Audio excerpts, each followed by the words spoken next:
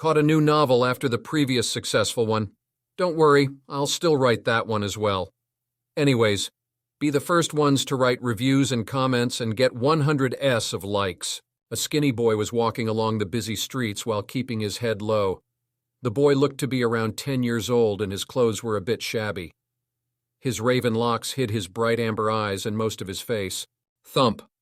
Hey, watch it, Squirt. Sorry, replied Axel to yet another random passerby, making sure to keep his head low. He wasn't behaving so timidly out of fear or nervousness. No, he was just trying to make sure that the random passerby he had just bumped into had nothing to remember him by.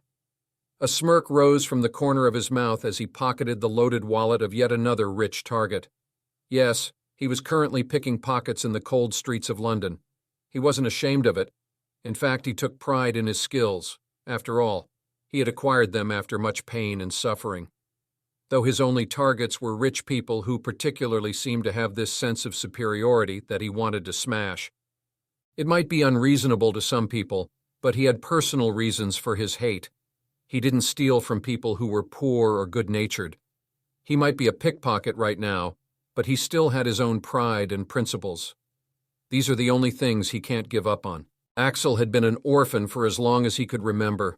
Though he didn't used to be as homeless as he was right now, he used to live in an orphanage. It's not like he didn't have to struggle there, but at least he used to have a roof over his head and some food to fill his stomach. But somehow these almost magical accidents kept happening around him, and he was soon kicked out, left to fend for himself. He even had to drop out of school. Maybe he could have stayed if he had endured the beatings of the older kids quietly without losing control. Or maybe the orphanage keeper could have still kept him if he had begged for it or complained to the local authority. But Axel decided that he had had enough of that place. That was about 3 years ago when he was 8 years old. This was a nice haul, he muttered, checking the contents of his wallet. By now he had amassed enough to last him for quite a while, but Axel wasn't satisfied with just having enough money for food. He knew that he couldn't keep living like this forever. Pickpocketing and petty thefts were not sustainable, and the money was too low for his ambitions. Thus, he's been amassing just enough to start a business of his own. You need money to make money, and once he has enough capital, he has the confidence and smarts to make it work despite his young age, if he's cautious enough. So who's next? He thought to himself as his eyes darted in all directions. Pickpocketing is a difficult job. He can't just start robbing random people. A lot of time and patience are needed for all the conditions to meet. Though his one redundant quality is that he only robs the rich. Ah, is it my lucky day today? He asked himself as he found a man who seemed to be begging to be robbed.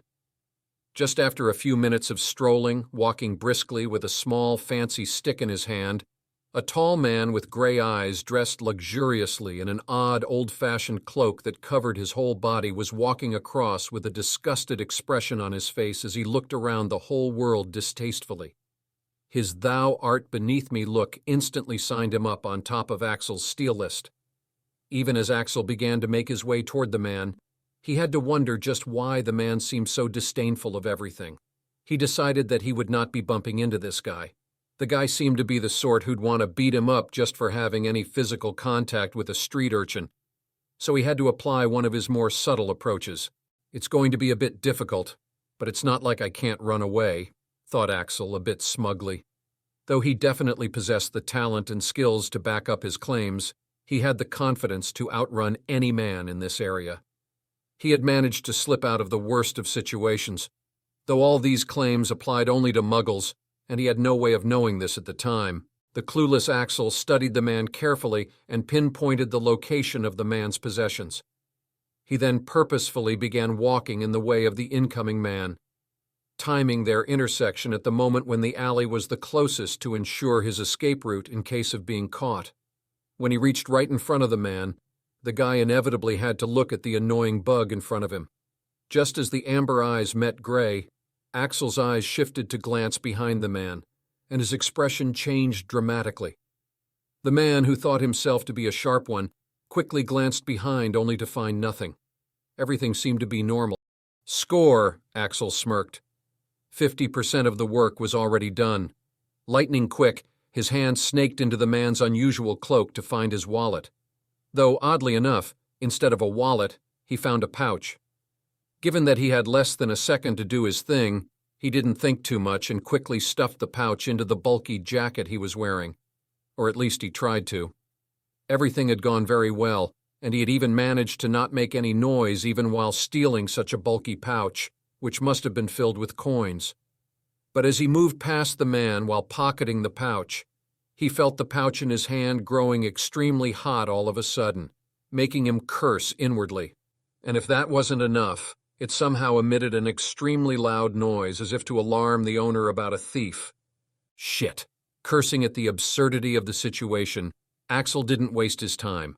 He chucked the purse to the other side of the street to distract the man and made a beeline for the alley while his brain worked furiously. He should glance towards his flying purse, and then he would either run after me or the pouch, or pull out a knife or even a gun.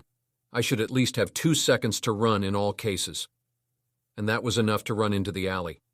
Once he turned, the man would have to chase to get a clear shot, and by then he would be out of his sight. Thus, Axel should be out fine for now. But suddenly, he felt something was wrong. He threw a quick glance behind him only to see the man pointing the stick which he had in his hand at Axel and a beam of purple light already halfway on its way to hit him. Eyes widening, he quickly tried to dodge, but it was already too late. He was quick, but he was not that quick yet. The light hit him on his side, and his whole body instantly went stiff, completely immobile. For some reason, the man hadn't thrown a second glance towards the pouch, and neither did he have to pull out his weapon from his robe. It was always in his hand, that fancy stick. Thus, the man was able to catch Axel off guard, since Axel never knew there was a world of magic he had no knowledge about. Axel's petrified body hit the ground hard, but the man was far from being satisfied. He was looking at Axel like he was an ant that had just bitten the man. "You filthy mudblood animal! You dared to try and steal from a pure-blood wizard in the middle of the day," he drawled, his voice containing cold fury as the pouch that he'd thrown across the street somehow flew back into the man's waiting hand with a flick of his fancy stick. Axel was completely out of the loop with what was happening right now. First the alarm and the hot bag, then that beam of light which came out of that stick which made him completely immobile, and now that mudblood and pure-blood wizard thingy. He didn't know what was happening, but from one look at the man's ruthless face, he knew that if he didn't escape right now, he was in some serious danger. He knows that look well. If he's caught, he'd be lucky to escape with a few broken bones. "Come on, move," he tried. He really did. But try as he might, he couldn't make his body move at all. The next thing he knew, he was somehow lifted off the ground and carried into the alleyway at the man's wand point. The man waved his wand a few more times and muttered something, and the world around him turned silent. He couldn't hear the noise coming from the busy street of London, nor anything else, just the man's footsteps as he came to stand in front of his petrified body. He heard the man chuckle darkly at his vain struggles. "You filthy little thing. I was angry at first, but now I think it was for my own good that you delivered yourself to me. After all, it's been a while since I tortured someone to my heart's content," he said, and Axel felt the man's voice tone changing. Beforehand, his voice was cold and almost emotionless, but now it seemed as if a barrier had been lifted off, and now his voice was sounding much scarier. He understood that voice. It's the voice of someone who enjoys inflicting pain. The man squatted down in front of him, making his face visible. His face was set in a disdainful, annoyed look before, but now his mouth was curved into a cruel, sadistic grin, and his eyes contained a hint of madness in them. Looking at this guy, Axel renewed his struggle to break free while his mind tried to find some way out of this absurd situation. If it's a dream, now would be a great time to wake up, he thought, as he saw the man pointing the stick at him again. Crucio. In his small life, Axel had suffered much physical pain through various means, and his pain tolerance had gotten quite high. Not to brag, but he didn't think there were many things that would now make him flinch. But this thing, whatever it was, not only made him flinch, it made him squirm in utter agony for what felt like forever. He'd never felt pain this intense in all parts of his body at the same time, and for such a prolonged duration. He just wanted it to end. And due to the damn paralysis, he couldn't even scream, nor could he move to stop the man, which caused an odd creaking sound from his body when he tried to move it. One of his shoulders seemed to be dislocated in his extreme attempt at moving. The man, upon seeing Axel glaring at him, raised his eyebrows in surprise. He seemed almost impressed. "I have to admit, you've got some fight in you, little rat. I never expected that a little mudblood could stay sane after taking that," he muttered almost to himself. He had thought that he would kill the rat after one Crucio, since a child wasn't expected to retain a functioning brain after one, but it seems that he can have a bit more fun with this one. "Crucio!" Axel, who was still recoiling from the first spell, made to dodge it, but then he remembered that he still couldn't move at all. Helpless, he could only grit his teeth and suffer as his bones creaked from the strain. But this time he tried to distract himself from the pain by thinking of a way out of this situation, though all he could think of was how it could be this painful, and how he would even surrender all his money if this man would just stop this. Though after the third Crucio, all Axel had in his mind was, "I'll kill you, I'll kill you, I'll kill you." Now even if the man kindly stopped, took him to the hospital, and gave him a lot of money, Axel still wouldn't let this guy off. By now, the man could no longer take pleasure in the boy's suffering. He had to admit he was more than a bit creeped out from the look in his hate-filled amber eyes, which seemed to bore a hole through his skull. Even trained Aurors would be much worse off than this little guy who was glaring at him like a chained beast waiting to pounce. He even felt a bit intimidated by it. "No, I will not be intimidated by a mere child." The man refused to admit it, and thus decided to make this boy beg like he should. "You'll be begging for death after this, Crucio." He didn't hold back this time. He wasn't the most powerful in the world, but this much is easily enough to incapacitate an adult wizard most probably for life. It's called an unforgivable for a reason. This time, Axel got hit so bad that he had to dislocate his jaw just so that he could scream out his pain. Blood came from his eyes and nose, and if he hadn't relieved himself just half an hour ago, then even his bladder would have come loose. But somehow, the fight in his amber-colored eyes had still not waned. It had intensified. Axel was a petty freak with a vicious streak more than a mile wide. Back in the orphanage, he would never give in to bullying and would go to unimaginable lengths just to get his petty revenge. The reason he didn't give up, despite wanting to die right now, was he didn't want to give this man the satisfaction of getting what he wanted. Yes, sir, this man has to die.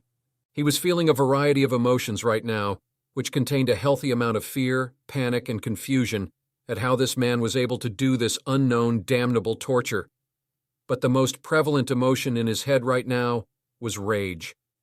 Yes, he was royally pissed right now, and for a good reason. Painful memories of the past flashed past his eyes. Back then, he was weak and helpless against the strong opponents who beat him mercilessly, but he was still not willing to take it lying down. Even he didn't know why, but he absolutely couldn't just bow his head and accept it like any other weak orphan in his place should. So he worked hard. He tried to become strong enough so that he does not lose control, strong enough that he would be the one giving out the beatings. Right now, even if he wasn't strong enough to be invincible, he was confident enough to at least escape if the enemy was stronger. But here he is, getting his ass handed to him once again, only this time it was much, much, much worse. So wasn't he back to square one? This man was able to deal with Axel with just one beam of light, and now he was playing with him. Then wasn't he still too weak? And it doesn't seem that his life is going to be spared when this guy is done with him. Do I need to depend on that again? He thought in exasperation, as his dead eyes suddenly focused back sharply on the man.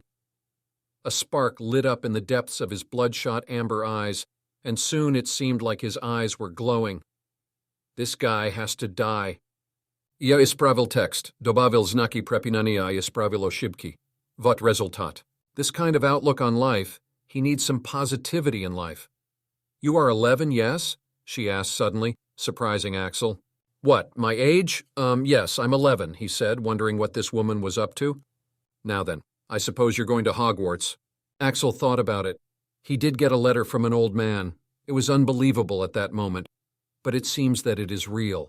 System, can I really learn magic there? Affirmative. In recent years, after some changes, Hogwarts is shaping up to be one of the best institutes for magic. Even students from different countries are coming to attend it. Can I delay it? No, you won't be eligible next year. Axel thought about it and made a decision. I will attend it, he answered Andromeda. The woman beamed. That's great. Have you done your shopping yet? The term starts in 2 days, right? Axel shook his head. He suddenly remembered that he was supposed to meet up with a member of staff tomorrow at his address and alley to go shopping. It was written in the letter that the school would pay for all the necessities. They had also tried to meet with him earlier, but he only goes there at night and also thought that it was all a hoax. So I have to meet a staff member tomorrow to do the shopping, he told her. Andromeda denied it instantly. Don't go with them. They'll only buy you cheap stuff. I'll write to Professor McGonagall to let me take you shopping, she decided. The main aim was to keep an eye on the boy. She had to observe if he's physically and mentally stable for allowing him to leave. Does she have the money and authority to do so? Hell, she's a member of the Black family, reinstated by Bella, and a master healer in here. Whatever she says goes. Axel, on the other hand, still had question marks on his head. What the hell does she want? So as you can see, the AU is strong with this one. The world is quite different from your boring old HP world. Britain is only 5th in the world, and that after 10 years of advancement. What else changed along with this? A lot, though whatever happens, it'll be due to a reason, and these reasons would be slowly explained, and it's all done to make the story more interesting. How did Bellatrix Black, not less strange, become the Minister of Magic? Also explained ahead. Inu 13. Are you guys looking forward to more? Send me your Power Stones and add it to your collections. Patreon has up to Chapter 10 right now, though I plan to keep a lot more there. Patreon.com. Chapter 4. The New Diagon Alley. Under Andromeda's urging, Axel really had no choice but to agree to let her accompany him to go shopping. After getting him to drink a bunch of horrifying potions, casting some spells, and fiddling with the gadgets connected to him, the busy master healer left to see her next patient. He now realized that he was weak to kindness, having never encountered it before. Tell me, System, are there many kind people in the world? How come I never got to meet one before? He asked. Kind people are as rare as unicorns. There are many good people out there, but none would take their time to help out an orphan kid if they aren't getting anything out of it. That being the case, the host is recommended to stay alert. Currently, you are very easily swayed with just a few kind actions. You need to understand that for the other person, it is a very normal thing to do. Most children get unconditional love and kindness from their parents. You, being deprived of love and care, are very susceptible to changing your goals due to one person. Currently, the fate of the world rests on your shoulders. You need to stay focused on recovering and becoming strong. Alex chuckled. Hey, are you done brainwashing me? If yes, then quickly teach me how to do magic. I need to be strong.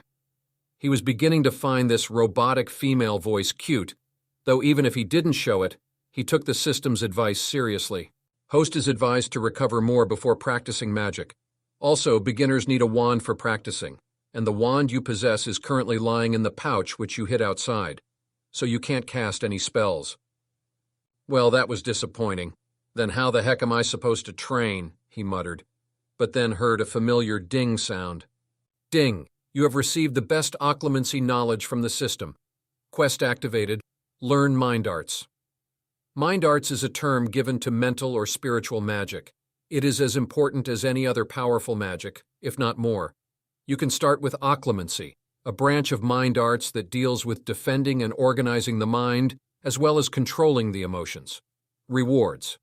1 beginner stage occlumency potion recipe to cure the side effects of Crucio, plus 5% approval.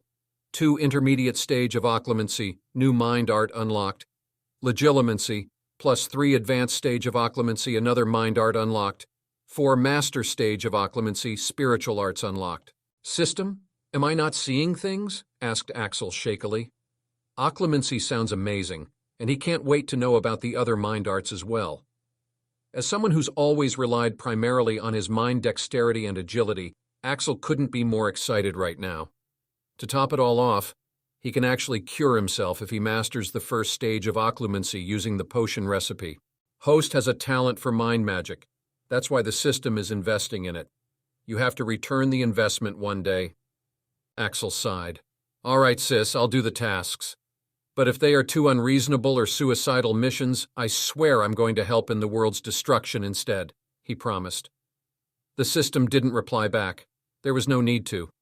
Filled with anticipation, Alex accessed the knowledge of occlumency which was stored in his head. The first stage, or the beginner stage, meant building up shields around the mind. Even though it's just the beginner stage, many wizards can't even reach it due to their lack of talent, dedication, and most importantly, the lack of the right approach. Occlumency is an obscure art to begin with. Even those who do have the knowledge haven't reached past the intermediate stages due to improper and incomplete approaches. The knowledge given by the system is top-notch and complete. Host is advised to primarily focus on organizing your mind and mastering your emotions. The existence of shields in your mind will cause suspicion should anyone intrude into your mind. An 11-year-old orphan isn't supposed to possess the knowledge and skills to practice occlumency. The host is advised to find someone to teach it to you to explain the existence of shields should anyone check your mind. Axel could understand that the system's words did have some truth to them. He'd experienced that kind of situation before when he was wearing a gold ring and some nosy idiot started demanding how a homeless kid could have them. But then wouldn't my mind be defenseless without shields? Host's mind is protected by the system. The system will conceal all the sensitive memories that have the potential to cause trouble, including all the memories about the system. Isn't that cheating? Well, that works, Axel commented as he began practicing occlumency according to the system's instructions. That day, after her shift ended, Andromeda asked for the results of Axel's in-depth health checkup. With the report in hand, she went to Grimold Place. After her husband got captured by the Death Eaters in the last war, she moved here with Bella. Sirius and Marlene had moved to a villa that their family owned, along with their goddaughter Rose. Right now the house was empty except for Creature, the house elf. Nymphadora was off to her Auror training, and Bella comes late. She sat at the dining table as Creature prepared dinner and looked through Axel's report. The preliminary checkup was only focused on damage dealt due to the Cruciatus, but the in-depth checkup report in her hands could reveal a lot more, especially if you're a master healer. She held the report in her hand. She knew that it was a bit wrong to check up on it since this was private information, but there's a chance that she can find a way. That's why she has to look through this to find out any clues. She'll make sure to compensate Axel in the future. Looking through the report, she grimaced. Her suspicions were indeed confirmed, though it was much worse than she'd expected. Even though his body looks fine on the surface, the report reveals traces of multiple injuries in almost all parts of the body. Physical injuries are passively cured with magic gradually for some wizards, and thus she didn't find anything wrong in the beginning, except for some signs of malnutrition and improper diet. His hands have cuts and calluses. He must be using a knife often, obviously not for cooking. His leg muscles are trained to the peak. Even Quidditch players don't go this far since they only need to fly on brooms. He's had to run a lot. Now came the truly harrowing details. The duration of the Cruciatus was estimated to be 10 minutes. 10 minutes. The assailant must be one powerful lunatic. Who does that to a child? And how did Axel take it? Poor child. Reading further, she found that his vocal cords were badly damaged, his jaw and shoulder dislocated. Understanding the implications, Andromeda's eyes widened. He was most likely paralyzed. He wasn't even allowed to move to defend or kill himself to stop the torture. His body contains traces of the drug exquisite ecstasy. Damn it, what sick games was this torturer playing? While she was looking through the report, the fireplace blazed green, and her sister Bella walked out, looking all prim and proper as always. Minister Bellatrix Black was, without a doubt, one of the most beautiful women in Britain. She resembled Andromeda somewhat, but unlike Andromeda, Bellatrix has curly hair, black instead of light brown, and she puts a lot of effort into grooming herself and maintaining her youthfulness. She was wearing a pencil skirt, a white shirt, and a blazer. Yeah, the fashion in the wizarding world has changed in the last decade. You came back early, Andromeda commented.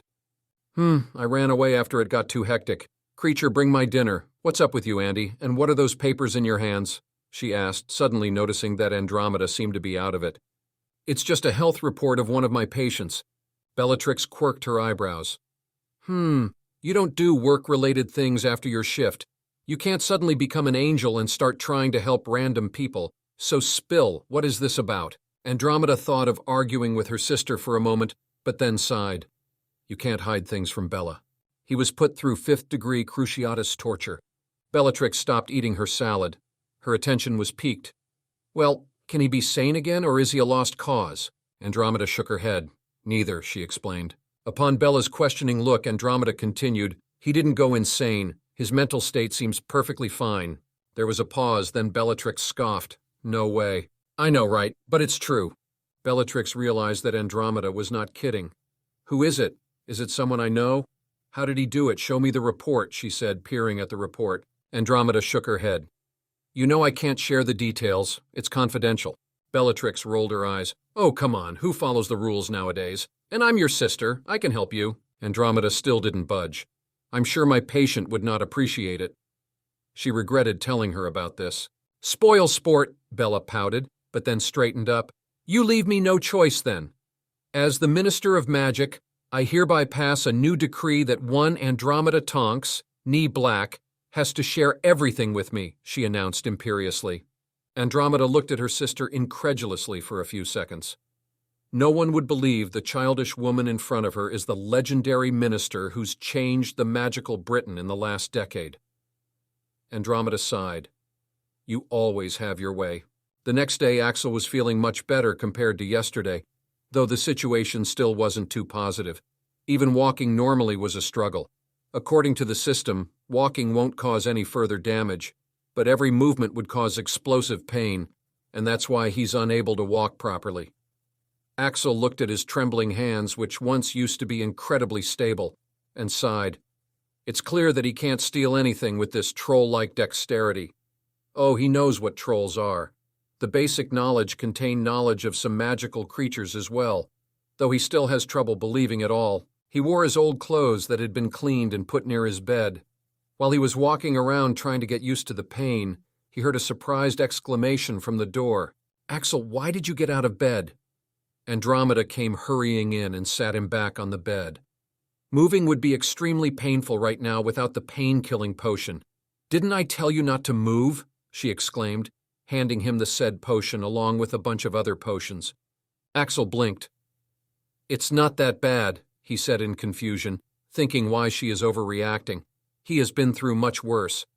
Andromeda then realized that she wasn't talking to a child, but someone who was able to retain perfect sanity after multiple Crucio curses, so she stopped fussing. Axel downed the contents of the disgusting vials before they both left for Diagon Alley. They were going to use the Flu Network, but Axel insisted on using Apparition since he was curious. Snap. It was an instant regret as he had to struggle to contain the potions inside his stomach. Andromeda put a finger on her chin. So first, we have to get you some clothes and a haircut. Axel instantly shot it down. No need. They're not on the list. No way. You aren't going to Hogwarts looking like that. You have to make a good impression and make new friends, she declared as she dragged him to the entrance of Diagon Alley. Friends, Axel murmured. Having friends seems like a chore. He's always been a downright loner. He's a firm believer in lonerism. They walked a few paces and came to the forefront of a tall building with the name The Diagon Alley. The store had lots of customers in different clothing coming and going. Apparently, the building was a cosplay store, but also the entrance to Diagon Alley. Muggle repellent charms and safety measures were there to ensure the secrecy, including a few obliviators. That's the entrance, said Andromeda, pointing at a conspicuous brick wall at the end of the store. Sure enough, Axel saw many people going through it. Andromeda explained that a decade ago, this used to be nothing more than a dingy alley with the brick wall as the entrance. Come on, you're going to love it. Somehow Andromeda seemed more excited than Axel. She was like a geek who's having her friend forcefully read the Harry Potter series. Looking at the brick wall, Axel was really doubting reality. System, is it really safe? I won't get stuck, would I? If the system could sigh, it probably would have. No, host, don't be a wuss. Without any hesitation whatsoever, Axel stepped through the wall in anger, and an exclamation of wonder escaped from his mouth as soon as he saw everything. Wow! Diagon Alley turned out to be a wonderful place. There were colorful buildings with all kinds of physically impossible structures all around, with different magical gimmicks to attract the attention of the customers. Andromeda, who had put on a veil that covered half of her face, looked at Axel, who was looking all around with eyes and mouth wide open, and smiled proudly. "This place used to be as shabby as a flea market a decade ago," she commented. "Those in power didn't want it to change." Axel was confused. Why? Because they had the monopoly over specific things. They didn't want to lose it. Moreover, the ones who were coming up with much better versions of every product compared to the wizards were mostly from the Muggle-borns or half-bloods. How could they accept it? The bastards even passed a law banning the use of things related to Muggles, thus dooming us to further mediocrity while the other magical communities made progress using Muggle knowledge. This time, Axel knew who Muggle-borns and half-bloods were, and thanks to the basic knowledge from the system, he was able to understand everything. "So how did you do it? Make it like this?" he asked, gesturing to the tall and colorful buildings around them. Andromeda was glad to see that Axel was curious. She explained, "After the war, with Wizarding Britain in shambles and foreign communities eyeing us to pick up the loot, our main goal was to take away the power from unreasonable idiots and distribute it properly. Bella didn't spare any tricks, whether it was immoral or shrewd or just pure reasoning. She used every tactic," she said while they walked. "I can't tell you everything since we don't have the time, but one thing she did was to invest in some projects of Muggle-born geniuses which she found potential in, provided them her backing, and voila, they became instant hits. And Bella just sat back and collected her money. The purebloods were like, 'Hey, you can do that too.'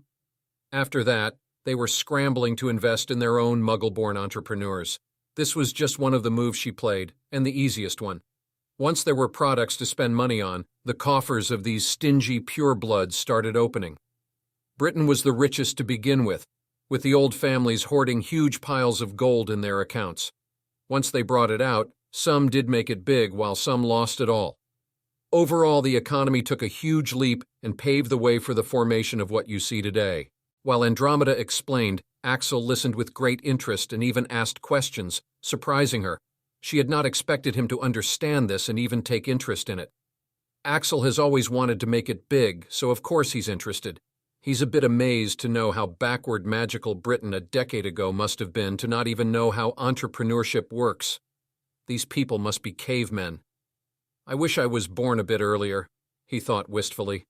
That time must have been a golden opportunity, and he's sure that many smart ones like him spotted it and took advantage of it. But explaining up to here, Andromeda stopped since they had already reached the clothing shop. Axel looked at the shop's name, which was written in moving letters. Madame Malkin's since 1852. Magical, comfortable, and stylish. Andromeda explained, "This shop is currently the best for clothing. It's one of the very few shops that's managed to stay on top, even after the Great Economic Revolution. Their enchantments have been developed through generations for over a century, so new bloods couldn't compare themselves to that. The old faction was, of course, going to prefer her over the new, and the woman who inherited the store has always had an eye for clothing. So as soon as she saw the Muggle things being adapted, she copied Muggle designs even before the new bloods could, without hesitation. Later, she even shamelessly copied the new enchantment ideas of the new bloods. Well, so not all purebloods are stuck-up idiots, thought Axel as he looked at the brands inside the store. Nike, Riza, Tommy Middlefinger, Louis Vuitton, Chanel. He was speechless. These are all Muggle brands copied with a few letters changed. This woman. Axel made a note to not go into the clothing business. He was already intimidated by this woman's boldness. "Come on," said Andromeda, snapping him out of it. "Let's get you a total makeover. You'll be making new friends very soon, so we have to make a good impression," she said mysteriously. "A 3,000+ words chapter. Please give me power stones." This chapter took a bit of time since there are many important things hidden in it, so if you've just skimmed through it, I'd recommend giving it a proper read. I've put in a lot of effort and made many plans for this fic, so tell me if you don't like something. Anyways, I've made a new brand, Tommy Middlefinger, dedicated to our respected Lord Voldemort. Also, Axel is going to meet some important characters in the next chapter. Patreon has up to chapter 14, along with my other novel, IHPM, up to chapter 176. Check it out, patreon.com/snollygoster. Chapter 5, The New Diagon Alley. Axel didn't know much about fashion, so he just let Andromeda choose for him. He had to try on different outfits back to back, an activity he quickly realized that he didn't like doing. Thankfully for Axel, it seemed that Andromeda had to meet up with someone, so he didn't have to suffer too much. After they were done, Axel opted to change into a simple t-shirt, jacket, jeans, and sneakers.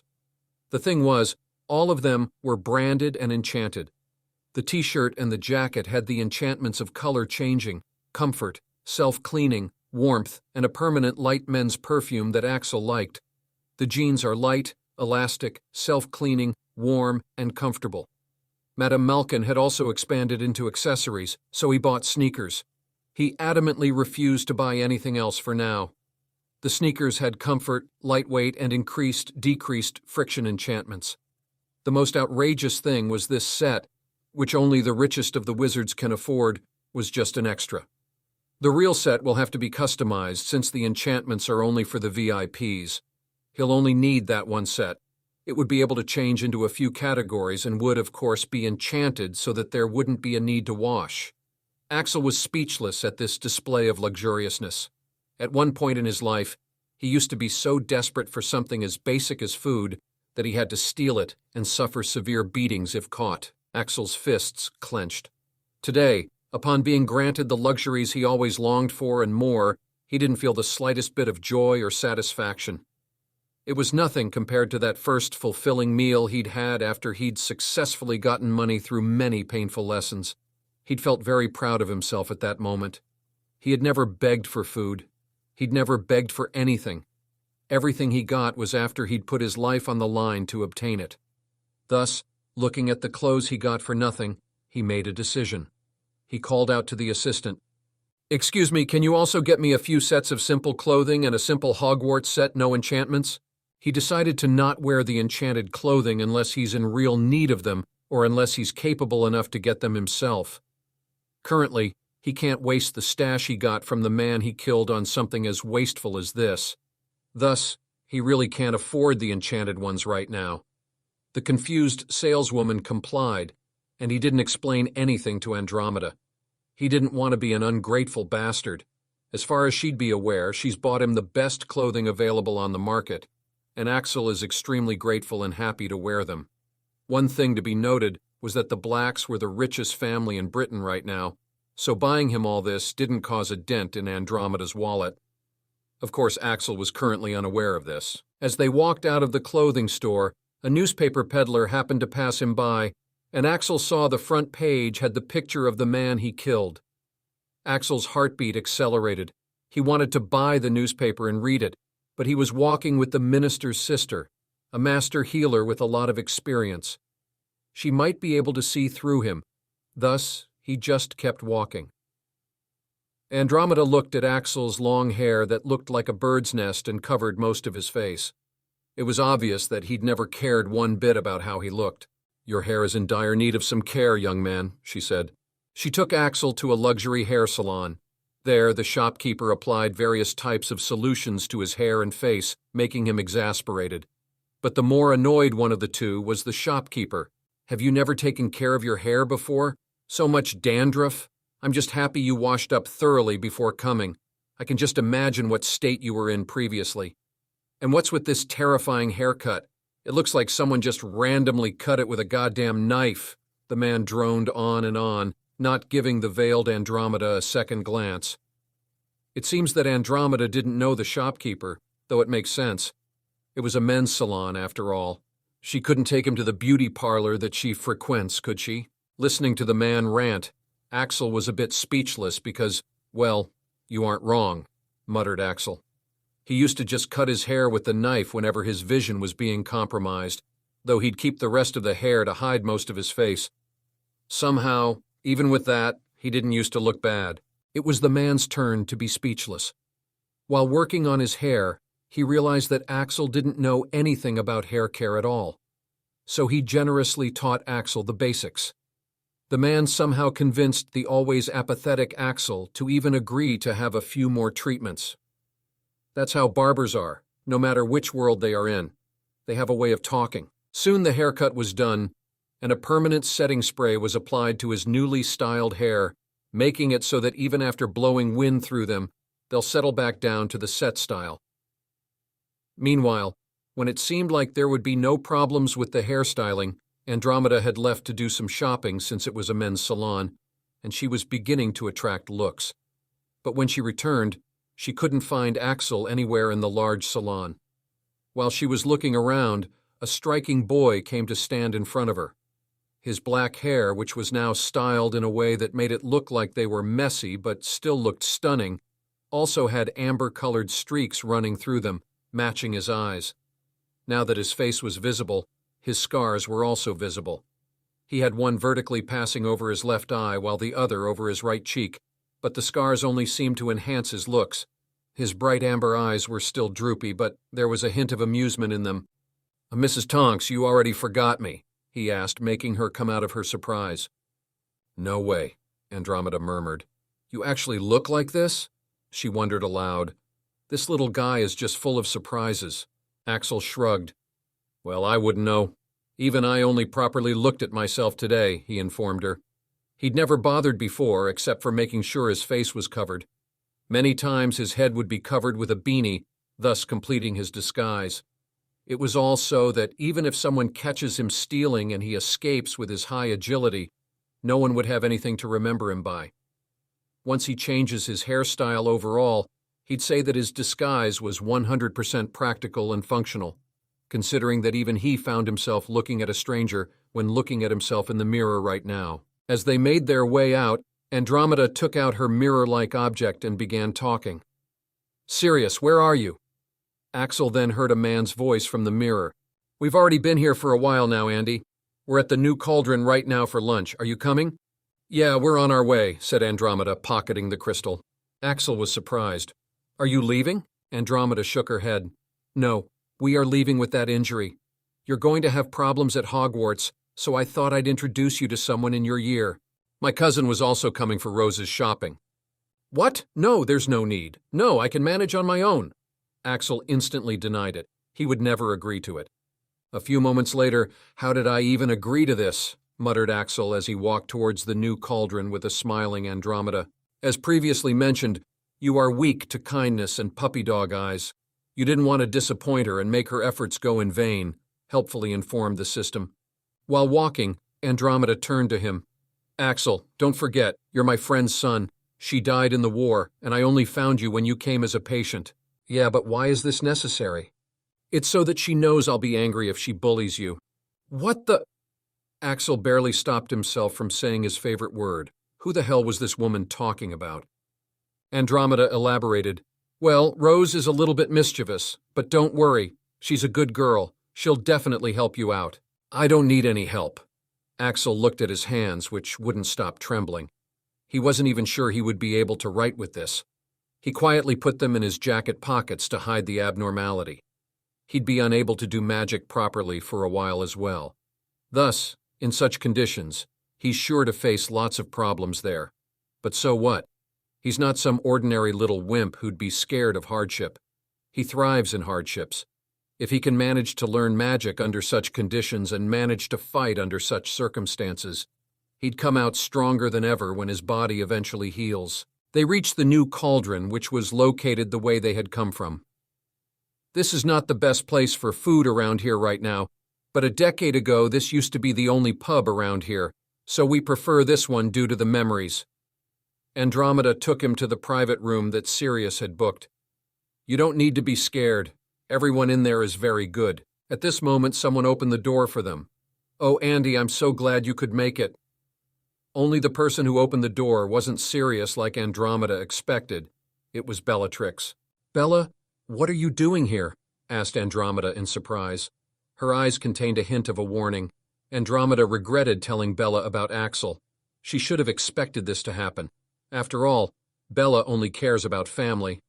After the shopping today, Andromeda was going to finally ask for Axel's permission to read his mind, or at least tell her something about how he was able to resist. It would have helped a lot in her research of curing her husband. Yes, in the war, Ted was captured by the Death Eaters and tortured. She had arrived to save him, but they were too late. Excluding the breaks, the total duration he was under Cruciatus was 9 minutes. Andromeda has never been the same ever since. She pursued a career as a healer specialized in both mind and body, and she became a master healer. But she never found any solution. She'd honestly given up and moved on by now, but seeing Axel, she finally had hope. She wanted to know how Axel's mind was able to resist the Cruciatus and how she can help Ted regain his sanity with it. But still, she decided that she'll not force the boy and compensate him properly whether he accepts or not. But last night, Bella had disagreed with her plans. She guaranteed that Axel would refuse and disdained her at how she wasn't simply using legilimency and being done with it. Right now, Andromeda can't help but be worried about Bella's motives. Currently, looking at the stunned Andromeda and Axel, Bellatrix smiled. "It is rare that the family reunites. How could I not come? A pity Dora couldn't make it. Now don't just stand there. Hurry in before someone recognizes me," she exclaimed, ushering them in. Axel right now was quite surprised. The Minister of Magic? He recognized the woman instantly. After all, the whole Diagon Alley had her posters praising her. Heck, there was even a statue. So of course he was obviously a bit intimidated when the ravishing beauty closely scrutinized him. They went in, and Axel saw the rest of the occupants in the room. It was a family of 4, a black-haired man with a neatly trimmed beard and a mustache, that must be Sirius Black, and a gentle-looking brown-haired woman, must be his wife Marlene, and their son and goddaughter, Jamie and Rose.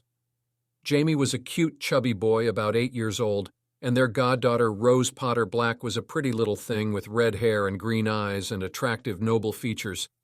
She was said to have inherited the best of both of her parents, though the only flaw in her flawless appearance was a lightning bolt-shaped scar on her forehead, hidden behind her bangs. All of them were currently looking at Axel with great interest. After all, he was quite the oddball here. Axel has never had so many people staring at him at the same time when he wasn't running away. Andromeda swiftly did the introductions. "Everyone, this is Axel. He's the son of my friend who died in the war. I found him when he came to the hospital critically injured. He's starting Hogwarts this year.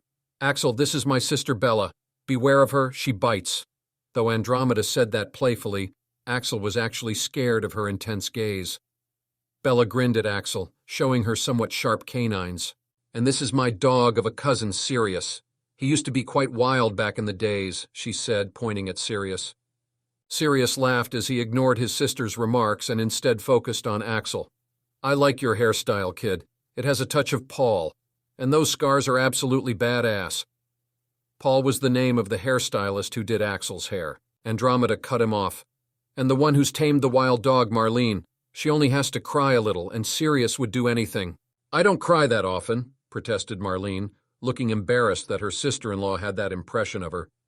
Sirius instantly took her side. "Of course, dear. You know how Andy likes to joke around. She was just kidding. Would Bella actually bite him? Wait, I can't guarantee that. But am I actually a dog? Damn. My point is you don't cry that often." Listening to Sirius only made Marlene teary-eyed. Everyone was grinning, watching their antics. Even Axel was mildly amused. This was the infamous Black family in private. They seemed to enjoy themselves and didn't seem to find Axel's presence awkward or bothering. This made Axel relax a bit. "This bundle of cuteness is Jamie. He gets pampered by everyone in here." Jamie hid behind his elder sister and peeked at Axel. "And finally, this young lady is your soon-to-be. Rose will be your classmate. She's our resident hooligan, and her partner in crime is usually Sirius Black. Rose, Axel still hasn't healed from his injuries, so help him out for me, okay?" Rose nodded her head reluctantly. "Okay, can we quickly eat now? I want to get my wand. I've used my mom's for long enough." They all sat down, and Axel was not happy to find Bellatrix sitting right in front of him. She'd stare at him from time to time. "You look familiar for some reason. Have I seen you somewhere before?" she asked curiously. Axel shook his head. "Not possible. I've never been to the wizarding world before, and I've had a drastic change in appearance in the last few hours," he said as he trailed off. Bellatrix shrugged. "Well, never mind." The food finally arrived and everyone dug in, though Axel was still staring at the food. "Kid, are your hands stuck in your pockets? Why aren't you eating?" asked Sirius jokingly. Only then did everyone notice that Axel's hands never left his jacket pockets. Somehow, even Andromeda hadn't noticed. She recalled that Axel's hands were always in his pockets, and whenever he used them, she was always somehow not paying attention or distracted. Axel turned to Sirius. "I actually am eating," he said. And sure enough, his plate was half filled with food, and there was some food in his mouth as well. Everyone blinked their eyes in confusion. None of them had seen him eat at all. They only saw him looking around. Bellatrix's eyes widened as she realized. "No way," she muttered. Sirius and Andromeda also caught on, each looking baffled. The boy was only moving when no one was looking. Andromeda was the most dumbfounded of them all. She had gone shopping with him, had him try clothes, and walked with him but never noticed. He'd somehow managed to blindside everyone present while being the center of attention, though apparently not everyone. "I saw it," said Rose, looking at Axel with narrowed eyes. "Your hands, they're weird. Something's wrong with them, right?" "Damn, have I got rusty after torture?" Axel thought. He looked at her for a moment, then sighed. He'd been trying to hide it because it looked weak and pathetic as ... and utterly disgraceful. A master thief with trembling, clumsy hands? What a joke. But now that the cat was out of the bag, there was no way to hide it while they'll specifically focus on his hands. He brought his hands out of his pocket. "Well, ain't he a badass? Diagon Alley is almost over. Wand shopping and stuff will be skipped and mentioned later since I want to increase the pace and get him to Hogwarts in the next chapter. Important notice, there is no Harry Potter in this world. There is not even a Femme Harry, as they call it. Rose Potter is a different person altogether. At most, they could be called related by blood, but that's it. They even look different and have had different upbringings. If anyone still has problems and feels it's weird, then by all means, leave us cultured people alone. Also, there's no decision of them having a romantic relationship yet, so I don't know what some people's problem is. 3,000 plus words. Big chapter. I need some 5-star reviews. Do give your Power Stones. This Phi-C has officially entered the rankings now. Let's take it to the top. That keeps up my enthusiasm so that I can keep pumping out chapters regularly. Top fans will get free access up to chapter 14 right now, along with 8 chapters of I Have Pure Magic. Chapter 6, You Are Nothing. Axel decided to take his hands out since 1. There was no point in hiding if everyone already knew. 2. He really liked the food. It's easily the best food he's ever been able to taste. He gripped the knife and fork and copied others' movements to eat. He copied the technique perfectly, but it was a pity that his hands were trembling and his fingers were moving in random directions as if not listening to his commands. Thus, his movements were quite slow and clumsy. Even though his nerves could be healed, they were a jumbled mess right now. The magic starts developing only after 11, so his was not strong enough to protect his body. Everyone was shocked to see the bizarre spectacle. Even Sirius's expression became solemn as he saw this. He was pretty sure that this was not normal, and something was wrong with his hands. "What happened to your hands? Have they always been like that?" asked Sirius. Axel hesitated. He couldn't just tell anyone that he'd been put under 5th-degree cruciatus, could he?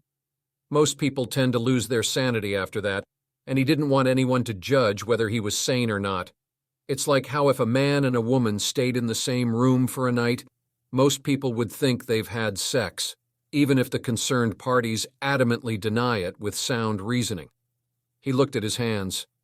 They were fine until just about 3 days ago, but they're kind of crippled now," he answered vaguely. Sirius's eyes widened and Marlene gasped, though Axel noticed that Bellatrix didn't seem the least bit surprised. "Tell me, Axel, how did this happen?" she asked calmly, looking him dead in the eye. Axel hesitated. What should he do? This is the Minister of Magic. He can't reveal anything that links him to the recently killed man. Thankfully, Andromeda intervened. "Bella, no," the Minister of Magic pouted. "Always so self-righteous," she muttered, but left the topic at that. Andromeda then turned to everyone. "He was attacked by some evil wizard. It's not incurable. There are still things that can fix him. Let's just all enjoy ourselves and not remind him of it again and again by asking questions, all right?" Andromeda took Axel's hesitation as a sign of trauma. It would be quite natural to have one after what he had been through. Her words got approval from everyone. It seemed that even if the younger sister was the minister, the household power rested with the elder sister. Sirius changed the topic. Have you made arrangements at Hogwarts? Is it safe for Rose? Bellatrix shook her head. I'm not sure. Dumbledore is not allowing Aurors for just one person, but he's guaranteeing Rose's safety. That got Axel a bit worried. Why are they talking about her safety? Would it be unsafe for me to go as well? Seeing Axel's confusion, Andromeda explained quietly to him. Rose's situation is a bit special. When she was a child, she survived the killing curse and somehow vanquished the evilest wizard of the time. Axel wondered what it has to do with anything and how that girl was so powerful at a young age. Andromeda continued to explain to him. At that time, she became a celebrity, and her parents had passed away. Thus, Sirius, as her godfather, was supposed to take her in, but he got illegally put into Azkaban, and Rose got sent to her abusive aunt. At that time, I was still disowned and couldn't do anything for Sirius. It was only after Bellatrix came back that she first inherited the House Black, became the Minister of Magic, and then freed Sirius, who immediately brought back Rose.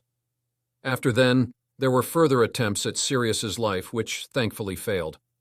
Thus, it is incredibly clear that someone is out there wanting to make Rose's life miserable, most likely people from the Dark faction. After knowing all this, Axel looked at Rose in a new light. He had thought that she was just a pampered girl, but she turned out to have somehow destroyed a Dark Lord. Since the atmosphere had lightened up, the dinner went smoothly after that, and thankfully, no one questioned how Axel got hurt, making Axel even more grateful to Andromeda. The Black family was super considerate and accommodating, and Axel got to see what a family looked like and how happy they all were. Though the best thing was still food, since he could also taste it instead of just being able to look. He really liked the drink called butterbeer, and drank a little bit too much of it. So before the dessert came, Axel went to the washroom. While leaving, he was surprised to find Bellatrix right outside. "What's up, Minister?" he asked, noticing that she must be waiting for him. Why else would she stand in front of a men's bathroom? "Cyrus Greengrass," she replied. Axel frowned, getting a bad feeling. He noticed that he couldn't hear any sound other than their breathing, and that's when he realized. He cursed inwardly. __, it's that spell again. The spell that man used to block sound. This can't be good. What is it? He asked cautiously, preparing to make a run for it. Cyrus Greengrass, she repeated. The name of the man you killed. Thought you should at least know that, she said in a sweet voice that terrified Axel. This woman seemed completely different from the one he'd seen laughing and playing around like a kid just a while ago. I don't know what you're talking about, he said, trying to sound calm even though he was panicking right now. The woman laughed. Oh, come on, Axel. You don't need to lie to me. We both know you did it. In fact, if I, the minister, wanted, it would have been your crime even if you didn't do it. Darn, Axel had to agree to that. Bell. Atrix made a lot of changes, but she didn't bother changing the pure-blood supremacy advantage. After all, as a Black, she currently stood to gain the most from that, and most pure-blood houses had already pledged loyalty to her. If she wanted to make his life difficult, she could do it very easily. Axel gritted his teeth. What do you want? He asked. It was clear that she wanted something from him. Otherwise, they wouldn't be having this conversation right now. She raised her eyebrows. Straight to the point, huh? I like it. Well, what I need is very simple, actually, and it causes you no harm. The only reason I didn't simply get it from you was that I wanted to do this without breaking any law, and reading people's minds without their permission is illegal. You want to read my mind? Why would you want to do that? I have nothing. You're the Minister of Magic. You can gain nothing from this, said Axel, finding this situation extremely annoying. Bellatrix shook her head. You actually do have something that I want. You see, Andy's husband was tortured to insanity about 10 years ago, and she's been trying to find a solution this whole time. Now, you were tortured as badly as him, but here you are, somehow totally sane. So? Axel asked, finding it pretty absurd. So, I just need to look at the memories to see how you did it.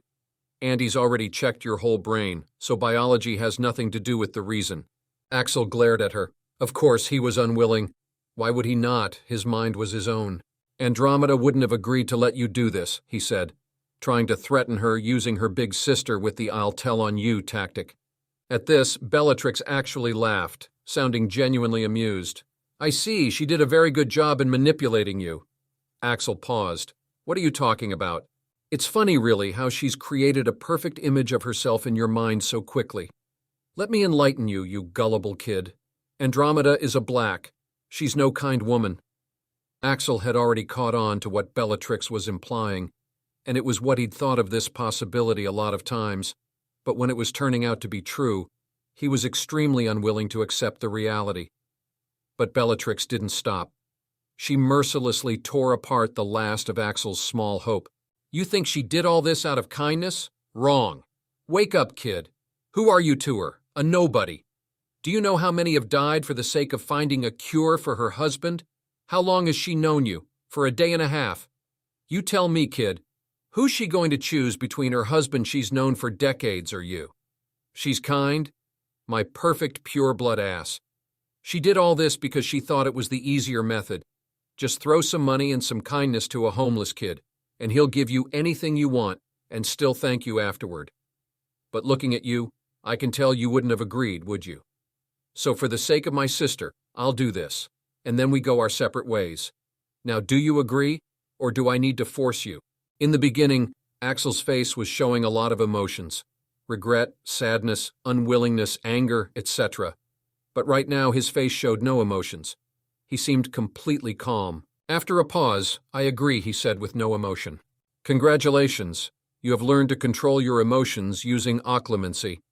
The speed of progress is unprecedented in the history of the magical world, the system informed him. But let me tell you in advance, you won't find anything that'll help your sister, he warned her. Bellatrix was surprised to see his calm reaction. What's the matter? You aren't angry at me? Axel laughed. Oh, I am angry at you. Angry was an understatement. He wanted to torture this woman with the Cruciatus. He wanted this proud and powerful woman to kneel before him and kiss his feet, begging for mercy for this verbal slaughter. But it's not possible for now. But whatever she said, everything is true as well. That's why I'm angry at you. But I'm also grateful. He smiled self-mockingly. I was getting too hopeful and positive about this world. You reminded me once again that I should never trust anyone and learn to be satisfied with loneliness. Host will always have the system. Thanks, sis. Though now I wouldn't be sad even if you betray me. I'm done expecting anything but the worst from people. Anyways, can you block all the important memories from her? Of course, Axel and I really wouldn't betray you, replied the system, using his name for the first time. Looking at the boy who seemed to have given up on the world despite having done nothing wrong, Bellatrix was now regretting doing what she did. Did I go too far? She thought. It looks like her sadistic tendencies still haven't completely gone. But thinking that the boy was someone totally unrelated to her, she squashed down her guilt. She was doing this for her sister. Thus, without much thought, she plunged into his mind. She found the boy's memory of the incident right in front of her. She saw how Axel very easily stole the pouch of the dignified Lord Greengrass from right under his nose, but of course, it was the pouch of a pure-blood lord. The boy was lucky to keep his hand intact. Then she watched how Cyrus, whom she thought was not a Death Eater but a very powerful wizard, proceed to torture the boy in the most Death Eater-ish way. Damn, she never knew that calm and collected man could be like this. It seems like she has to stop his daughter's association with Rose. She went in deeper to observe how Axel's mind had functioned at that moment to prevent him from losing his sanity. She was expecting to find some magical phenomenon or something, at least a semblance of occlumency, that was protecting his mind. But all she saw was pride, anger, killing intent, a strong will to never give up, and not an ounce of submission. There was no sign of any abnormal magical phenomenon other than his weak magic trying to protect him as much as possible, which was a normal response. How is this possible? She thought, as she saw his unyielding eyes in the memory. It was already 8 minutes into torture with no breaks, but there was no sign of submission. Even Cyrus was looking scared now. Axel's throat seemed completely mutilated from roaring like a beast. As her gaze went to his throat, she caught sight of something shining there. Upon taking a closer look, she broke the connection due to how shocked she was. It was a simple pendant with a distinctive cross symbol. No way. How come he has it? Did he steal it? And is this really the same one? For all she knew, that cross could have been mass-produced, and this boy just happened to have one. But when she opened her eyes and looked at him again, she realized why she found him familiar. The resemblance was slight, but it was there. Now that she thought about it, everything seemed to fit. This boy was definitely related to that man. While Bellatrix was shaken up, Axel was very clear-minded. "Are you done? I bet you didn't find anything that'll help your sister, did you?" he asked, his face showing no emotions, but his eyes were icy cold, and his voice also contained cold fury. Bellatrix suddenly realized that she'd completely forgotten her real goal. "Now, if you'll excuse me," he said as he began to leave. "Wait," she tried to stop him. She wanted to confirm his connection with that man. Upon being asked to stop, even Axel's newly gained occlumency was having a difficult time maintaining his reasoning. He couldn't stand this woman any longer. He turned back sharply, and the glare he sent her way made the Minister of Magic flinch. It contained a hint of madness in it. Bellatrix recoiled upon facing this familiar hostile attitude that seemed to match that man's, but it was always reserved for the enemies. "I won't wait any longer, Minister. There's a limit to my patience. If you push too far, I'm ready to die trying to kill you. The deal was to let you see the memory, and we go our separate ways. From now on, you and I are strangers." Bellatrix paled as she heard him repeat her own words. She recalled the hurtful words she just said to him and suddenly felt nauseous. Tristan Hunt, the man who had saved her from the fate of being a Death Eater's trophy wife, the man who changed her way of thinking. After a decade of feeling indebted to him, the first chance she got at repaying him, and she blew it like this. He must be rolling in his grave right now for what she just did. "Oh, Merlin, what have I done?" Axel didn't stop. "Also, make sure to show the memory to your sister. Tell her that her husband was just a underscore who suffered no hardships. If he couldn't even take that much torture, she should stop hurting innocent people for such a weakling and find herself a real man." With those words, he left while she stood there as if someone had petrified her. 1.5 days later, with a school bag on his shoulder, Axel walked through the wall barrier to enter platform 9 3/4. "Damn system, this is just like the one in Diagon Alley," muttered Axel, as he found himself on a crowded platform hidden from the world. There was a train with a scarlet engine that was releasing steam. The scenery was quite beautiful, though the loud noise produced by its engine was quite grating on his nerves. Everything felt quite surreal. He was actually going to school again, a magic school at that. "I wonder what I'd be able to do with magic if I can already be called a magician with just my non-magical tricks. Trust me, we have a cool and badass MC in the making. Damn, just one day and we're already #1 on both collection rankings and popular rankings. Let's dominate the Power Stones all-time weekly ranking as well. Send out your Power Stones here. Top 3 fans get a free Patreon subscription up to Chapter 15 on Patreon. Patreon.com/Snollygoster. I need a few more 5-star reviews." Chapter 7. The Golden Quintet. A quintet is a group of 5 people. At the station, along with a massive crowd, Axel also noticed that there were many reporters and cameramen as well. It seems that they were here for the girl who lived, who has mostly been kept isolated from the press under the protection of the Black family. Axel ignored everything in favor of finding himself an empty compartment before they all got filled up. He chose to settle in an empty compartment at the back of the train, thinking that there were fewer chances of him being bothered there. After all, he had things to do. With the money he got from Cyrus's pouch, he'd gotten himself books and a wand, and had started practicing basic first-year spells. He also had to brush up on many things which he didn't understand due to his lack of proper basic education. With all of this, he also had to keep practicing occlumency so that he can get rid of this __ disability. The parts of beginner occlumency that are left, that can't be mastered through talent like he mastered controlling his emotions, can only be mastered through dedicated practice. He took out the wand he bought from Ollivander, supposedly the best wand maker from what he heard from Andromeda. No newcomers could compete with him. His wands are simply much superior. But the wand he bought was an embarrassment, to say the least. It was beechwood, 12 inches, with a cherub hair core. "Host, this wand is best suited to you in your current state. The system fails to understand why you are not happy with the wand," said the system's robotic female voice. Axel looked at the wand that was humming excitedly in his hands and sighed. According to the creepy old wand maker, the true match for a beechwood wand would be someone young, wise beyond his or her years, and if full-grown, rich in understanding and experience. When properly matched, the beechwood wand was capable of a subtlety and artistry not seen in any other woods. Thus, there was no problem with the wood. In fact, it was the best for him, since he'll lack control over his magic until his nervous system gets better. The length, 12 inches, might be considered too long for a wand, but it was ideal as a wand, so no problem here as well. The true problem lies in the core, cherub's hair. It's said to only bond with a male wizard with a high face value, that is, a handsome wizard. It's said to have a feminine nature and will fall in love with its owner. The strength of the bond will represent the degree of power it can exhibit. Thus, he has to treat it well, or it will not perform well. It ain't no Sakura that would love a scumbag just because of his face value. How is it good for the current me, he wondered.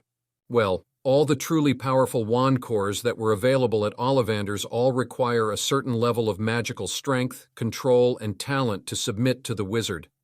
And with his low __ body, there was no chance any of them would bond with him. Heck, he'd have been lucky to even bond with a wand with a nasal whisker core, and those are one of the weakest. Thus, having a wand that will submit to him and can even potentially provide him more power than a dragon heartstring wand, if the conditions are met, is truly a blessing. Combine it with the control and finesse gained from the beechwood, and he truly has the ideal wand for the current him. But why does it feel like I'm using a honey trap to get power like those __ with no pride and dignity? Host need not worry. This wand is temporary.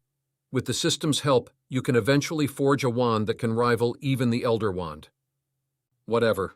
Sighing, he once again began practicing the most basic spell, not knowing that the Elder Wand the system just mentioned was the most powerful wand in the world. Otherwise, he'd have had a much less lukewarm reaction. Performing the wand motion perfectly, he chanted, "Lumos." The wand tip lit up, producing a very dim light, and it seemed like a bulb with a high degree of voltage fluctuations.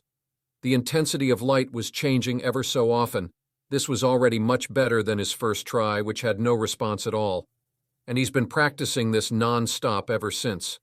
The degree of concentration he's putting into this spell would be enough to baffle anyone. Needless to say, with his natural talent, control, and concentration, he could have easily mastered any first-year spell had his body not been so badly messed up. Seeing his progress, Axel was somewhat proud. He wasn't born good at his thieving skills as well. He'd slowly learned them, mastered them to perfection step by step through a lot of hard work. Since this __ is so difficult, he can proclaim that no one in his shoes could have made more progress. But at this moment, the door of his compartment was rudely opened, disturbing his concentration. The intruder was a bushy-haired girl who looked to be the same age as him. She was dragging a suitcase with wheels behind her. "Oh, you're practicing the Lumos spell. I've learned it too," she said excitedly, inviting herself in. Annoyed, he wanted to snap at her, but hearing that she'd learned the spell got him curious. What would others his age be like without any disabilities holding them back? "All right, show me," he demanded. The girl was all too happy to oblige. She produced her wand and did an exaggerated wand motion. "Lumos!" Instantly, a bright light came out of her wand, lighting up the entire compartment, causing Axel to squint a little due to its sheer brightness. He was speechless. To think I was proud of my pathetic achievements. Axel was feeling a slap to all his hard work. The girl happily canceled the spell and looked at Axel, expecting admiration and praise, but Axel simply picked up his bag and left, closing the door on his way out. "Why is it always like this?" Hermione Granger muttered as she stomped her foot in frustration. Axel had run away in embarrassment. He had expected her to be better, but not that much better. If it was just because of her technique and practice, then Axel could have accepted it. But no, it was because of the fact that they weren't better than his, and she didn't even have to put in half of his concentration. And the difference was still so __ huge. "System, why did you choose me? I'll need a lot of time and effort to do things that girl can easily do, and there must be so many other better options as well." AR did not look at the short-term gains while looking for a suitable candidate. Here are the reasons why you were chosen. 1. Superior talent in mind arts. All of your physical and magical stats can be increased one way or the other, but for the mental training, the system can at most give you the right methods. You can only rely on yourself after that. Furthermore, this can be much more advantageous than you can imagine. You will get to see very soon. 2. Right mindset. Power given to a person who does not know how to wield it will only lead to failure or a win with major losses. If given to an evil person, he will misuse it. If given to a kind person, he will hesitate to even use it. You currently have the right mindset and will hopefully use it properly in the future. 3. Right ideology. That girl you just mentioned would have used the power to free up the house elves, which would have resulted in their deaths. Then she would have sped up the process of the arrival of war by offending all the purebloods. Okay, I get it, no need for more. Axel interrupted the system since he'd understood now. Anyways, who's this AR you keep mentioning? AR is short for the Akashic Records. They have all the past, present, and future of everything in the multiverse recorded in them. They are an entity who's recently gained consciousness, and after finding the fate of the various worlds, they wish to change it. But they're bound by the laws of the world and can't directly influence anything. Thus, you have been chosen by them to help change the world. I am a part of their consciousness, provided to guide you along the way and help you obtain power. Should you fail, another candidate will be selected. I will be terminated. ___. Axel stopped in his tracks when he heard the last part, but just as he stopped, someone bumped into him from behind. Alarmed, he quickly glanced behind him only to find nothing. He took out his knife and began twirling it in his hands, ready to attack at the first sign of anything odd. Wait, it's me, Rose. We met the day before yesterday, you remember? Axel's anger instantly ignited, remembering that day. Why were you following me? What do you want now? I have business with you, but we can't talk here. With that, he felt a hand dragging him away. He shook her hand off. I'm not going. Rose huffed in annoyance. Fine. I'll just go to the press, which is waiting for me out there, and tell them that you're bothering me. You'll have a great time at Hogwarts then. Axel knew how to choose his fights. This girl really had too much power at her disposal, and it would be too much trouble if she really decided to use it against him. But she's going to regret threatening him. As the most vindictive person in the world, he'll make sure she regrets threatening him. He grabbed her invisible hand from over the cloak. So, where are we going? He asked casually as he began to scheme how to make her pay in the future. Rose was speechless at this quick change of attitude. She looked down at the hand that was grabbing hers over the cloak and noticed the familiar shaking and twitching. She'd almost forgotten that he was disabled for life. She calmed down her annoyance at him due to that and took him to her compartment, locked it, and drew the blinds. Removing the cloak, she rounded up on him only to see him looking at the rest of the occupants of her compartment, his hands back in his pockets. Axel didn't know why he expected her to take him somewhere private. He certainly didn't like being in the same compartment as 4 strangers and the girl who lived, but he still entered since he could easily take out these 4 kids in such close range before they could even touch their wands. One was a boy, and the other 3 were girls. Seeing Axel so vigilant, Rose did a proper introduction. You don't need to worry. They're all my friends. This is Susan Bones, she said, gesturing towards a ginger-haired girl with light skin. Neville Longbottom, pointing towards a round-faced, chubby kid with blonde hair. Hannah Abbott, a nervous-looking blonde girl with pigtails. And Daphne Greengrass, she said, pointing at a girl with straight blonde hair and gray eyes. What? Axel paused as soon as he heard the last name. Bellatrix's words rang inside his mind. Cyrus Greengrass, the name of the man you killed. Greengrass. Damn, I should have just stayed with that bushy-haired girl. The wand has been explained in this chapter. How did you like the concept? The power it can provide depends on the strength of the bond. Also, I know many of you would have wanted him to get an OP wand or do wandless magic. For these people, I'll say, have patience. He'll have everything and more, but the journey can't be that boring that he simply got it from Ollivander, or that he simply tried some push and pull and learned wandless magic. Damn, we're already so far ahead in the rankings. We were in the top 10 with 100K views. How crazy is that? What would happen once this has 1M views and more? Let's see if we can reach the top. Power Stones, please. Also, free subscription to the top 3 fans. Patreon has till Chapter 16. Patreon.com/Snollygoster. Chapter 7. The Golden Quintet. Axel didn't know much about fashion, so he just let Andromeda choose for him. He had to try on different outfits back to back, an activity he quickly realized that he didn't like doing. Thankfully for Axel, it seemed that Andromeda had to meet up with someone, so he didn't have to suffer too much. After they were done, Axel opted to change into a simple t-shirt, jacket, jeans, and sneakers. The thing was, all of them were branded and enchanted. The t-shirt and the jacket had enchantments of color changing, comfort, self-cleaning, warmth, and a permanent light men's perfume that Axel liked. The jeans were light, elastic, self-cleaning, warm, and comfortable. Madame Malkin had also expanded into accessories, so he bought sneakers. He adamantly refused to buy anything else for now. The sneakers had comfort, lightweight, increased, and decreased friction.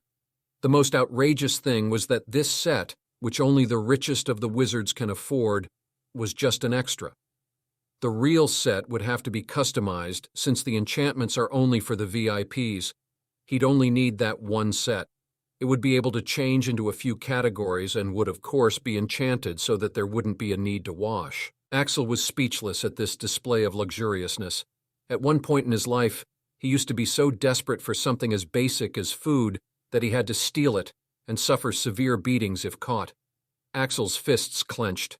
Today, upon being granted the luxuries he always longed for and more, he didn't feel the slightest bit of joy or satisfaction. It was nothing compared to that first fulfilling meal he'd had after he'd successfully gotten money through many painful lessons. He'd felt very proud of himself at that moment. He had never begged for food. He'd never begged for anything. Everything he got was after he'd put his life on the line to obtain it. Thus, looking at the clothes he got for nothing, he made a decision.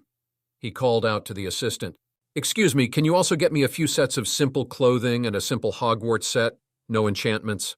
He decided not to wear the enchanted clothing unless he's in real need of them, or unless he's capable enough to get them himself. Currently, he can't waste the stash he got from the man he killed on something as wasteful as this. Thus, he really can't afford the enchanted ones right now. The confused saleswoman complied, and he didn't explain anything to Andromeda. He didn't want to be an ungrateful bastard.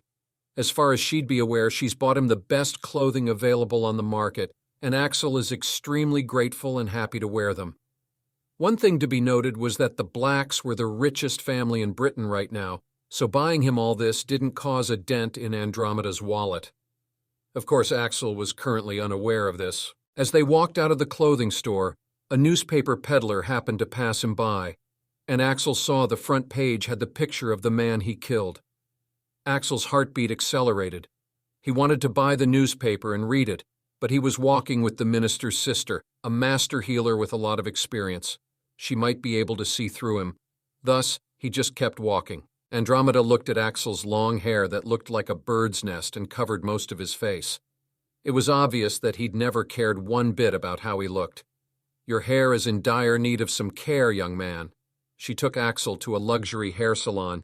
There, the shopkeeper applied various types of solutions to his hair and face, making him exasperated. But the more annoyed one of the two was the shopkeeper.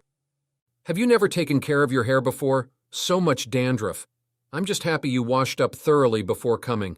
I can just imagine what state you were in previously. And what's with this terrifying haircut? It looks like someone just randomly cut it with a goddamn knife." The man droned on, not giving the veiled Andromeda a second glance. It seems that Andromeda didn't know the shopkeeper, though it makes sense. It was a men's salon, after all. She couldn't take him to the beauty parlor that she frequents, could she? Listening to the man rant, Axel was a bit speechless because, well, you aren't wrong. He used to just cut his hair with a knife whenever his vision was being compromised, though he'd keep the rest of the hair to hide most of his face. Somehow, even with that, he didn't used to look bad. It was the man's turn to be speechless. While working on his hair, he realized that Axel didn't know anything about hair care at all, so he generously taught Axel the basics. The man somehow convinced the always apathetic Axel to even agree to have a few more treatments. That's how barbers are, no matter which world they are in. They have a way of talking. Soon the haircut was done, and permanent setting spray was applied to his newly styled hair, making it so that even after blowing wind through them, they'll settle back down to the set style. Meanwhile, when it seemed like there would be no problems with the hairstyling, Andromeda had left to do some shopping since it was a men's salon, and she was beginning to attract looks. But when she returned, she couldn't find Axel anywhere in the large salon. While she was looking around, a striking boy came to stand in front of her. His black hair, which was now styled in a way that made it look like they were messy but still looked stunning, also had amber-colored streaks running through them, matching his eyes. Now that his face was visible, his scars were also visible. He had one vertically passing over his left eye, while the other over his right cheek. But the scars only seemed to enhance his looks. His bright amber eyes were still droopy, but there was a hint of amusement in them. "Mrs. Tonks, you already forgot me?" he asked, making her come out of her surprise. "No way," Andromeda murmured. "You actually look like this?" she wondered out aloud. "This little guy is just full of surprises." Axel shrugged. "Well, I wouldn't know. Even I only properly looked at myself today," he informed her. He'd never bothered before, except for making sure his face was covered. Many times his head would be covered with a beanie, thus completing his disguise. It was also that even if someone catches him stealing and he escapes with his high agility, no one would have anything to remember him by once he changes his hairstyle. Overall, he'd say that his disguise was 100% practical and functional, considering that even he found himself looking at a stranger when looking himself in the mirror right now. As they made their way out, Andromeda took out her mirror-like object and began talking. "Sirius, where are you?" Axel then heard a man's voice from the mirror. "We've already been here for a while, Andy. We're at the New Cauldron right now for lunch. Are you coming?" "Yeah, we're on our way," said Andromeda, pocketing the crystal. Axel was surprised. "Are you leaving?" Andromeda shook her head. "No. We are leaving with that injury. You're going to have problems at Hogwarts, so I thought I'd introduce you to someone in your year. My cousin was also coming for Rose's shopping." "What? No, there's no need. No, I can manage on my own." Axel instantly denied it. He would never agree to it. A few moments later, "How did I even agree to this?" muttered Axel as he walked towards the New Cauldron with a smiling Andromeda. "As previously mentioned, you are weak to kindness and puppy dog eyes. You didn't want to disappoint her and make her efforts go in vain," helpfully informed the system. While walking, Andromeda turned to him. "Axel, don't forget you're my friend's son. She died in the war and I only found you when you came as a patient." "Yeah, but why is this necessary?" "It's so that she knows I'll be angry if she bullies you." "What the—" Axel barely stopped himself from saying his favorite word. "Who the hell was this woman talking about?" Andromeda elaborated. "Well, Rose is a little bit mischievous, but don't worry, she's a good girl. She'll definitely help you out." "I don't need any help." Axel looked at his hands, which wouldn't stop trembling. He wasn't even sure he would be able to write with this. He quietly put them in his jacket pockets to hide the abnormality. He'd be unable to do magic properly for a while as well. Thus, in such conditions, he's sure to face lots of problems there. But so what? He's not some ordinary little wimp who'd be scared of hardship. He thrives in hardships. If he can manage to learn magic under such conditions and manage to fight under such circumstances, he'd come out stronger than ever when his body eventually heals. They reached the New Cauldron, which was located the way they had come from. This is not the best place for food around here right now, but a decade ago, this used to be the only pub around here, so we prefer this one due to the memories.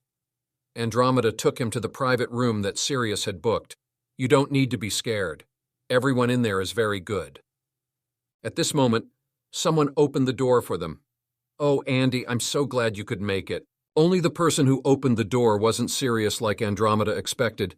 It was Bellatrix. "Bella, what are you doing here?" asked Andromeda in surprise, her eyes containing a hint of a warning. Andromeda regretted telling Bella about Axel. She should have expected this to happen. After all, Bella only cares about family. After the shopping today, Andromeda was going to finally ask for Axel's permission to read his mind, or at least tell her something about how he was able to resist. It would have helped a lot in her research of curing her husband.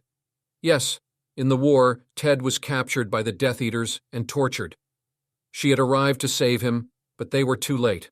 Excluding the breaks, the total duration he was under Cruciatus was 9 minutes. Andromeda has never been the same ever since. She pursued a career as a healer specialized in both mind and body, and she became a master healer, but she never found any solution. She'd honestly given up and moved on by now, but seeing Axel had finally given her hope. She wanted to know how Axel's mind was able to resist the Cruciatus and how she can help Ted regain his sanity with it. But still, she decided that she'll not force the boy and compensate him properly, whether he accepts or not. But last night, Bella had disagreed with her plans. She guaranteed that Axel would refuse and disdained her at how she wasn't simply using legilimency and being done with it. Right now, Andromeda can't help but be worried about Bella's motives. Currently, looking at the stunned Andromeda and Axel, Bellatrix smiled. It is rare that the family reunites. How could I not come? A pity Dora couldn't make it. Now don't just stand there. Hurry in before someone recognizes me, she exclaimed, ushering them in. Axel right now was quite surprised. The Minister of Magic. He recognized the woman instantly. After all, the whole Diagon Alley had her posters praising her. Heck, there was even a statue. So of course he was obviously a bit intimidated when the ravishing beauty closely scrutinized him. They went in and Axel saw the rest of the occupants of the room. It was a family of 4, a black-haired man with a neatly trimmed beard and a mustache. That must be Sirius Black, and the gentle-looking brown-haired woman must be his wife Marlene, and their son and goddaughter, Jamie and Rose. Jamie was a cute, chubby boy, about 8 years old, and their goddaughter Rose Potter Black was a pretty little thing with red hair and green eyes and attractive, noble features. She was said to have inherited the best of both of her parents, though the only flaw in her flawless appearance was a lightning bolt-shaped scar on her forehead, hidden behind her bangs. All of them were currently looking at Axel with great interest. After all, he was quite the oddball here. Axel has never had so many people staring at him at the same time when he wasn't running away. Andromeda swiftly did the introductions. Everyone, this is Axel. He's the son of my friend who died in the war. I found him when he came to the hospital, critically injured. He's starting Hogwarts this year. Axel, this is my sister Bella. Beware of her, she bites. Though Andromeda said that playfully, Axel was actually scared of her intense gaze. Bella grinned at Axel, showing her somewhat sharp canines.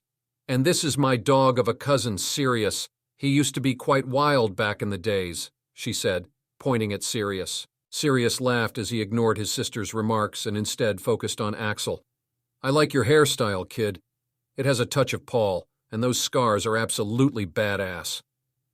Paul was the name of the hairstylist who did Axel's hair. Andromeda cut him off. And the one who's tamed the wild dog, Marlene. She only has to cry a little, and Sirius would do anything.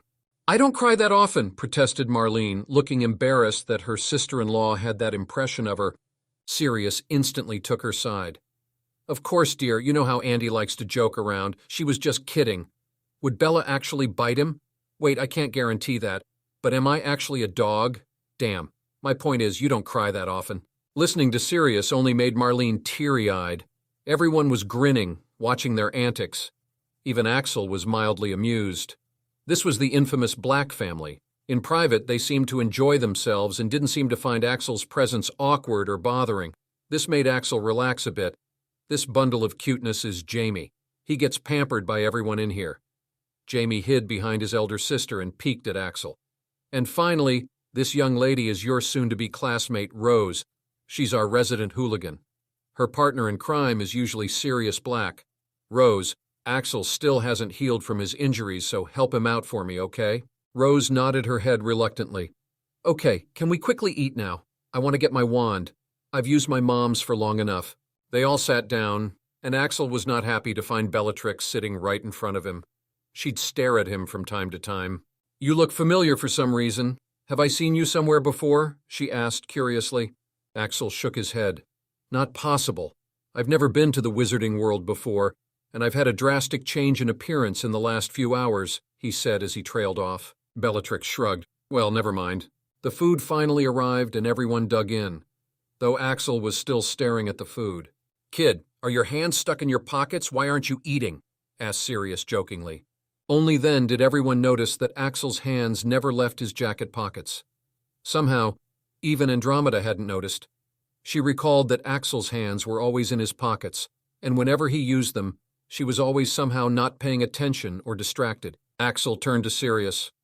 I actually am eating, he said, and sure enough, his plate was half filled with food, and there was some food in his mouth as well. Everyone blinked their eyes in confusion.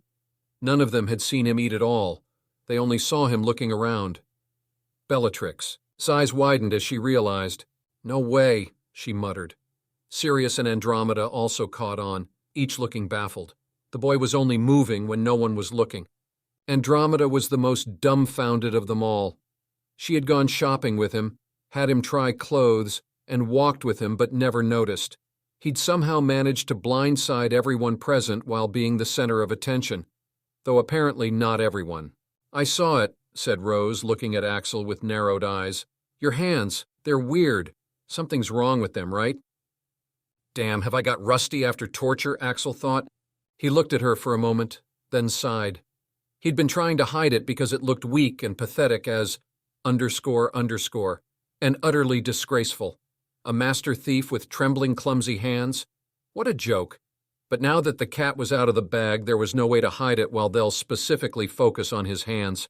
He brought his hands out of his pocket. Well, ain't he a badass? Diagon Alley is almost over.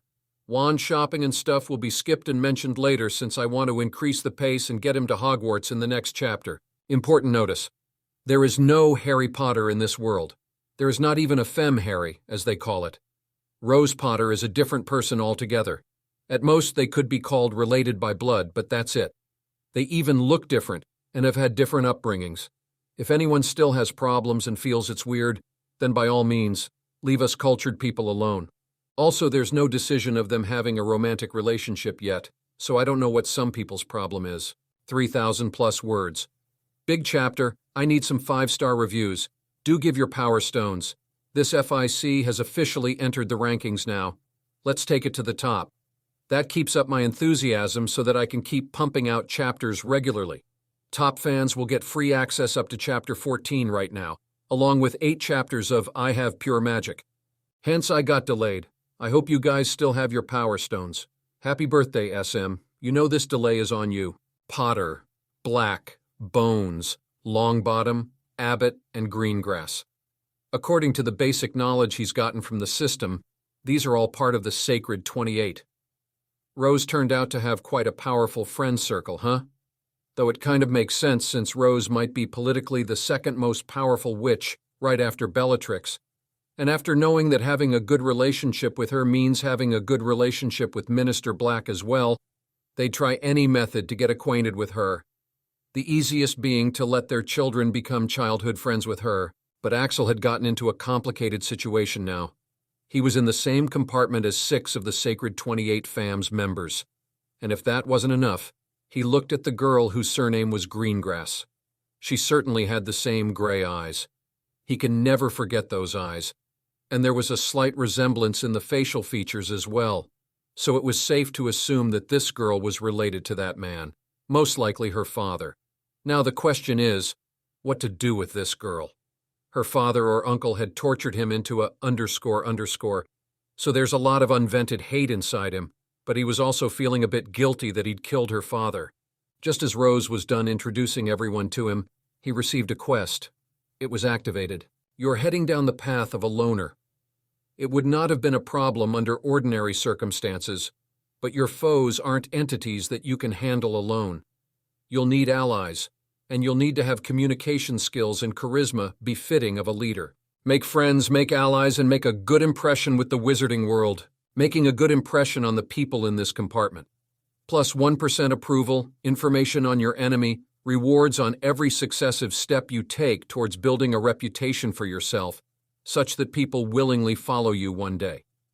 Approval rates and other rewards. Asterisk, asterisk, do you accept the mission? After telling him the name of everyone present, Rose pushed Axel into a seat and folded her hands. Why the hell did you leave yesterday? She asked, as if he'd committed some capital crime. Axel raised his eyebrows. Why are you even asking me that? He asked, confused as to why his leaving would affect anything. He was more focused on the quest right now. The reward was quite tempting. He really wanted to know just what calamity can bring so much destruction that AR would have to go to such lengths to save it. But the problem was, Oi, system, how am I supposed to make friends? I've never had one my entire life. And how am I supposed to make a good impression? And also, what if I accept and can't complete it?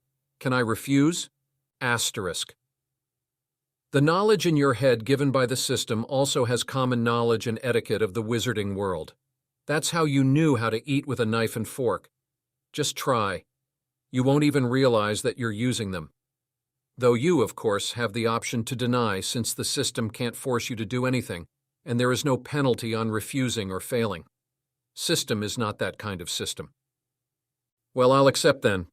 Axel saw no reason to deny it. He just accepted it since at most he'll only fail. Realizing that she was not being taken seriously, Rose brushed her hair back in annoyance. Why, you ask? You left without saying anything, and then Aunt Bella came, handed Aunt Andromeda a vial, said something to her, and left as well. Do you have any idea how sad and heartbroken Aunt Andromeda looked? She had even started yelling at Aunt Bella. Axel scoffed. That woman must be sad that her husband can't be cured, he thought. What else could it be? Look, I don't know what you're talking about. I was just busy and had to leave. You should ask Minister Black why she left and what she said to Mrs. Tonks to make her sad. I should have nothing to do with it, he answered, feigning ignorance. It seems like this girl here doesn't know that he was called for dinner only because they wanted to get a memory from him. Once they'd gotten the memory, of course, he wouldn't go back to be kicked out. Bellatrix had clearly spelled out just how unwanted he was. But he didn't tell any of this to Rose. That dinner with the Blacks was his black history. There he was, enjoying himself, feeling happy and hopeful, and even having thoughts like how good it is to hang out with these people. And there those two sisters were watching him with amusement, knowing exactly how he was feeling, and still doing it just because one wanted to find a clue to cure her husband, while the other just wanted to keep her sister happy. After leaving that place, he was feeling hurt a lot, but more than that, he was feeling ashamed. He was proud of everything he'd done in his life, even the murder, but this moment was something he didn't want to share with anyone. Rose was not at all satisfied with his reply. She wanted to refute, but at this moment Susan interjected. Rose, who's this? You still haven't introduced us to him, she asked Rose. This guy looked too cool with those scars and hairstyle. She wanted to be friends with him. Yes, who is he? Asked Neville as well. For some reason, the thought of this intimidating boy being friends with Rose made him uncomfortable. Rose realized that even though she had introduced everyone to him, she had forgotten to introduce him to others. But she didn't know much about him to begin with. Axel sighed. If not for the mission, he'd have left this place right now. The name's Axel. Nice to meet you, he said, nodding at everyone. Susan was instantly excited as she held out her hand. Oh, hi, my name is Susan. Rose never mentioned she had such a cool friend. Axel looked at the hand she offered. If he didn't shake it, would he be making a bad impression?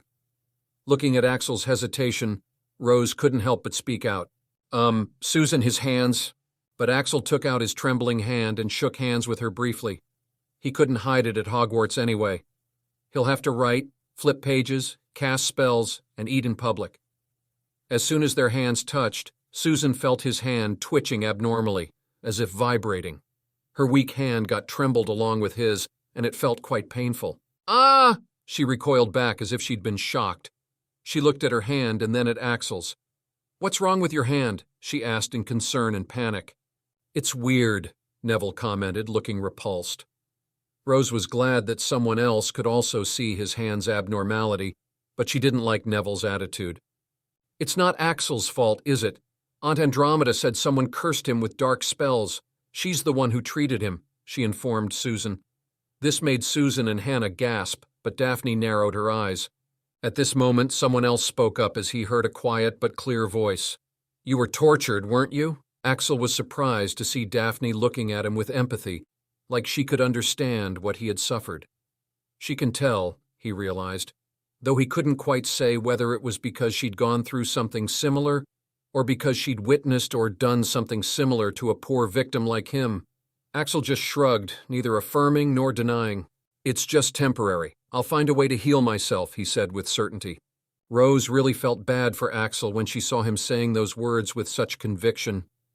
That day after Axel had left, Andromeda had pulled her aside and clearly explained Axel's circumstances. He won't be able to cast magic, and even moving his hand would be painful every time. That's why she'd all but ordered her to thoroughly take care of Axel at Hogwarts and not let him get bullied. That's the main reason why she had pulled him in here with her friends. Rose had asked how long it would take for him to get healed at that time, and Andromeda had just shaken her head in regret. There was no cure. His nerves were incurably damaged. But right now, she didn't refute his claim. She didn't want to squash his hopes. Susan was angry for Axel. Did your parents not complain to the DM, Ellie? My aunt would definitely send the culprit to Azkaban. Axel laughed. This girl was quite innocent. He liked it. Susan, his parents, Rose interjected. Susan was an orphan too, so she could understand how insensitive she was when she had just assumed his parents are alive and mentioned them. Oh, I'm so sorry, Axel. I can understand. Rose and I are orphans too, she said in understanding. Axel just nodded, though he was quite sure they could understand nothing. They grew up in a luxurious environment, never having to sleep feeling hungry as hell, with their body aching all over from the beatings received and worrying about how to get food the next day. Since they were talking about parents, everyone went back to their previous conversation about Daphne's dad. Before Rose had left to bring Axel, they had only just met, and couldn't even get a chance to console their friend about her father's death yet. How's your mom and sister doing? Are they still very sad? Asked Hannah. Hannah was quite shy or intimidated facing Axel, a stranger with scars and a cold attitude, but it seems that she can actually speak normally with her friends. To everyone's surprise, Daphne's answer was no. She giggled. And everyone except Axel's mouths fell open again. Daphne was usually quite cold and reserved, but unexpectedly at this time she smiled. I could never tell this to you guys before, she began, still smiling genuinely. My dad was actually the biggest scumbag in the world. He had forbidden us to talk bad about him. He used to check our minds regularly and punish us if we ever stepped out of line. Everyone except Axel was speechless. They had never thought that the always stoic man they had seen before was that kind of person. Oh, Daph, is that true? We never knew. Rose quickly got up and hugged Daphne. Susan and Hannah also began fussing over her. Though Axel was smiling just like Daphne, it felt as if a burden had been lifted off his shoulders. Even though he had felt no guilt towards the man, he had felt bad for the man's family. What if his children have to live a life similar to his? But now it seems he was worried for nothing. Soon they had stopped bothering him with questions, so Axel took out his wand and charms book to start practicing again. Rose raised her delicate eyebrow. What are you doing? She asked curiously. Axel's mouth twitched. What does it look like? I'm practicing magic, of course. She frowned. Didn't Aunt Andromeda say that you won't be able to do that unless your injuries are healed? Everyone was surprised. He can't do magic? Even though they felt bad for Axel, their foremost thought was, thank Merlin, it's not me. If any of them ended up not being able to do magic, they'd definitely cry all the time. Listening to Rose, Axel nodded thoughtfully as if he just remembered.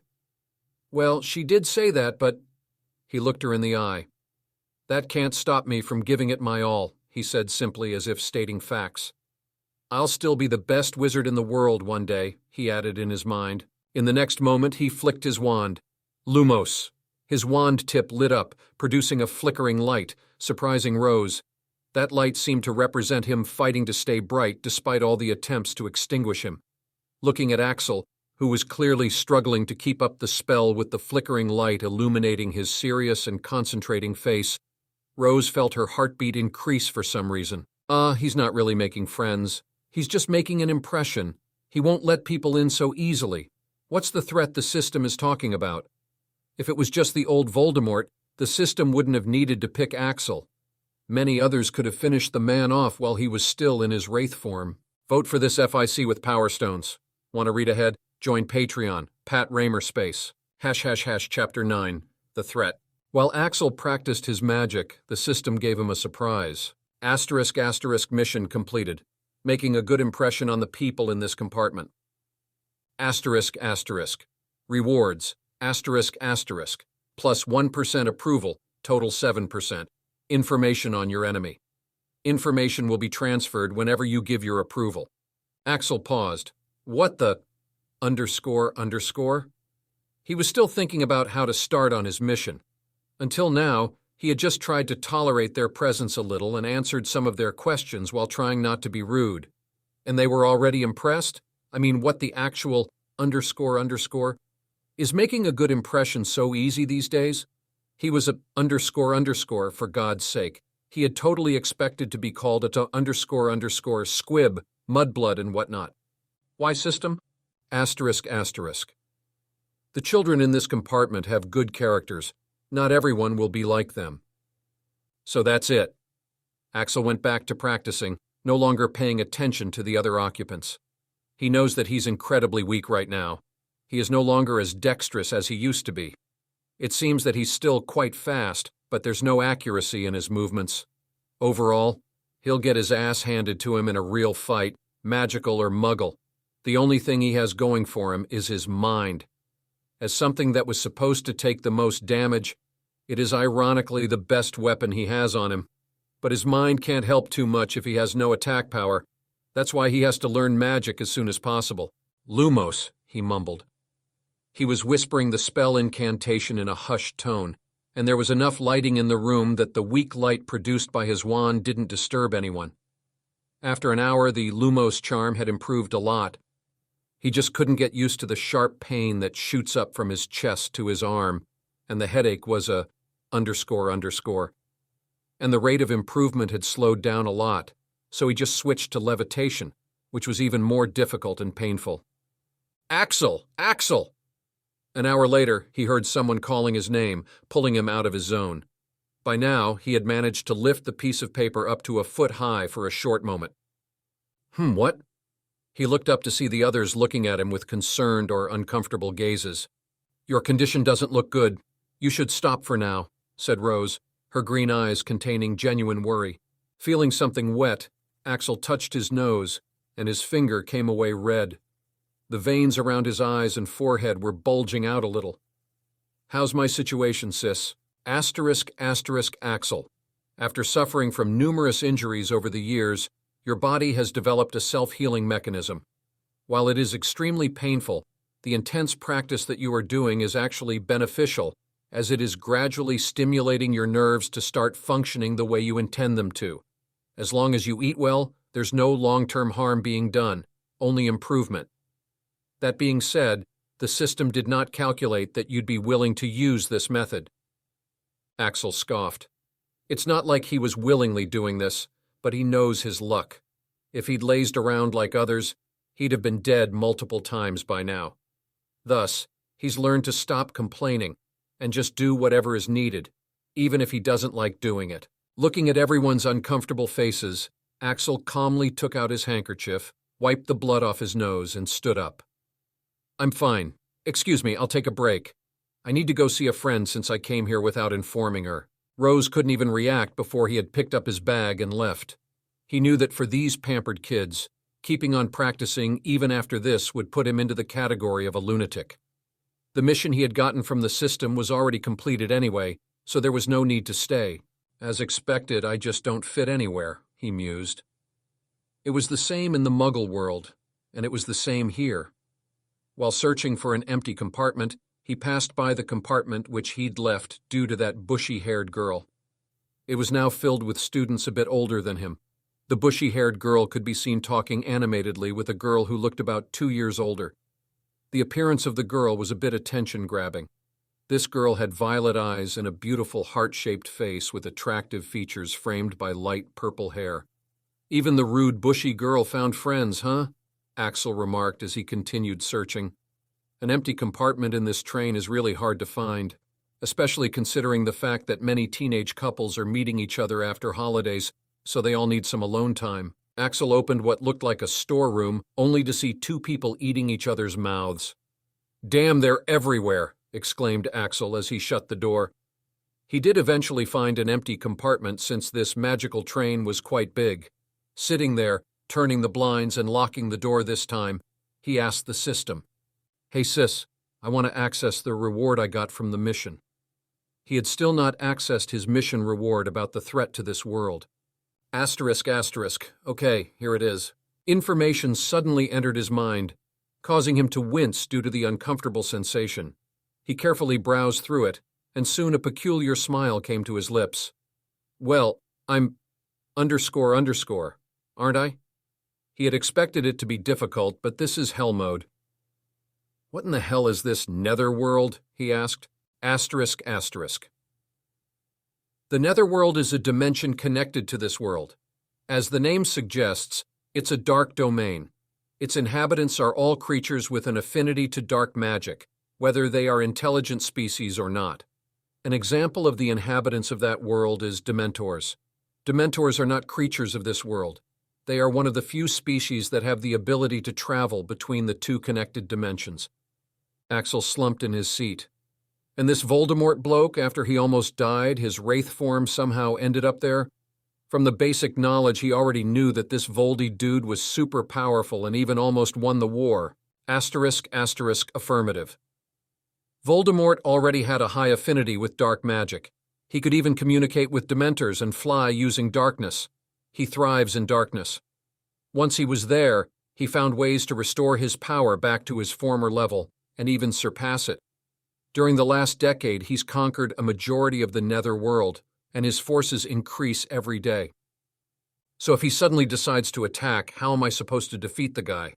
Asterisk, asterisk, host need not worry. While he's been trying to find a way back into this world, he has only had minor breakthroughs. He has found ways to influence this world, but he still can't directly enter. Asterisk, asterisk. Axel snorted derisively. And that fills me with so much joy, he replied, his thought dripping with sarcasm. He still has to fight an army plus Voldemort. If the guy is going to conquer or destroy the world, Axel will have to do something anyway, with or without the system. There's no doubt he is ___. Fortunately, no one disturbed him for the rest of the train ride, allowing him to practice his magic and occlumency in peace. When they reached the destination, he changed into his uniform.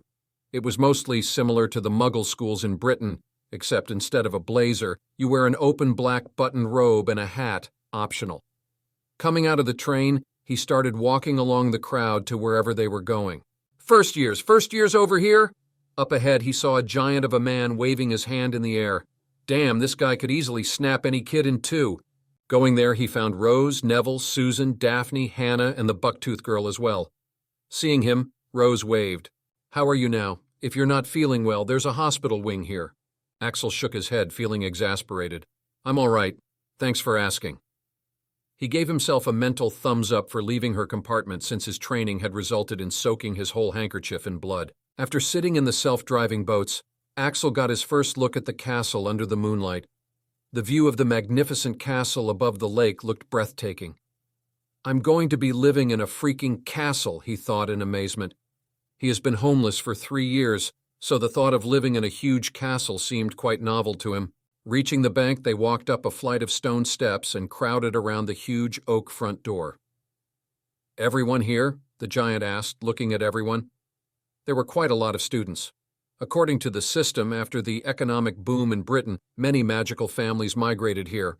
Plus, Bellatrix forcefully passed many laws which improved Hogwarts even more, like restarting dueling, alchemy, and some other subjects. So now, many foreign families send their kids to Hogwarts for their magical education. The man raised a gigantic fist and knocked 3 times on the castle door. The door swung open at once. A tall, black-haired witch in emerald green robes stood there. This lady seemed one of those no-nonsense, always serious kinds. The first years, Professor McGonagall, said Hagrid. Thank you, Hagrid. I will take them from here. She pulled the door wide. The entrance hall was big enough to drive cars through them. Speaking of cars, Axel had seen many strange and enchanted ones in Diagon Alley. The stone walls were lit with flaming torches like the ones at Gringotts. The ceiling was too high to make out, and a magnificent marble staircase facing them led to the upper floors. They followed Professor McGonagall into a small, empty chamber off the hall. They crowded in, standing rather closer together than they would usually have done, peering about nervously. Welcome to Hogwarts, said Professor McGonagall. The start of term banquet will begin shortly, But before you take your seats in the Great Hall, you will be sorted into your houses. The sorting is a very important ceremony because while you are here, your house will be something like your family within Hogwarts. You will have classes with the rest of your house, sleep in your house dormitory, and spend free time in your house common room. The 4 houses are called Gryffindor, Hufflepuff, Ravenclaw, and Slytherin. Each house has its own noble history, and each has produced outstanding witches and wizards. While you are at Hogwarts, your triumphs will earn your house points, while any rule breaking will lose house points. At the end of the year, the house with the most points is awarded the House Cup, a great honor. I hope each of you will be a credit to whichever house becomes yours. The sorting ceremony will take place in a few minutes in front of the rest of the school. I suggest you all smarten yourselves up as much as you can while you are waiting, she said, glancing at a red-haired kid who had a smudge under his nose before she left. This kid had been eyeing Rose for quite a while. His eyes were constantly alternating between her eyes and her scar. As soon as the stern-looking professor had left, this guy had walked right up to Rose, who was standing with Axel and others. He hadn't wiped his face even after McGonagall's warning since he was too busy staring at Rose. "Hey, you must be Rose Potter, the girl who lived." His loud words caused everyone's attention to be focused on Rose, making her frown. Rose shifted on her feet uncomfortably, her hand flicking her hair back to hide the scar. "What is it?" she asked, annoyed. The boy seemed excited to be talking to the famous girl of the legends. His eyes went wide, and his mouth gaped at her. "Wow, you really dar her." Though it seemed he didn't know what to say next, so he just went, "How was it? Do you remember how you got this from you-know-who?" he asked, pointing at her scar. Rose seemed quite taken aback to answer, but Susan blew up. You insensitive prick! Why would you want to make her remember something like that? Her parents were murdered that night." According to Susan, anyone should have enough decency to know not to ask her this. All the other kids who wanted to talk with the girl who lived glared at the idiot. At this moment, a blond, arrogant-looking kid came up to them while laughing. "Oh, look at your face, Potter, going to cry? You miss Mommy and Daddy?" Rose, not looking the least bit bothered, just smirked as she gave the boy a middle finger. "Shut up, Daddy's princess. We all know you're the one who's going to cry into your pillow tonight. After all, you're missing your daddy after not getting head pats for a whole day, right?" With that, Rose pulled all of them away from the 2 odd kids. "That guy is Draco Malfoy. We don't get along, and his mom doesn't get along with my aunts," she explained to Axel, looking a bit embarrassed as she had forgotten to keep her pure image for a moment. Axel looked at her differently. Sure." He once again made a mental note not to get in conflict with her. From what he's seen up until now, she's a vicious one. She even knows how to use her immense fame and reputation to ruin someone since she'd threatened him with that on the train. Though Axel didn't know that it wasn't too surprising, she was a marauder's child and raised by a marauder too. You can't expect her to have no fangs or prongs. They began talking about which house they were going to be sorted into. Rose and Neville wanted Gryffindor like their parents. Susan wanted Hufflepuff like her aunt and parents. Hannah also wanted Hufflepuff since she wanted to be with Susan. Daphne wanted Ravenclaw since her mom was a Ravenclaw and her a-hole dad had wanted her to be Slytherin. Only Axel was left, so they all turned to him. "Ravenclaw," he said decisively. He had it all figured out from the basic knowledge he'd got from the system. Only 2 houses get a whole room to themselves, Ravenclaw and Slytherin. Of course, he can't go to Slytherin because of its bad reputation and his status of being an orphan with no distinguished background. So the only one left is Ravenclaw.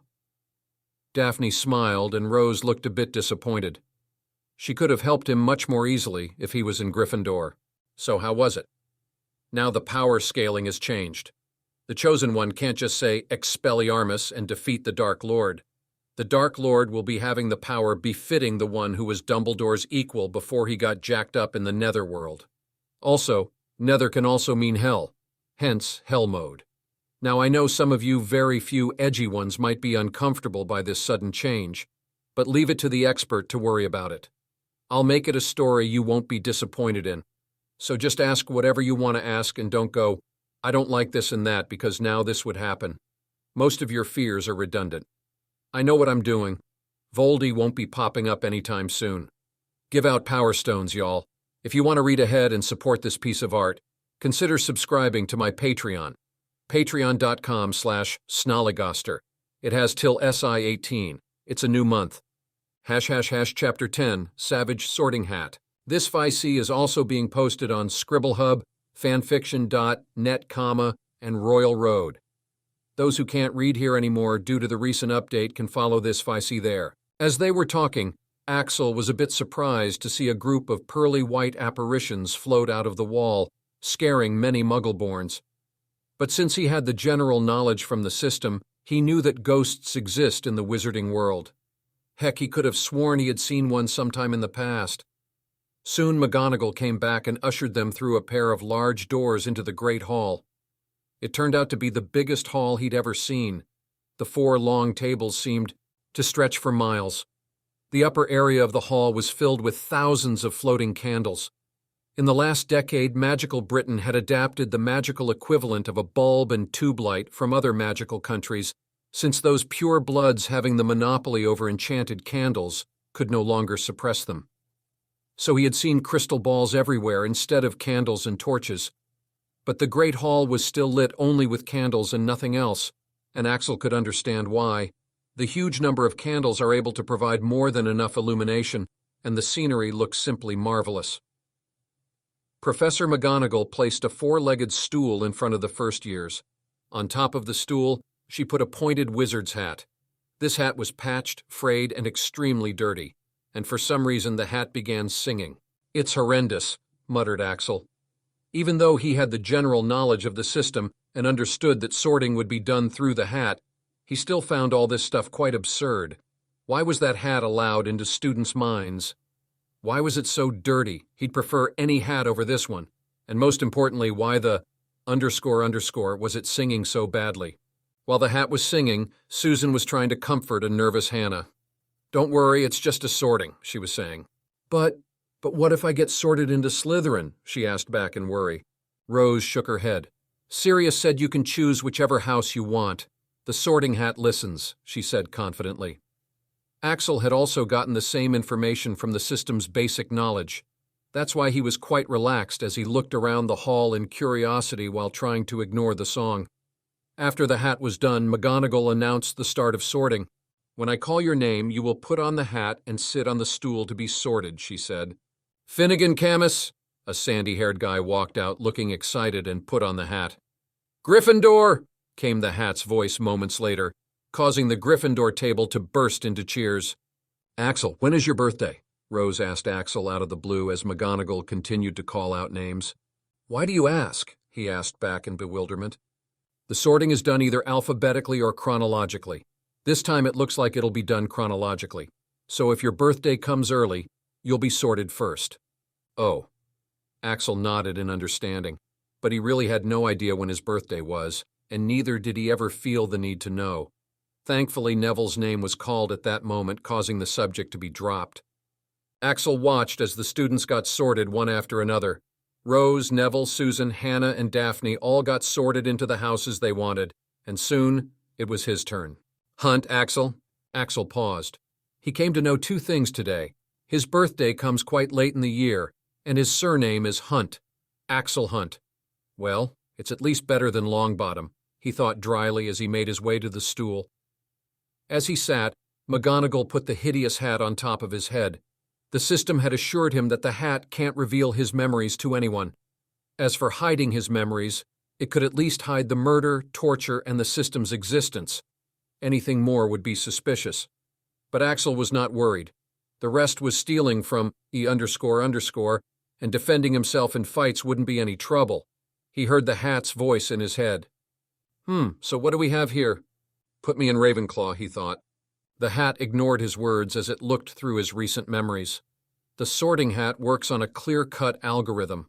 It usually doesn't spend much time looking through a student's head, especially if the student has no potential and no background.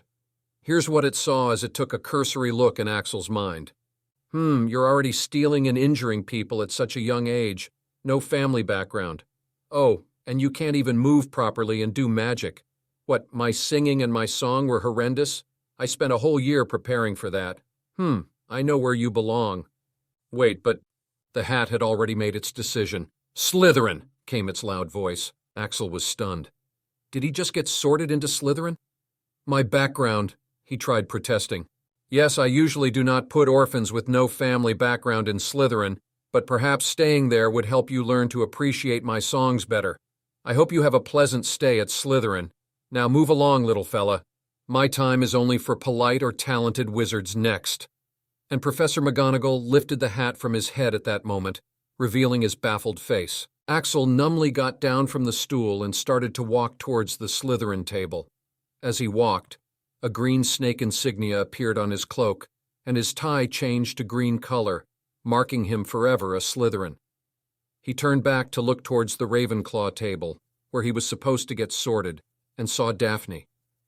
She was sitting with the bushy-haired girl and the purple-haired statuesque girl he had seen on the train. Then he looked at the Hufflepuff table, where Susan and Hannah were sitting together. Finally, he looked towards Rose, who was sitting with Neville. She was looking at him with a questioning look, while Neville was looking at him like he had caught the plague. The sorting hat had _ him over. He looked towards the hateful hat and saw an imaginary pair of black sunglasses on its eyes and a cigarette in its mouth. It was certainly living the thug life. He went to the table and sat with the rest of the first-year Slytherins. What the _ system? The basic information in my head said I had a choice. ***. People usually do have a choice, Axel, but it's not absolute. The basic information didn't contain the fact that the hat has an ego of its own and has authority over the final decision. Though things would have still worked out how you wanted, but you were just too unlucky that the sorting hat saw the worst combination of memories it could have in the basic sweep of your mind. Axel sighed. Bad luck, huh? Why am I not surprised, he thought bitterly. If the goddess of luck existed, he might be her husband's bastard child. What memories did it see? He asked the system, though he already had an idea. ***. It saw you not able to cast the basic magic after many tries. The fact that you are a _ now and you having no family background. This caused its interest to lessen since you would be a bottom drag in any house and won't have any major impact on the world. Therefore, it didn't dig too deeply and only saw a few glimpses. In one memory, you were beating up people, but it didn't see that they were the primary offenders and deserved the beatings. In one memory, you were stealing something, though it didn't see that the person you were stealing from was a rich __. In one memory, it saw you getting annoyed by its song, but it doesn't know that you have a condition called misophonia, which is a mental disorder triggered by certain annoying sounds. It's usually caused by trauma. Whoa, back thee up, he thought, interrupting the system. I have something like that? So other people were actually enjoying that thing? No, not everyone, but no one was as annoyed as you. And many also enjoyed it, replied the system. While he was conversing with the system, someone called out to him from the side. Your name is Axel, right? Axel turned to see that it was one of the girls who were sorted into Slytherin. The girl smiled at him. Hi, my name is Pansy Parkinson. I'm a pureblood. Nice to meet you. Likewise, he replied shortly. He could tell that he was supposed to tell his blood status as well, but he didn't know it either. Thankfully, the blonde kid from earlier had attracted the attention of the girl, making Axel grateful. At this moment, the last of the students had been sorted, and an old man at the high table had stood up. Axel guessed he must be the famous Albus Dumbledore. He was beaming at the students, his arms opened wide as if nothing could have pleased him more than to see them all there. Welcome, he said. Welcome to a new year at Hogwarts. Before we begin our banquet, I would like to say a few words. And here they are. Nitwit, Blubber, Oddment, Tweak. Thank you. To Axel's delight, the plates and goblets in front of him were now filled with huge amounts of food. Putting aside magic, I'd have come just for the food, he thought, as he took his hands out of his robe pockets. Hiding them would be impossible anyway if he's going to attend classes and eat here daily. Why are your hands shaking and twitching like that? And sure enough, someone asked him the expected question soon. He found that it was another girl, but she was sorted right after him, so he remembered her name, Tracy Davis. Axel shrugged. It's an injury. It'll be healed soon, he said evasively. But Tracy's words had attracted others' attention. What kind of injury was it? Asked another boy in curiosity.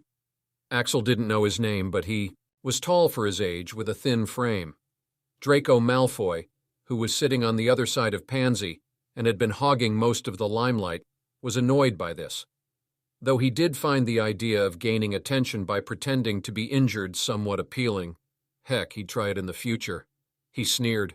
Why are you getting fooled? He's obviously lying. What kind of injury makes your hands like that? Axel mentally sighed. How can he explain to these kids that when Crucius is cast on the body, as the region with most nerves on his body and the area which his magic didn't seem necessary enough to protect, the nerves of his hands and fingertips were the most badly damaged?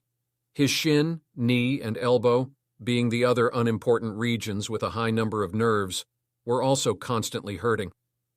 It was a miracle he was behaving normally right now and not crying and moaning like other people in his position would. And then someone has the audacity to say that he's faking his injuries to get attention. Axel gave this blondie a deep look. This guy is going to pay someday. Axel has always had a nasty, vindictive streak, but for now, he just focused on eating. Anyone with half a brain can tell he's not pretending. Only an idiot would think he's pretending, and he does not view these idiots as significant enough to explain himself. Pansy Parkinson turned to the blondie. Draco, why did you have to say that? He can't be pretending, can he? Look how difficult it is to eat food. This made Blondie even more annoyed. But Axel had already reached his quota of social interactions for today. He ignored everyone for the rest of the meal. The purebloods were still talking. So are the rumors true? The famous mafia princess is studying here. Yeah, I heard she's a genius. Is that her? Yeah, I think that's her. No one has the same appearance. The mafia prodigy. I heard she could already cast wandlessly when she was 5. Rumor has it that the products the Valentino family is selling were invented by her. But why would she come to Hogwarts? I don't think she needs classes. Hearing their conversation got even Axel curious. He followed their gazes to see who they were talking about. It was the same purple-haired girl he'd seen talking with Hermione and Daphne. From what he gathered from their conversation, her name is Martina Valentino, and she's from the most powerful magical family of Italy and also a genius. Oi, System, why didn't you choose her? Asked Axel curiously. Axel, there's no information on her in the records of this world. Further information on her is locked. The heck? Chapter 11, A Toad-Like Woman. Axel couldn't understand the meaning of the System's words. There were no records of the girl in this world, and further information was locked. What the hell does that mean? He asked. It means that the System can't give you any information on her at the moment. The System, like the Akashic Records, is bound by the laws of the world. The entity AR has managed to secure a business relationship between us. Thus, many things cannot be given to you unless you have the required approval rate, or unless one of us pays a penalty or completes a task of equivalent difficulty. Axel nodded slowly. Is that why you can't provide the information on ways to cure me? Affirmative. Axel gave the purple-haired girl another look. Who the hell was she that this world doesn't even have records on her and the information on her is locked? Well, whatever. Not his business. Delicious free food is the priority right now. Can he take some back to his room after the feast? Dumbledore stood up once again. Now that you have been fed and watered, I have a few start-of-term announcements to make. The staff remains the same except for the Defense Against the Dark Arts position. It will be taken by Professor Dolores Umbridge, who showed remarkable mastery of the subject in her interview. Let us all welcome her. Axel saw that it was a woman in pink whose looks matched fairly well with a toad's. The students seemed to have never heard of her, so they just gave her a polite applause, to which the woman gave a sickly, sweet smile that made Axel cringe. Hem. Dumbledore was going to make further announcements, but he stopped since Dolores Umbridge had stood up for some reason. After clearing her throat, she spoke in a high-pitched voice that grated on Axel's nerves. Pardon me, Headmaster, but I'd like to say a few words to the children on this occasion. Of course, you're most welcome, Professor Umbridge, said Dumbledore magnanimously. Hello, my children. As the headmaster said, I'm going to be your Defense Against the Dark Arts teacher from this year, but that is not my main aim of coming here, she said, and paused for dramatic effect. I'm here to teach you things that'll change your life and can change the world. I want to find capable children who are willing to be enlightened, so let us all get along," she said, and let out a high-pitched laugh before sitting down. There was a lukewarm applause for her since most students didn't seem to share her passion. Though among the students, someone was much more reactive than everyone else. It was Martina Valentino. She was looking at Umbridge with a frown as if she was surprised and disgusted by her presence. After the applause, Dumbledore went on. "Thank you, Professor Umbridge, for your kind words. Now, I have an important announcement to make. I must tell you that this year the third-floor corridor is a prohibited area. Students are not allowed to enter unless they want to die a painful death." That got Axel's attention. He was now feeling somewhat curious about what was inside. The old man shouldn't have left it like a cliffhanger. Dumbledore made a few more announcements before it was time for the feast to end. "And now, before we go to bed, let us sing the school song," he said enthusiastically. Axel, who was rather tired and sleepy, suddenly jerked his head up. What did he say? He thought, hoping it was not another song from the hat. But alas, it turned out to be something worse. "Everyone pick their favorite tune," said Dumbledore, "and off we go." And the school bellowed, "Hogwarts, Hogwarts, Hoggy-Warty Hogwarts, teach us something, please." This made the Sorting Hat's loud and annoying sound seem tame in comparison. It seems he'll have to keep a set of earplugs during his stay here.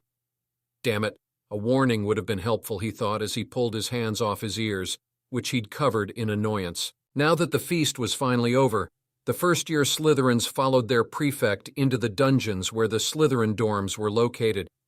While the other firsties had no idea where they were going, Axel made sure to memorize all the paths carefully. They all stopped in front of a bare stretch of stone wall in the dungeons of Hogwarts Castle. "This is the entrance to the Slytherin common room," said the prefect. "You need a password to enter. Preservation." When he said the word, the wall parted with a low rumbling to show the Slytherin common room.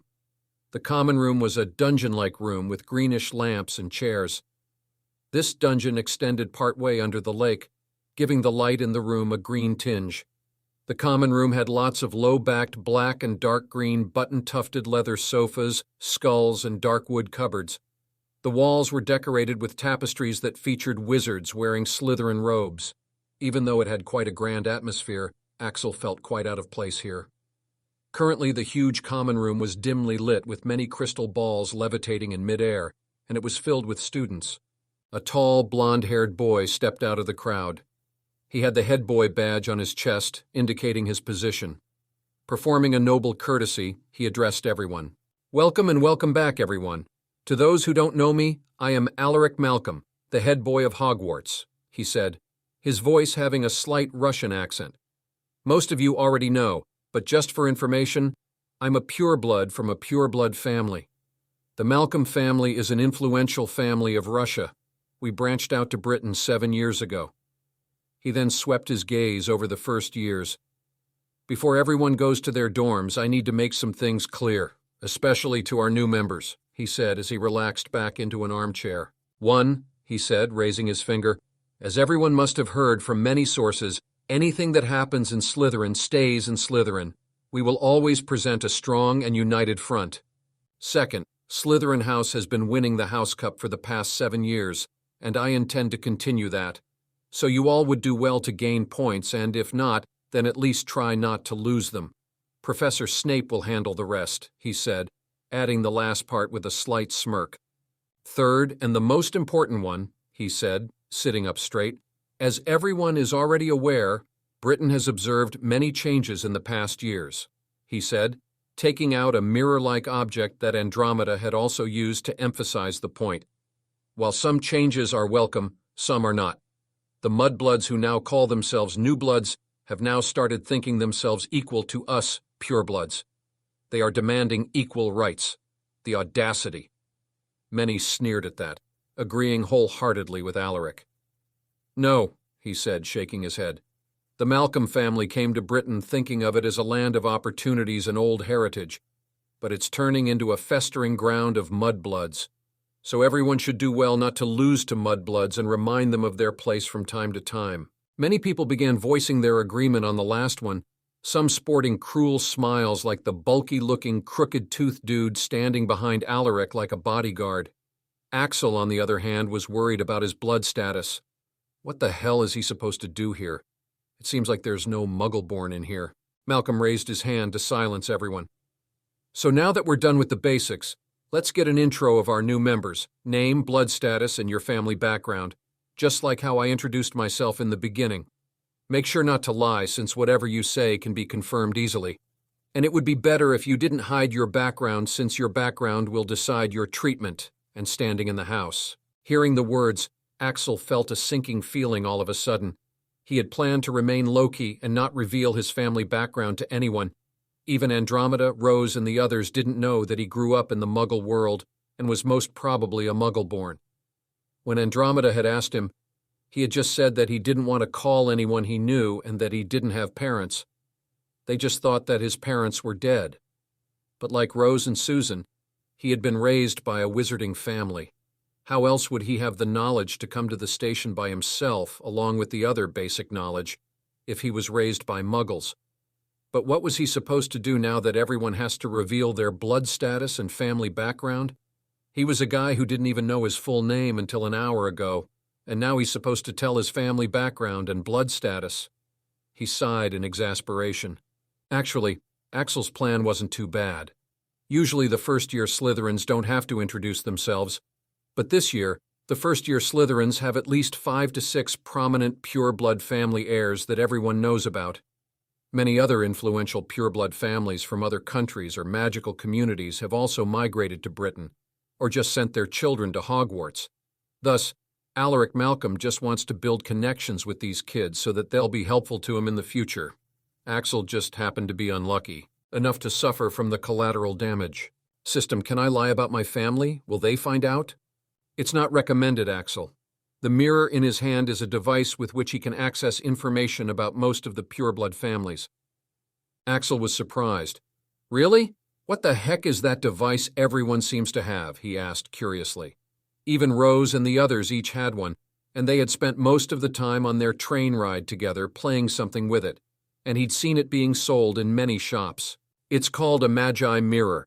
It is a device that has been complexly enchanted to perform a multitude of tasks. The wizards have made their own version of the internet, which they call the Magi Hive.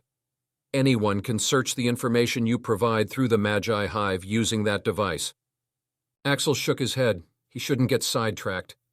Currently, the main question is, what the hell is he supposed to do right now? Upon being asked for an introduction, the arrogant blondie from earlier pompously strutted forward. I am Draco Malfoy. I'm a pureblood with direct relation to the Black family, and the Malfoy family is a rich and influential pureblood family, he announced proudly. While some were impressed, Axel only felt disdain at how these people were being all proud and arrogant at having something they never had to work for. After listening to the very unreasonable words the Malcolm guy said, and observing the attitude of these people, a deep sense of disdain and contempt had developed in his mind. He doesn't want to be a part of this house. While the others were introducing themselves, he quietly slipped out of the first years and mixed in among the other Slytherins.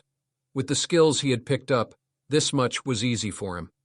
Even when he was a kid, there were about 50 students that were sorted into Slytherin this year. No one paid attention when he didn't introduce himself.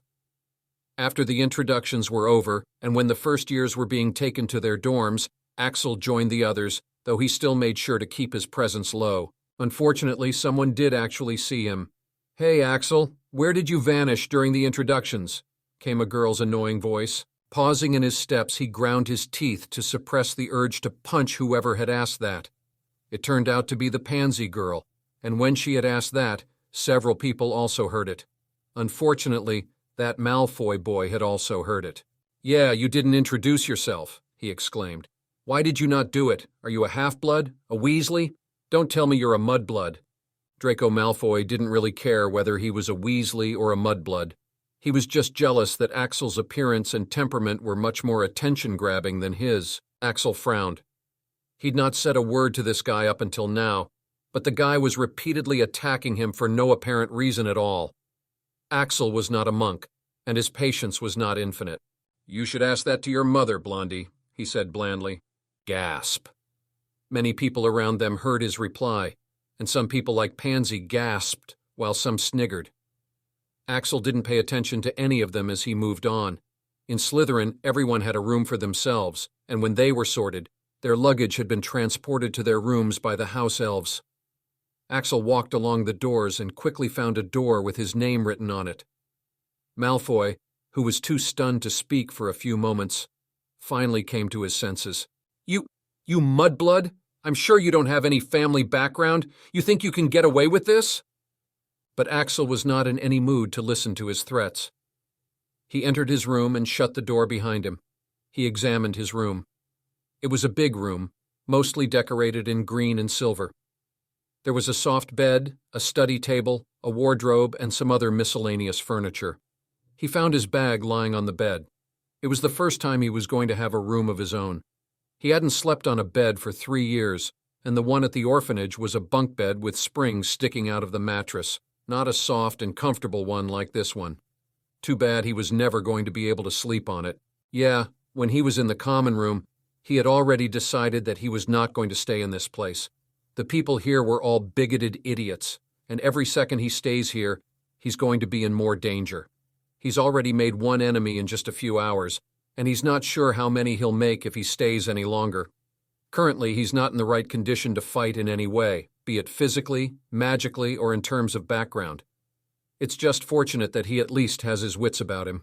Otherwise, he'd have just decided to stay here and then humiliatingly gotten kicked out one day after being bullied one-sidedly.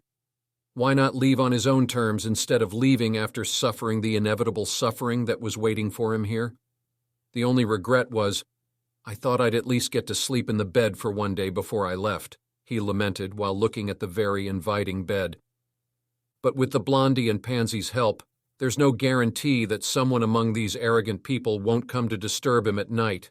Due to magic, locks are useless.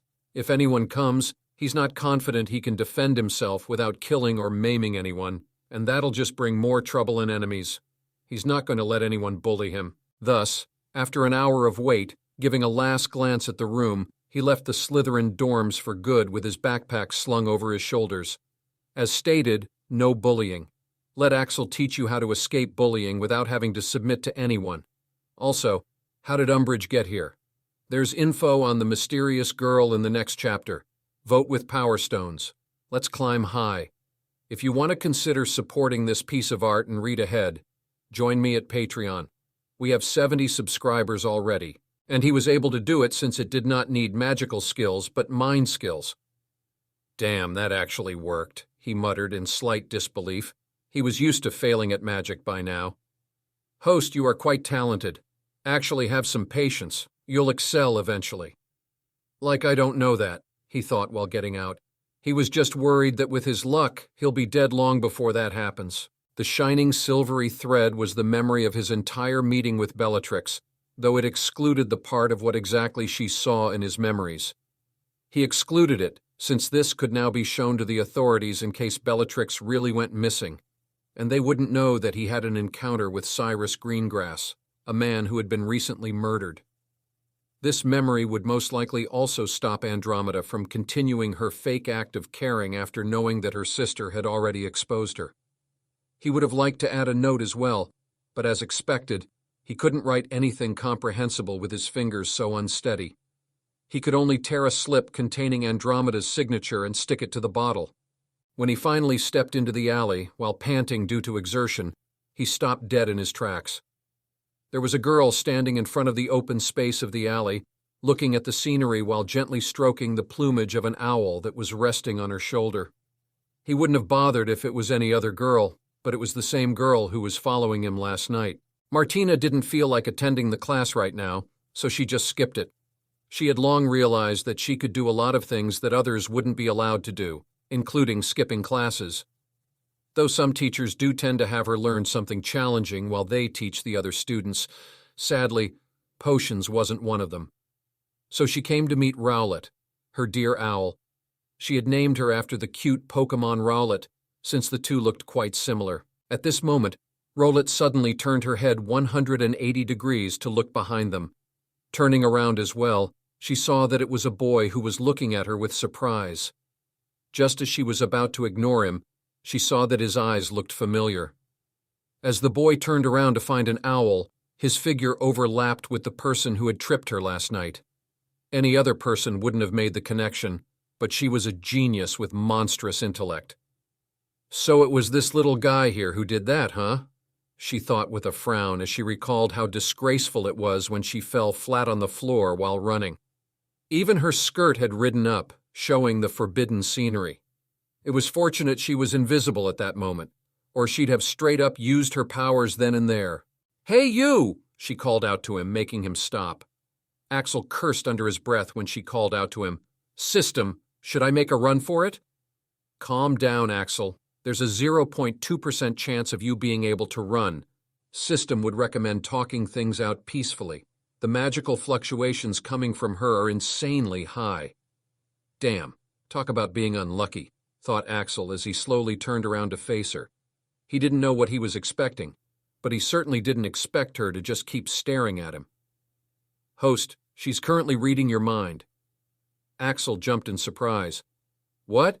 But I didn't even keep eye contact for more than a second, and how come I didn't feel a thing?" "She's at a surprisingly high level of legilimency. She doesn't need eye contact, and you can't detect it at your level." Axel panicked. "So what do I do now?" "Don't worry, it seems like she won't last long." And sure enough, Axel saw her suddenly jerk back with a gasp.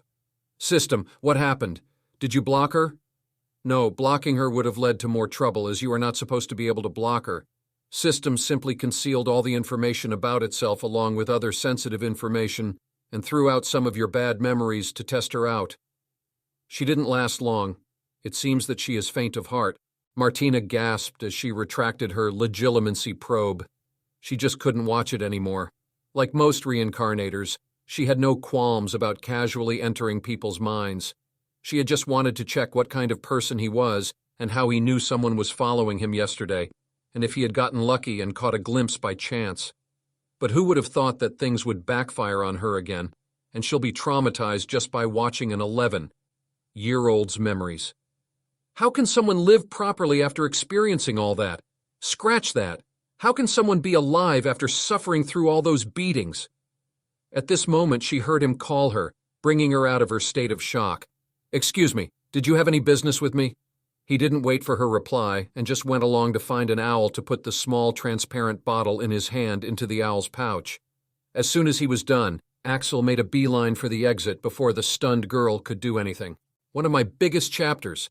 Give me power stones. Oh, about being weak. Look at the title of Chapter 15 on Patreon. Come read ahead and support this novel on Patreon. Thanks for the support. It has motivated me to put in more effort.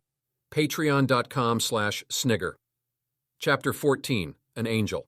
Chapter 14, Posting on ScribbleHub soon. Axel walked into a large classroom that had at least 100 students at the moment. He had barely made it in time. There was a black tabby cat on the table, staring at all the students with its yellow eyes. Axel went straight to the last table to sit and took out his Transfiguration textbook along with his wand. "Whoa, blimey, Professor." The tabby cat turned out to be Professor McGonagall, which kind of impressed Axel. He wondered what animal he'll turn into. His excitement, however, quickly died down.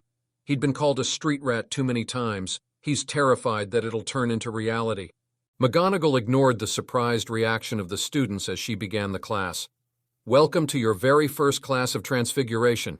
Transfiguration is a very systematic, exact magical discipline, working best for the scientifically inclined mind, and as such, it is deemed very hard work, especially compared to charms, which affords a much larger margin for personal creativity. Also, when transfiguring, it is important to make firm and decisive wand movements. Do not wiggle or twirl your wand unnecessarily, or the transfiguration will certainly be unsuccessful." Axel instantly started to dislike the subject just by the description, but then McGonagall, as if knowing what the students were thinking, pointed her wand at the desk, which instantly turned into a pig. "Though with experience and practice, you can do things with transfiguration that can help in infinite ways," she said, turning the desk into a few more things before turning it back into a chair. The students grew excited upon seeing the magic, so she gave out a warning. "Transfiguration is some of the most complex and dangerous magic you will learn at Hogwarts," she said. Anyone messing around in my class will leave and not come back. You have been warned. McGonagall had the students write a lot of complicated notes, none of which Axel could write with his crippled hand. There were a number of factors a wizard had to take into account when carrying out transfiguration spells. The intended transformation, T, was directly influenced by body weight, W, viscosity, V, power, P, concentration, C, and a fifth unknown variable, Z. Only after she was done explaining did she allow the students to turn their matchsticks into needles. Axel frowned. System. Was McGonagall also considering these theories and this complicated formula during her transfiguration that was instant magic with no precise wand-waving, chanting, or calculation? No, Axel. After a large amount of practice, you can gain enough control over your magic that it simply listens to your will and executes it. Most of these formulas and theories will be useless by then. Axel frowned as he tried the spell. Following everything instructed by McGonagall, with his trembling hand, he couldn't even perform the wand movement correctly. Not a single change happened to the matchstick.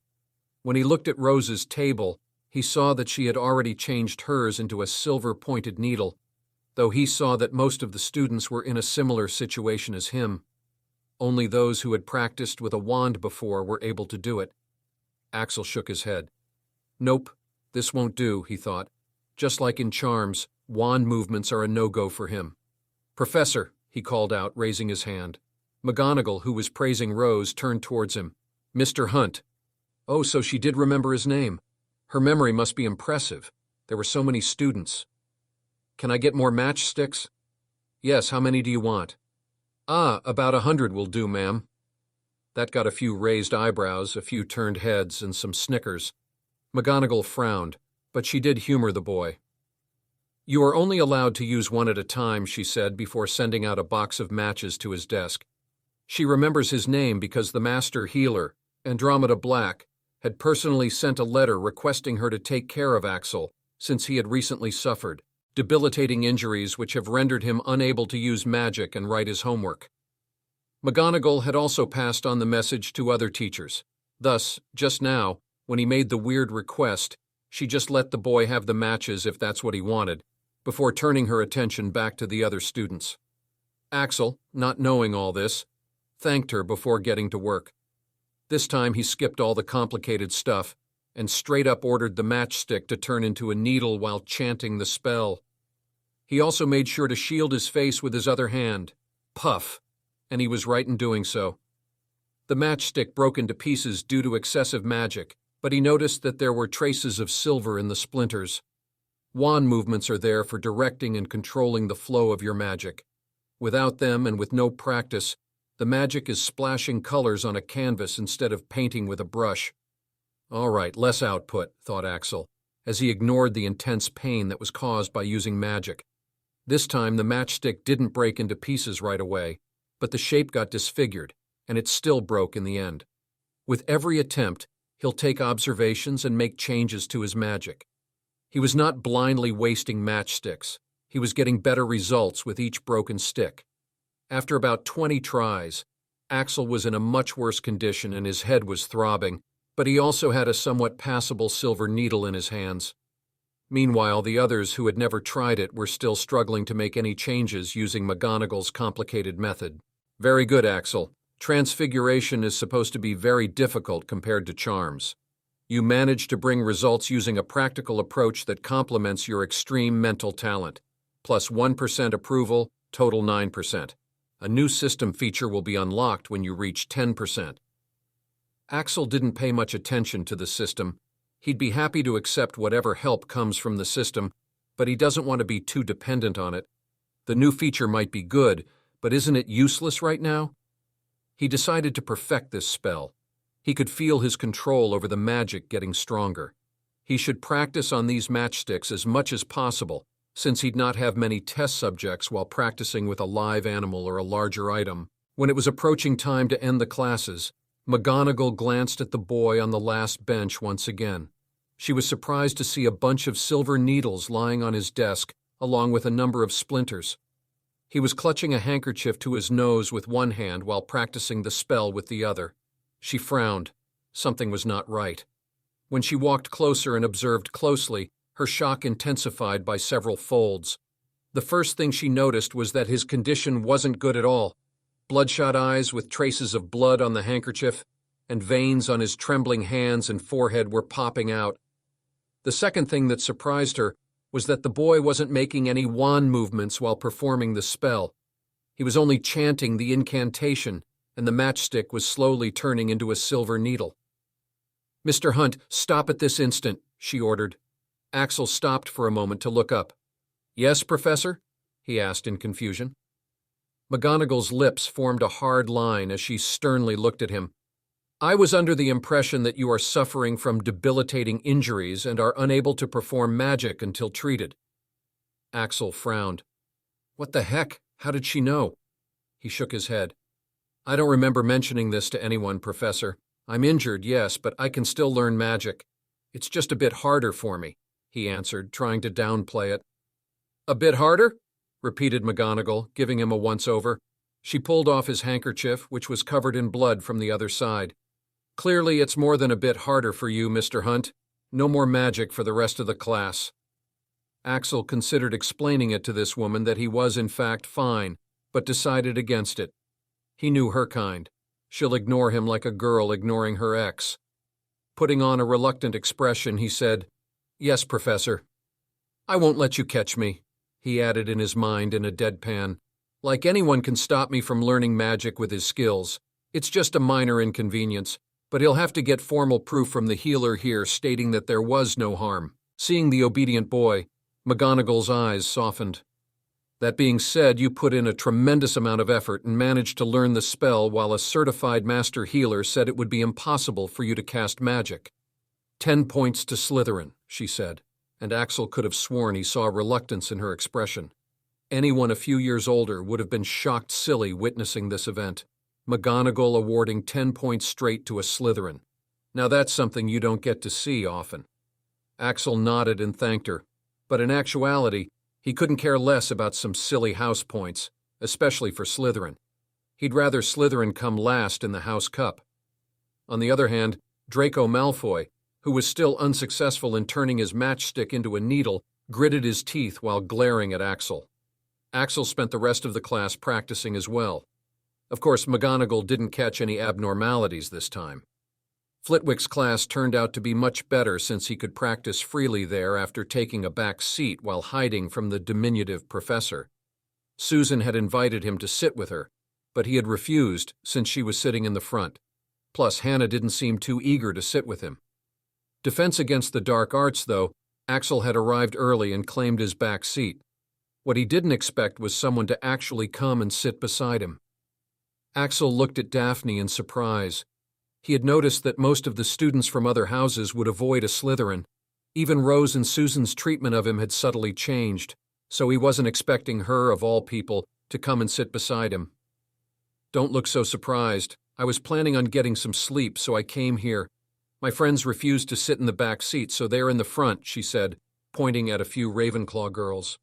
The meaning of her words was clear. "I'm not a loner like you, bruh. I need you to inform me if that woman comes here or looks our way." Axel raised his eyebrows. "You're not going to try learning?" Daphne shook her head. "I've already covered the first-year syllabus." "My father made sure of that," she said, injecting the word father with a lot of venom. The corner of Axel's mouth tugged upward. "Your father must have been great," he said with a smirk. After all, he had first-hand experience. It felt good to curse someone's father right to their face without worrying about the consequences. Daphne's mouth opened in surprise upon hearing the crass word, but she realized that it was indeed an apt description of that man. She nodded. "Yes, he indeed was," she said, saying the word for the first time. It felt liberating. That man had forbidden her from doing anything unladylike. Axel smiled for real this time. She sounded so innocent, saying the word for the first time. It was like he was corrupting an innocent little child. This was turning out to be an interesting conversation. Daphne continued, the subject of her father's death being a really refreshing subject. "When I realized that he was dead, I smiled a real smile for the first time in a long time. Same with Mum, really. The person who killed him must be an angel." Axel almost laughed out loud. Yeah, I am sure he must have been chosen by the god, he said, nodding in amusement. While it was Daphne's first time using a bad word, it was Axel's first time having an enjoyable conversation with someone. But as interesting as their conversation was, it had to be cut short since a toad-like woman in pink had made her way behind the front desk. Well, good afternoon, she said, when finally the whole class had settled down. A few people mumbled good afternoon in reply. Tut-tut, said Professor Umbridge. That won't do now, will it? I should like you please to reply, good afternoon, Professor Umbridge. One more time, please. Good afternoon, class. Good afternoon, Professor Umbridge, they chanted back at her. There now, said Professor Umbridge sweetly. That wasn't too difficult, was it? Wands away and quills out, please. The first thing the woman did after entering was this. The first years weren't all too sensible and polite. One of the Slytherins asked the question on everyone's mind. We won't be using the wands? Asked Draco Malfoy in dissatisfaction. Umbridge gave him her characteristic creepy smile. What is your name, dear? Malfoy puffed out his chest. I'm Draco Malfoy, pure-blood heir to the Malfoy family, he said arrogantly. Umbridge smiled in approval. Oh, a pureblood, very good. You see, Draco, magic should only be taught to people who are worthy. Now, do you think everyone here is worthy? Malfoy's gaze swept over to some of the Muggle-borns he knew. No, he said with a sneer. Only the very good, said Umbridge, cutting him off. You see, Draco, I have a lot of magic I can teach, she said, levitating the book in front of her with just a finger. But it'll only be taught to the worthy. Meanwhile, in the class, we'll be covering all the basic syllabus that you all will need to pass the exams, she said sweetly. Axel's mood sank. He was somehow sure that he would not be among the so-called worthy people. Host, you should stay wary of this woman. She has dark magical power hidden in her. It was undetectable until she used her magic just now. She can't conceal it very well while using her magic. Damn this woman. He knew something was wrong with her from the very beginning. Her eyes gave him the same chills he got from Daphne's dear dark daddy. Nice instincts. They'll help you live longer, noted the system. Daphne frowned, no longer looking in the mood to sleep. I don't like this woman, she stated flatly. Axel nodded. You see it too? Daphne looked at him in surprise. What? She asked. Those eyes. She's bad news. I would recommend not sleeping, Axel warned. It was none of his business, really. But sitting beside her, he didn't want to be implicated. Daphne's eyes widened in surprise. She wanted to say something, but Umbridge tutted everyone into silence as she began teaching everyone from the textbook. Axel realized that he wasn't going to learn anything in that class, so he started practicing levitating under his desk. After this, it was dinner time, but Axel didn't directly go to the Great Hall. Instead, he first went to the library. He was already feeling lethargic from all the exertion, but it's not the first time he's feeling like this. He can count on his fingers how many times in the last 3 years he felt completely fine, with no injuries, no hunger, not freezing with cold, not feeling feverish, etc. Thus, he's learned to stop complaining and just do it. While panting, he soldiered on to climb the stairs and walk the long corridors before finding the library. Oi, system, recommend me some books on offensive magic and other useful magic which are good enough that I can actually learn from them, he ordered. If this thing can't even help him this much, he's straight up rejecting the whole saving the world thing. Thankfully, the system didn't turn out to be completely useless for once and recommended to him some books which he had to dig out and pluck from all kinds of places in the library. He realized that these smart-ass students had hidden the good ones at places where no one else would find them, and these books had been hidden for God knows how long.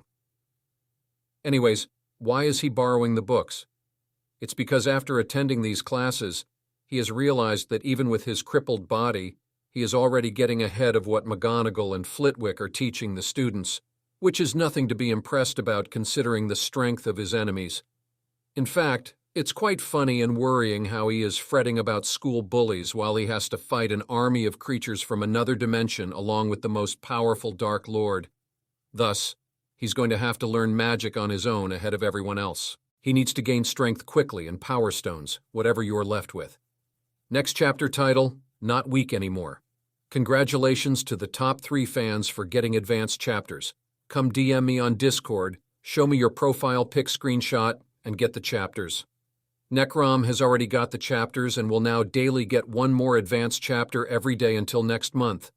You can become top fans by increasing your fan value by voting with Power Stones, commenting, and reviewing. You can see your fan value beneath the synopsis.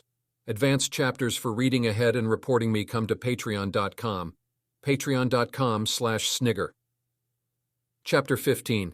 Not weak anymore. Axel brought the books recommended by the system to the librarian for borrowing. Upon seeing the titles, the lady looked at him in pleasant surprise. She let him borrow the books and even thanked him for finding them.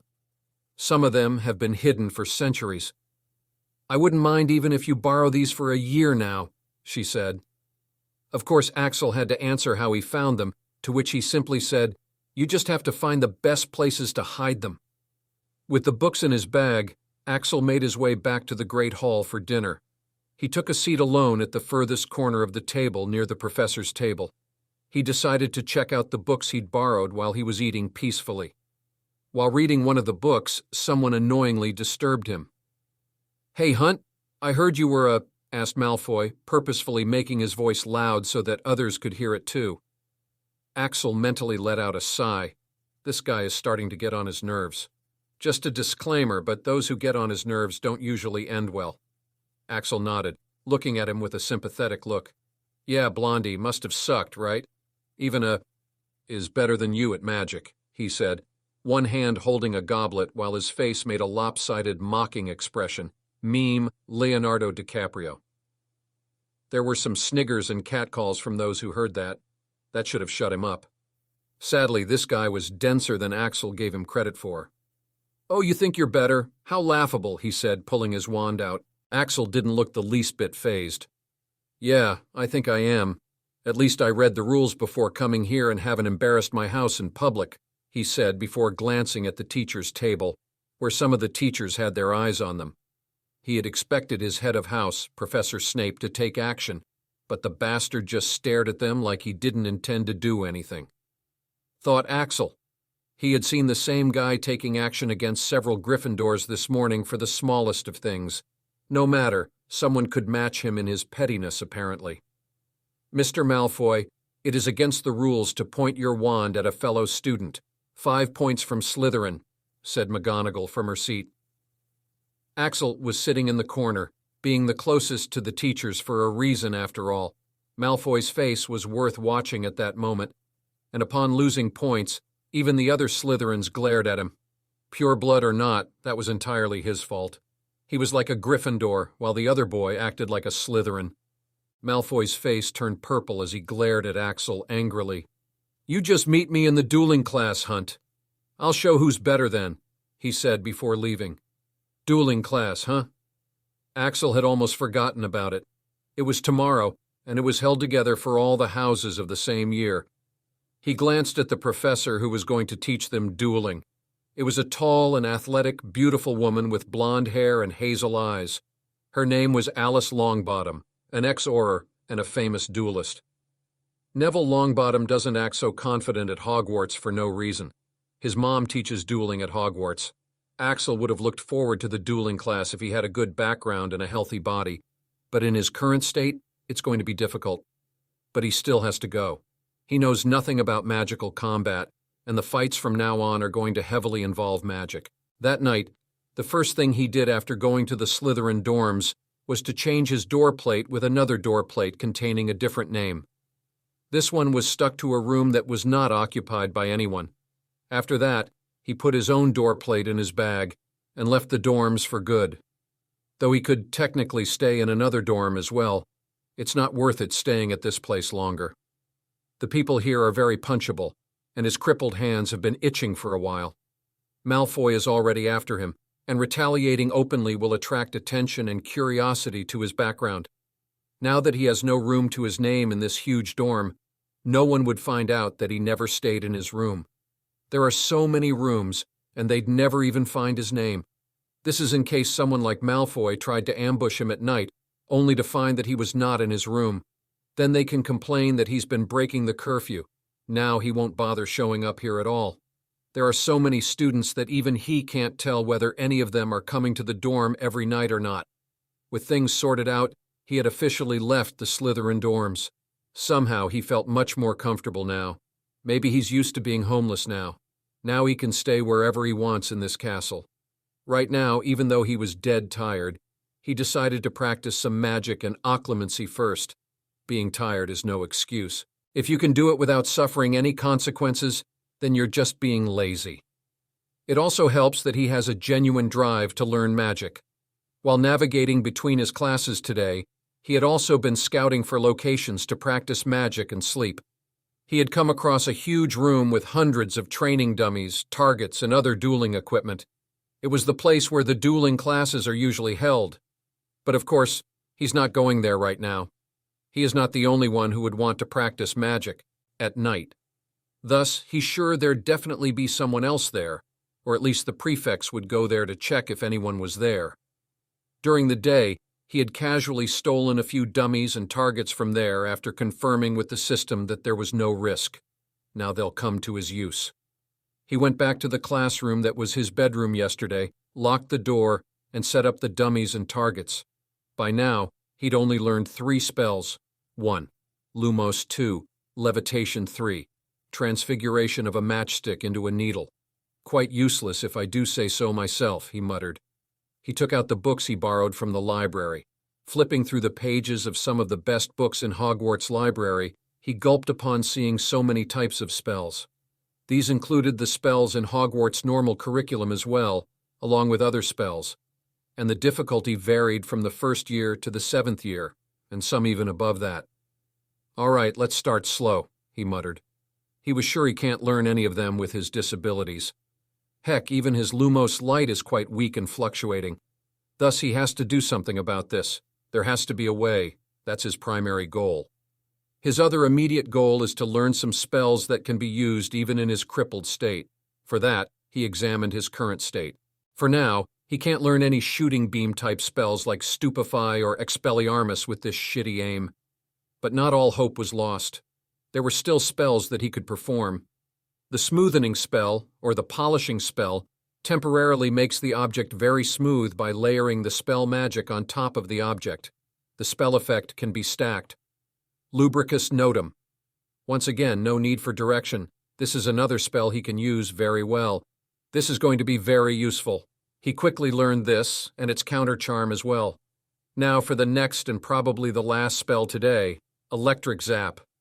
He really liked this one. It was one of the more unique spells in the book. You just chant the spell repeatedly. After every chant, the charge keeps accumulating on your wand. The amount of charge you can accumulate depends on your mental strength. He thoroughly read the theory. One benefit of these books was that the theory and explanation were quite precise and practical. After building up his intent for a while, he gave it a try. Electrica Impulsa, he muttered, and was rewarded with a small shock traveling up his wand. He grinned. Putting more power, he tried again. In his second try, the spark had much more power than the previous one. This really is quite interesting, he muttered.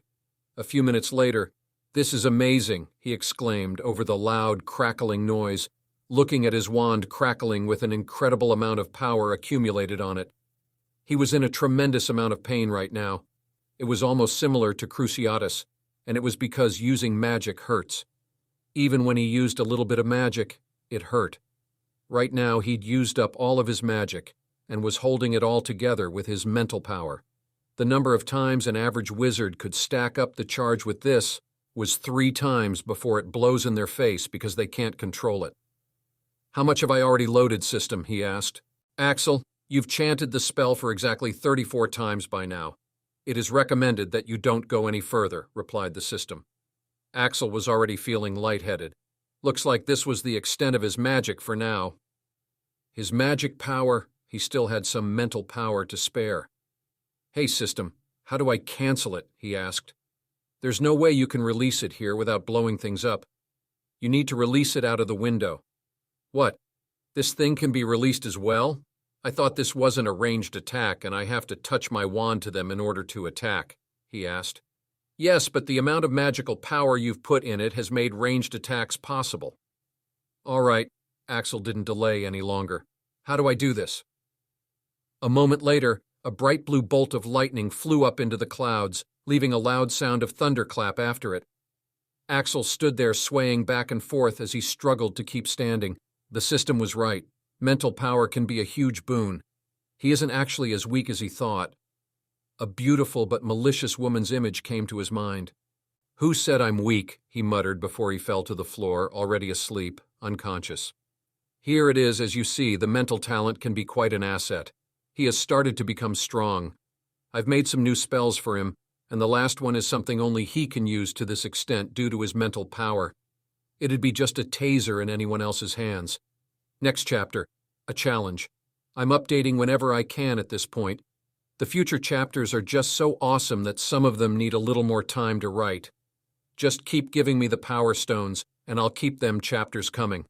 Do we have a deal? Number 1 on the rankings, there are 10 more chapters at patreon.com. Also, Taster 9903, the number 3 top fan of this FIC, has also got the extra chapters and will get 1 advanced chapter each day from now on. Congratulations. Others can be next if they overtake the top 3. Chapter 16, a challenge. Andromeda looked up as an owl entered through the kitchen window after it successfully passed the wards. Seeing that it was wearing the Hogwarts insignia, she curiously stood up to see what it had brought her. Correspondence with McGonagall was easily done through the Magi Mirror, so she didn't know what it could have been. Is Axel's reply here? Thinking this, her actions hastened. Her sister still hadn't come back, though there was indeed a message from her through the Magi Mirror. It said, "I'm alive, don't bother me." But can a single text make her stop worrying? No, this in fact confirmed that something was indeed wrong. Quickly checking the leather pouch tied to the owl, Andromeda frowned. It was a small transparent water bottle with a silvery mist floating inside. A memory. She saw that there was a slip of paper with her name stuck on it, and the other one had Axel's name on it. Both were in her handwriting. Axel sent her a memory. This reminded her of the last memory she'd seen. It was of Axel being tortured by Cyrus Greengrass, of all people. Andromeda shuddered. She had cried for a whole day after seeing that. A boy as young as 11 years old having to go through that. Her husband was left a crying and begging mess after that torture. And an 11-year-old whose magic isn't even strong enough to protect him, and whose body isn't even strong enough to withstand it, had to go through it. And surprisingly, unlike her husband, that boy is so strong that he was still fighting till the last minute. Even now, she couldn't tell how after going through all that, when he woke up after 2 days and after realizing that he'd been crippled for life, all he did was nod his head calmly, as if that's what he'd expected. It was so absurd that she suspected whether this was an adult sitting in a child's body at that time. Realizing that the boy must have suffered a lot to have matured this early, she had felt a strong desire to protect this boy and let him have a happy life. It was because she thought that even if she couldn't cure her husband, at least this child could still be saved. Thus, she tried to help him and tried making him feel happiness by taking him out to Diagon Alley. She had even introduced him to her family in hopes that he'll have a good time and in hopes that he could get along with Rose, someone his age. And it did seem to have worked. She had seen the boy start to genuinely enjoy himself and smile more. But after that, he'd gone to the washroom, and Bella had gone out saying she had an urgent call on her Magi Mirror. And boy, did she regret believing her sister and letting her go. When Bella returned with the memory, Andromeda had instantly lost her temper at her. But Bella didn't seem to hear her, as she just replied that it was consented before she disapparated off to Merlin knows where. Axel had also left without saying anything. Now he sent another memory. What could it be? Did he know what happened to Bella? Andromeda brought out one of their pensives to check it out. It was a small pensive imported from a developed magical country. It had a lot of advanced features like enhanced quality and sound amplification. She quickly poured the misty, liquid-like memory into the pensive and peered into it. Instantly the world around her changed, and she found herself in the leaky cauldron in front of the men's bathroom. She saw Axel exiting the bathroom and Bellatrix standing right in front of him, waiting. Is this Axel's memory? How did he extract it, she thought. But her thoughts paused when she heard Bella say, Cyrus Greengrass, the name of the man you killed. Thought you should know. Andromeda got a huge shock hearing those words. Cyrus Greengrass, the man who tortured Chris in the memory Bella had given her. That man was killed by Axel? So he even had to kill someone while so young. Life is so unfair sometimes, she thought. But her thoughts paused again when she witnessed Bella blackmailing Axel for the memory. Andromeda wouldn't agree to this, she heard Axel say, trying to look calm. Yes, I don't agree, Andromeda exclaimed. She didn't like where this was going, but Bellatrix actually laughed, sounding genuinely amused. I see, she did a very good job in manipulating you. No, I didn't, not this time, shouted Andromeda. No one but Bella had known that she wasn't actually as kind-hearted as she pretended to be, but not this time. Yes, in the beginning, she had just thought that she'll peer into his mind to see the memories, but after seeing him and getting to know him and his circumstances, she had decided against it. This person had experienced what her husband had experienced and had even survived it. He deserved her respect and recognition for that. And after seeing him experiencing various basic joys of life for the first time, she even rejected the idea of peering through his mind, even with his consent. Because every time he had asked why she was doing all that for him, it had dug painfully at her conscience. She couldn't bear to break the trust that had been gained after seeing so much reluctance in those eyes. Thus, ultimately, she had genuinely decided not to ask him about the memories. Sadly, the scene she was witnessing made her fears come true. Hearing Bellatrix's words, Axel paused. What are you talking about? Andromeda could hear the edge in his voice and see the last bit of hope in his eyes. It's funny, really, how she's created a perfect image of herself in your mind so quickly. Let me enlighten you, you gullible kid. Andromeda is a black. She's no kind woman. No, she whispered as she saw the last bit of hope die out in his eyes, his hurt emotions clearly visible on his face.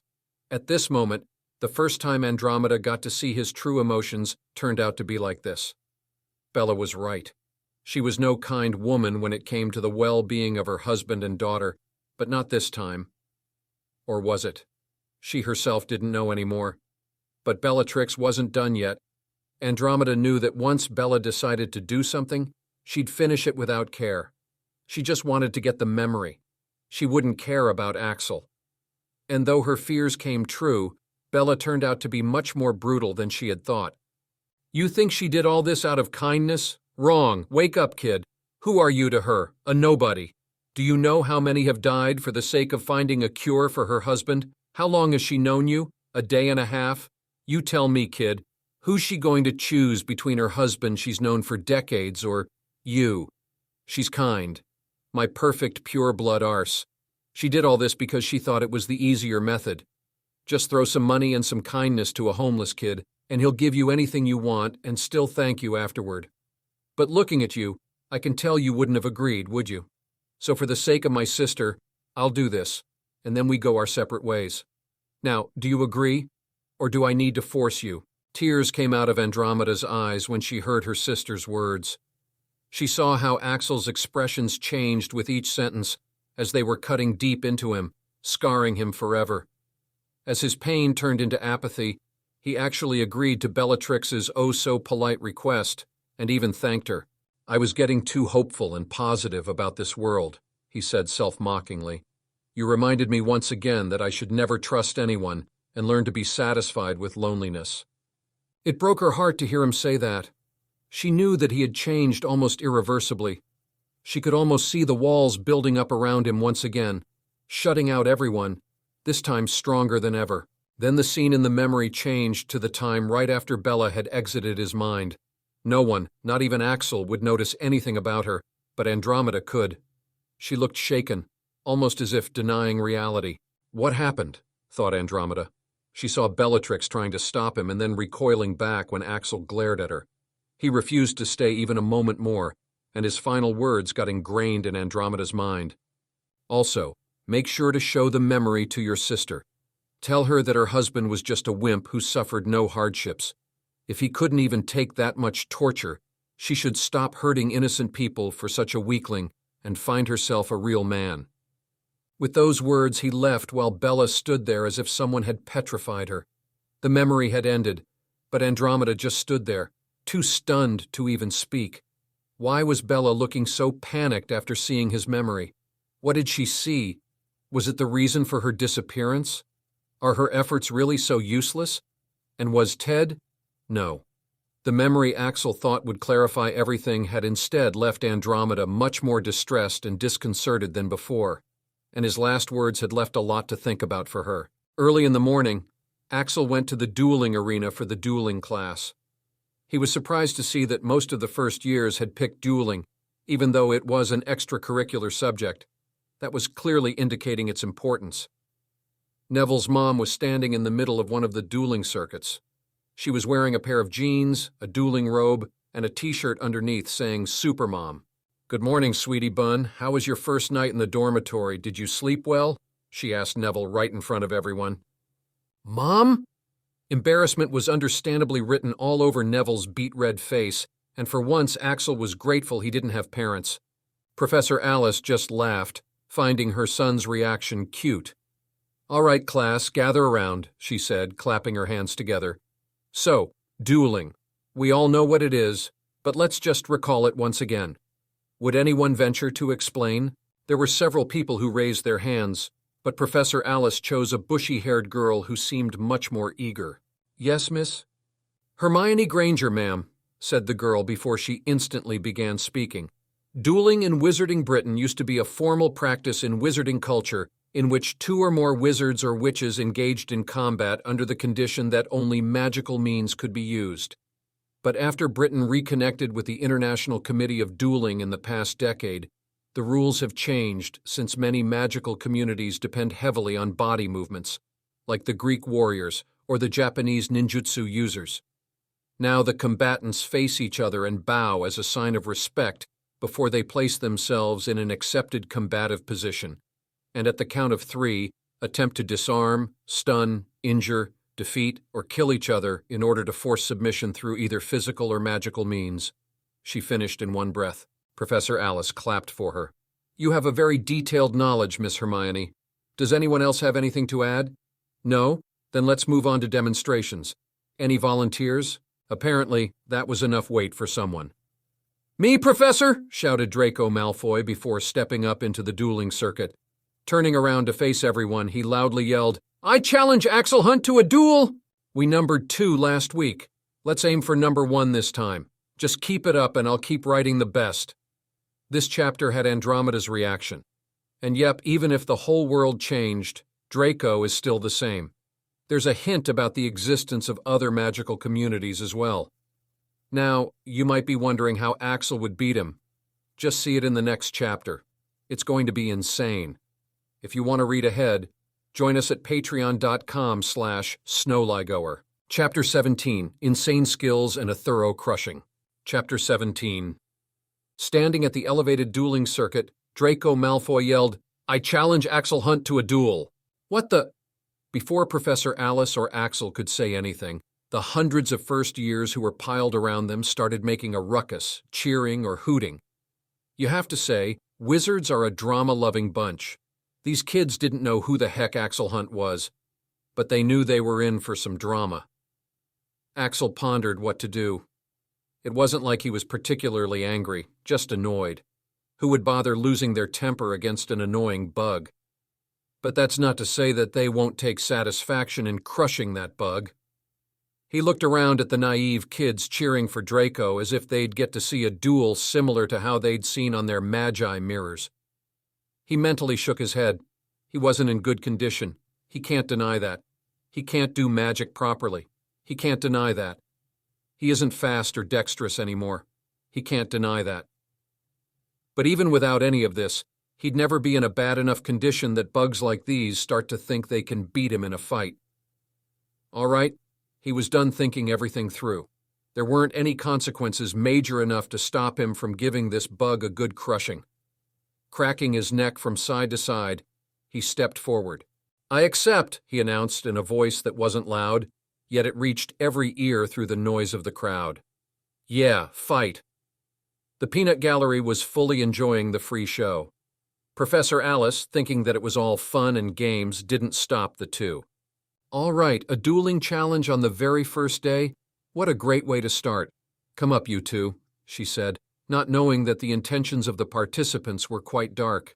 First years won't be able to do much anyway. Under everyone's encouragement, Axel stepped into the ring, facing off against Malfoy. He still had his hands in his robe pockets while he stood relaxedly in the ring. His presence alone exuded a pressure that would make a skilled fighter know that he was not an easy opponent. Professor Alice also couldn't help giving him one more glance, wondering if she was imagining things. "All right, no lethal spells, and I'll be stopping the duel before anyone gets seriously hurt," she announced before stepping out of the ring. "Bo." They both bowed before standing on the two opposite spots. Standing right in front of Axel, Draco did an imperceptible bow. "Scared?" he asked with a smirk. Axel nodded. "About one thing," he admitted before he looked at the professor. "Professor, what if I accidentally seriously injure him?" he asked, making Draco grit his teeth. Professor Alice had heard this question too many times. Too many students hesitate to even cast spells at each other these days. Even her Neville has similar problems. "Don't worry, dear. You are under my supervision, so I'll stop before anything serious happens. Besides, injuries are common in dueling. If your spell was non-lethal, then you won't get into trouble," she answered, as if she already had this answer memorized. What she didn't know was that Axel had asked this question on purpose so that he wouldn't be blamed later. They both took distance from each other and took the spots that had been marked on each side of the circuit. "Wand's ready," announced Professor Alice. Draco leveled his wand against Axel, while Axel was still standing with his hands in his open robe pockets.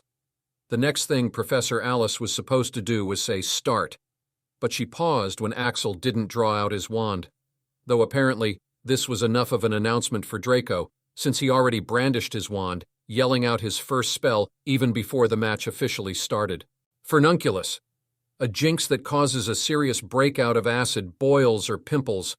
A sickly green beam was shot at Axel, but everyone was surprised to see that while the spell beam approached him, Axel didn't move at all. The spell beam whizzed past him, passing over the heads of the observers below, before hitting the opposite wall. Throughout the event, Axel didn't even flinch. Everyone thought that Axel hadn't moved at all, and Draco had just missed, except Professor Alice and Draco Malfoy himself. If you look at his feet, you'd realize that he wasn't standing on the original spot that was marked in the ring. He was standing just a bit to the left. "Hey, look! He's not standing on the marked spot!" Many among the students also only noticed it now as they began pointing it out to others. Malfoy glared at Axel. "Lucky fluke," he muttered before launching another spell. "Inflatus" inflates the target. This time many people saw it. Even before Draco's spell was cast, they saw him languidly stepping to the side once again. The spell flew past him, missing him by a narrow margin. What, he moved even before the spell was cast? That was indeed the case. Axel was moving even before the spell was cast. It seems quite easy, right? But it was not that simple. Your opponent isn't blind. He can change his aim at the last second as well if he sees you moving. This time, when casting the spell at the last moment, Draco suddenly slowed down his cast. It was expected that, like all the times, Axel would move to the side this time as well. But contrary to his expectations, Axel just stood there, unmoving, as if he didn't intend to move in the first place. Draco thought that since his movements were so obvious, Axel must have easily noticed it when he slowed down his cast.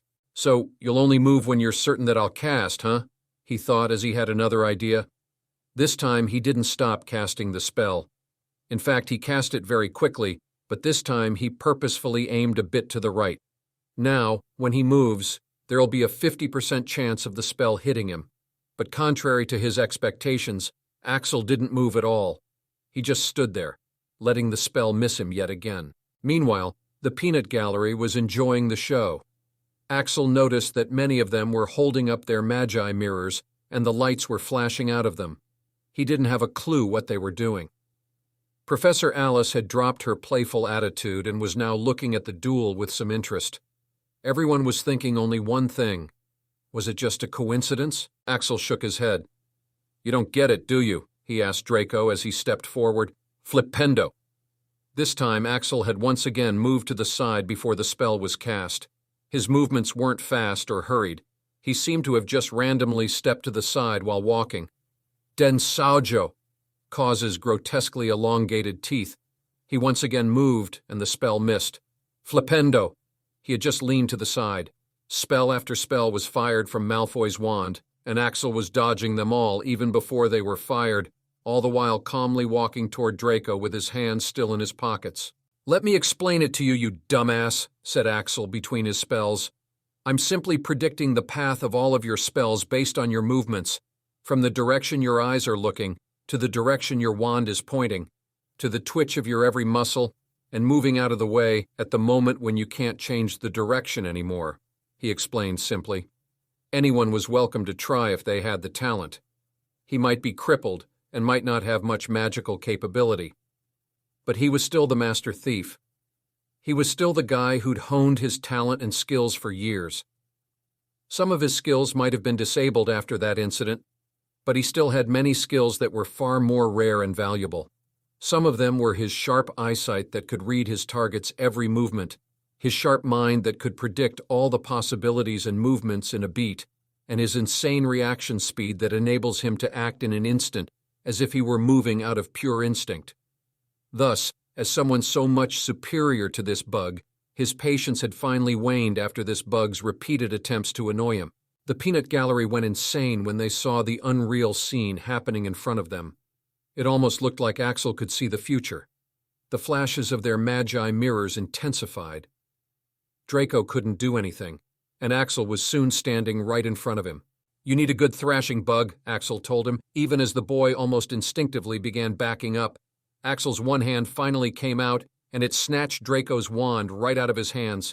He noticed that Draco's wand seemed to pulse in his hand. It wasn't as strong as his wand. He could feel the wand eager to draw his magic. Hey, give it back, you filthy little... Axel ignored him as he focused on the wand. Loyalty by conquest, said the system helpfully. Interesting, he thought. Alla impulsa, he murmured. Crackle. Axel grinned. It wasn't as powerful as his wand, but the spell did work. Draco Malfoy was infuriated when his wand was snatched right out of his hand. It was almost similar to having your girlfriend stolen from you. Give it back, he yelled as he tried to seize it back. Zap. But instead he got lightly electrocuted as soon as his hand touched his wand. Ouch! Axel nodded in satisfaction. This guy was already on his list from their very first interaction.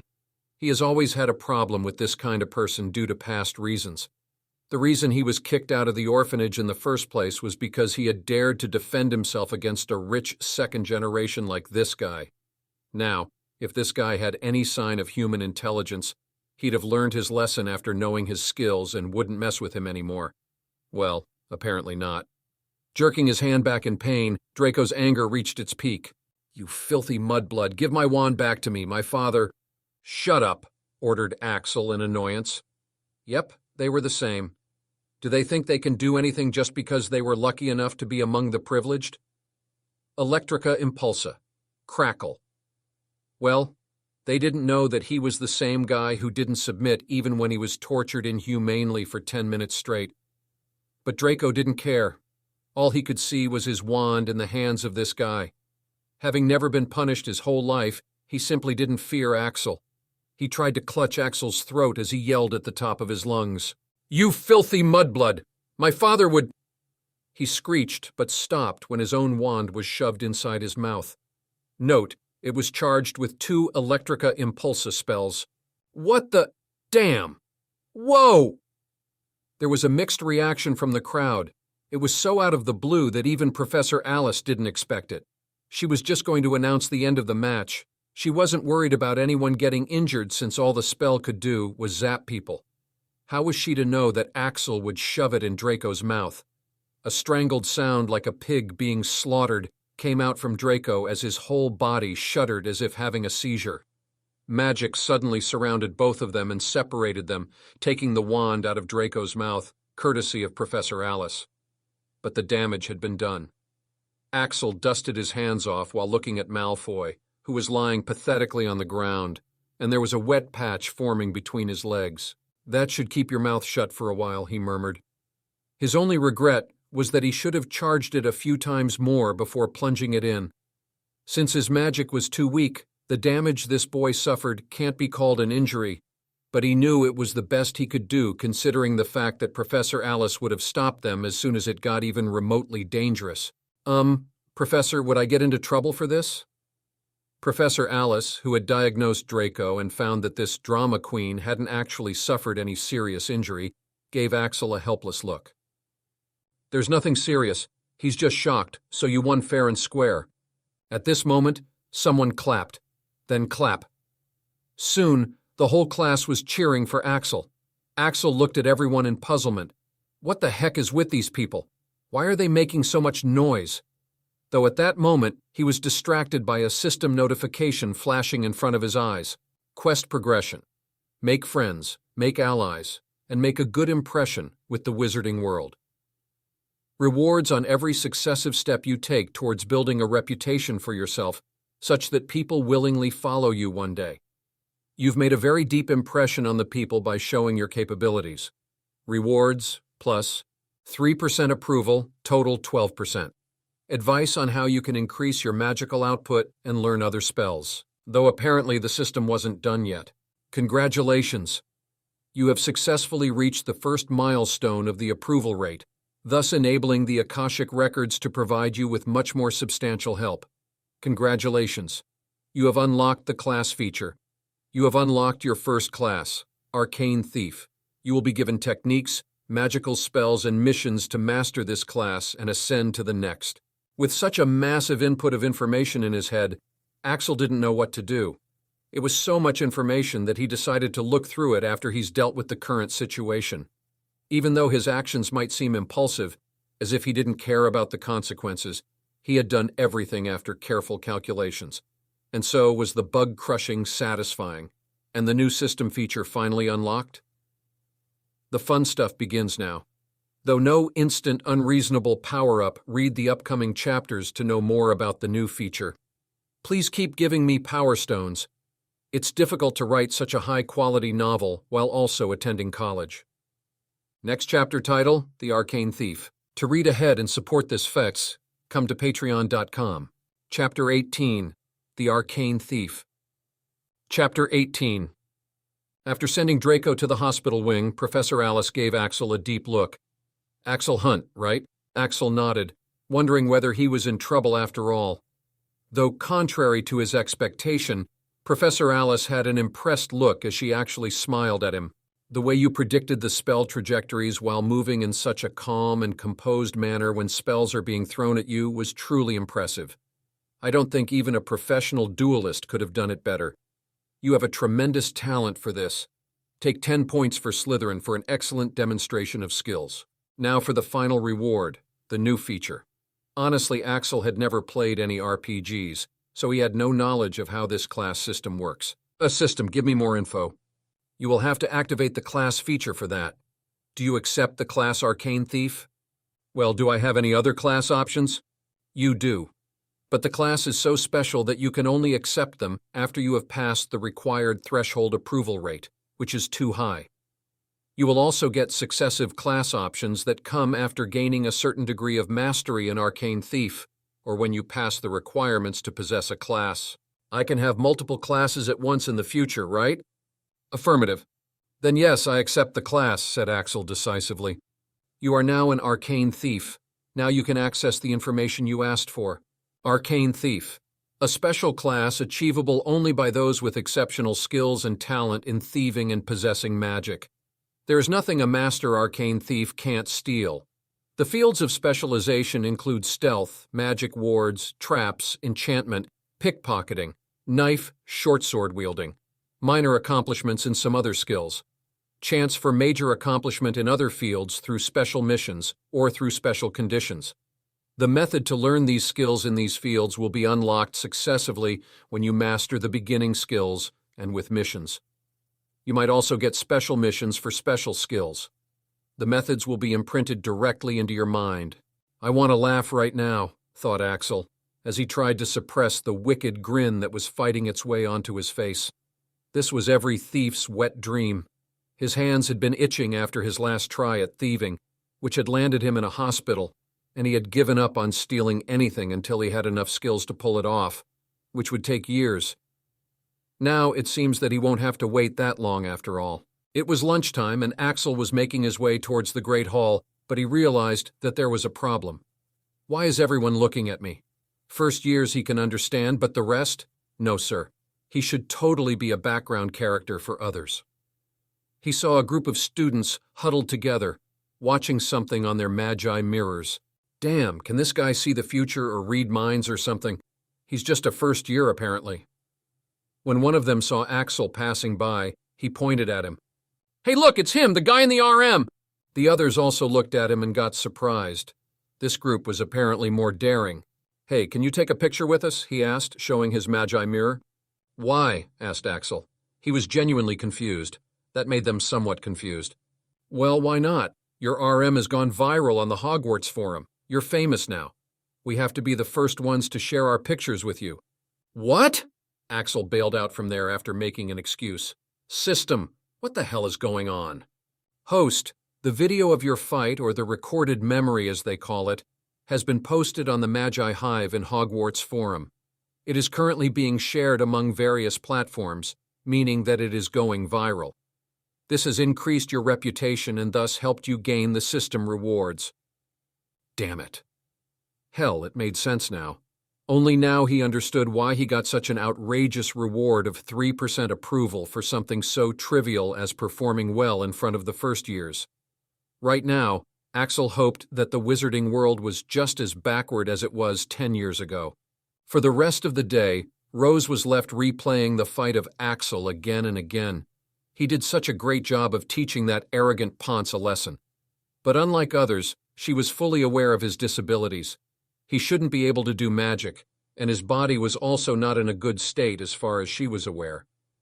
But still, he had managed to win the duel in such a domineering fashion. She noticed that he never made any rapid movements because he simply couldn't, and he could actually do magic.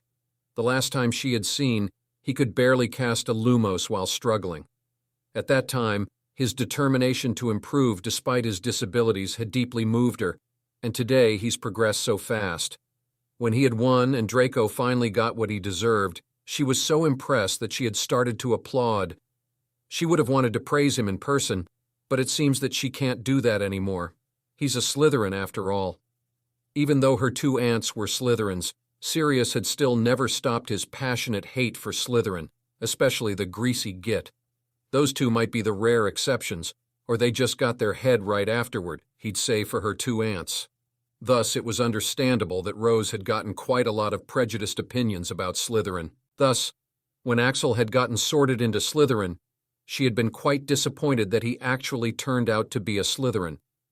She had begun wondering if Axel was an evil person or not.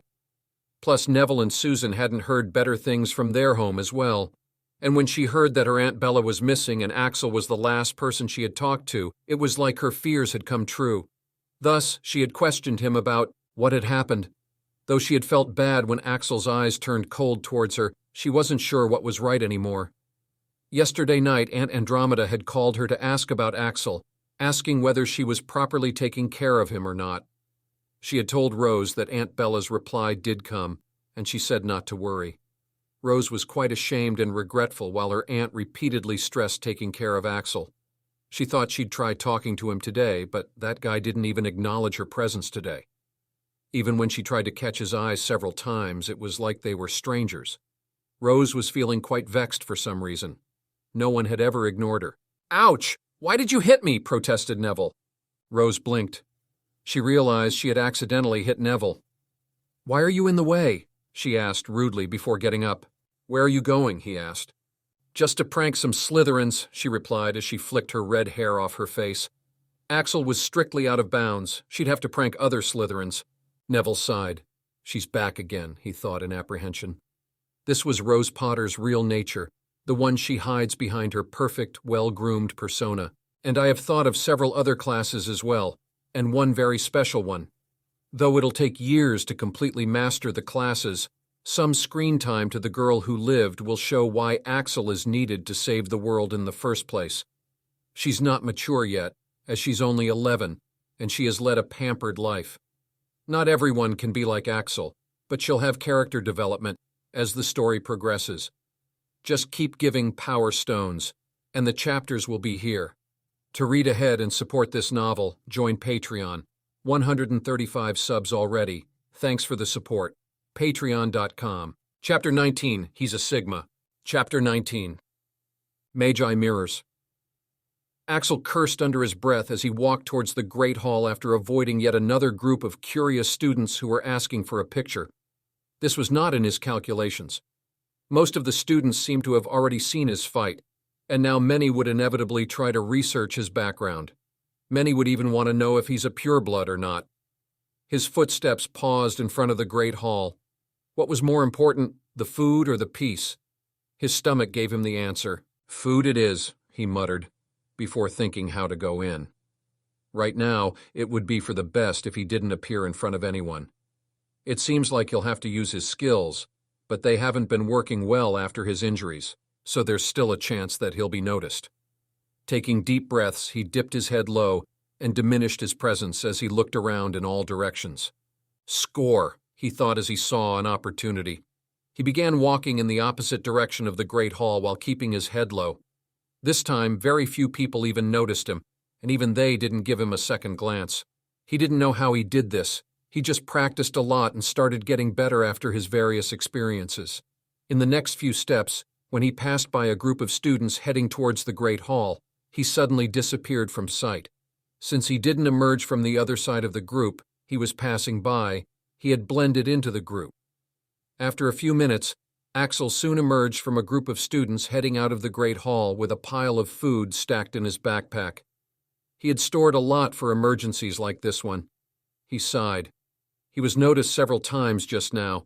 He wasn't sure if he'd be able to do it again with his body's condition being so bad. And also, damn, I didn't even perform any rapid movements, but why was my body hurting so much? He muttered. He couldn't understand why. Usually it's not that bad, only sometimes. At this moment, a system notification came, alerting him. Congratulations, you have unlocked the Stealth Skill Blend. Allows you to blend into your surroundings using your body movements, accessories, and magic. Current proficiency, 10%. Information on how to gain further mastery will be transferred to your head. Congratulations, you have unlocked the Stealth Skill Presence Reduction. Allows you to reduce your presence using your body movements and magic. Current proficiency, 15%. Information on how to gain further mastery will be transferred to your head. Congratulations, you have unlocked the Thief Skill Daring Mind. A thief needs to be daring enough to attempt the theft. Allows you to calmly analyze your situation and make quick decisions not based on fear but logic, not a proficiency-based skill. Axel was left disoriented for a few moments when information was poured into his head. System, what the? He uttered politely, asking for an explanation. The new class feature provides you with the information to train physical, magical, and mental skills related to that class. Your class is Arcane Thief. When you sneaked into the Great Hall, you used these skills just now, meaning that you already possess some mastery in them, so they were unlocked. The reason you were feeling pain was that you were using magic, and using magic naturally causes you pain. How can that be? Thought Axel. I wasn't using magic. It was just my usual zone. The zone, as Axel calls it, is a state in which he is able to pull off difficult thefts with ease. Wait a moment.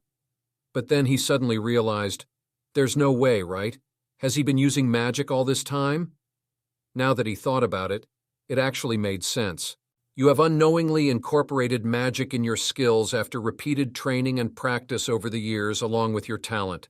This is one of the reasons why you are as good as you are and were able to get a special class like Arcane Thief. It is a high-tier class, even above advanced classes. It cannot be randomly gained by anyone, especially not as their starting class in their crippled state. Axel slowly nodded in understanding. So that's why it hurts so much when he sneaks around late at night these days. It used to be so easy. Axel couldn't wait for the day his body is healed. When that time comes, he'll stop worrying about low-level people like bigoted purebloods. That will be the day he'll start his domination. The real threats would only be strong wizards and Voldemort and his minions. Going into an empty classroom, he ate his food in peace while he accessed the information that had been poured into his head. There were step-by-step instructions to train the skills he had unlocked, much like how the information on occlumency was poured into his head. But when he was getting immersed in it, the bell rang, signaling the end of lunch. *sigh. Axel decided to do this after his classes were over. With his food problem solved, he only had to deal with his classmates, who were easy enough to deal with. Today they had herbology, history of magic, potions, and astronomy.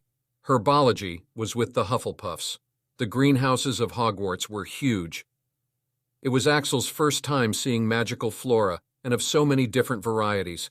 He listened attentively when their squat professor with gray hair and muddy clothes, Pomona Sprout, told them about the magical properties of some of the plants to catch their attention. But he quickly lost interest when she had them do it practically since he couldn't do anything with his hands. "Need help?" asked someone from the side. Axel glanced over to see Susan standing beside him, Hannah right behind her. "No," said Axel simply as he focused back on his work. Susan pouted. "Well, it does seem like you do," she said, looking pointedly at his handiwork. The magical plant looked as crippled as his hands. "Why do you want to help me?" he asked. He didn't know why Susan would approach him while leaving her large group of friends. Susan was honest. "I sort of feel bad that I thought you were a bad person when you were sorted into Slytherin." Axel didn't stop his work, not the least bit affected. "And what makes you think I'm not a bad person?" he asked with all the bad person vibes coming out of him. Susan shook her head. I don't know, because you were so cool today at the dueling because you shoved that snob's wand right into his face." Axel nodded in understanding. He had understood that he can't understand this girl, but he really liked her honesty. "I appreciate your honesty. Would you prefer my honest reply or a dishonest one?" Susan smiled. "The honest reply," she chose instantly. Axel stopped his work for a second and gave her his full attention as he looked at her. "I don't have any problem with you, but I'd prefer it if you left me alone." Susan's confident smile slowly disappeared upon listening to his reply. "Oh, okay then. See you around," she said, trying to hide the sting that reply gave her. She really wanted to ask why he didn't want to be friends with her, or how could he not want to be friends with her. But she was now somewhat scared of his honest reply. Axel simply shook his head. He had nothing in common with that girl, and she was so superficial. It suddenly didn't matter if he was a bad person if he could duel well. They had nothing in common, and she was a bit too immature, though it's not her fault since she's only acting her age. Very few 11-year-olds would be mature enough that Axel would tolerate them. The next class was the history of magic with Ravenclaws. "So you've already studied this one as well, huh?" asked Axel as he glanced beside him. Daphne nodded her head with a sigh. "Sadly, yes. That man made sure that I knew my pureblood history about how we fought goblins and stuff. She has decided to use that name for her father. And the fun part is, no one can stop her. She had once again chosen to sit in the last seat. Axel didn't hate her enough to move somewhere else or deny her. She was much more tolerable." Daphne shook her head as she looked at him curiously. "But forget about that. Tell me, how were you so good at the duel today? Who taught you?" "The streets," thought Axel, but he couldn't answer her with that, could he? Anyways, he had already started to pick up some of the skills even before he left the orphanage, since his life at the orphanage wasn't good either. Axel just shook his head mysteriously. "It's a secret," he said. Daphne frowned. She knew her stuff. The things Axel was doing, even her dueling tutor couldn't do that. Daphne has always wanted to be powerful, thus she wanted to also learn how to do that. But the thing is, she doesn't know how to ask him to teach her. In her whole life, Daphne hasn't asked for anything, so she doesn't know how to. But then she remembers something. Her sister Astoria had always had a way of getting whatever she wanted, and she always succeeded. Thus, even though it felt quite embarrassing, Daphne decided to try her sister's method. "Hey, Axel," she pouted her lips as she blinked her eyes cutely. "Will you teach me?" she asked. Axel also smiled at her. Of course I won't, he replied in kind, wondering why she would even think he'd agree. Daphne was left speechless for a moment before her face flushed red in embarrassment. Astoria, you hateful brat! To her relief, the professor came at this moment, preventing her from finding a hole to hide in. For History of Magic, the professor was a middle-aged man with long hair, a beard, and a huge mustache. My name is Yakov Gorsky, and I am your History of Magic professor. I am a traveler and explorer who has decided to take a rest after a serious injury. He introduced himself in a deep and rugged voice. Now before me, this subject was taught by the ghost of a professor who only taught about things that were centuries old and most of them pretty useless. Also, most of it was based only on Britain. He said in a somewhat condescending tone while shaking his head, No, we won't be doing that. We'd be studying only the history from which we can actually learn something, and we won't be sticking to Britain. He spread his hands wide. I have traveled the world. I have visited numerous magical communities from the most primitive to the most developed. I have even visited many Muggle places which had a connection to wizards. And let me assure you, this world is a wondrous place. Thus, along with some of magical Britain's history, you will be studying the history of other places as well. Of course, another reason would be that since there are so many foreign students among you, that it doesn't make sense to force them to learn Britain's boring history. Daphne clicked her tongue from beside him. I shouldn't have sat in the last seat, she murmured in disappointment, her previous embarrassment forgotten. This is something I haven't ever been taught. Axel had to admit this teacher was interesting, much better than a boring ghost professor who everyone would ghost.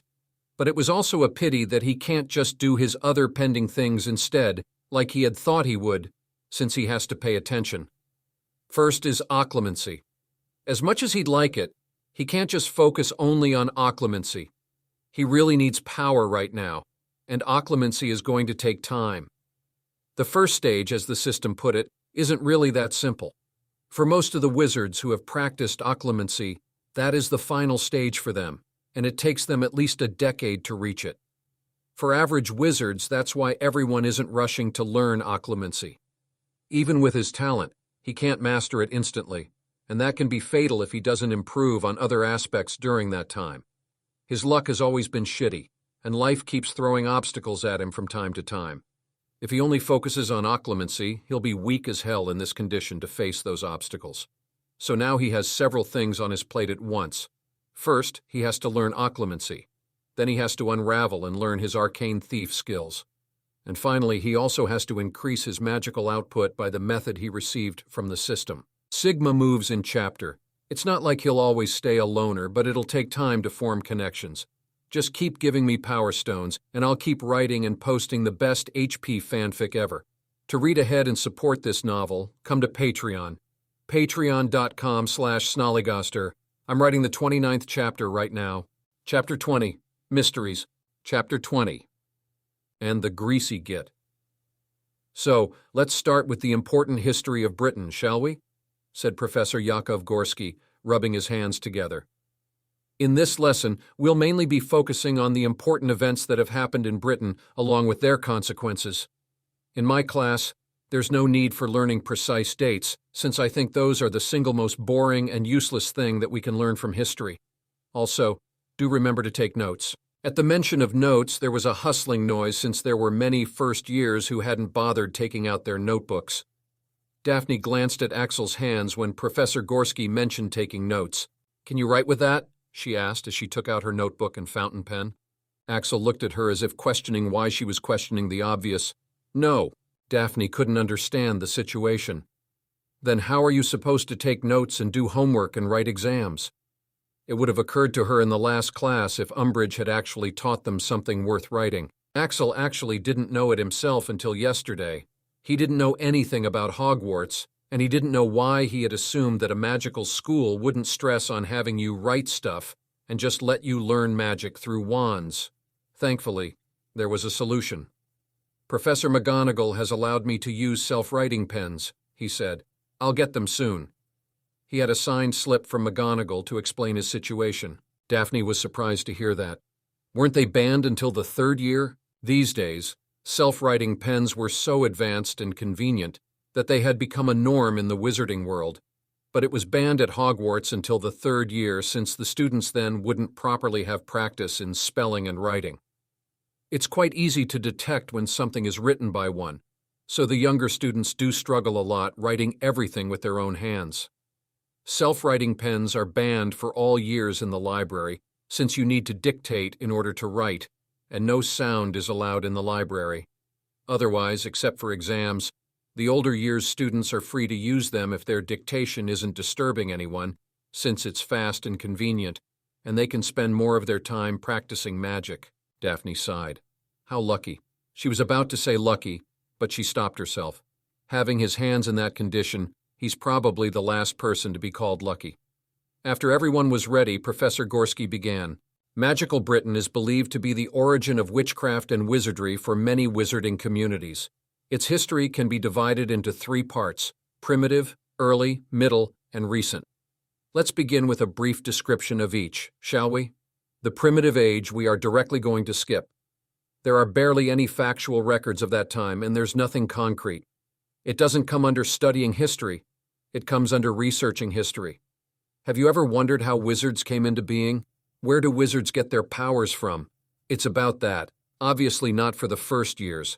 Now, the real stuff in Britain started with Merlin. No one is really sure about his origins or how he gained his power, despite there being multiple stories. But it has been widely accepted that Merlin was the most powerful sorcerer and the origin of most of the witchcraft and wizardry we have now. He had several apprentices at the time, each of whom he taught different fields of magic, and even trusted some of them with his deeper secrets, like how he gained his power.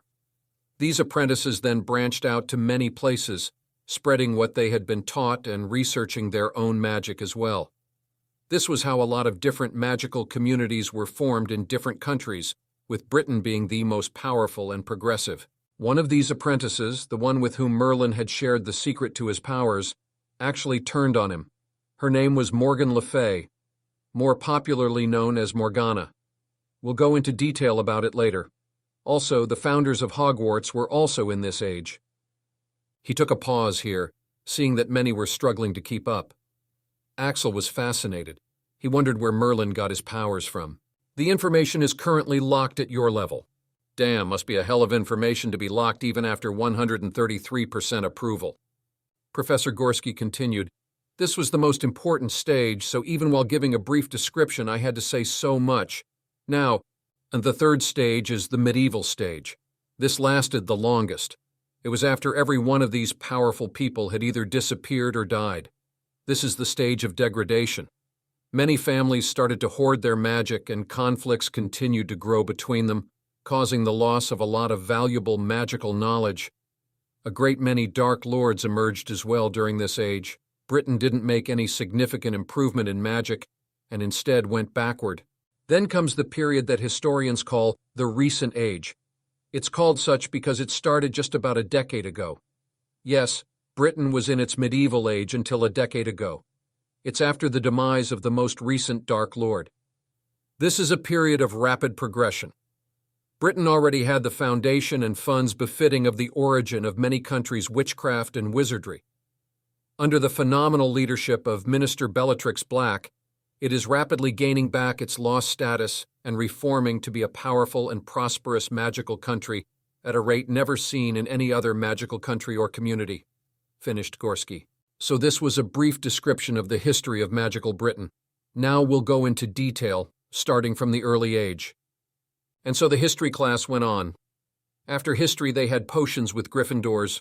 Why exactly are you here? Axel asked Rose, who was standing beside him in front of his potion-making counter. It would be a lie to say that he wasn't annoyed with her presence. Though, if anything, Rose seemed even more annoyed at being by his side than he was. She looked at her magi mirror in grievance. It had several messages from Aunt Andromeda, all but ordering her to take good care of Axel and babysit him. She even threatened to send a howler if she didn't. It's not like I want to be here. I simply don't have a choice, she said in a peeved tone. She looked at Axel with narrowed eyes. What exactly did you do to Aunt Andromeda? She's been awfully concerned with your well-being. Axel frowned. Must be that woman who asked her to sit here. He had mixed opinions about this woman. Her actions don't make sense, and they're contradictory if he takes Bellatrix's words into consideration. Her letter to McGonagall did help him in the end, since he now had her sign notes stating his injuries, and she did get him to have a good time, and now she's asking Rose to take care of him. Axel didn't know if she wanted something else from him, but does it really matter, he thought to himself. He realized that he couldn't really bring himself to care whether it was some kind of compensation due to the memory extraction or whether she wanted something else from him. He didn't really care anymore. The situation is he has to partner up with Rose for this class. It can't be that bad, can it? Does he really need to struggle so much to reject it? Rose was even more annoyed when her question was ignored. So, did you do anything to her? She's even threatening to send a howler if I didn't help you. At that moment, a man strode in with his cloak billowing behind him in style.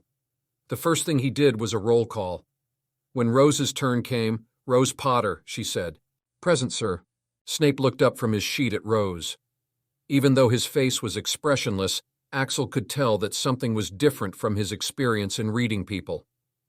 Snape's eyes then fell on him for a second before going back to the parchment. When his turn came, Snape had looked up at him again, and Axel didn't know why. But he had a bad feeling about this. Just great, he muttered in annoyance. After roll call, the man swept his gaze around at the class. You are here to learn the subtle science and exact art of potion making, he began. He spoke in barely more than a whisper, but they caught every word. As there is little foolish wand-waving here, many of you will hardly believe this is magic. I don't expect you will really understand the beauty of the softly simmering cauldron with its shimmering fumes, the delicate power of— Axel glossed over the rest. The man seemed to be exaggerating quite a bit. He'll have to see if this man can really teach them to brew glory and stop her death. But suddenly, Hunt! What would I get if I added powdered root of asphodel to an infusion of wormwood? What the— Of course, Axel didn't know. Potions aren't going to help him when he's in a fight, and with his condition, can he even brew potions? Thus, he hadn't bothered even touching the book. I don't know, Professor, he said simply. He didn't think it was a big deal. He could bet even half the students didn't know anything based on what he's seen from his previous classes. But Snape's lips curled into a slight sneer. Tut-tut, you should be more qualified before trying to leech off someone's fame, he said, glancing at the person beside him for a moment. The Slytherins and Gryffindors seemed to unite, as many of them had problems with the girl who lived and the adopted daughter of the most powerful pureblood family partnering up with him. Many of them snickered, sneered, or smirked at Snape's comment. Though Axel was surprised, he didn't know so many people minded. He was just minding his own business. It seems he had underestimated her fame. If he knew, he'd have kicked Rose out ages ago. He was also surprised why Snape would target a Slytherin. From what he had heard and observed, he was a discriminatory bastard who always favors Slytherin. Let's try again. Where would you look if I told you to find me a Bezoar? Axel had had enough. It was clear that this bastard was targeting him. Tell me, System. Rose was a bit worried.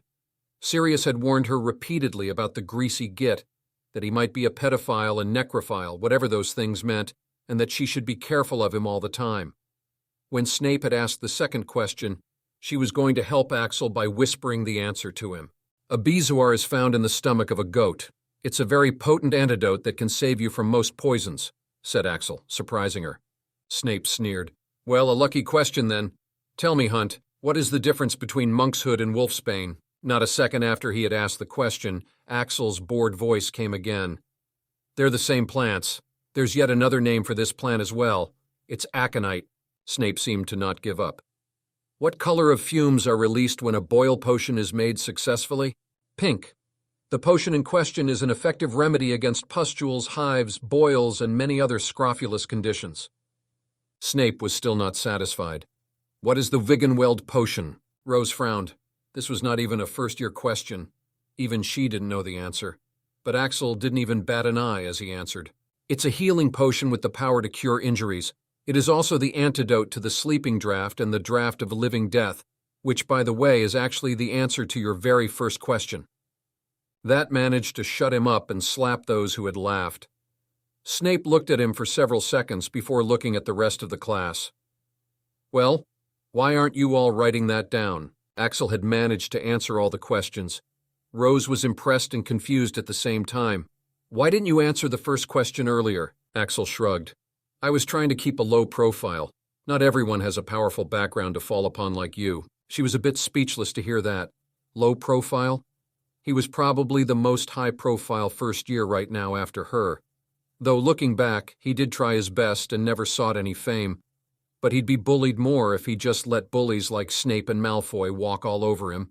So when there was no other choice but to stand out, he stood out in a way no one would dare to mess with him again if they were not idiots.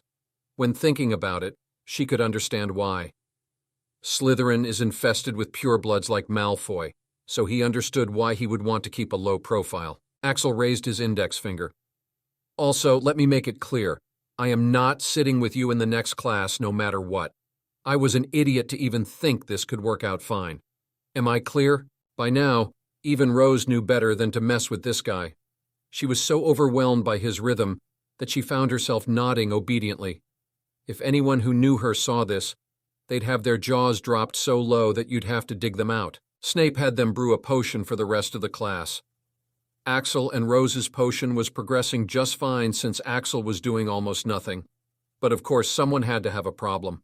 Hunt, why aren't you doing anything? Axel produced 2 pieces of paper from his pocket. One was his condition report he had got from St. Mungo's signed by Andromeda, which mentioned his current body's condition, and another was McGonagall's signed note stating that he'd be given some liberties on things he couldn't do. Axel had thought that this should shut him up since everyone was always just too surprised to know just how bad his body actually was. But apparently not Snape. Axel knew that the man was indeed surprised to know about his condition, but he didn't seem to show the same empathy as the other teachers. Well, I don't see the problem here, he said after a pause. Huh? This made both Axel and Rose surprised.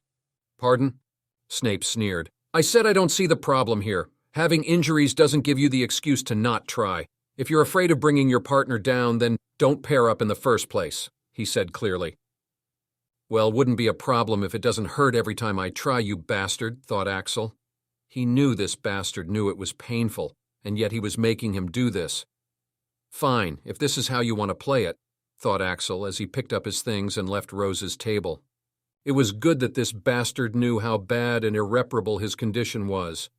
He'll get a nasty surprise when he one day finds out just how much Axel can do even with this condition.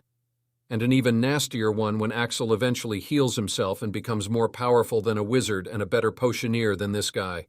Axel can hold grudges for years until he finally pays them back.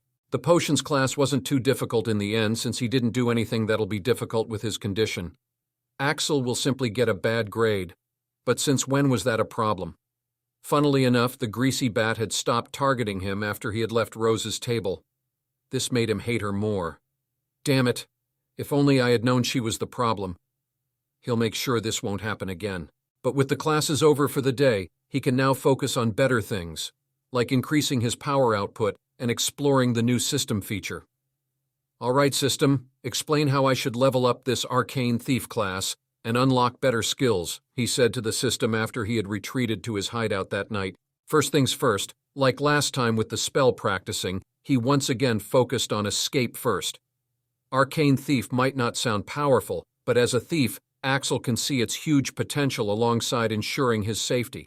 It can be very powerful in combat. In fact, an unusually skilled thief by profession already, he'd be able to use these skills to their fullest potential. Like how he did at that time with Martina. Despite all her so-called talent and genius, hadn't Axel caught her off guard at that time without any power? If she was a certified enemy, she might have been dead right then and there. Also, he had almost given up on thieving after his last attempt, but now, with the skills of the Arcane Thief class, the purebloods wouldn't know what hit them. Those who skim through some details on the history don't need to worry too much. The long-ass history lesson was a one-time thing for some world-building and to raise some valid mysteries which would be explored later, like how wizards came into existence. How did Merlin get his power? If Merlin was the reason for witchcraft and wizardry in many countries, how did other countries which are not included get their own magical practices? In the next chapter, he finally starts to train his skills. Please vote this fic with Power Stone so that I can be motivated to write even in my busy schedule. Come read ahead and support this fic at patreon.com/snollygoster. I'm writing the 29th chapter right now. Chapter 21, Grinding Skills and the Confrontation. All right, system, explain how I should level up this Arcane Thief class and unlock better skills, Axel asked the system. This whole class system was quite confusing to him. Thankfully, the system's response was clear and quite detailed.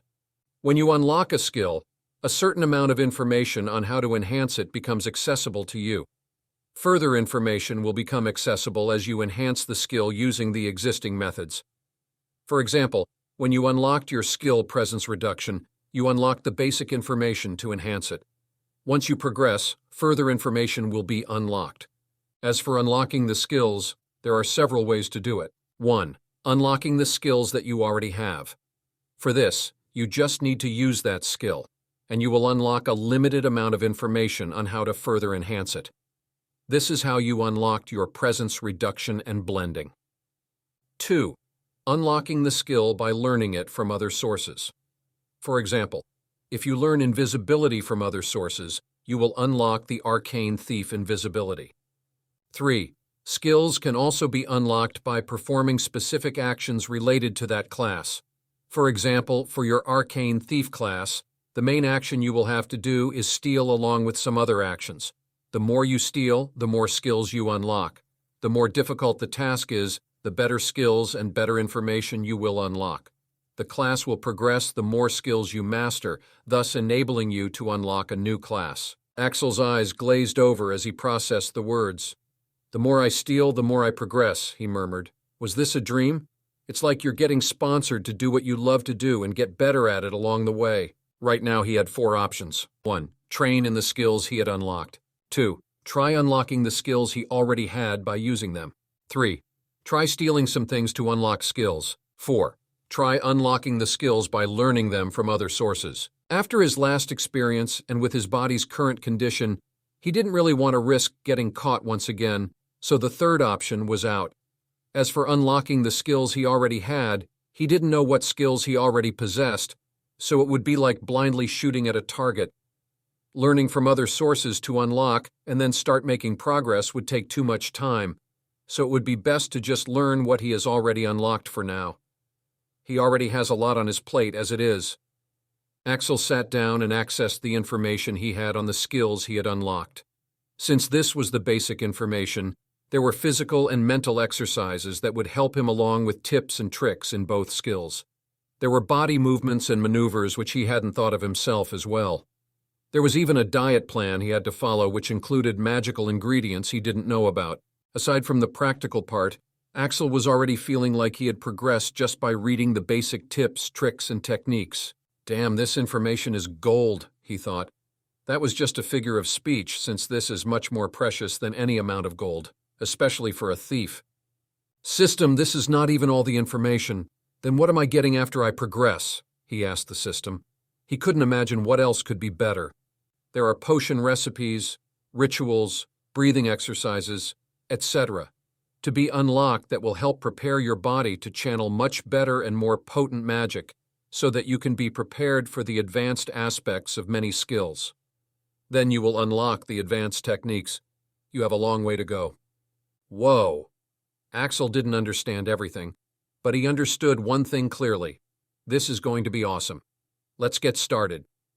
Then he began with the skill blend. To blend into the surroundings, he first performed some of the basic exercises, the ones he could perform with his physical condition. He then began to practice the movements that were described, following the images in his mind. It was quite painful and he couldn't focus well. Congratulations, you have unlocked the skill pain tolerance. A true thief can silently endure all the pain in order to not get caught and complete his theft. Increases the tolerance to pain. Current progress, 57%.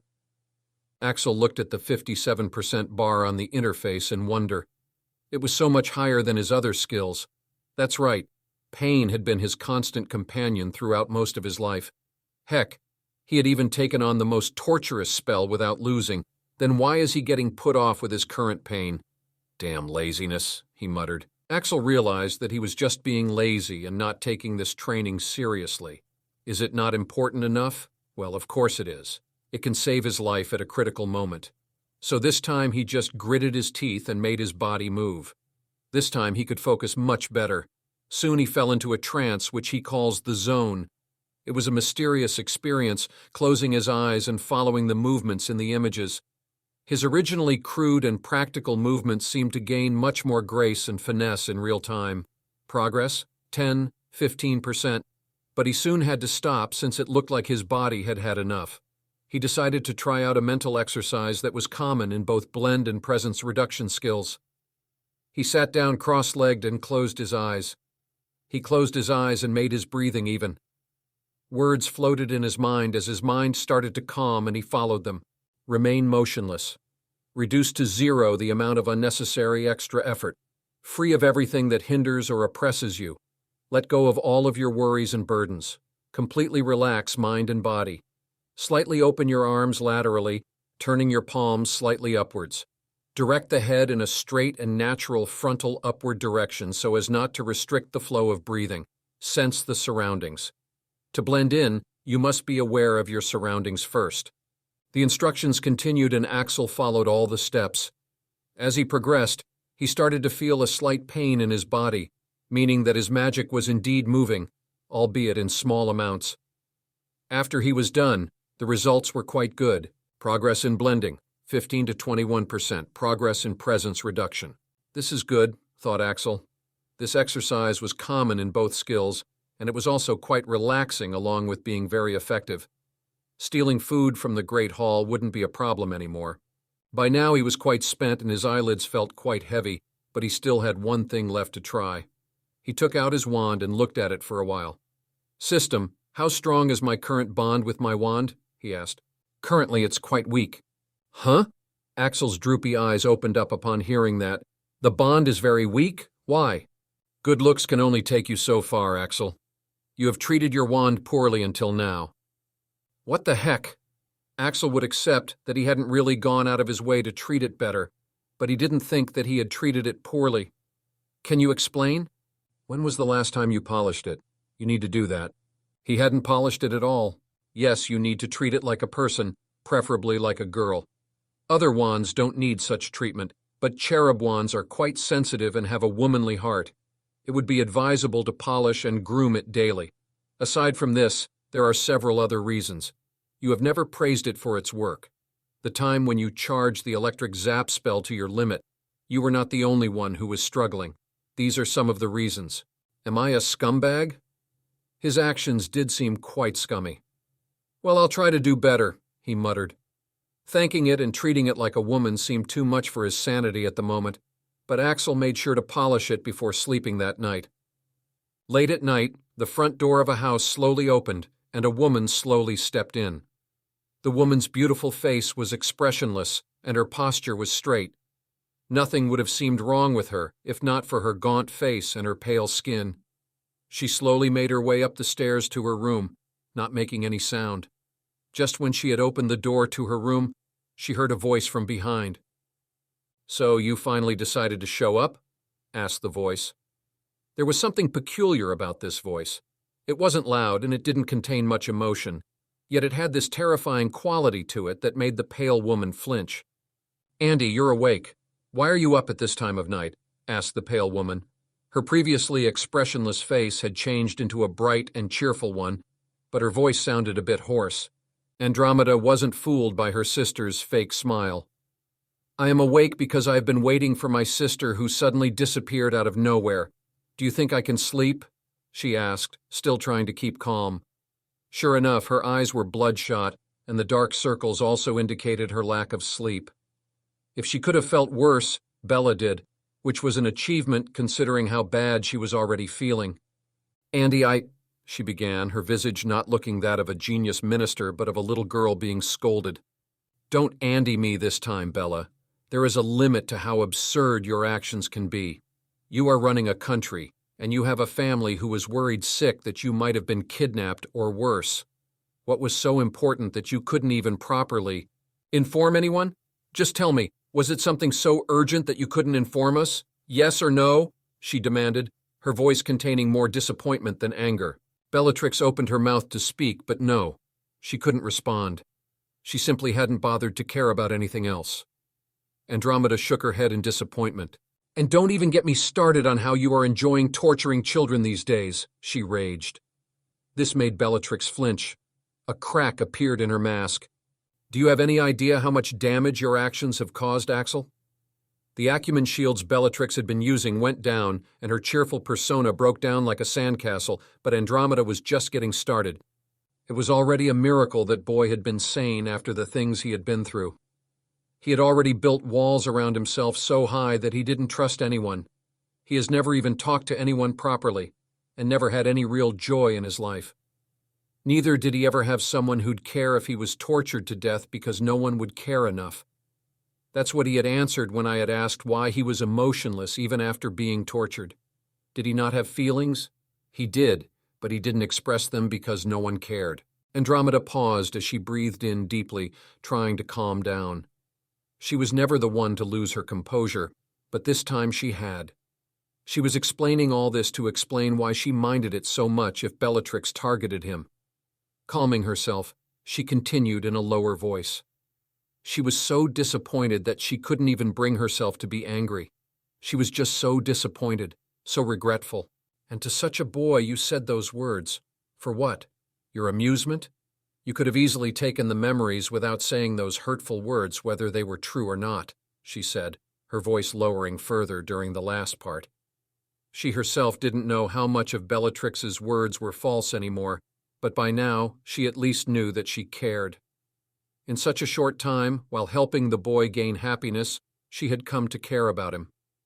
It was quite surprising, considering the fact that there was no end to the pitiful patients she had treated professionally in her 10-year career. The conditions were unique, and the boy had a way of drawing people in even without intending for it, or even while consciously avoiding it. "How?" cried Bellatrix. She didn't know how Andromeda knew this. "You want to know how I know this? It's because the boy sent me the memory. He had to. He was the last person you were with, and then you disappear without a word. The Aurors were going to take action. He might have been scared."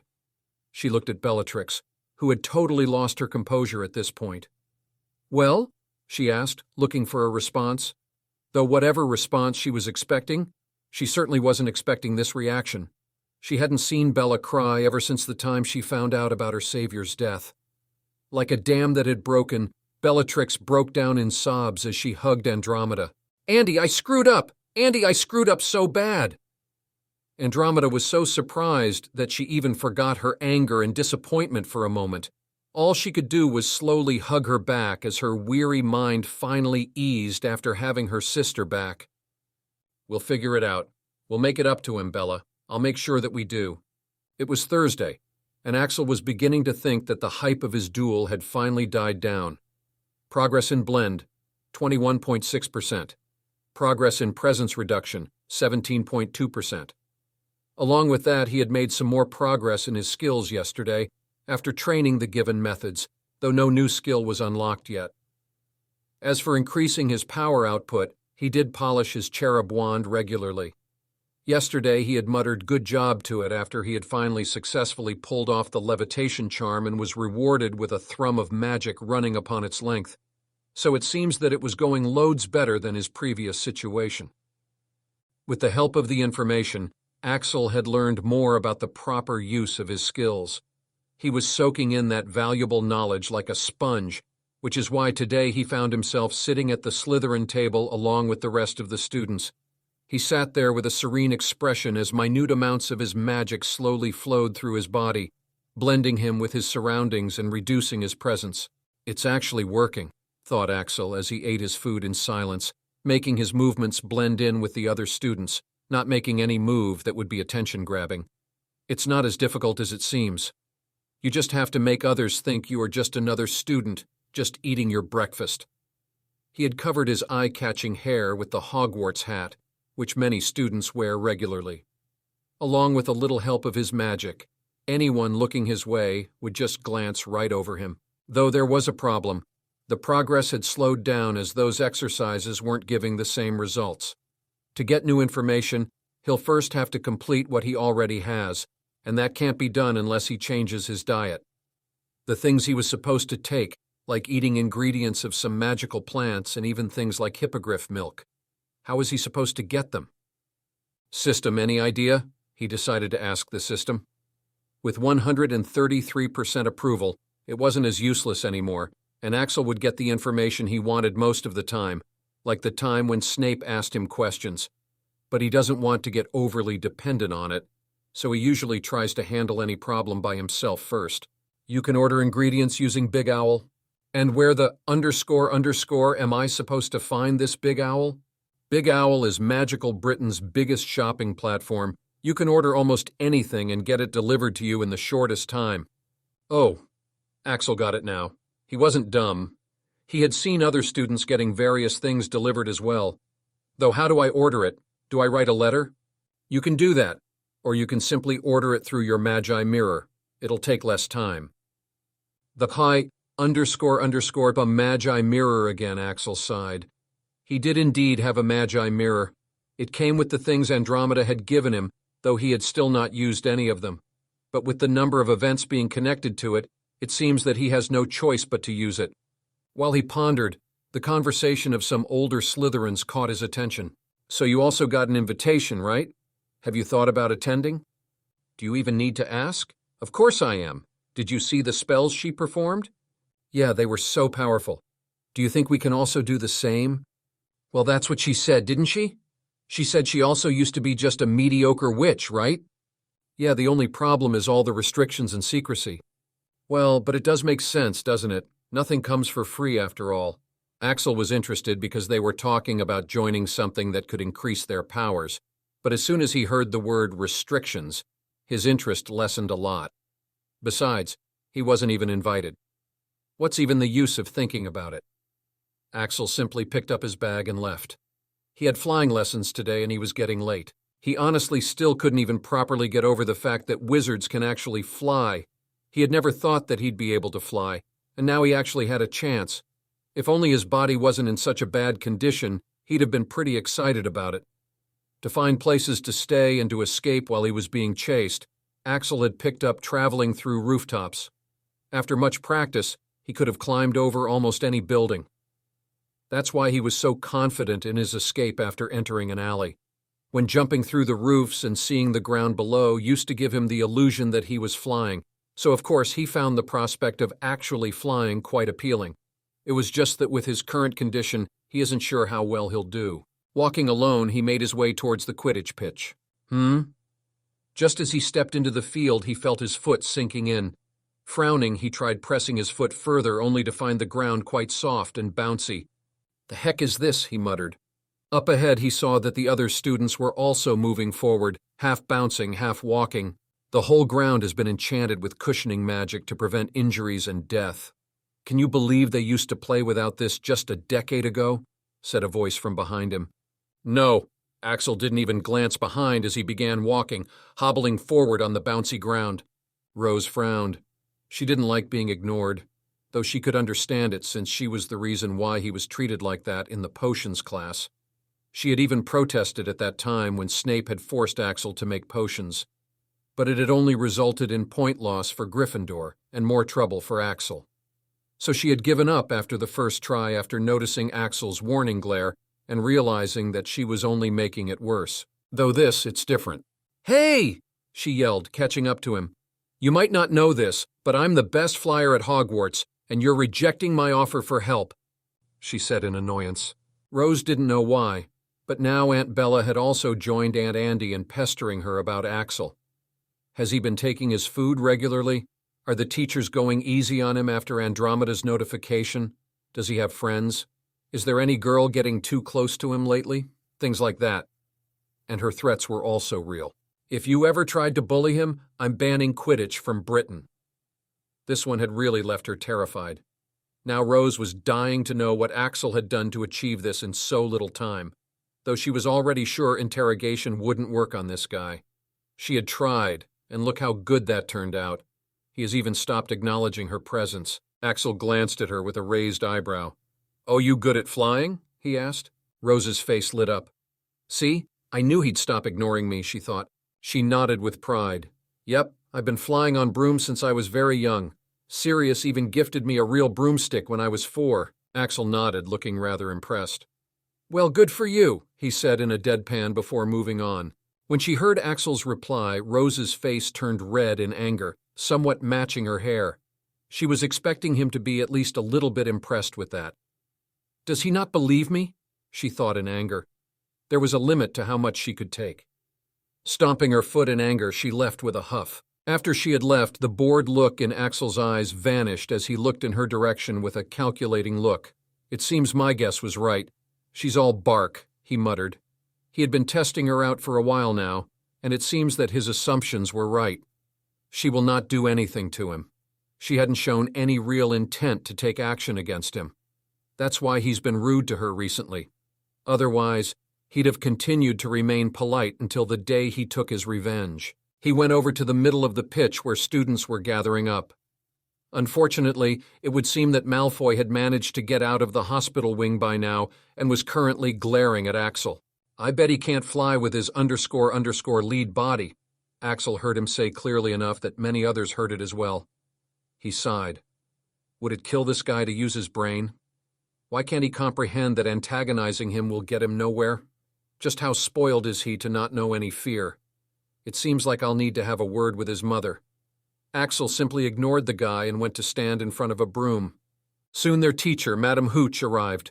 She had short gray hair and yellow eyes like a hawk. Well, what are you all waiting for? She barked.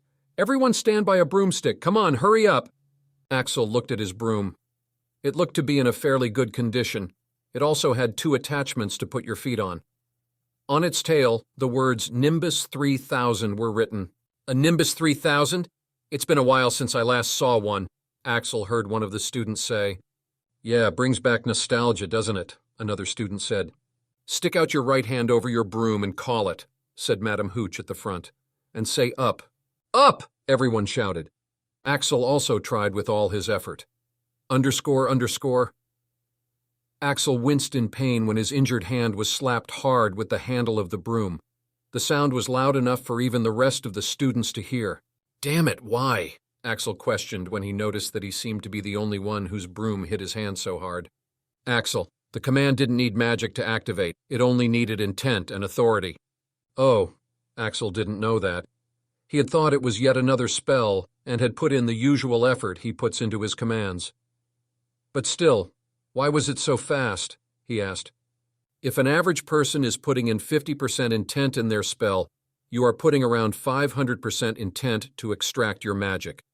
If only comparing the intent, as in this case, then you have become much superior to others due to your superior talent and practice. Oh, got it. Are you all right, kid? He heard Madame Hooch ask him. She was looking at him peculiarly, as if she also found this occurrence strange. Axel nodded. Good. Now, when I blow my whistle, you kick off from the ground hard, said Madame Hooch. Keep your broom steady, rise a few feet, and then come straight back down by leaning forward slightly. On my whistle, 3, 2, 1. Axel mounted his broom. He noticed that it had cushioning charms on it as well, so that it's comfortable to sit without busting your balls on the whistle. He kicked off the ground hard as his feet could carry him. He had read the instructions from the system already since it was so basic information. He slightly raised the handle, or at least he tried to. His crippled hands were shaking non-stop, completely disrupting his flying. The broom was radically changing directions as well since his hands weren't steady at all. Yet he was somehow able to keep balance without crashing down like anyone in his position would. At this moment, a system notification sounded as well, further distracting him. He was also aware of Malfoy's jeering laughter. All right, and __ it. At this moment, Axel simply decided to __ all instructions and simply let go of his hands. Even though the rest of his body isn't in a good condition, it's good enough that it doesn't randomly twitch and shake. It moves in the direction he wants it to move, and apparently that was more than enough for him. Those who had seen him had thought that he wouldn't be able to stay on the broom a moment longer, but as soon as he let go of his hands, his broom suddenly stopped moving in midair as if someone had paused the video. Well, with his broom now levitating steadily, Axel looked at the broom in slight surprise. He tried steering it left and right using just his legs, and found himself flying wherever he wanted with just a slight shift in his legs. Ah, was this supposed to be that easy?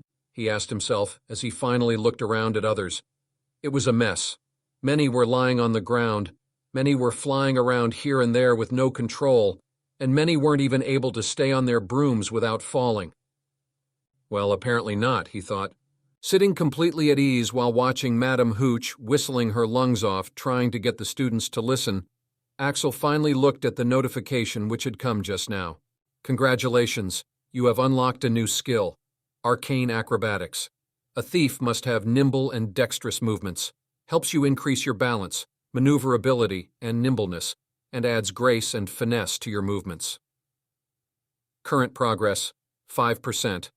Well, what is this 5% and 20%? Axel asked. You had gained 20% mastery in this skill with your years of training. But due to your injuries, your performance has decreased. You can't do rapid physical movements, but your balance, grace, experience, and practice are still there, and you have high maneuverability and balance while flying a broom without using your hands. Well, it's better than nothing, he decided after some pondering. Down on the ground, Rose sighed in relief when she saw Axel stabilizing in the air. She was stuck here helping out Neville, who had fallen from his broom. She could have saved him, of course, but she was too focused on Axel, who looked ready to fall at any moment. She had already been worried this would happen since Axel's hands were too unsteady, but the guy had thoroughly rejected help. When his broom became uncontrollable, Rose saw what was most likely the end of the world for her, Quidditch being banned from Britain.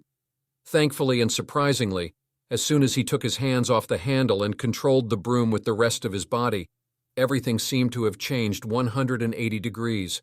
That guy had managed to fly the broom even with his hands like that. Meanwhile, hey, Rose, please help me out. I think I'm stuck. Meanwhile, Neville had still not gotten over his fear of heights. Dolores Umbridge stepped into her office after passing through several wards. She hadn't learned them herself. She was just granted the ability. Once inside, she opened her cardigan and pulled out a locket hanging in front of her neck. She opened the locket, which was empty inside. My lord, I have confirmed the stone was indeed transferred here, she said to the locket with her eyes closed. At first, there was no response, but soon an obscured face slowly appeared on the surface of the open locket. The only thing that was clearly visible was the frightening red eyes. A hint of a smile seemed to appear on the face. Good, came a raspy voice, though it had a smoothness to it at the same time to contrast it. It sounded terrifying yet charismatic at the same time. But focus on the other task more. We need as many people as we can get, it said. Umbridge bowed her head. Things have been progressing smoothly, my lord. I am propagating it as much as I can here. Good. Perform your task successfully and you shall be rewarded. Umbridge knelt down on the ground in glee. Thank you, my lord. I shall not disappoint you. Is that all you have to report? Umbridge hesitated. My lord, about the girl. The voice paused for a few seconds. Leave the girl alone for now. I have plans for her. Umbridge bowed. Yes, my lord. Yep, you got that right. It's the same locket. As I said, there are ways in which he can influence the world. I need all the power stones you give. Come on, guys. This, __, ain't easy to write. To read ahead and support this fic, join Patreon at patreon.com. ###. Chapter 23, Time Skip. That day after classes and dinner, Axel sat in the empty classroom which had turned into his makeshift bedroom by now. Except, of course, for the fact that there was no bed here, but you won't find Axel complaining. This place was dry, warm, relatively clean, and wasn't infested with bugs and rodents, which is already quite nice for someone who's experienced the street life of London. He looked at the information about the new skill he had acquired, Arcane Acrobatics. A thief must have nimble and dexterous movements. Helps you increase your balance, maneuverability, and nimbleness, and adds grace and finesse to your movements. Current progress, 5%. Original, 20%. In the information, there were quite a lot of physical exercises along with the basics of free running and parkour. And even though it was such a pity that he couldn't do most of them at the moment, he was still quite excited to give them all a try when he eventually gets healed. And of course, there was one more thing. Again, diet. Axel felt his heart bleed at the thought of buying these things, though he did notice that most of the ingredients were common in the three skills. Looking at the black leather wallet sent by Andromeda, he sighed. System, is the diet really that important? Can you explain how those things can help? He asked. Affirmative. The Special Balan diet, consisting of various magical ingredients and supplements, is a very vital part of the training. They will help you improve your body in various ways, along with providing the necessary nutrition required to perform these taxing exercises. It'll condition your body to be stronger and flexible enough to perform the higher-level techniques that you're going to unlock. Lastly, it'll gradually increase the magical conductivity of your body, thus allowing you easier access to magic so that you can use it in the skills. Axel sighed. It seems that he has no choice but to spend his money. He took out the Magi mirror from the enchanted wallet and gave it a look. He had decided to only use the Black's things when he had a real need for them. It seems like he really has the need to get used to operating it to keep up with the times. Looks too flashy, he thought, flipping it in his hands. Up to now, he has seen this thing in various sizes and colors. The one in his hands was a black slick mirror with a streamlined design that screamed branded and expensive. It had a logo of a half-eaten strawberry behind it. System, how do I use it? He asked the system for instructions on how to use it. He hadn't even used a Muggle telephone up to now, let alone this. According to what the system has said, these things have been inspired by Muggle ideas. Anything that the Muggles can do, there's a way to replicate and further improve it using magic. System, if the wizards can do so much with magic, why are most of their inventions based on what Muggles have already achieved without magic? Asked Axel. He thought that wizards should have left Muggles in the dust by now. Muggles are a magical existence on their own, Axel. Despite their lack of magic, they are gifted with an incredible amount of creativity. Muggles are an important reason why the magical civilization is as developed as it is now. A magical world without Muggles would be quite backward in many terms. Oh, my bad. Axel nodded in understanding, admitting that he was in the wrong here. After just a few days of living as a wizard, he was already starting to think Muggles were inferior. He could see how purebloods turned the way they are. Just asking, does the Nether Dimension have Muggles? He asked. Further information on the Nether Dimension is still locked. Quickly increase your approval rate. Damn. Axel decided not to think too much about it and focus on what was in front of him. He had no business pondering over all that while being weak as __. He followed the system's instructions to contact the Big Owl. He had to first connect to the Magi Hive, then he had to search Big Owl's information and just either call them or send the list. They'll deliver as soon as possible at the mentioned address. Axel began typing the list of ingredients he had to consume, but his mouth fell open when he read the price. Damn, is this robbery? He muttered in dismay. It was going to take a good chunk out of what he had stolen from the man. Things in the list like dragon meat jerky, dragon liver, Gararo root of arnica, silverweed, stargrass, Galanthus nivalis, etc. aren't supposed to be cheap, Axel. But it'll give your body a solid foundation along with many benefits. It'll also help in making your injuries less severe. Sigh. I'm going to be poor again. After contemplating for a while, Axel decided to buy the ingredients. He'll have to find a way to get more money very soon. After he was done, he went back to his training while still contemplating how to earn money. Time skip. 2 months had passed since the start of the new term, and Hogwarts had settled into its usual schedule, except for some crazy things from time to time. This year, there were a few noteworthy students at Hogwarts. First of all, there was the girl who lived, who had surprisingly managed to get into the Gryffindor House Quidditch team in her first year. And then there was the Mafia prodigy, who's attending her 3rd year at Hogwarts. She's usually staying locked up in her room doing some kind of magical experiment, or she'll sometimes visit the dueling arena where there are always students dueling and a healthy amount of audience watching. She had an undefeated record in the arena. Aside from these two, there were several others like Alec Malcolm, the head boy, the Weasley twins who are very famous for their prank videos, and some other students with high status from other magical communities. But interestingly enough, there was one student who had become unintentionally notable for being very unnotable. Yes, Axel Hunt had initially become famous after his video of a duel that had gone viral, which showed his extreme dodging skills, giving the illusion that he could see the future. But when the curious students had tried to find out more about him, they were surprised to find nothing. They couldn't find any information on him, and except for his classes, he is rarely seen outside.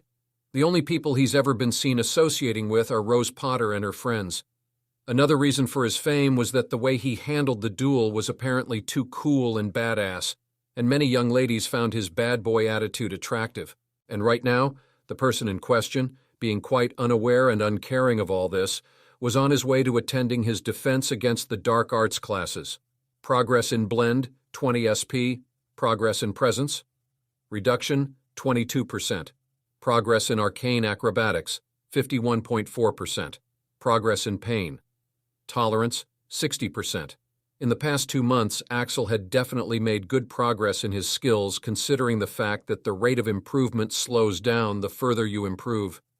He had even unlocked some new skills as well, and unlocked some further information about the existing ones, though the progress he was really happy about was with his body and wand. At first, he had only ordered the diet supplements in small amounts, since he couldn't bring himself to fully trust in the system. Only after getting checked up at the hospital wing before and after consuming the diet and confirming that there were no side effects did he fully commit to spending his money. And after 2 months of various exercises, practicing various techniques, and completely emptying his pockets, the results were now starting to show. His originally skinny body now looked in a much better shape. But the real improvement was inner improvement. The training of the Arcane Thief class wasn't focused on gaining a bulky or muscular physique. It was focused on getting him the fastest, most flexible body with more inner strength than superficial bulk.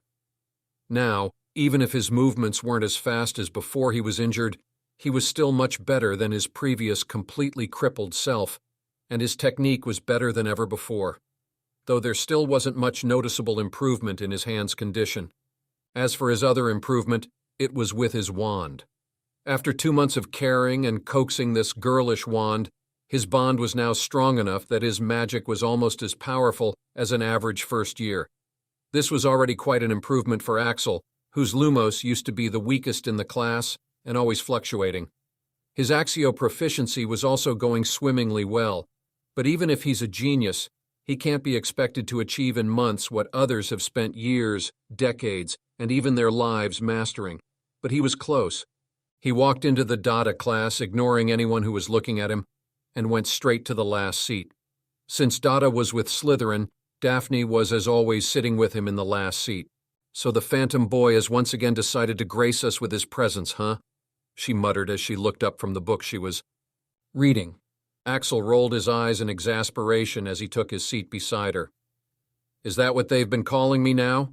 I have told you already that I am usually there. It's just that people are too blind to notice me, said Axel truthfully. With his current skills, none of the students can see him as long as he doesn't want them to, though he does purposefully show himself in the Slytherin dorms in front of some small groups of students now and then, so that they know that he's staying in the dorms. Daphne rolled her eyes at him as well. Yeah, I totally believe you. It might not look like it, but she was also being serious. She'd sometimes forget he was sitting right beside her until she sees him again.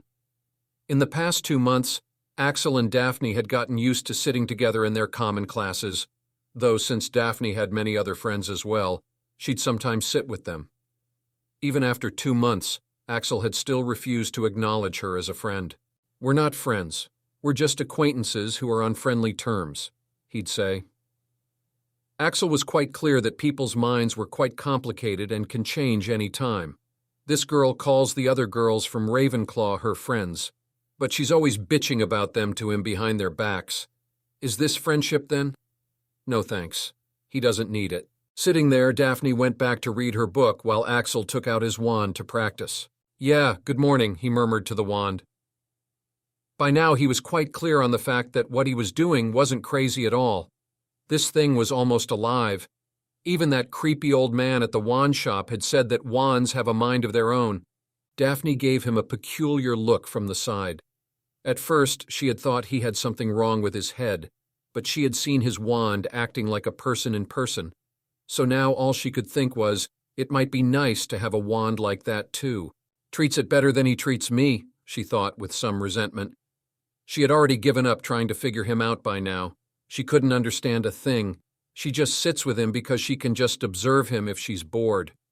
Talking to him is interesting. He's always training, and it's quite a novel experience seeing him making progress with each day while knowing that a certified master healer had said he'd be unable to do magic. You know, seeing you try so hard every day makes me feel like a lazy piece of __, she said casually. Yep, this was another effect of his company. She had become fluent in using bad language. This was just her small way of showing a middle finger to her dear father, who might be observing from hell. To hell with his perfect pureblood lady, __. Hearing her words, Axel turned to look at her with a bored expression. Okay. But I fail to see how this is any of my concern. Burn. With her cheeks heating up in embarrassment, Daphne silently wrote down this line as well among the many others. This polite way of cursing was also something she wished to learn soon. Umbridge had arrived, making her presence known with her annoying hem. Once again, there was nothing interesting in her class. She only let the students read the chapters in her class and ask her if they have any doubts. This lazy toad. Axel somewhat hated her, but he still made sure to steer clear of her. His instincts always warned him against her, especially considering how some of the students who had protested had gotten detentions. Axel never saw them dare to even let out a peep from the next class. He practiced covertly with his presence hidden while Daphne read her book. Those who have attended the extra classes, congratulations on your improvement, and those with invitations who haven't yet attended, please do reconsider after looking at the improvement of those who have attended. Umbridge even called for a demonstration with a dummy. Mr. Malfoy, would you kindly show how much you've improved in the last 2 months? Malfoy, who came out looking quite pompous, nodded with a smirk. He cast a look at Axel before looking back at the dummy. Expulso! Bam!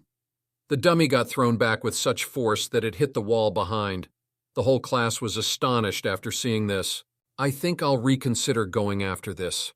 If even that idiot can improve, then it might be worth the restrictions, said Daphne in shock. Daphne was the only one among Rose's group who had gotten the invitation. Only the dark, pureblood families had gotten one. Axel shook his head immediately, his expression quite severe. Don't go. It's not worth it, he said. His eyes actually looking at the system notification on the system interface in front of him that was blinking red. Dark magic detected. What is this woman doing? Check out the title of Chapter 25. It's an interesting spoiler. It's Halloween Queen, and you know what that means in the Potterverse. Power Stones. I'll update regularly if I'm motivated. Come read the future chapters and support this masterpiece at Patreon. Patreon.com. ## Chapter 24. Trouble comes without knocking. Axel looked at the scene with a slight shock in his eyes.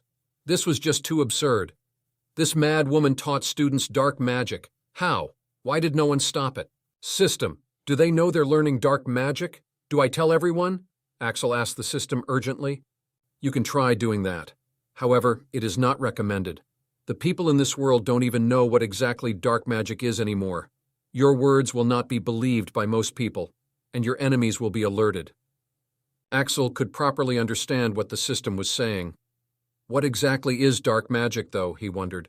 How is it harmful? From what he had gotten from the general knowledge, dark magic was banned in Britain by the Ministry. Dark magic is the magic from the nether dimension. Its destructive power is much more than the ordinary magic that the wizards use currently. Very few spells known to wizardkind actually make use of dark magic, like Fiendfire. Most of the spells that have been labeled dark don't make use of dark magic at all. They are called dark just because they are brutal. Hence, wizards don't actually have any real knowledge of dark magic. Dark magic is harmful because those who don't have an affinity with it can be negatively affected after using it. Axel lightly banged his forehead on the desk. What an ordeal, he muttered exasperatedly. Daphne, who was sitting beside him, thought that the reason behind Axel's odd behavior might be that his enemy had gained strength too fast. Don't worry, she said. I'm sure you can still beat him. Axel raised his head to look at her in bewilderment. I'm not worried about that. I'm worried that the methods she's using to improve them might be harmful. But never mind, he said while sighing.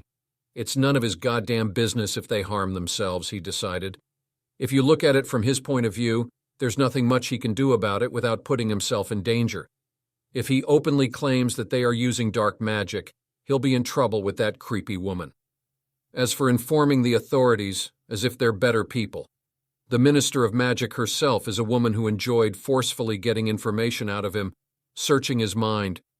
He's never trying his luck with another person in power. As for informing someone anonymously, in a magical world, there's no way to do it anonymously.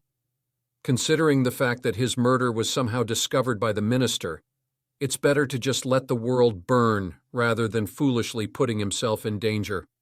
I'll only think about it when I have the power to do something about it, he decided. You're not going to force me? He asked the system. The system doesn't have any power to do so. Of course, you will get hefty rewards if you do stop them from propagating dark magic. No thanks. I'll pass, thought Axel without hesitation.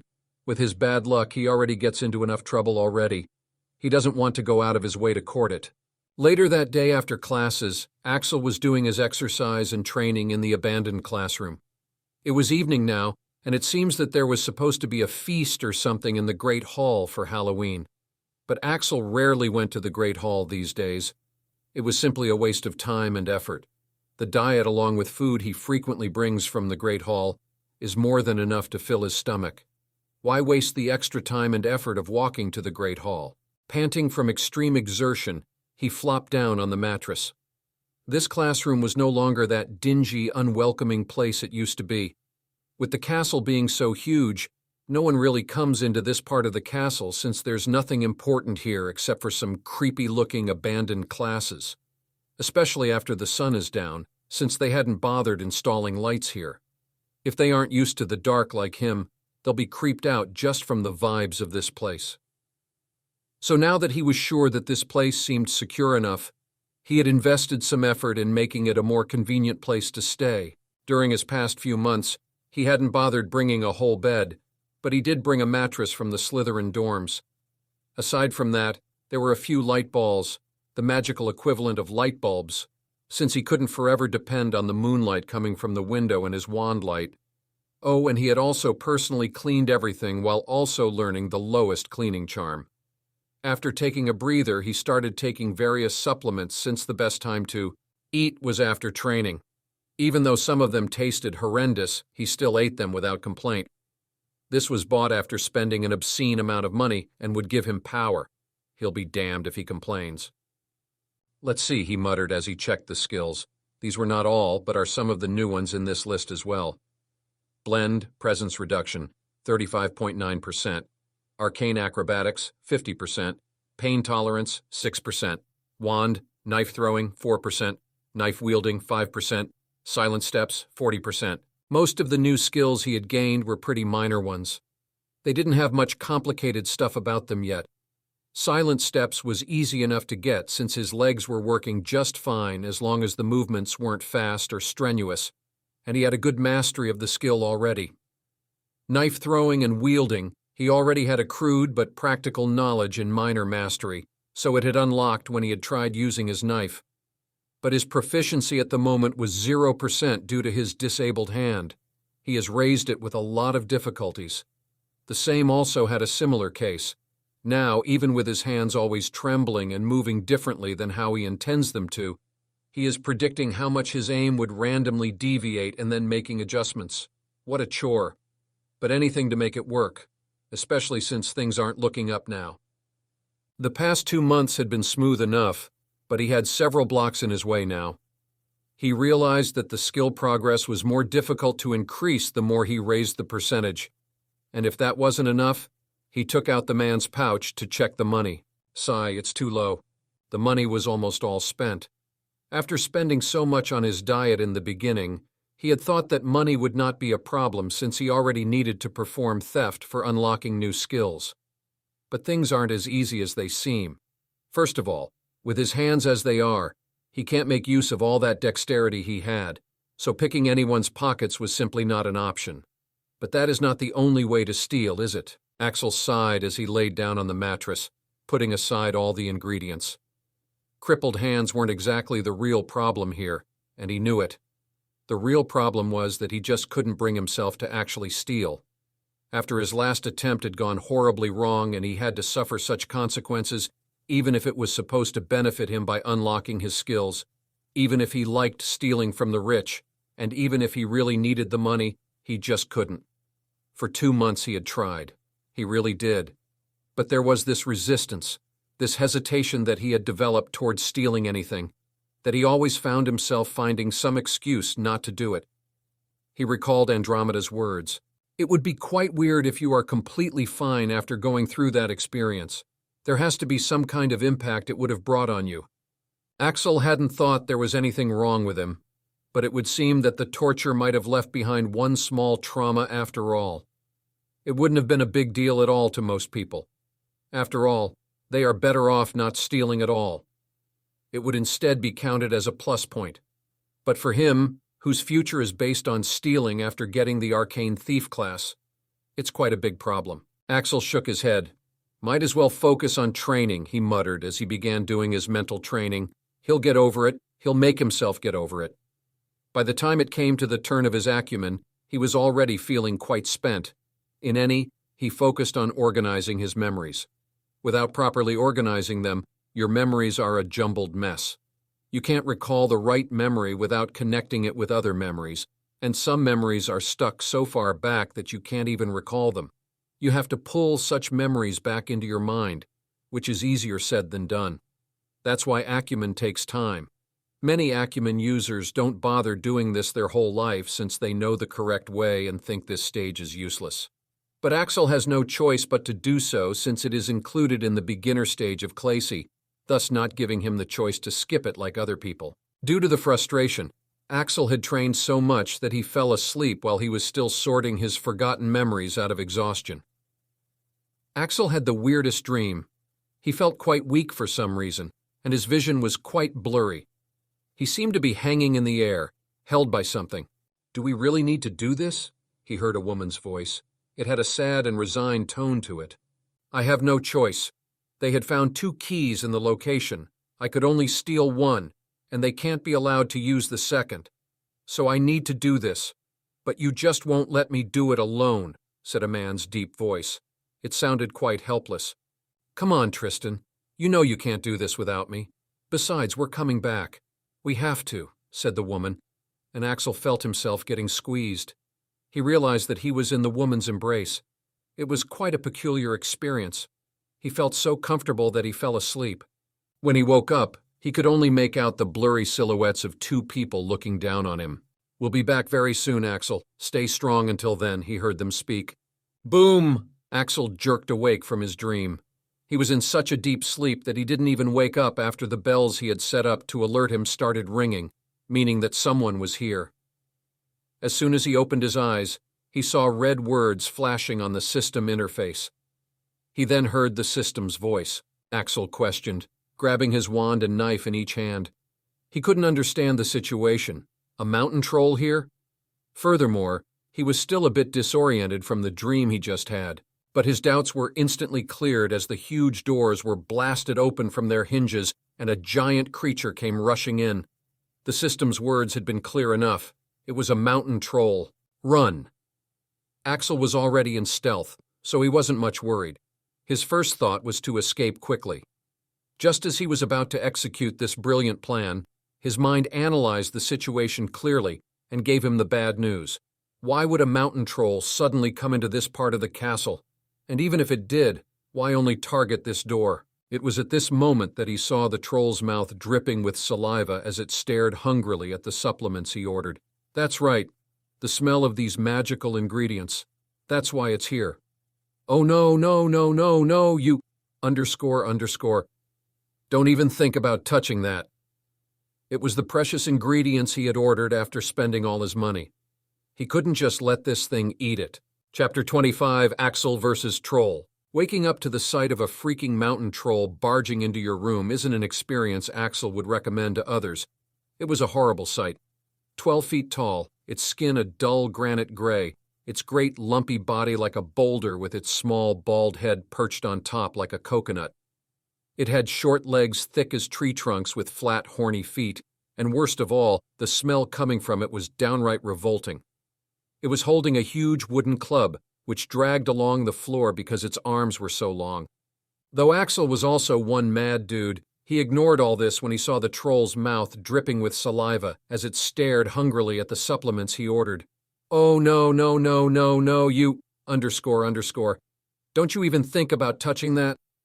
It was the precious ingredients he had ordered after spending all his money, and he'll be damned if he lets a troll eat it. Axel quickly grabbed a bunch of strings that were lying beside him and pulled them all in one go.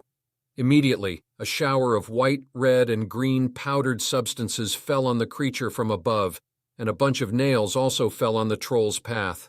These were just some traps Axel had designed for intruders. As a paranoid person, he wouldn't stay here without assurance, so he had tried setting up some traps and did some research on the subject as well. To his surprise, he had even gotten the arcane thief skill, trap designing. The powdered substances were what he had gotten from his herbology class. Unlike others, he had paid attention in that class from day one since he had realized its potential. Of the substances, one was supposed to cause intense itching, one would make a person disoriented and nauseous, and one was simply a very powerful chili powder intended for eyes. Unfortunately, due to having some common sense, he had designed the traps taking human intruders into consideration. The powdered substances were hanging just above the door so that the intruder wouldn't have much time to protect himself. But the troll's body was even taller than the huge door frame, and it had already entered while Axel was still disoriented from his dream, so the powders fell on its shoulders, and the chili powder didn't reach its eyes. As for the powder that was supposed to cause disorientation and nausea, and the itching powder, they did seem to have a little effect on the troll's thick skin, but not to the degree they should. Axel didn't even have time to think much before lunging for his food and starting to stuff it all in his backpack. But by doing this, Axel had exposed himself, since his skills didn't grant him actual invisibility. Sure enough, seeing the very mouth-watering food for which it had come all the way to this part of the castle disappearing right in front of its eyes, being stolen by a small creature, the troll, who was distracted due to the itching, grew enraged. It let out a mighty roar as it charged ferociously at Axel, while ignoring all the puny nails that pinched its feet. ______________________________________________________________________________________________________________ Seeing the traps he had designed not working, Axel cursed under his breath while trying to make his crippled hands work fast. When he gets out of this situation alive, if he gets out of this situation alive, the first thing he's doing is to learn a spell that can quickly collect his things and put them in his bag. Boom! The troll got closer with each step while Axel collected the ingredients worth hundreds of galleons. Damn it, he should have always been in a ready-to-flee state. It seems he had gotten careless after 2 months of safety. Even the traps were set up in the beginning when he was still careful. But after 2 months, his paranoid nature had calmed down a lot, and it seems that was a mistake. It was only seconds before the troll was onto Axel and was bringing his club down on Axel, who couldn't make quick movements due to his body. While the club was being brought down on him, Axel looked up at it without flinching, while raising his wand and pointing it at himself. Flipendo! With almost all the ingredients safely stuffed in the bag that was clutched in his hand, Axel's body was knocked sideways due to his own spell, out of the way from the incoming huge club. Boom! The club descended with great momentum and landed with a huge impact, destroying the floor and raising dust everywhere. Damn. Axel slowly stood up and dusted off his clothes as he coughed due to the dust. He looked at the little amount of ingredients left on the ground that he couldn't pick up as he swung his backpack over his shoulders. They were totally ruined. For a moment, both Axel and the troll just looked at the ruined ingredients mixed up with a pile of dust and debris on the floor. Then, as if in sync, both turned their gazes on each other. You stupid animal. They both instantly blamed each other for it. At first, Axel had thought that he'd just run away, but now you've made this personal, you bastard, he muttered, as he took out another wand from his bag. Now standing with one wand in each hand, one his own, and one he got from Cyrus Greengrass. Right now, while an average person in his place might be freaking out, Axel was thinking something else. This guy doesn't look like much, was what he was thinking as he checked out the key information he had from the system. From what he could tell after looking through the information and from what he had seen this guy do so far, it seems like it wouldn't be as difficult as he thought. He's big, so were all the others whom Axel had faced. When it comes to a fight, bigger is not always better. Fast, not much. Magic resistant, we'll see. With a loud roar, the troll charged at him once again, and this time he shot several spells, none of which hit the troll. They all landed on the ground between them. Slick. The troll, who was charging at Axel, fell forward on its face with a resounding thud. Taste that, you bastard! The spell Axel had used was one of the first spells he had learned. It was Lubricus Nitterem, the spell that temporarily makes any surface very smooth and slick by covering it up with magic. Axel had fired several of them, one after another, so that all the ground in front of them would be slippery in case he missed a spot due to his bad aim. Even after the troll had fallen, Axel didn't stop, chanting spell after spell that landed on the ground all around the troll as he circled it, stacking up the effect and making it even more slippery so that the troll slipped every time it tried to stand. Axel also emptied his stack of chili powder, itching powder, and the green poisonous powder that causes disorientation. Electrica Impulsa, Electrica Impulsa, Electrica Impulsa. Meanwhile, the wand in his other hand was starting to light up slowly with each alternate spell, though at this moment, the troll let out a loud, desperate cry. It pulled back its large club, about to throw it at Axel. It was such a move that Axel wanted to yawn. So predictable. But before the poor troll could even throw it, and before Axel could apply his countermeasure, a bright purple beam of light came and blew the troll's head off. What? What the, underscore? Axel turned his head to look at the kill stealer. Chapter 26, A Troll Might Be Easy, but as Axel turned around to look at the kill stealer, he was surprised to find Martina Valentino standing in the doorway with her wand raised. Judging by the power of the spell, he was expecting some professor or something. Certainly not a student who's barely 2 years older than him. Are you all right? Are you hurt? Before Axel could even think of what action to take, she was already advancing toward him. He was quite intimidated by her graceful and noble bearing as she walked toward him with no sign of fear or hesitation. Overtaken by her momentum, Axel considered running away from this powerhouse who had casually blown away a troll's head just moments ago. At least this time, his chances of successfully running away were much better than last time. Just as he was pondering this, he saw her stepping on the area of the ground that was affected by his Lubricus Nitterem spell and fall to the ground on her posterior. Axel looked at the girl who had fallen in front of him in an embarrassing position. All of her mighty image had been effectively shattered into pieces with this. Now he was rather worried that she might blame him for it. After all, that spell beam was no joke. It blew the magic-resistant troll's head apart. During the past 2 months, Axel had researched this girl who seemed to be special enough to have her information restricted on the system. The results seemed to be in his favor. Despite her family's infamous reputation and having more than 100 times the money and influence than the Malfoy family, she hasn't shown any sign of negative behavior at school, nor has she shown hostility towards him. Axel wanted to keep it that way. He knows how to differentiate between someone like Draco Malfoy and her. So as he looked at her lying on the floor, he was at a loss whether to just run away, help her up, or just keep standing here and enjoy the view presented to him. Though he wasn't given much time to think as Martina quickly got up and coughed awkwardly. Her cheeks had a red dusting on them, showing her embarrassment. Pardon my ungainliness. That was rather inelegant of me, she said in a tone that seemed much more mature than her age, and Axel could guess she was using acumen. But right now we need to get out of here. The professors would be coming here at any time, and it would be troublesome to explain how one first year and a third year fought a troll and destroyed its skull. Are you injured somewhere? Can you walk? Wait a minute. The professors are coming? Axel skipped the rest of her words. He only now realized that having a troll in the school seemed to be a bigger problem than he had thought. Indeed, having that thing enter a classroom full of students might turn the classroom into a meat grinder, so it does make sense for the staff to take action. But if they find his things here, They'll know that he'd been staying out of the dormitory and breaking curfew all this while. And in that case, he's sure to get punished. I can't leave right away. I need to collect my things, said Axel, as he rushed off and began filling up the rest of his belongings into his bag. If the teachers found his things here, they might think these things belonged to the person who headshotted the troll. Martina looked at Axel filling up his bag with things in confusion. She couldn't understand why he'd have so many things in here. What things? Hurry up. We need to leave, she said, as her attention shifted to the things he was packing. Books, uniform, a toothbrush, a mattress, a pillow, clothes, etc.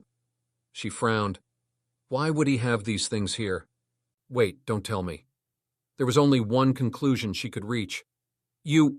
Have you been actually living here? She asked in disbelief as she looked around at the destroyed room. Yeah, Axel just shrugged. It was so obvious that he couldn't even deny it, though he couldn't understand why and how the heck she was being so nosy. Wasn't the Mafia prodigy supposed to be an aloof and unapproachable existence at Hogwarts? Of course, he didn't know that behind her imperial persona, Martina was just a recluse with very low social skills to speak of. Hearing his answer, Martina was appalled. Seriously, how can someone stay here? How can you even fall asleep in this place?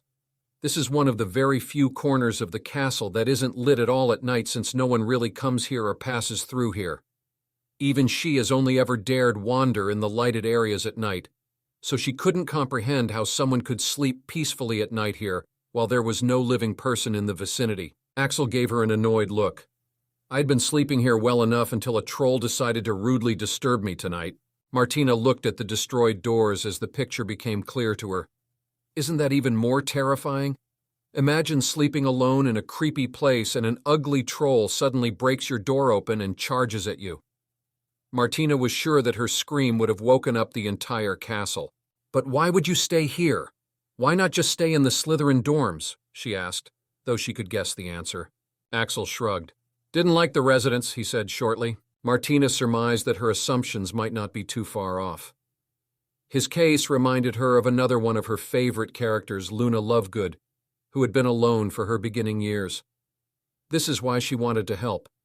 This boy has been sleeping alone in this gloomy part of the castle, and if that wasn't enough, even that place isn't available to him anymore. She would have told him about the room of requirement, but she'd seen Umbridge going there once, so that place can't be safe anymore.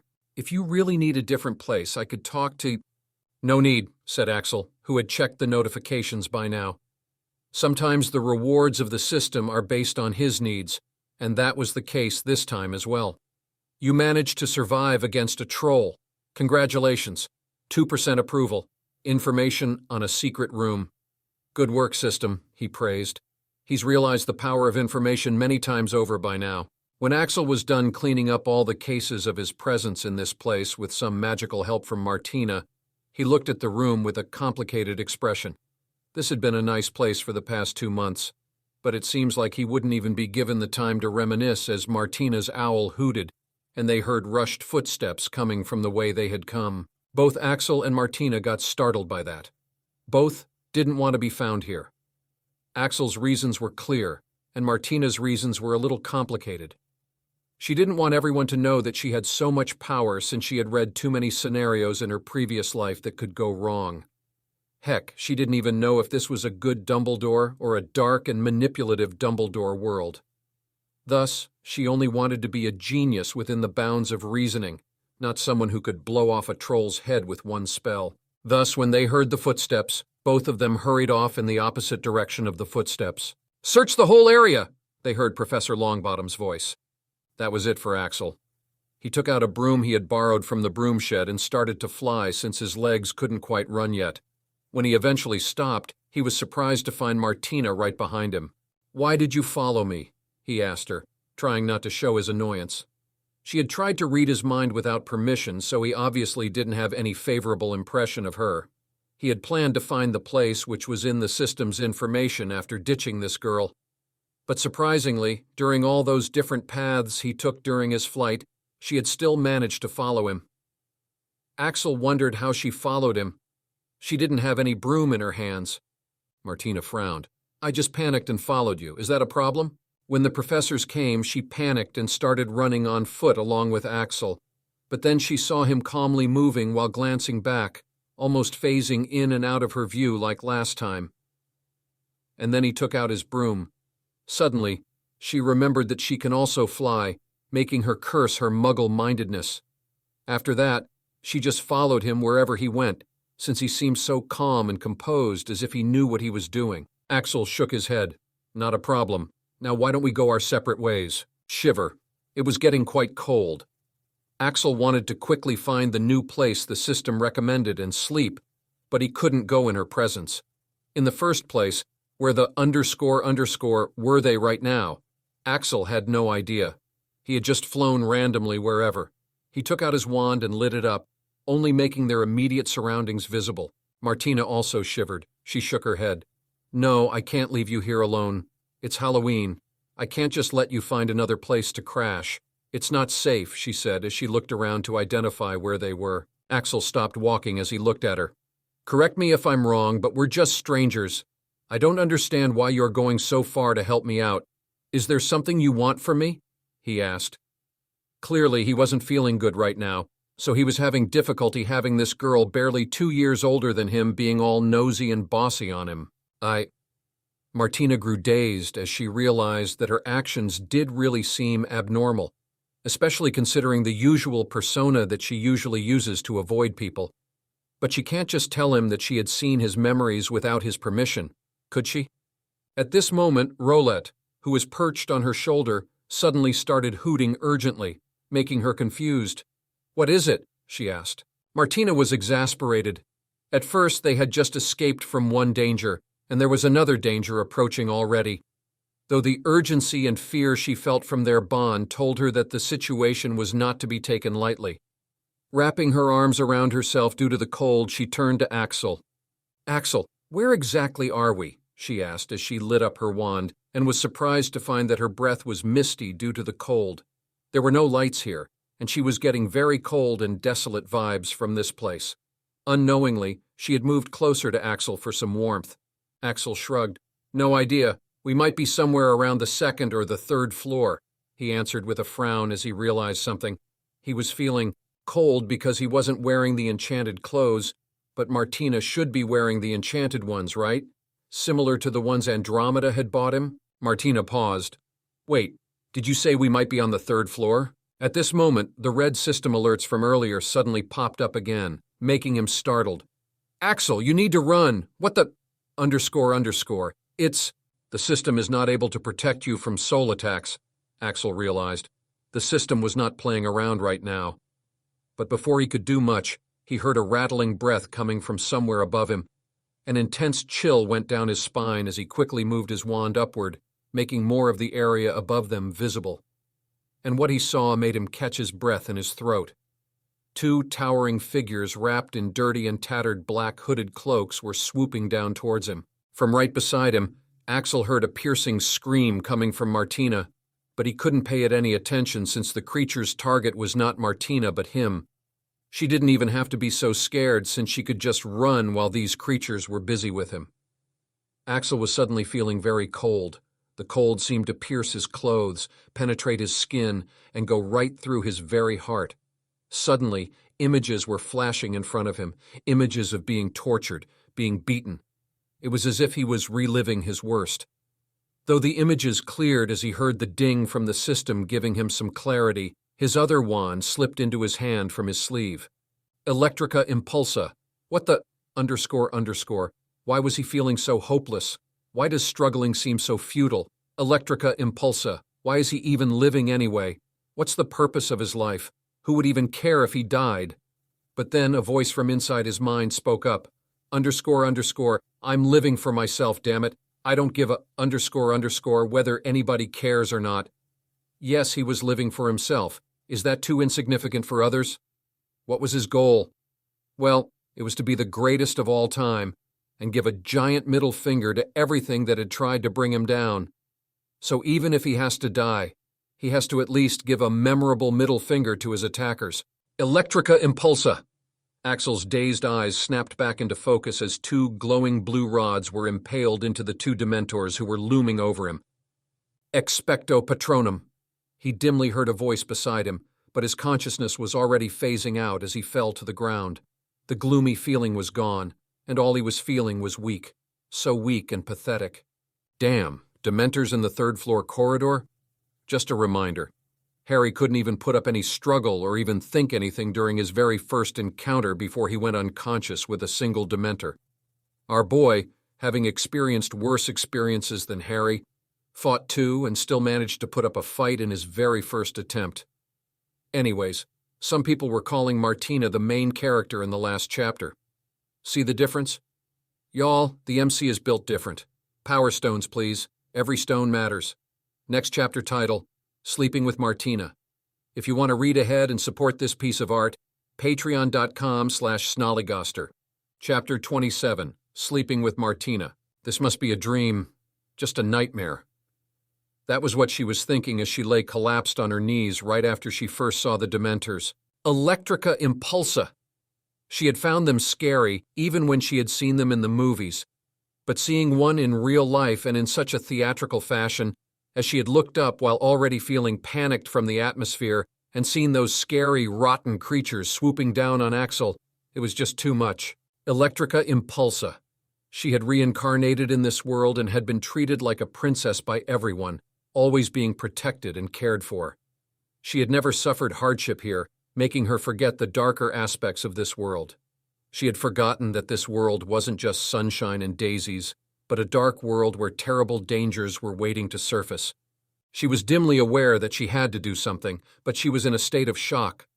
Just the rebound of the Dementor's attack on Axel had left her frozen in fear. Electrica Impulsa. At that moment, she heard Axel's loud voice, which snapped her back into reality. She saw his amber eyes blazing with fire as he stabbed the two Dementors with wands that were crackling with blue magic. Martina came to her senses with a start as she witnessed this scene. There he was, an 11-year-old boy fighting desperately against the Dementors while they were clearly attacking him with all they had. And here she was, frozen in fear and denying reality despite being a reincarnator and a so-called genius. This was the first time Martina Valentino realized the massive difference between the two of them. I can't just cower in fear, not after the countless hours I've spent practicing magic, she thought, raising her wand. She recalled all the good memories she had made in this world after living as an orphan in her previous life. Her father and older brother, who were feared by everyone, but were very sweet-tempered and overprotective of her. And she recalled her mother, who would always try to be strict but would cave into her every demand. Expecto Patronum. With the powerful memories, she chanted the incantation for the Patronus charm, and her Patronus, a big bright owl, burst out from her wand and drove away the already writhing Dementors. Right after that, she saw Axel lying unconscious on the ground with his two wands fallen by his side. "No, no, no, no, no, please be fine, she muttered as she tried shaking him, but he was out like a light. Martina didn't know if he was in danger or not, but she did know that if anything happened to him, she was going to blame herself forever. So much for a genius, she thought self-mockingly. When it actually came down to it, she couldn't even deal with two Dementors in time. She didn't even know what would have happened if the Dementors had targeted her first. Would she still have had the clarity and concentration left to cast the Patronus? Or would her tasty, reincarnated soul be the Dementor meal? "How is he?" Martina asked anxiously to Madame Pumphrey, who was critically diagnosing Axel with all kinds of machines. She had ended up turning both of them invisible and flying them both to the hospital wing. The Medawitch raised her eyebrows in surprise after her examination was complete. "This boy just keeps surprising me. He has managed to change a lot in just 2 months," she muttered as she checked some past records of Axel. Martina frowned. "What does that mean? Is he not okay?" Madame Pumphrey looked at Martina like she was talking absurdly. "Okay? With his body's condition, he's not okay by any stretch of the word. But if you're asking if he'll gain consciousness soon, then yes, he will. There's no harm done. Right now, he's just really exhausted, poor boy. He's been pushing himself a lot. But I'm talking about his previous injuries," she muttered as she prepared a syringe and gave him a shot through his arm. With Madame Pumphrey's cryptic answer, Martina was now more curious than relieved. She did have her doubts about his physique already from various indicators. Frowning, Martina couldn't help but ask her what was wrong with Axel's body in the past, to which the healer just shook her head. "That's confidential, dear. You can only ask him if you want to know," she said before she began noting down further details in his file. "But I really want to know," she thought with a sigh. She had seen him being beaten and injured in the memories she'd seen, and even when she'd first seen him when he was sneaking out in the dark, his movements seemed to indicate that he was having difficulty moving. She had also seen his hands shaking a lot as well. What was wrong with him, and why was he still not cured? Does he need help? Her gaze lingered on the folder in Madame Pumphrey's hands. No, that's wrong, she thought as she shook her head. She shouldn't look into it without his permission. It looks like she would have to wait for him to wake up to find out. She looked at Axel's sleeping face. Right now, it didn't have the constant frown and the annoyed expression it always has. Without it, his face looked quite handsome. Martina wondered how long it would take for him to wake up. It was only 10 o'clock right now. She could afford to wait for a few hours, though while waiting for him to wake up, as she browsed through her Magi mirror, Martina, after being tired from the incident, found herself falling asleep. Axel woke up to an unfamiliar ceiling. He didn't feel like moving at all. His brows furrowed as he recalled last night's events. First the troll, then the Dementors. Man, this school is really hardcore. To think he had heard it being called the safest place in Britain after Gringotts. He examined his surroundings. He was in the hospital wing. Just as he sat up, his gaze went to his side, and he almost jumped out of the bed. What the? Right beside his bed, sitting in a chair with her head propped on the side of the bed, a girl was sleeping peacefully. Her long purple hair was spread all over the bed, and her sleeping face looked much younger than her usual face when she looks far older than her age. Axel realized that she must be the one who brought him here, but why is she sleeping here? With the disturbance caused by his reaction, the girl's eyebrows creased before she slowly opened her eyes. Martina opened her eyes to see Axel glaring down at her. Ah! She almost screamed out loud before she clamped her mouth shut. Last night she had waited for him to wake up while browsing through the Hogwarts forums for the discussion on the troll. She had wanted to ask about his body's condition and help him out if she could. After all, with her family's resources, even Phoenix Tears could be arranged if they tried hard enough. But she'd accidentally fallen asleep, it seemed. Axel frowned. Does he look that scary? Well, he was hoping he does. Did you bring me here last night? He asked. Martina quickly raised her head from the bed as she tried to compose herself, schooling her features and tossing her hair back, though the drool at the corner of her mouth didn't help at all. Yes. Pardon my crude conduct. I fell asleep while waiting for you to wake up, she said after clearing her throat. Axel shrugged. Well, thanks for saving me. I'm awake.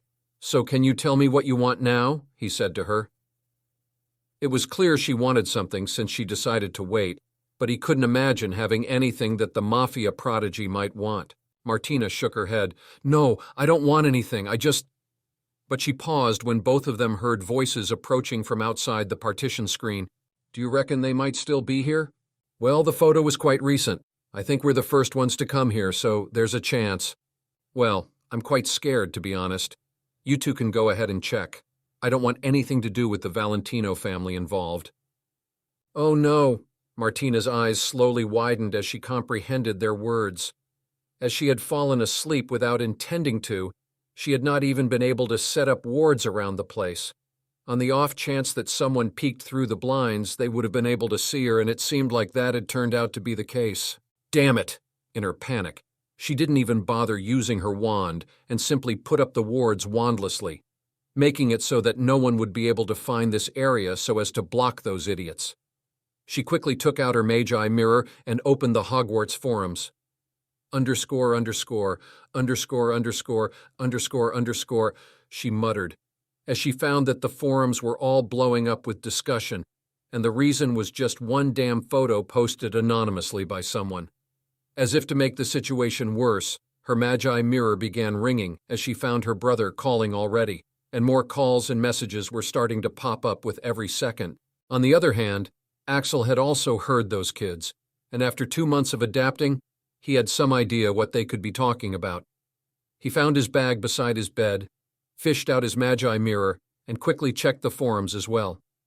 When he saw his photo with the beloved princess of the most dangerous mafia family sleeping right beside him, he saw his life flash before his eyes. He was dead. He was truly dead now.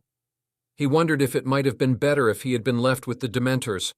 After checking to make sure all his belongings, including his wands, were with him, he simply got up as pain enveloped his body, indicating that his skills were activated. Martina quickly answered the call of her brother. "Forel," she began, but was cut off as both her father's and brother's faces popped into view, cramped together. "Where are you right now? Are you all right? Who is he? I just need the name. He's only a friend, right? Martina didn't even have the chance to speak at all, though it seemed that the Magi mirror was suddenly snatched out of her brother's and father's hands, and her mother's stern face popped into view. "Martina, what were you thinking, sleeping unprotected at a place like that? Have I taught you nothing up to now?" Even though she didn't show it, Martina could tell that her mother was truly irate right now. Martina pouted. "Mom, I know it's my fault, but we don't have time for that. I just need you to quickly get that picture deleted from everywhere." "From everywhere? Your father already has his men doing that, but the matter won't end here. I need to know who was this boy and how did you end up in that situation?" asked her mother, her tone leaving no room for evasion this time. "He is—" Martina looked up from her mirror only to find that Axel was nowhere to be seen. When did he leave? She still had not been able to know about his condition. "Mom, don't put any of this on him. He was unconscious at the time. I was just waiting for him to wake up since I had business with him," she said quickly. For goodness sake, his life had been miserable enough from what she had seen in the memories. She didn't want her family making him go through more difficulties because of her fault. "Martina Valentino," began her mother, ready to launch into a big lecture, but Martina just cut off the call before that. She sighed as she looked up at the ceiling.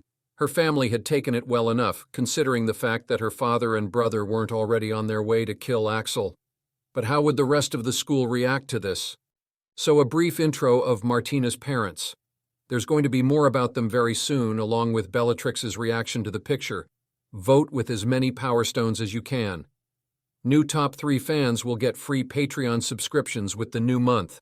If you can, read ahead on Patreon and let me know if you like this novel. Patreon.com/Snollygoster. Chapter 28. Special Rewards and Reactions. Axel walked through the corridors of Hogwarts while feeling like murdering someone. As he had feared, the picture had spread everywhere already.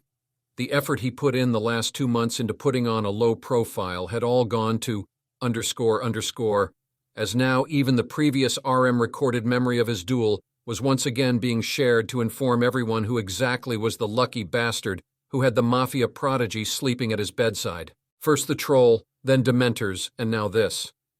Yep, I think I officially hate Halloween now, he thought. It was quite absurd that his biggest problem until yesterday was just money. Money that he could steal but wasn't stealing for no real reason at all.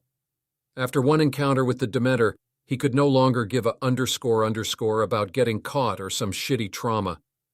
He realized that after 2 months of living a better life, he had begun to think that he had a choice. Hell no, he didn't. He doesn't even know what would have happened if that girl hadn't been there.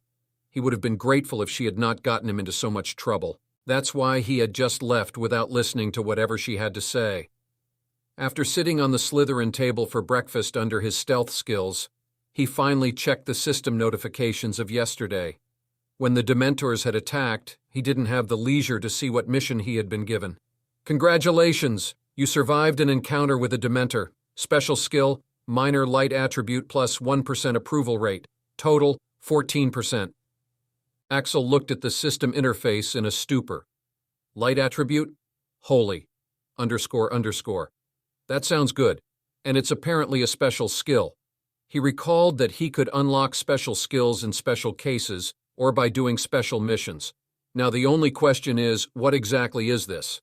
He tapped the minor light attribute on the system interface to get more information on it. Minor light attribute. Light attribute magic is the magic summoned from the Duo $+. This skill gives you the ability to imbue a minor amount of light magic into your spells. Axel was pleasantly surprised, but also a bit confused. System. What is the meaning of those symbols? Also, I thought all the magic wizards usually did was light magic. Is that not it? He asked. Axel, those symbols mean that the information is locked. And as explained previously, most wizards of these times do not have any accurate knowledge of light and dark magic. They mostly term the dangerous spells which use normal magic as dark magic, and all the other spells as light magic, which is, of course, an absolutely wrong conjecture. The real dark magic is spells that use the magic summoned from the netherworld. An example would be Fiendfire. And the real light magic is spells that use the magic summoned from #Chapt Plus. An example would be the Patronus Charm. Light magic and dark magic are natural counters to each other. Damn, now we're talking. After comprehending the meaning of those words, Axel wanted to shout out in joy. It's about the goddamn time he got something like this. There's apparently a very powerful Dark Lord trying to take over this world, and that Dark Lord and his mine, Ions, are quite adept at dark magic. So having something like light, attribute magic, which can counter creatures like the Dementors, is a necessity, and is going to be quite handy. Axel grinned. It was certainly a special skill, all right. His mood felt much lighter now. He didn't even particularly mind all the attention and troubles the photo with that girl had brought him anymore. Feeling much better, he left for his first class, which was with the Gryffindors. A few moments later, well, maybe he had spoken too soon about not minding the troubles of that photo. He certainly did mind it if a crowd of students gathered in front of his potions class to wait for his arrival. He couldn't just enter the class in stealth, since he needed to show his face to the professor for attendance. And when he did that, it would be absolutely certain that he could turn himself invisible through magic, since these idiots don't know that there are ways one can avoid being noticed without using invisibility or magic. There are already rumors that he can cast the disillusionment charm, and he doesn't want them to believe it. Thus, with all the exasperation in the world, he turned off all the skills and started to walk toward his classroom. It's not comfortable, and it might be annoying, so he usually avoids trouble. But when it comes down to it, he'll not cower away. So what if there was a photo of him with some girl? Heck, so what if he even slept with that girl? If anyone has a problem, they can kiss his ass. It wasn't long before someone spotted him approaching the class. Hey, he's here! Really? Where? There he is. Yeah, that's him, all right. The crowd of students started approaching him, but Axel didn't stop walking. Hey, what exactly happened? Yeah, how did you end up in that situation? Do you actually know her? Hey, I'm just warning you, stay away from her or I'll... All kinds of people were mixed in the crowd. Some were just there to gossip, some were jealous gits, while some were there just to enjoy the show, recording everything on their magi mirrors. Axel didn't stop walking at all.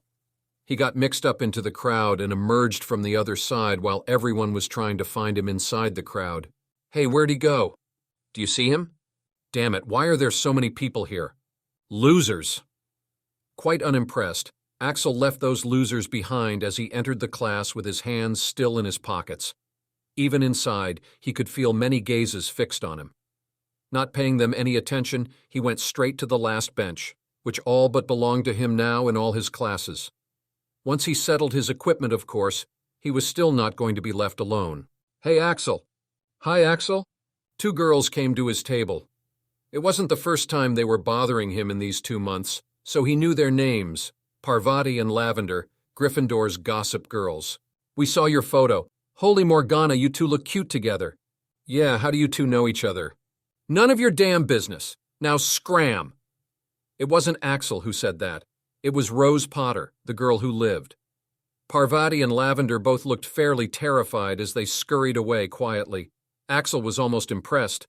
In the past 2 months, Rose had built up a reputation for herself as the girl who must not be messed with. Those who had messed with her were always met with vicious revenge, except only for Axel himself. He couldn't understand just why, but she never did do anything against him despite all of her threats. What do you want? Asked Axel rudely. Since she doesn't do anything, he is just going to treat her like anyone else. Rose gritted her teeth. Oh, how satisfying it would be if she could just prank the living hell out of this guy. But she valued her life more. This guy has Aunt Bella obsessed over him for some reason. I'm not here because I want something. I'm just here to let you know that I know your secret, she said imperiously. That made him pause. What secret? He asked, his wand slowly sliding into his hand. Rose shook her head as she looked at her magi mirror. Aunt Bella seemed to have gone berserk today after seeing his photo. Rose now has several orders she has to follow, demanded urgently by the Minister of Magic. If you want to know, first answer these questions. How did you end up in the hospital wing, and what is your relationship with Martina Valentino? And also, it would be better if you stay away from vixens like her since her family's reputation is quite bad. That's it, she said as she finished reading what Aunt Bella had written. Axel looked at her for several seconds, then just scoffed. I think I'll pass. You can go tell my secret to everyone. Rose grew angry. Huh? You think I'm bluffing? I know that you know some weird magic that lets you capture any woman. And what's with that fall? See, you're probably wondering how I know, right? Well, it's not too difficult to guess after looking at the series of events, she said triumphantly, feeling smug when Axel's eyebrows went up his hairline when she exposed his secret. First Aunt Andromeda, then Aunt Bella, and now Martina Valentino. Heck, even she sometimes finds herself under that spell as well. But since she's the girl who lived, she's most likely immune to it. Axel nodded slowly. Yeah, get lost. What? The smug expression on her face vanished as she wondered if she had heard him wrong. I said get lost. Do you get it now? You can go and expose my secret everywhere. Blimey. I can't even bring myself to be bothered, he said exasperatedly. Seriously, what's with this girl's brain? He was an idiot to think she knew one of his real secrets. Rose stomped her foot in frustration. Oh, Merlin, if only she could do whatever she wanted with him. She would have made him regret every single time he's insulted her. Too bad she can't do anything with a somewhat psychotic minister of magic protecting him like her love child. With a huff, Rose stalked off while wondering how she was supposed to answer Aunt Bella now. She thought for a while. Well, isn't it obvious? If Axel isn't giving her the information, then she just has to invent it herself, right? Let's see, why was Axel in the hospital wing? Let's just attribute it to the troll. He was out wandering and got done in by the troll. Seems legit. Huh, what's the relationship between him and Martina? Let's see.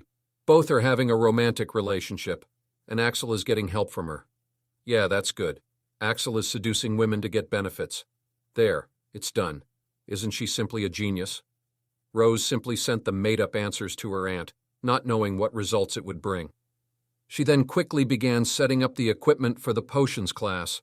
Snape is no longer kind to her and instead treats her badly in the classes now, but that has been the case for every Gryffindor, isn't it? Oh well, she knew enough to get by. Axel walked out of potions class with another Troll T grade to his name, but as he already mentioned, he couldn't care less about this, .. What would he even do with full grades? Get attention? No, thank you. He was already struggling with what attention he had.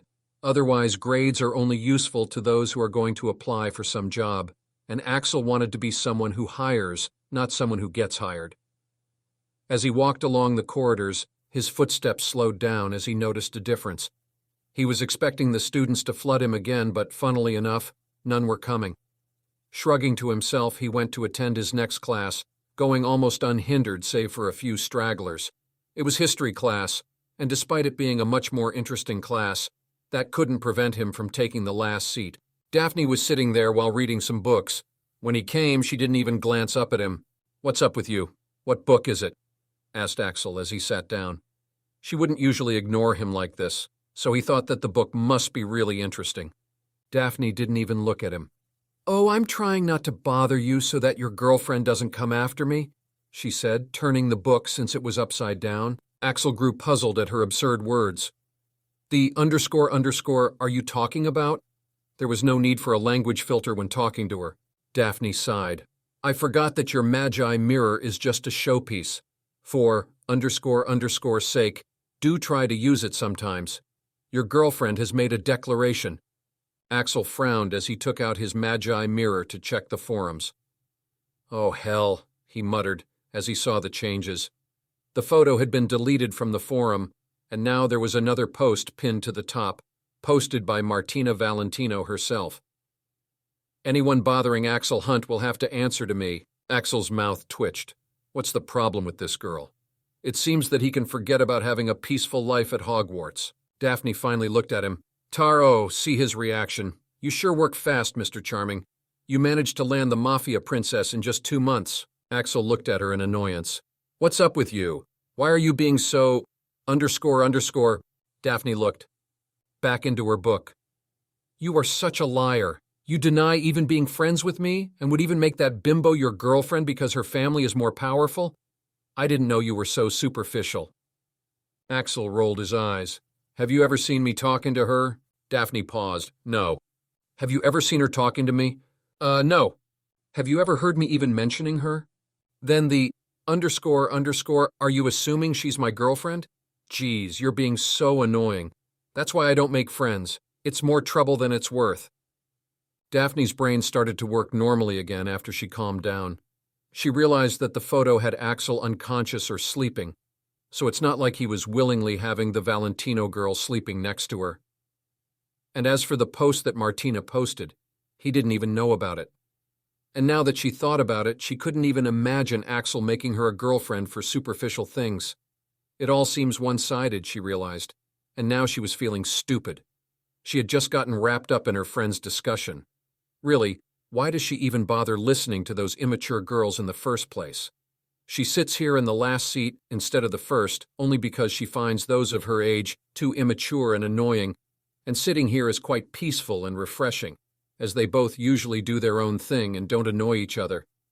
But she had done it. She had annoyed him over silly nonsense. Though another reason for her unreasonable behavior would be the inferiority she felt when compared to Martina Valentino. The girl is a legend in the Ravenclaw house.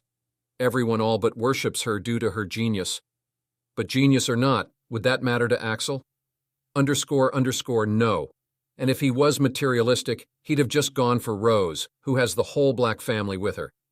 She had just blindly listened to the gossip. I'm sorry, I was being an idiot, she said meekly. Axel rolled his eyes. As long as you know, he said simply. Heck, sit somewhere else if she continues her nonsense. Now he has to think of what consequences that new post would bring. At this moment, Professor Gorski, their history professor, entered the class, looking quite worse for wear. His eyes had dark circles, and his posture was quite languid, contrasting his usual energetic appearance. Yawn, excuse my unrefined appearance. I have had a tough night due to my injuries flaring up. I won't be teaching you anything today, so you can quietly do whatever you want for the period today, he said, making many students disappointed, along with also making some happy. Axel just shrugged. He had a never-ending list of tasks, so it was all right for him, though Daphne was not happy.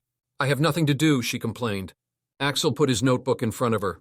You can just do my homework if you're so free. Daphne wouldn't have done it, and she knew that Axel was also just joking. But this time she accepted the notebook and took out her pen. I'll do it, she said, making Axel surprised. Just as payback for saying those things, she said. Axel shrugged. She didn't owe him anything, really. But who is he to decline a gift horse in the mouth? You have failed, came a creepy, rasping voice from a locket. Umbridge knelt down. Forgive me, my lord. The voice grew colder. Even after arranging 2 Dementors and a helper for you, you still have failed in the task. Does this deserve forgiveness? Umbridge bowed lower. There was an interruption, my lord. I think it was Dumbledore. All the other professors except myself and our helper were after the troll. That made the voice even angrier. Dumbledore. It's Dumbledore again. It seems that we have no choice but to execute the task in Dumbledore's absence. Leave the stone for now. Focus more on the other task.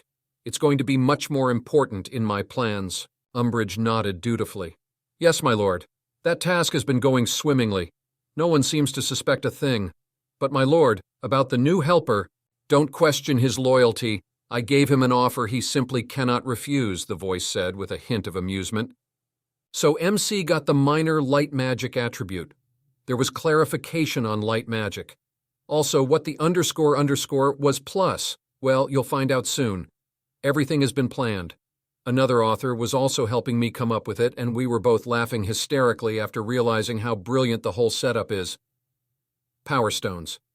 Next chapter has Bellatrix's reaction. Come read ahead on Patreon, patreon.com/snollygoster. ###, Chapter 29, The Beginning.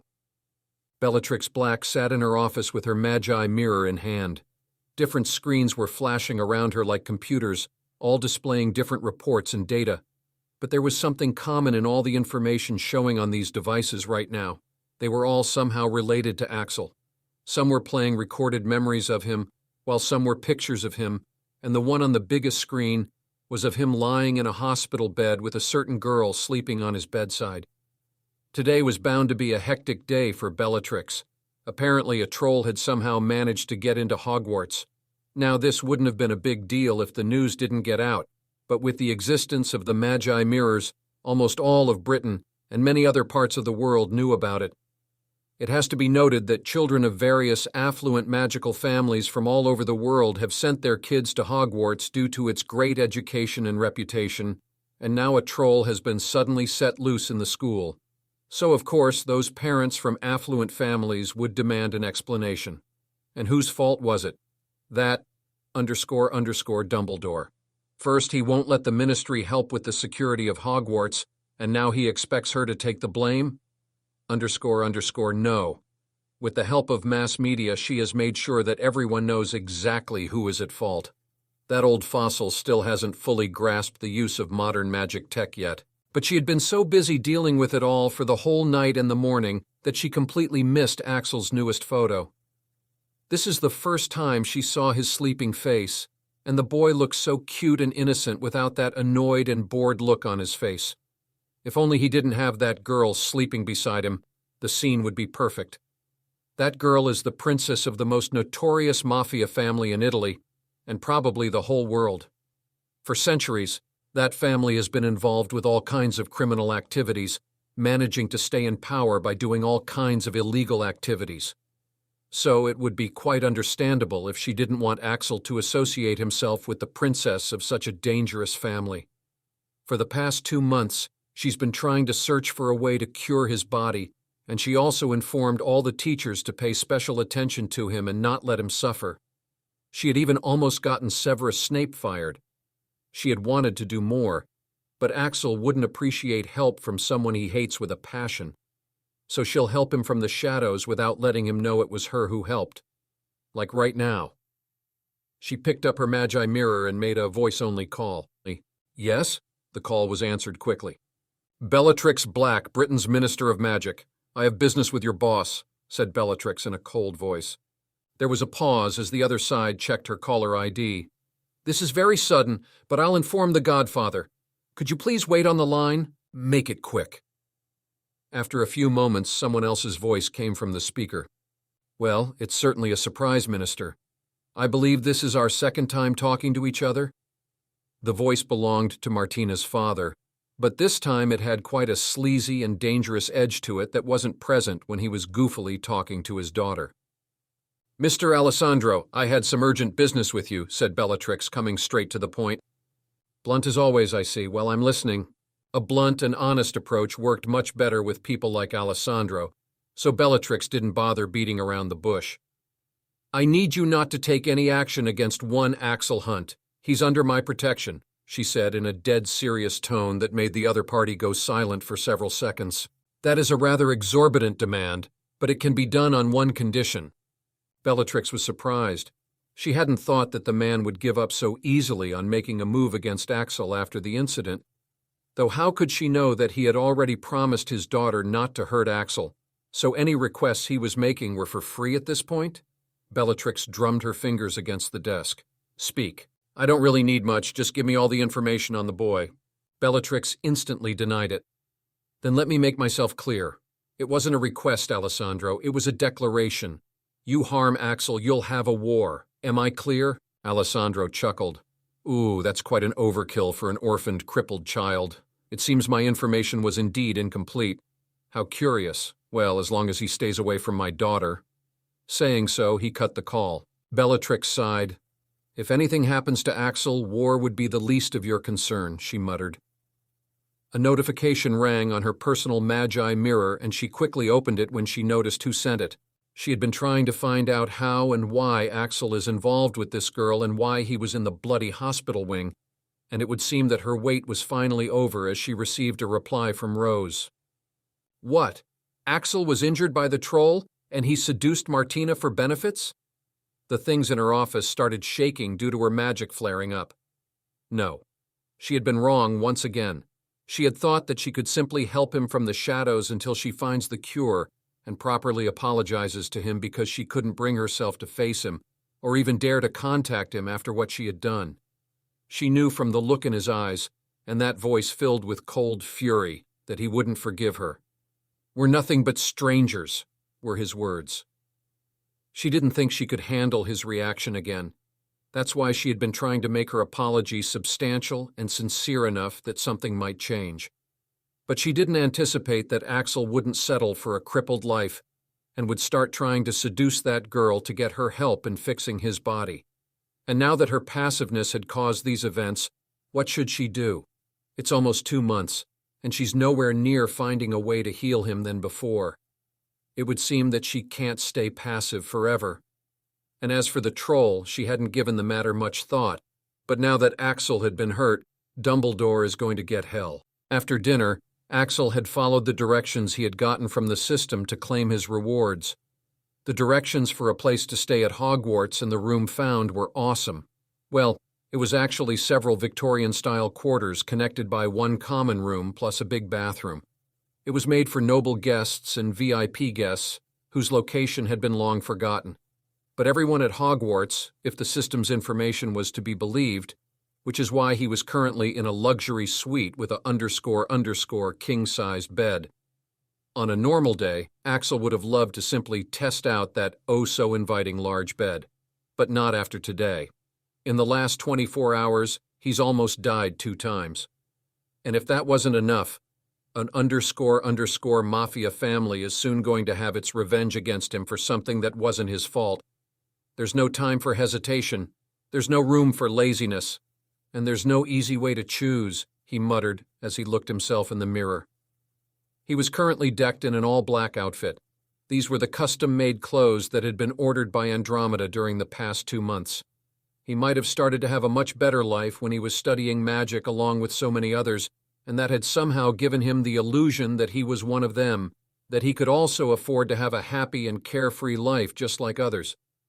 And bloody hell was he wrong.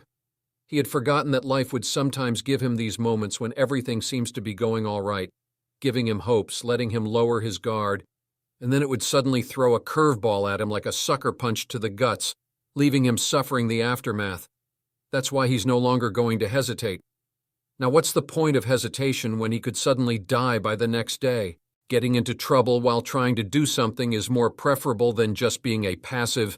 and still getting into trouble anyway.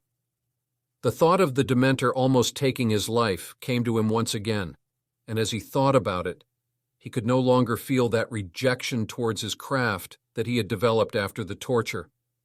If stealing has brought his downfall, then stealing is the thing that has brought him so far in the first place. He'd have starved a long time ago without it. Axel closed his eyes and took a deep breath as he loosened up his muscles with some stretching. "All right, system. I think I'm ready now.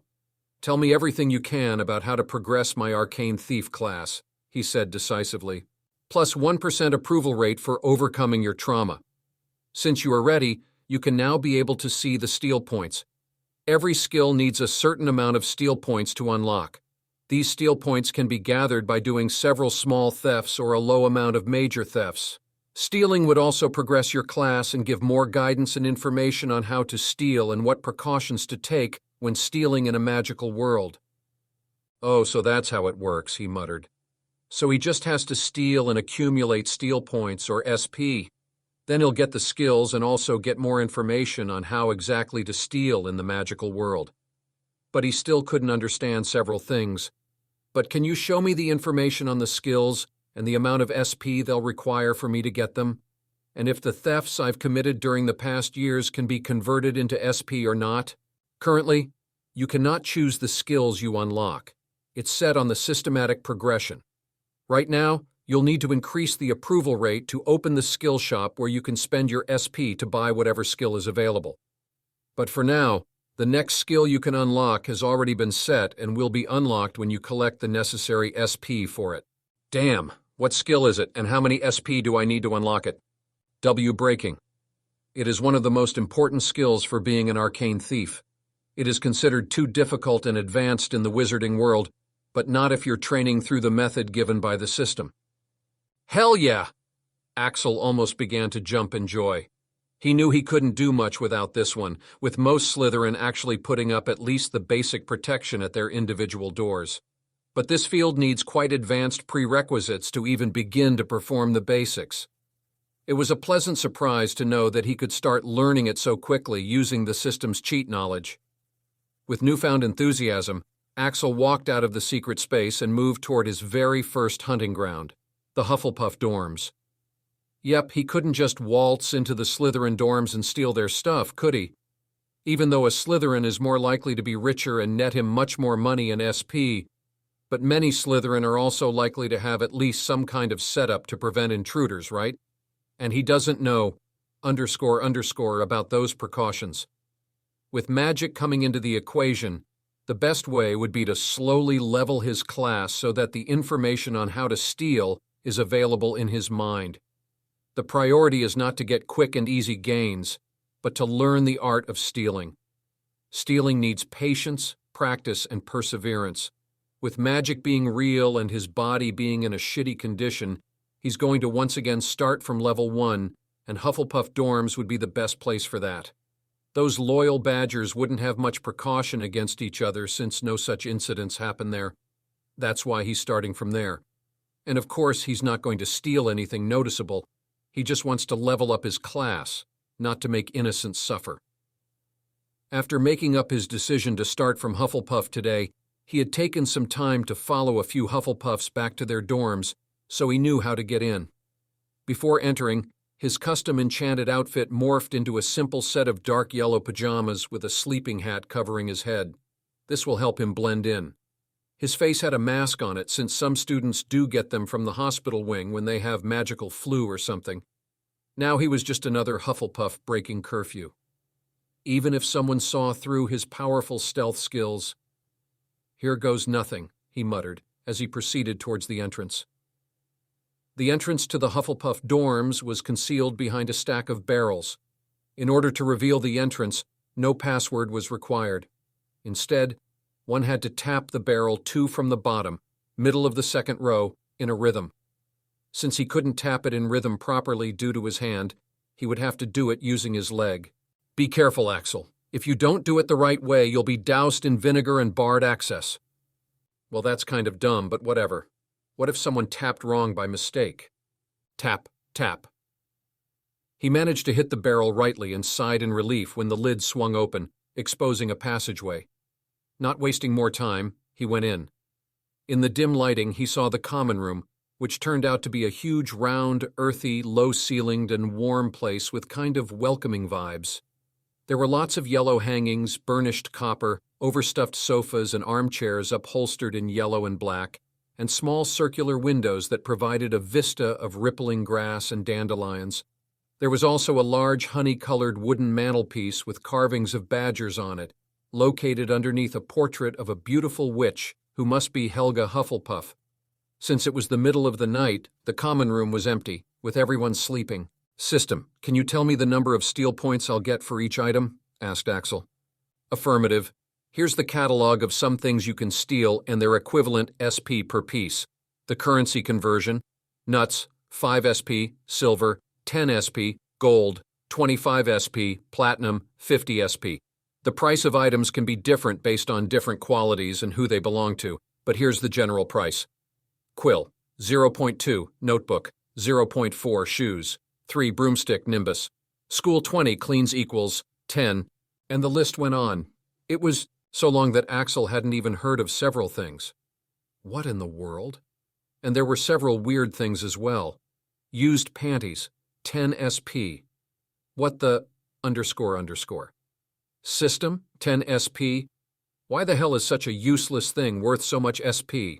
Axel, those things have a market of their own. If you sell to the correct buyer, you can gain a lot of profit.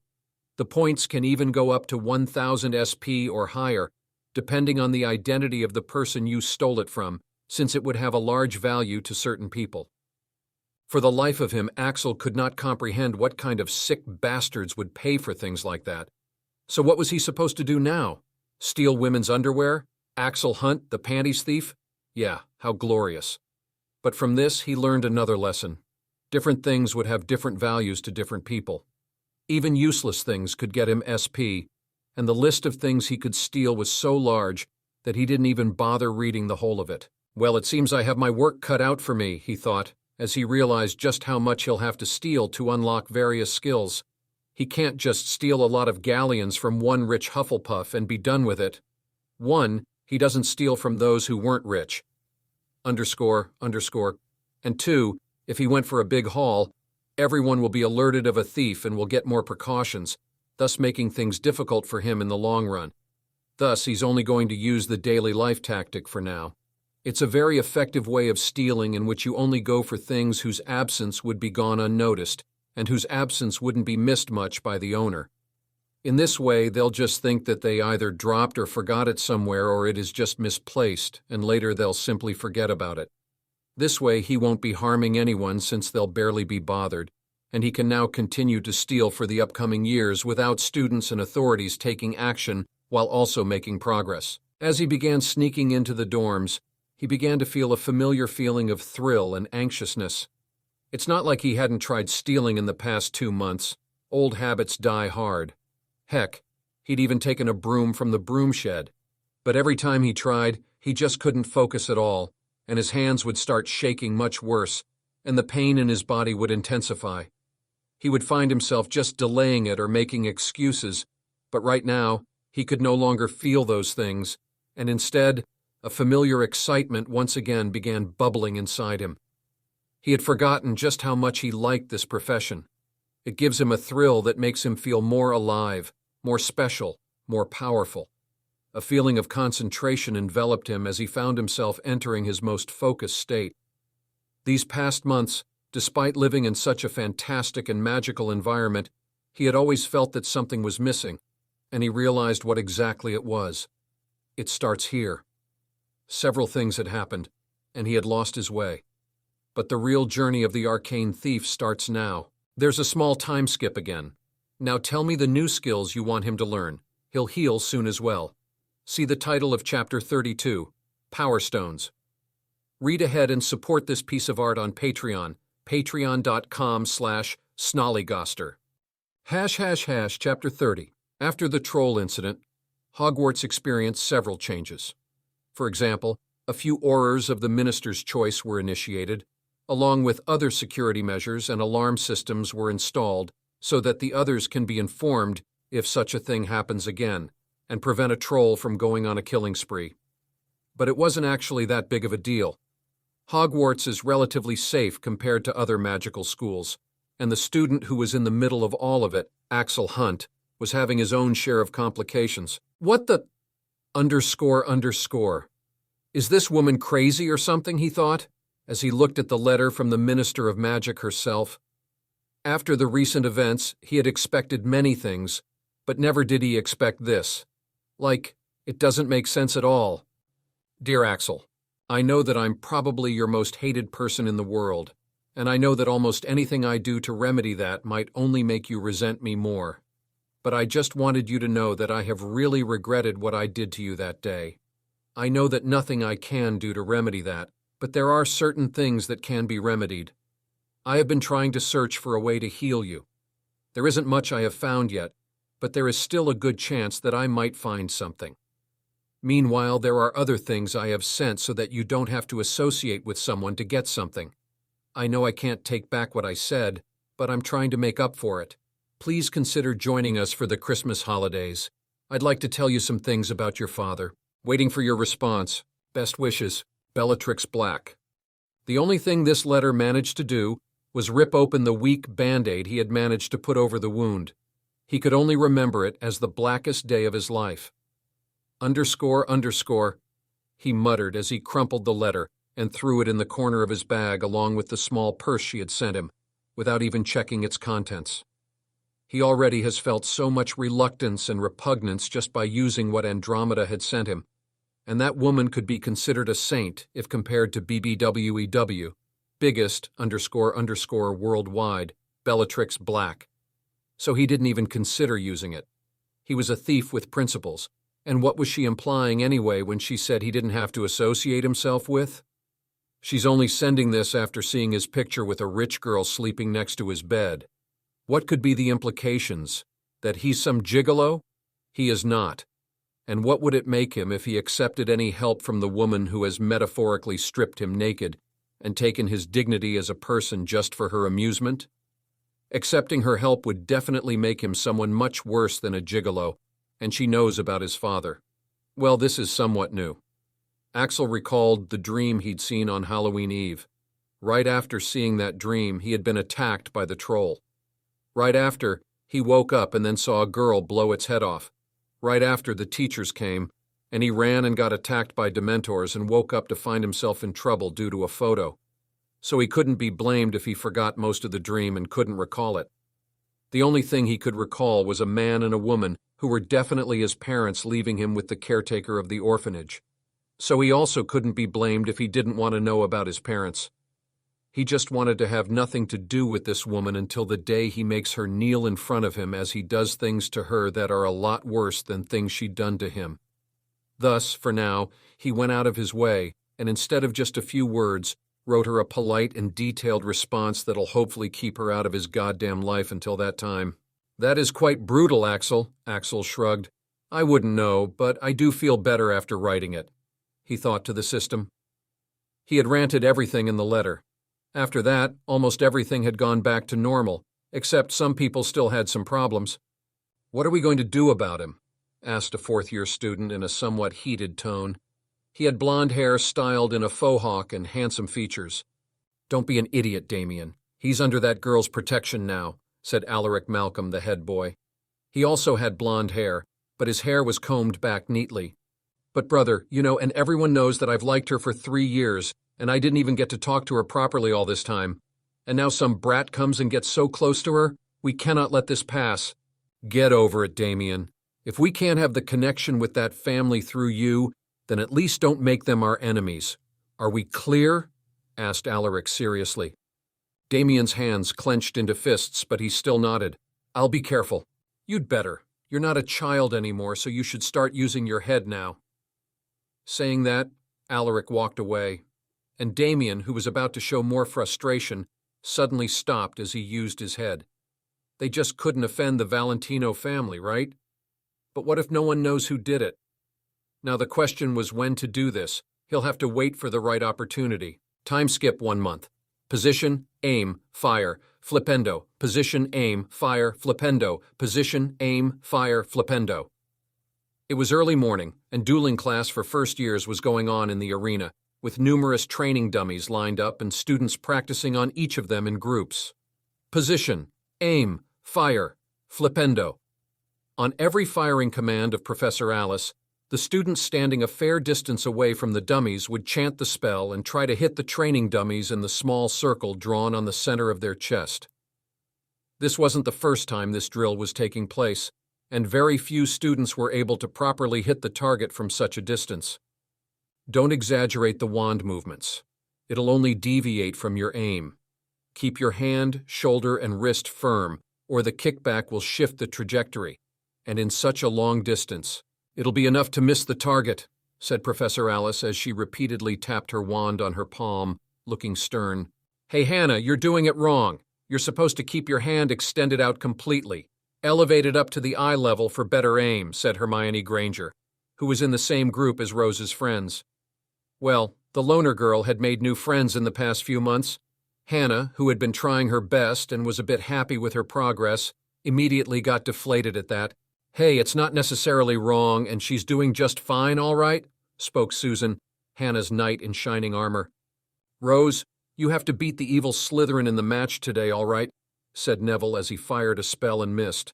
Shut up, Neville. Not all Slytherins are evil, said Daphne, who was also in the same group. During these months, Daphne had become better friends with Hermione rather than the other Ravenclaws, and due to that, Hermione had gotten on friendly terms with the rest of the Golden Quintet.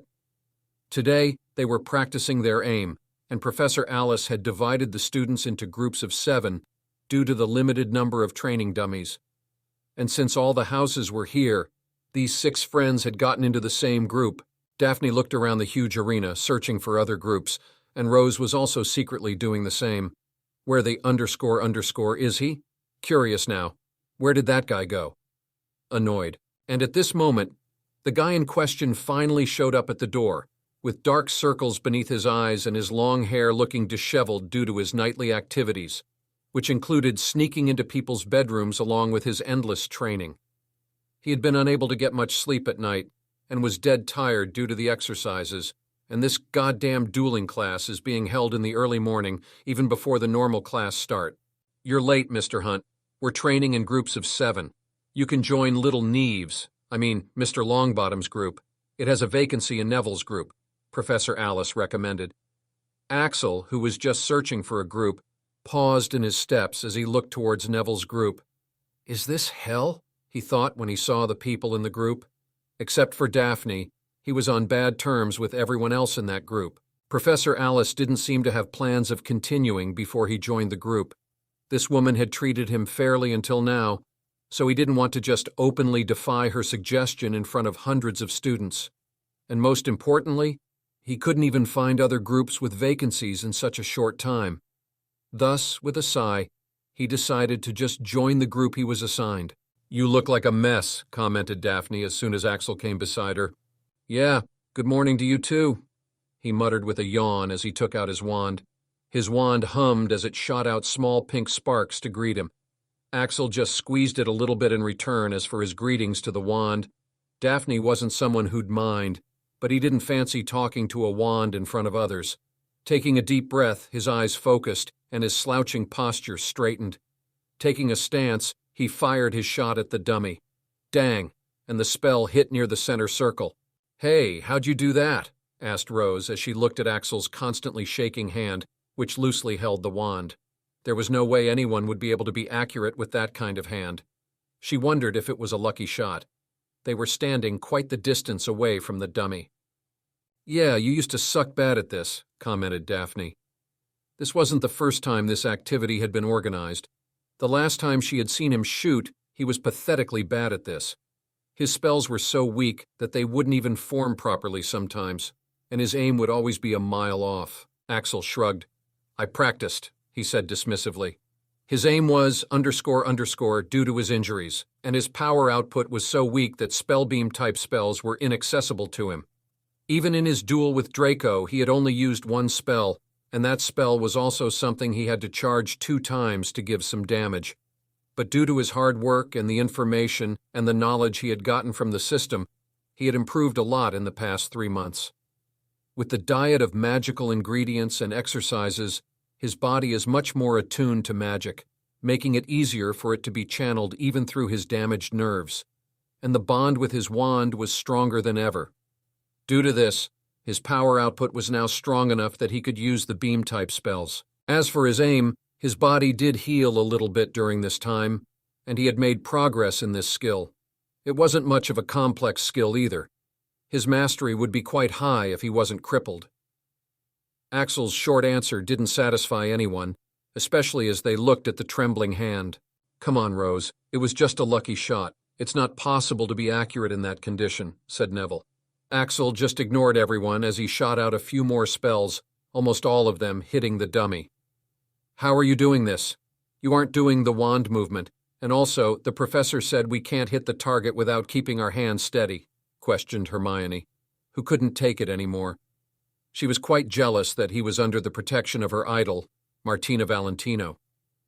Hermione had thought that she'd be the only one to receive Martina's attention, but after Halloween, things had changed. Seeing that they weren't practicing and only disturbing him, he decided to satisfy their curiosity and be done with it. It's not a big deal. I'm just holding my wand straight up and have it pointing at the dummy, he said, holding out his wand and aiming at the dummy's midpoint. Now, if my hand doesn't shake, the spell will directly hit the bullseye. But since it's shaking so much, it'll definitely deviate in some direction, which will totally mess up my aim. So I just need to anticipate which direction it'll shift and move my hand in the other direction to some degree to cancel it. Now, the only problem is that my hand doesn't really respond well to whatever I want it to do. So before even shifting my hand, I also have to calculate how much deviation will be caused due to my hand not responding exactly as I want it to be, and move my hand after taking these two factors into consideration. Now, if everything is correct, I should be able to hit the bullseye. That clear enough for you six? The whole group went speechless at that.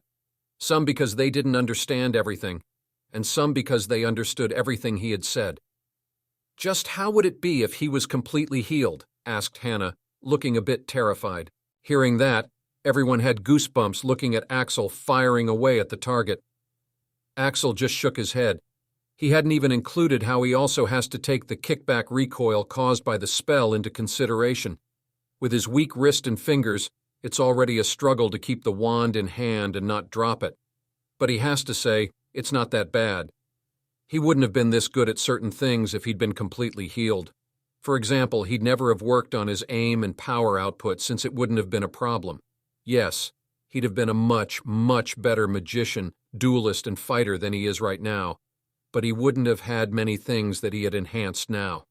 And now when he's healed, he'll have all the things he's supposed to have and the things he's gained due to this urgency of improvement due to his weaknesses. Though I'd still rather avoid being a __ if given a chance, he lamented. After all, 3 months was such a small time. He may have improved faster than anyone, but all things considered, he's still quite weak in a fight. That's why, flipendo, he began training seriously. Though the same couldn't be said for the rest. The students of all 4 houses were quite distracted today because today, at noon, it was Gryffindor versus Slytherin, the start of the Quidditch season, and also the meeting day. Normally, it wouldn't have been this much of a big deal, but several factors have led to increasing the hype by a lot. First of all, the girl who lived is going to be participating in this match, getting selected in her very first year. Then there was a different reason as well, a bigger reason. Apparently, the conflicts between the Slytherin and other houses have been slowly escalating for some reason, making Slytherin quite hated by the other 4 houses. And now, most of the Hogwarts population wanted to see Slytherin getting their ass beaten. As they practiced, Daphne turned to Axel. "Would you like to come and see the match with us?" she asked. Axel looked at her absurdly. "You're going? Didn't you find it quite meaningless?" he asked. Daphne shrugged. "Have to cheer for my girl Rose. At least tell me you're coming so that I won't have to suffer alone." Axel shook his head. "Not coming," he answered. Sure, he was a bit interested in Quidditch, but he didn't want to waste his time. Daphne sighed. She didn't try to persuade him otherwise, since for Axel, no means no.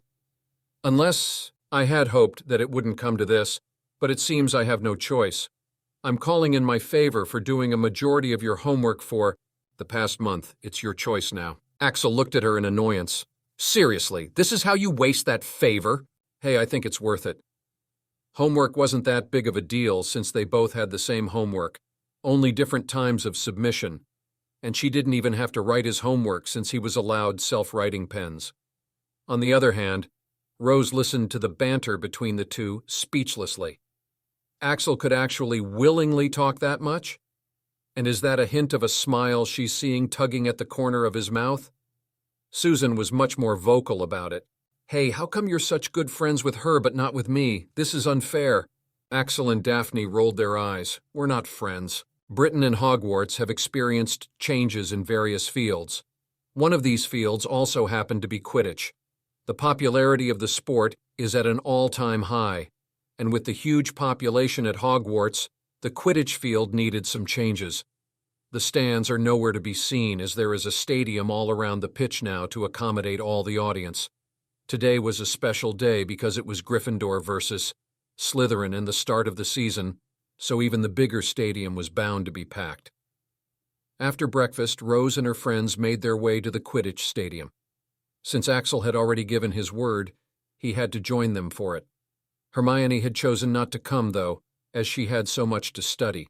"Hey, Susan, is your aunt coming?" asked Daphne as they walked. A question mark popped up in Axel's head. He didn't know why Susan's aunt would be coming. Susan nodded excitedly. "Yep, she is.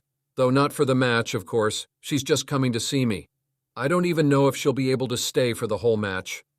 "What about you, Rose?" she asked Rose, who was walking ahead of all of them. What the heck? Axel didn't like where this was going, not one bit. Rose, who was decked out in her Quidditch attire, nodded excitedly. I know for a fact that Sirius is definitely coming. He's such a Quidditch fanatic. Little Jamie would also be coming since he misses his big sister a lot. I don't know about the rest. Hey, what are they talking about? Axel asked Daphne in a low voice. Daphne looked at him in puzzlement. What are you talking about? I mean, how are their relatives coming to Hogwarts? He whispered. Daphne blinked. Wait, you didn't know? Today is also the meeting day. Outsiders are allowed entry into the Quidditch Stadium on match days. That's always half of the reason why everybody's been waiting for this day, she said, looking surprised that he didn't know that. With such a large stadium, anyone was welcome on the match days. Parents, Quidditch fanatics, and even the selectors of league teams looking to sign up promising players. Really, how can you not know any of this? She muttered in exasperation. It was even brought up in the announcements by Dumbledore. Axel just shrugged. Well, at least that explains why you're dragging me half an hour early. He rarely goes to the Great Hall these days, and the only person he ever talks to is Daphne. So it wasn't a big deal if he didn't know. My dad is busy, but my gran is coming. And of course, I met my mother only this morning, offered Neville. What about you, Dave? Are Astoria and Mrs. Greengrass coming? Asked Rose. Daphne checked her magi mirror once again. No, they can't make it today. They're out of Britain, she said a bit anxiously. What do you mean out of Britain? Asked Susan. Axel didn't pay attention to the rest of the conversation as he was too distracted, trying to understand the implications of the information he had received. They reached the stadium where there was a long stream of people entering. The scene around here was quite heartwarming as many parents were coming from Hogsmeade and reuniting with their children after a long time. As they reached the entrance, Axel saw everyone taking out tickets. Wait, did we have to buy tickets? He asked. Daphne waved the 2 tickets in her hands. Don't worry, I already bought 2 for us days ago, she said proudly. Axel looked at her in bafflement. But you only asked me today. Daphne tilted her head. So, hey, isn't that Potter? Axel couldn't continue the conversation since they had to quickly go in. Rose's Gryffindor Quidditch attire was too eye-catching among the crowd. So, where are our seats? Asked Axel, after seeing that they were not separating from the rest. He had thought that in such a huge stadium, they would be able to sit away from the rest since everyone would be going to see their relatives. The VIP box, of course, it's the best place to see the match, said Daphne, making Axel pause his footsteps. Hey, why don't we sit somewhere else? I don't want to sit there, said Axel. The VIP box is going to have all kinds of people. Why? Why, Axel? Both Axel and Daphne looked at Rose, who had an unexpected outburst. Upon being stared at by the two, Rose looked away. I mean, it's none of my business, she muttered. Daphne then looked at Axel funnily. All seats in this stadium have already been booked, and why do you want to sit somewhere else? She asked, but then remembered his habit of avoiding people. Or are you saying you don't have the balls? She asked, quoting his words. Maybe I should tone down with profanities. She learns fast, he thought. His words were now being used on himself. Now that pissed Axel off. He wasn't scared, he just wanted to avoid the Black family. But now that he thought about it, after putting away his dislike, going there also has its advantages. You know what? Let's go, he said as he began walking once again. The VIP box turned out to be quite VIP. The whole place was air-conditioned with a big balcony overlooking the stadium and lots of screens inside. The people inside seemed all rich and high class, and the Black family was among these people. When is Big Sister coming? Asked a cute, chubby boy with black hair. She'll be here any minute, Jamie. Just wait patiently, said Marlene in a gentle tone. Still can't believe it's already her first match. James would be proud, said Sirius proudly. And what about Lily? Asked Andromeda in amusement. Sirius barked out a laugh. Oh, Lily would definitely jinx the __ out of me. I tell you, that woman would go to scary lengths to protect Rose, he muttered as he sipped the drink in his hand. Andromeda shook her head. Well, you shouldn't have egged her on so much in the first place, she said as she looked at the door yet again. She was also waiting to meet Rose, but there was another person who took priority. Axel Hunt. She was filled with regret about the whole series of events that have happened concerning him. First of all, the boy was the son of Bellatrix's benefactor and lifesaver, but he has had to live an orphan and miserable life until he was 11. But the boy somehow managed to get by despite the hardships. After that, he suffered from the worst torture possible and had to survive by killing his adversary. Going through this at the age of 11, he'd have to be an enigma if he came out sane. But the fact is, he somehow managed to pull it off, but he had to pay the price. It made him crippled for life. Still, the boy didn't show weakness. He didn't break. He didn't lose the fight in him. But it doesn't end here because a certain thoughtless woman had to get some information out of him about how he managed to pull it off. But without even trying, the boy managed to make her realize just how wrong her actions were and change her mind. But unfortunately, even that wasn't enough because that thoughtless woman had a mad sister who thought it would be fun to torture this boy further. She managed to break him for a few seconds, but against all odds, the boy managed to build himself up once again, stronger than ever. This should be it, right? There should be nothing more, right? Sadly, no. Andromeda sighed. Her idiot sister, in her desperate moment, had sent out a letter to the boy who hates her with passion. What's worse, the words might have made him more enraged than calmed his anger down. And she was right, because the reply he had sent in response to that letter had managed to cut through Bella like a knife through butter. Andromeda shuddered as she recalled the contents of the letter. Minister Black, I will have to respectfully decline your help, and there are several reasons due to which I've come to this decision. First of all, I was but a gullible kid who was very easy to manipulate, but you have enlightened me, Minister. I am not that kid who would take anything for granted. Like Andromeda, you are a black, and thus you are no kind woman. You have slapped me awake to the reality of the world, Minister. That is why I know that you can't be doing this out of the kindness of your heart. How long have I known you for? Enough to understand that you are as trustworthy as my parents, and my parents left me at the orphanage with a man who kicked me out. Trustworthy indeed. It would certainly explain why you know my dad, and from the bottom of my heart, I want to know nothing more about the man or you. I am simply unworthy, as you said. What am I to you?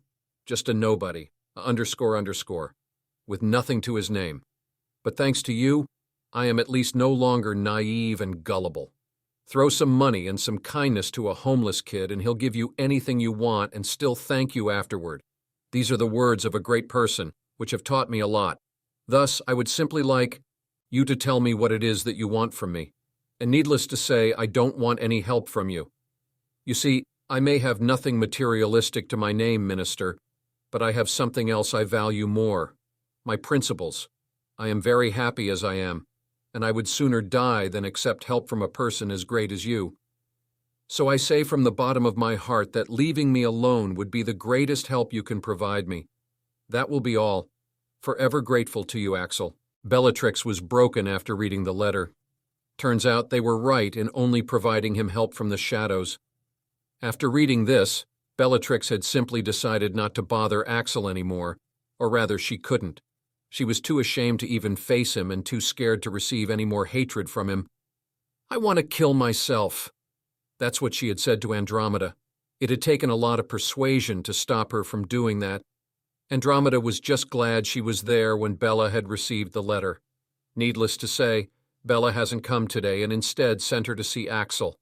She'll just have to do by watching Andromeda's memories of today in the highest quality pensive. So Andromeda had decided to take it upon herself to see that boy. She had asked Rose to bring him, and Rose had reassured her that he'll be there. She was still unsure about what exactly she was going to do and, frankly, she was also probably too scared to do anything, but she at least had to see him because her fears had come true, and it was worse than she had expected. Axel Hunt hadn't forgotten, and he hadn't forgiven, not one bit. "Oh, there she is!" exclaimed Sirius, bringing her out of her thoughts as he began rushing in one direction. "Big sis!" exclaimed Jamie, the miniature version of the man, as he too rushed out. Andromeda followed their line of sight to Rose and her friends coming over.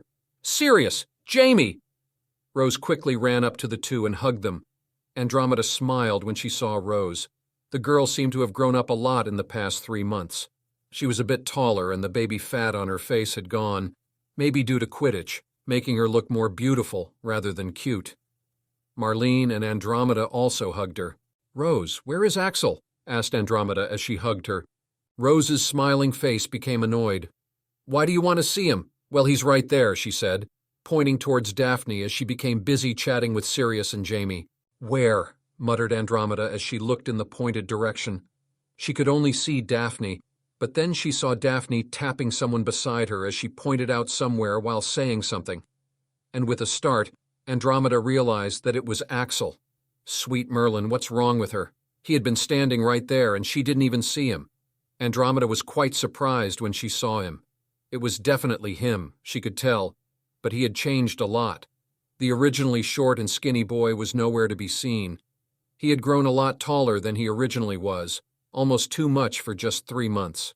His emaciated frame had turned into a fit one, almost too fit for just 3 months. His face was much brighter now, and his skin much healthier as opposed to his originally pale and sickly look. And that wasn't the only thing that had changed. His aura seemed to have changed. Just standing there relaxedly, he somehow seemed to give her a similar feeling as those of the special forces hit wizards. But it must be her imagination. Now that she was finally seeing him, Andromeda just stood there, frozen, unable to move. She was too apprehensive to approach. After 3 months at Hogwarts, he almost seemed okay. He was just standing there with his hands in his pockets, exchanging words with Daphne, and even having a hint of a somewhat amused smile at the corner of his mouth. Although he still had that somewhat annoyed expression on his face, no one could tell that this boy had been tortured and had to kill a man just 3 months ago. This made her even more hesitant to approach him and remind him of the past. She saw as the rest of Rose's friends went to their own families, and Axel and Daphne went to their own seats. He had totally ignored her presence, and yet she could only keep observing his every action. As soon as he had sat down, she saw him taking out his wand and smiling while looking at it. A genuine smile, something she hadn't seen him doing at all. What a pity, she thought as she saw his trembling hand and recalled his condition. With nerve damage like that, even doing the smallest bit of magic would make a grown man cry, and the magic would be incredibly weak. She saw him take out a handkerchief and wave his wand over it, and to her surprise, the handkerchief started to change. Transfiguration at that level? How is this possible? He shouldn't be able to do this. He was practicing magic. Andromeda almost rushed over and stopped him because doing magic in his condition was nothing but torture. "Andy, hey!" And just at this moment she felt Sirius tugging at her, making her snap out of her shock. "Yeah, what is it?" she asked, trying not to show her emotions. Sirius pointed in the direction of the entrance. "Look who's here," he said with a disgusted expression. Andromeda followed his direction, only to have a frown on her face as soon as she saw the person. It was a beautiful woman with blonde hair and features similar to Andromeda and Bellatrix. __, whispered Andromeda. "Traitor," uttered Sirius. The joyful atmosphere that had been going around them vanished as they saw her. Narcissa Malfoy Black was the Black history of the Black family. It would ruin both Andromeda's and Bellatrix's moods whenever Narcissa is mentioned, not because of the things she did, but because she was the one who did those things. Her change had disappointed the sisters a lot. "Mother?" Upon seeing Narcissa, a boy came forward in a hurry. He tried to hug her, but Narcissa stopped him in his tracks. "Draco," said Narcissa while looking down on him, "I've heard of your deeds in these past months." Draco looked puzzled. I'm sorry, Mother, I wouldn't do those things now," he said uncertainly. "Slap, that is not the problem, boy. If you challenge someone to a duel, make sure you win next time. Don't embarrass me," she said strictly. That's what Andromeda was talking about. The Narcissa of the past would never do that. Their dear sister had changed. She'd become a __, and for the life of them, they couldn't tell why. As Axel entered the VIP box, he surveyed the surroundings. There were professors, some students of Hogwarts with their parents, and of course the Black family. But when he saw Andromeda, he had to use occlumency to keep calm. He just decided to ignore the presence of the Blacks. "So it's just us now since my family couldn't make it," muttered Daphne as she saw others meeting up with their family. "What about you?" she asked tentatively. though she already knew the answer since he didn't even know about the whole thing minutes ago. She just wanted to know more about his situation. "No one's coming," he said evasively. "Bloody hell, this place seems like a paradise," he said, changing the topic as he looked around. Daphne once again didn't push it. "Isn't it? There's popcorn, drinks, and even the best view. And you were telling me to go to the normal seats?" That was the thing with Daphne. She wouldn't annoy him with details. Why? Because they weren't friends, so he didn't need to tell her. They went to their seats, and Axel began practicing magic while chatting with Daphne. He still didn't want to waste his time. "So what the ___ is Quidditch?"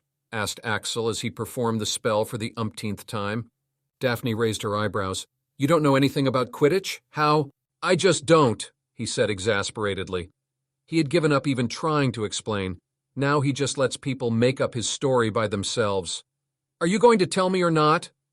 Daphne narrowed her eyes at him. "So you do have an interest, huh?" Axel rolled his eyes. "I do not. Never did. But don't know if I ever will," he replied. The thing is, he never had time for these things. He always had better things to do. But now that he's stuck here for the time being, he might as well know what the ___ is going on. Daphne shrugged. "Well, I don't particularly like the thing either, but I do know a little bit since I do not live in a cave. So there are 7 players in each." She began to explain everything in detail. "The game lasts for 90 minutes, and the team that scores higher wins. Any questions?" Axel nodded slowly. "Yeah. So these Seekers, you said they get 50 points every time they catch the snitch in the 90 minutes while scoring with a quaffle only gets you 10. Why is that?" "Because apparently the snitch is very small and fast, so it's very difficult to spot, let alone catch. But if you think it's unfair, then you've got another thing coming. Because just until a few years ago, catching the snitch would have ended the A match and given the Seekers team a massive 150 points. "Really?" Axel snorted. "If the Seekers decide the match, then why are other players even playing? That sounds __." Daphne nodded avidly. "It is, isn't it? It's like the game was made by someone who wants the Seeker to be the main character. I like it much better now." Axel fixed her with a scrutinizing gaze. "So you have an interest, don't you?" Daphne paused. I don't. Absolutely not." Axel tilted his head. "Okay, if you say so," he offered, not knowing why she'd insist on it anyways. "Can't believe it used to be an international sport even before the rules were changed." Daphne nodded once again, failing to hide her enthusiasm. "Yeah, it used to be an international sport, but not that popular. But after these changes were proposed by the new chairman of IQA, the popularity of the sport exploded even more. Now Quidditch has become full of opportunities." Axel didn't understand properly. "What does that mean?" "It means that if you're a good player, you can get a Quidditch scholarship. And look at those guys," she said, pointing towards a few men and women in suits but wearing scarves of different colors around their necks. "They're selectors. If you're a good player, those guys will recruit you to their team, and you can make crazy money and get famous if you play well. Isn't that exciting?" She enthused. Axel looked down at his trembling hands. "Yeah, very exciting," he muttered in sarcasm. It was so exciting that his hands couldn't stop trembling due to the excitement. At this moment, they saw Rose jump off from the balcony as she mounted her broomstick and flew down to the Gryffindor locker room. Axel and Daphne looked at each other. "Gryffindor," they muttered. The time for the start of the match was near, and Axel was beginning to think that maybe sitting here wasn't as bad as it seemed. But, "Excuse me, this is an announcement. The first-year student Axel Hunt is required in the VVIP box. Thank you." "The hell is going on?" muttered Axel. Daphne looked at him. "Well, you tell me," she muttered as eyes began gathering on him. Damn it, he thought as he realized that he can't even use his skills now with so many people watching. "I think you should go," said Daphne. Axel thought about it. Since the other party can make the announcement to the whole stadium and stay in the VVIP room, it's quite obvious that they'll find him anyway, even if he doesn't go. And right now, he has the advantage. Everyone is his alibi in case something happens. "Hey, I need you to do this," he said as he gave Daphne a few instructions before he went off. Better get this over with now, he thought with a sigh. Today was the first Quidditch match along with the visitation day. Outsiders get to come to Hogwarts, and families have a chance to reunite. So, of course, the Valentino family was also coming. "I still think you guys shouldn't have come. You guys are busy, and I think I can handle myself here, said Martina in exasperation. Come on, Tina. You know I can't live long without my martini. I had to come, said Alessandro Valentino, the godfather of the Italian magical mafia. He was a middle-aged man with a handsome face, purple hair, blue eyes, and a scar on his forehead. Usually, he'd intimidate the hell out of anyone, but right now he was just a doting father. Martina shrugged. No, I didn't mean it like that. But someone should have stayed behind, right, to look after the whole business. Usually Martina's mother would stay back while her dad and brother would visit. Martina's mother, Francesca, said, Well, I had to come this time, dear. Your dad and brother are going to need some babysitting this time to make sure that they don't go overboard, she said exasperatedly. Francesca was a beautiful woman with auburn hair, violet eyes, and a calm and collected temperament. She has always tried to be strict with Martina. Martina frowned. Not go overboard, Mom? What exactly are they up to? She asked apprehensively. Martina's brother Enzo raised his hands. Oh, dear sister, why are you looking at us like that? We just need to run some tests, okay? We need to see for ourselves, he said mischievously. Enzo had his mother's auburn hair and his dad's blue eyes. His ears and eyebrows had piercings. He was handsome, but in a crooked sort of way. He was currently 20, much older than his dear little sister, who was only 14.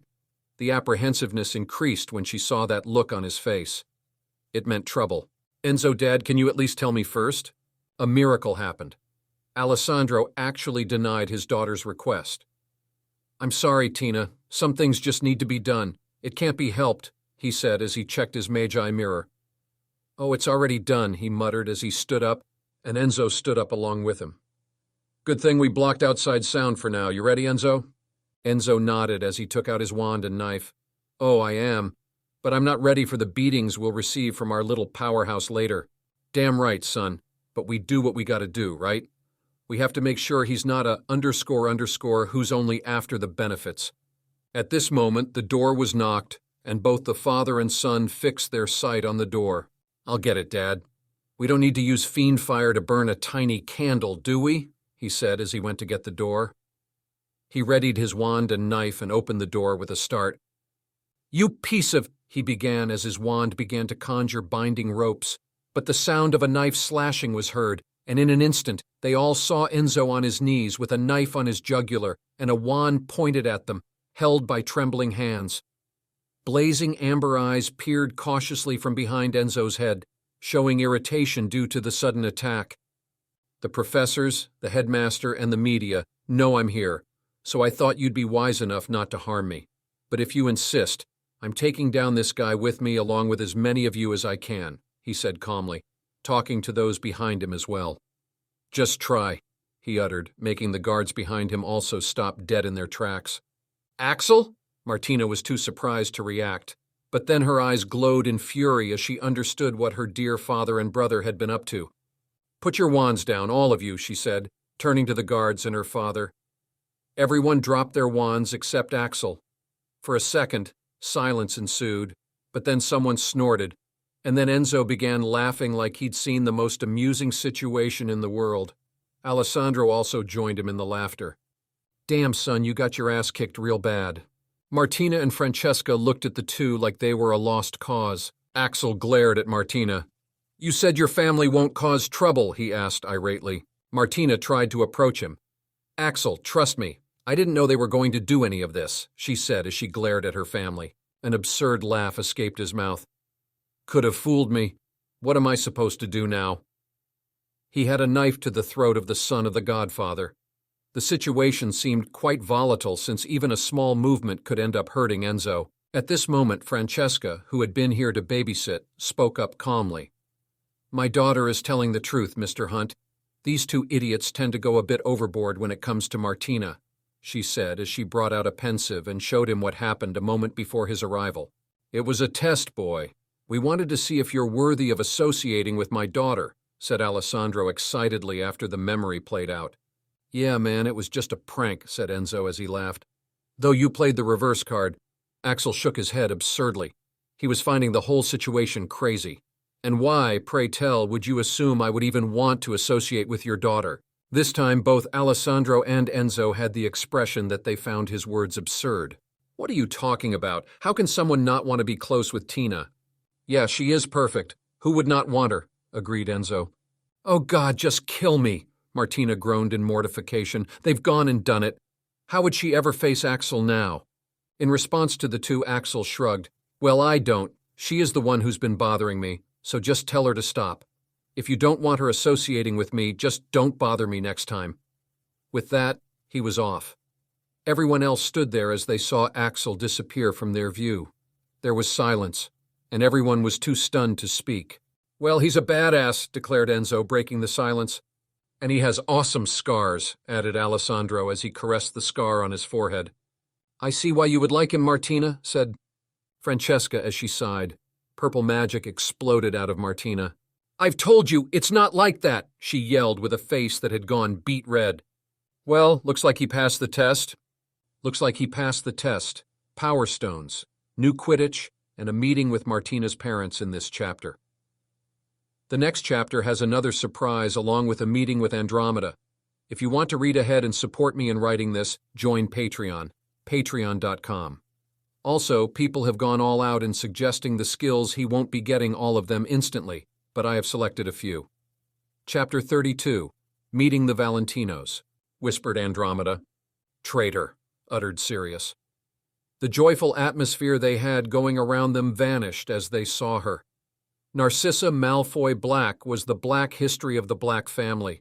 It would ruin both Andromeda's and Bellatrix's moods whenever Narcissa is mentioned, not because of the things she did, but because she was the one who did those things.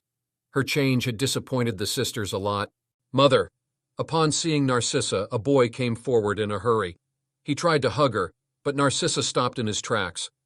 Draco, said Narcissa while looking down on him. I've heard of your deeds in these past months. Draco looked puzzled. I'm sorry, Mother. I wouldn't do those things now, he said uncertainly. Slap. That is not the problem, boy. If you challenge someone to a duel, make sure that you win. Don't embarrass me next time, she said strictly.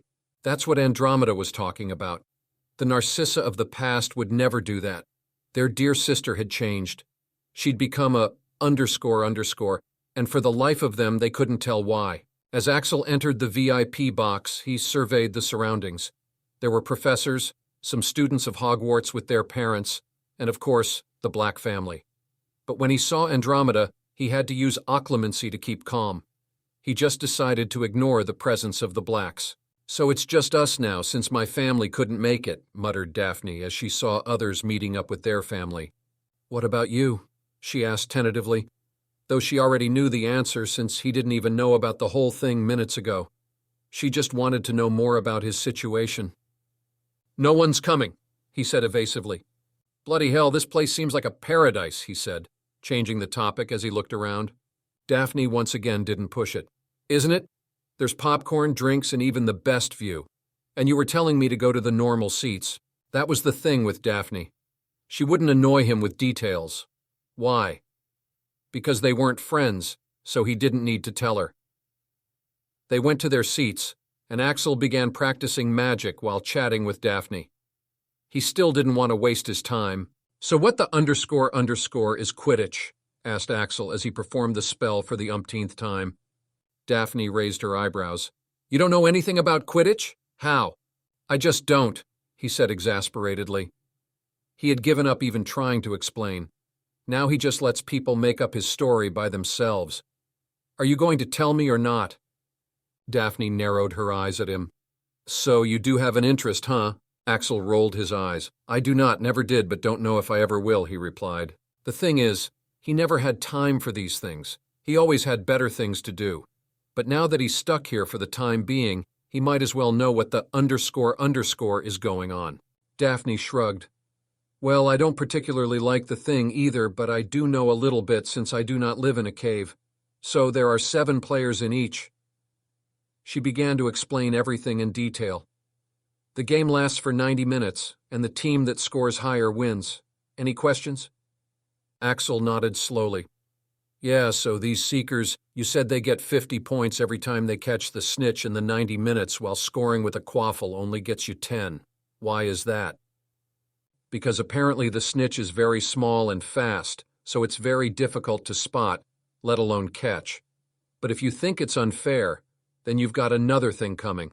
Because just until a few years ago, catching the snitch would have ended the match and given the Seekers team a massive 150 points. Really? Axel snorted. If the Seekers decide the match, then why are other players even playing? That sounds __. Daphne nodded avidly. It is, isn't it? It's like the game was made by someone who wants the Seeker to be the main character. I like it much better now. Axel fixed her with a scrutinizing gaze. So you have an interest, don't you? Daphne paused. I don't. Absolutely not. Axel tilted his head. Okay, if you say so, he offered, not knowing why she'd insist on it anyway. Can't believe it used to be an international sport even before the rules were changed. Daphne nodded once again, failing to hide her enthusiasm. Yeah, it used to be an international sport, but not that popular. But after these changes were proposed by the new chairman of IQA, the popularity of the sport exploded even more.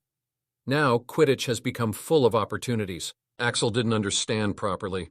What does that mean? It means that if you're a good player, you can get a Quidditch scholarship. And look at those guys, she said, pointing towards a few men and women in suits but wearing scarves of different colors around their necks. They're selectors. If you're a good player, those guys will recruit you to their team, and you can make crazy money and get famous if you play well. Isn't that exciting? She enthused. Axel looked down at his trembling hands. Yeah, very exciting, he muttered in sarcasm. It was so exciting that his hands couldn't stop trembling due to the excitement. At this moment, they saw Rose jump off from the balcony as she mounted her broomstick and flew down to the Gryffindor locker room. Axel and Daphne looked at each other. Gryffindor, they muttered. The time for the start of the match was near, and Axel was beginning to think that maybe sitting here wasn't as bad as it seemed. But, excuse me, this is an announcement. The first-year student Axel Hunt is required in the VVIP box. Thank you. The hell is going on? Muttered Axel. Daphne looked at him. Well, you tell me, she muttered as eyes began gathering on him. Damn it, he thought, as he realized that he couldn't even use his skills now with so many people watching. I think you should go, said Daphne. Axel thought about it. Since the other party can make the announcement to the whole stadium and stay in the VVIP room, it's quite obvious that they'll find him anyway, even if he doesn't go.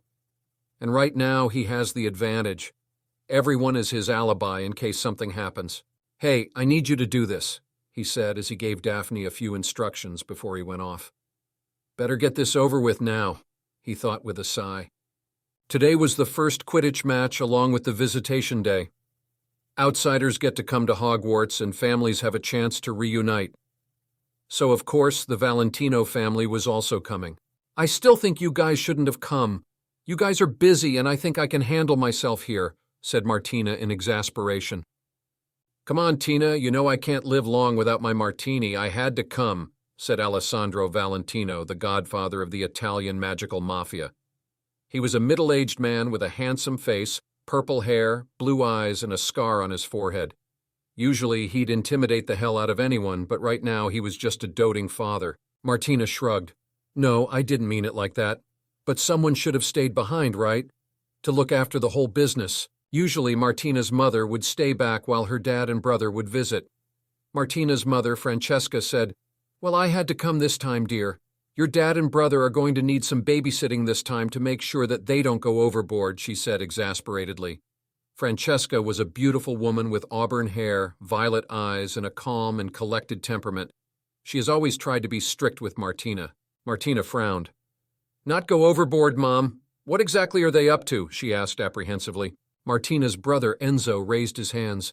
Oh, dear sister, why are you looking at us like that? We just need to run some tests, okay? We need to see for ourselves, he said mischievously. Enzo had his mother's auburn hair and his dad's blue eyes. His ears and eyebrows had piercings. He was handsome, but in a crooked sort of way. He was currently 20, much older than his dear little sister, who was only 14. The apprehensiveness increased when she saw that look on his face. It meant trouble. Enzo, Dad, can you at least tell me first? A miracle happened. Alessandro actually denied his daughter's request. I'm sorry, Tina. Some things just need to be done. It can't be helped, he said as he checked his Magi mirror. "Oh, it's already done," he muttered as he stood up, and Enzo stood up along with him. "Good thing we blocked outside sound for now. You ready, Enzo?" Enzo nodded as he took out his wand and knife. "Oh, I am, but I'm not ready for the beatings we'll receive from our little powerhouse later." "Damn right, son, but we do what we gotta do, right? We have to make sure he's not a ___ who's only after the benefits." At this moment, the door was knocked, and both the father and son fixed their sight on the door. "I'll get it, Dad. We don't need to use fiend fire to burn a tiny candle, do we?" he said as he went to get the door.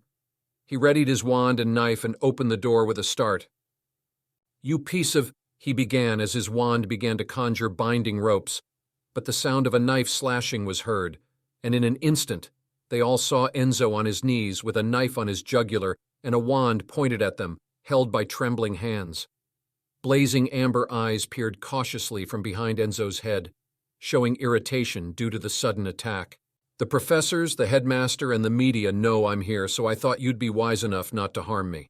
But if you insist, I'm taking down this guy with me, along with as many of you as I can," he said calmly, talking to those behind him as well. "Just try," he uttered, making the guards behind him also stop dead in their tracks. "Axel?" Martina was too surprised to react, but then her eyes glowed in fury as she understood what her dear father and brother had been up to. "Put your wands down, all of you," she said, turning to the guards and her father. Everyone dropped their wands except Axel. For a second, silence ensued, but then someone snorted, and then Enzo began laughing like he'd seen the most amusing situation in the world. Alessandro also joined him in the laughter. "Damn, son, you got your ass kicked real bad." Martina and Francesca looked at the two like they were a lost cause. Axel glared at Martina. "You said your family won't cause trouble?" he asked irately. Martina tried to approach him. "Axel, trust me, I didn't know they were going to do any of this," she said as she glared at her family. An absurd laugh escaped his mouth. "Could have fooled me. What am I supposed to do now?" He had a knife to the throat of the son of the Godfather. The situation seemed quite volatile since even a small movement could end up hurting Enzo. At this moment, Francesca, who had been here to babysit, spoke up calmly. "My daughter is telling the truth, Mr. Hunt. These two idiots tend to go a bit overboard when it comes to Martina," she said, as she brought out a pensieve and showed him what happened a moment before his arrival. "It was a test, boy. We wanted to see if you're worthy of associating with my daughter," said Alessandro excitedly after the memory played out. "Yeah, man, it was just a prank," said Enzo as he laughed, "though you played the reverse card." Axel shook his head absurdly. He was finding the whole situation crazy.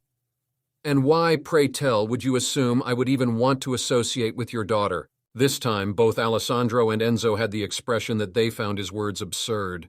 "What are you talking about? How can someone not want to be close with Tina?" "Yeah, she is perfect. Who would not want her?" agreed Enzo. "Oh, God, just kill me," Martina groaned in mortification. "They've gone and done it. How would she ever face Axel now?" In response to the two, Axel shrugged. "Well, I don't. She is the one who's been bothering me, so just tell her to stop. If you don't want her associating with me, just don't bother me next time." With that, he was off. Everyone else stood there as they saw Axel disappear from their view. There was silence, and everyone was too stunned to speak. "Well, he's a badass," declared Enzo, breaking the silence. "And he has awesome scars," added Alessandro as he caressed the scar on his forehead. "I see why you would like him, Martina," said Francesca as she sighed. Purple magic exploded out of Martina. "I've told you, it's not like that," she yelled with a face that had gone beet red. "Well, looks like he passed the test. Power stones, new Quidditch, and a meeting with Martina's parents in this chapter. The next chapter has another surprise along with a meeting with Andromeda. If you want to read ahead and support me in writing this, join Patreon, patreon.com. Also, people have gone all out in suggesting the skills he won't be getting all of them instantly, but I have selected a few. Flashback.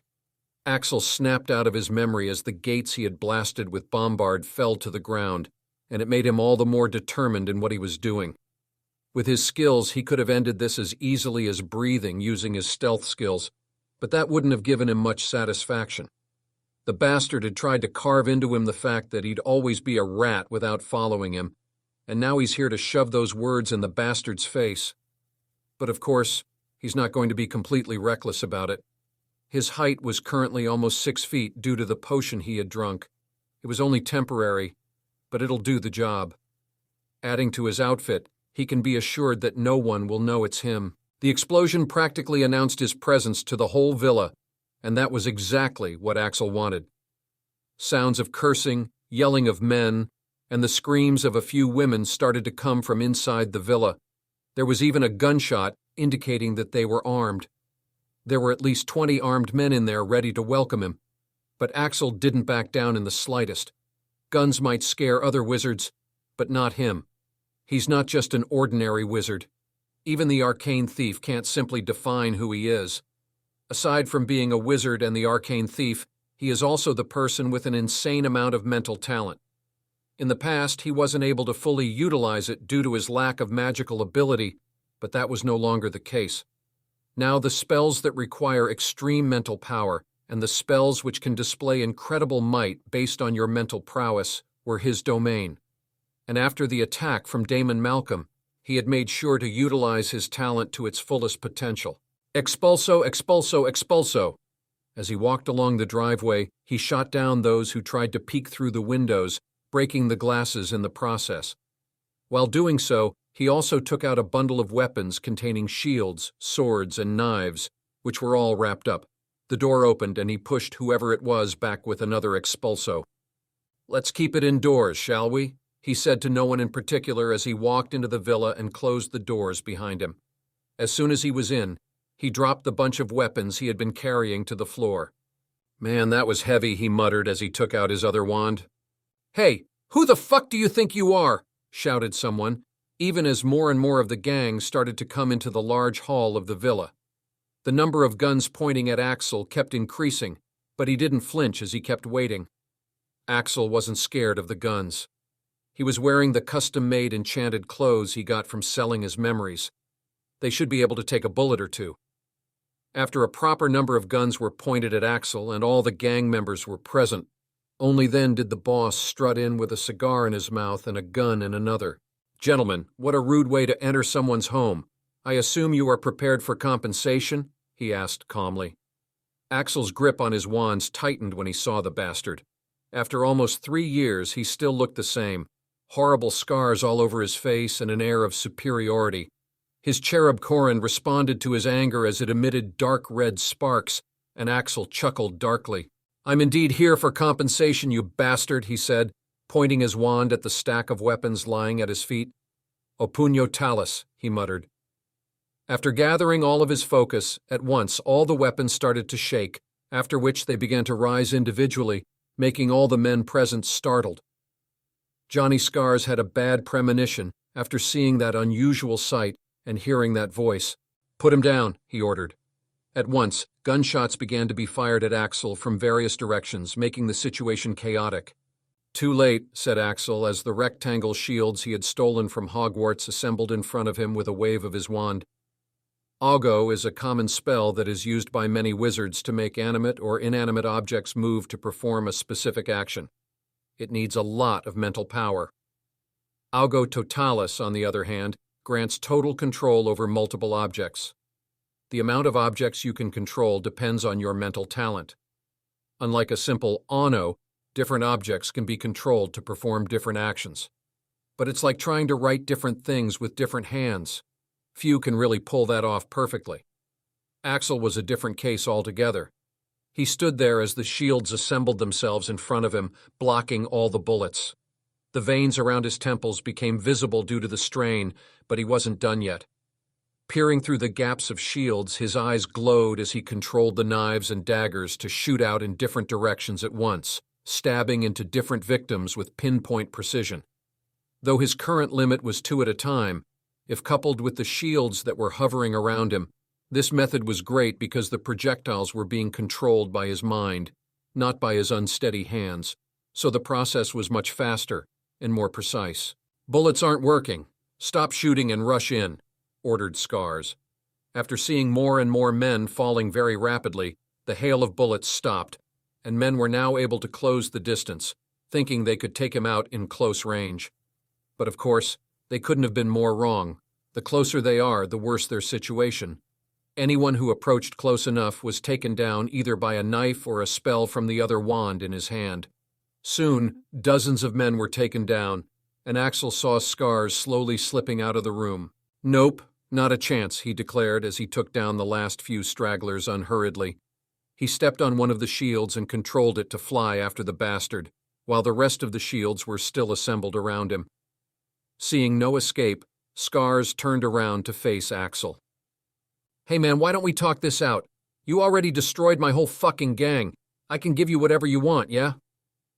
Looking at the man, Axel really felt disgusted. These types of people will pretend to be all high and mighty and do whatever they want when they're in a position of power. But as soon as you take that away from them, they're nothing. Axel shook his head. "You don't get it, Scars. You don't get it," he said, throwing the words that he still remembered quite well to this day. "Expelliarmus," he muttered, making the gun shoot out of his grasp. Does this guy not realize how obvious his intentions are? He was going to shoot just after making Axel think he won and let his guard down. He pocketed the wand and let the shields drop. "Now we're talking," he said, taking off his mask. Scar's eyes widened. "You?" Axel grinned. "Surprise, surprise, fucker." "How is this possible?" he began, but Axel cut him off. "That I'm no longer a rat? Don't tell me you're surprised," he said, shaking his head. "You always knew this day would come, didn't you? You saw it on the very first day," he said, making the man speechless. Axel had seen it in his eyes, the reason why this man came after him from day one. "You were envious, weren't you?" he asked, making the man flinch. Yep, this guy only wanted to make himself feel better by crushing him when he was still growing. Scars laughed forcefully. "But you're still a rat, aren't you? Relying on these parlor tricks. Why won't you face me straight on, man to man?" Axel shook his head. "You don't need to try so hard. There's a reason why you're still completely unharmed," he said, putting his wands on the floor. "Catch it," he said, as he lightly threw out a knife to the man. Hope returned to Scar's face as his eyes followed the knife sailing through the air, ready to catch it. This kid is an idiot. There's no way anyone can beat Johnny Scars in a knife fight. He's going to... Johnny's thoughts were cut off as he felt an excruciating pain below his abdomen. He looked down to see another knife stabbed into his pelvis, right through his little brother, cleanly severing it from his body. The knife he was going to catch bumped uselessly on his head, and he fell to the floor in pure agony. "You... Why? Why didn't I give you a chance? Is that what you want to ask? Ha ha, how naive are you, Johnny? You wanted a fair fight? That's quite rich coming from you." Axel laughed in pure amusement, as if he hadn't just severed a man's penis. The reason why Axel had left him unharmed up to now was because he wanted to give him hope, and then take it away once again. "You gang up on a 9-year-old and torture him for no reason, and now you want a fair fight?" Axel was laughing so hard that he was having difficulty breathing. "You really are one hell of a hypocrite, man.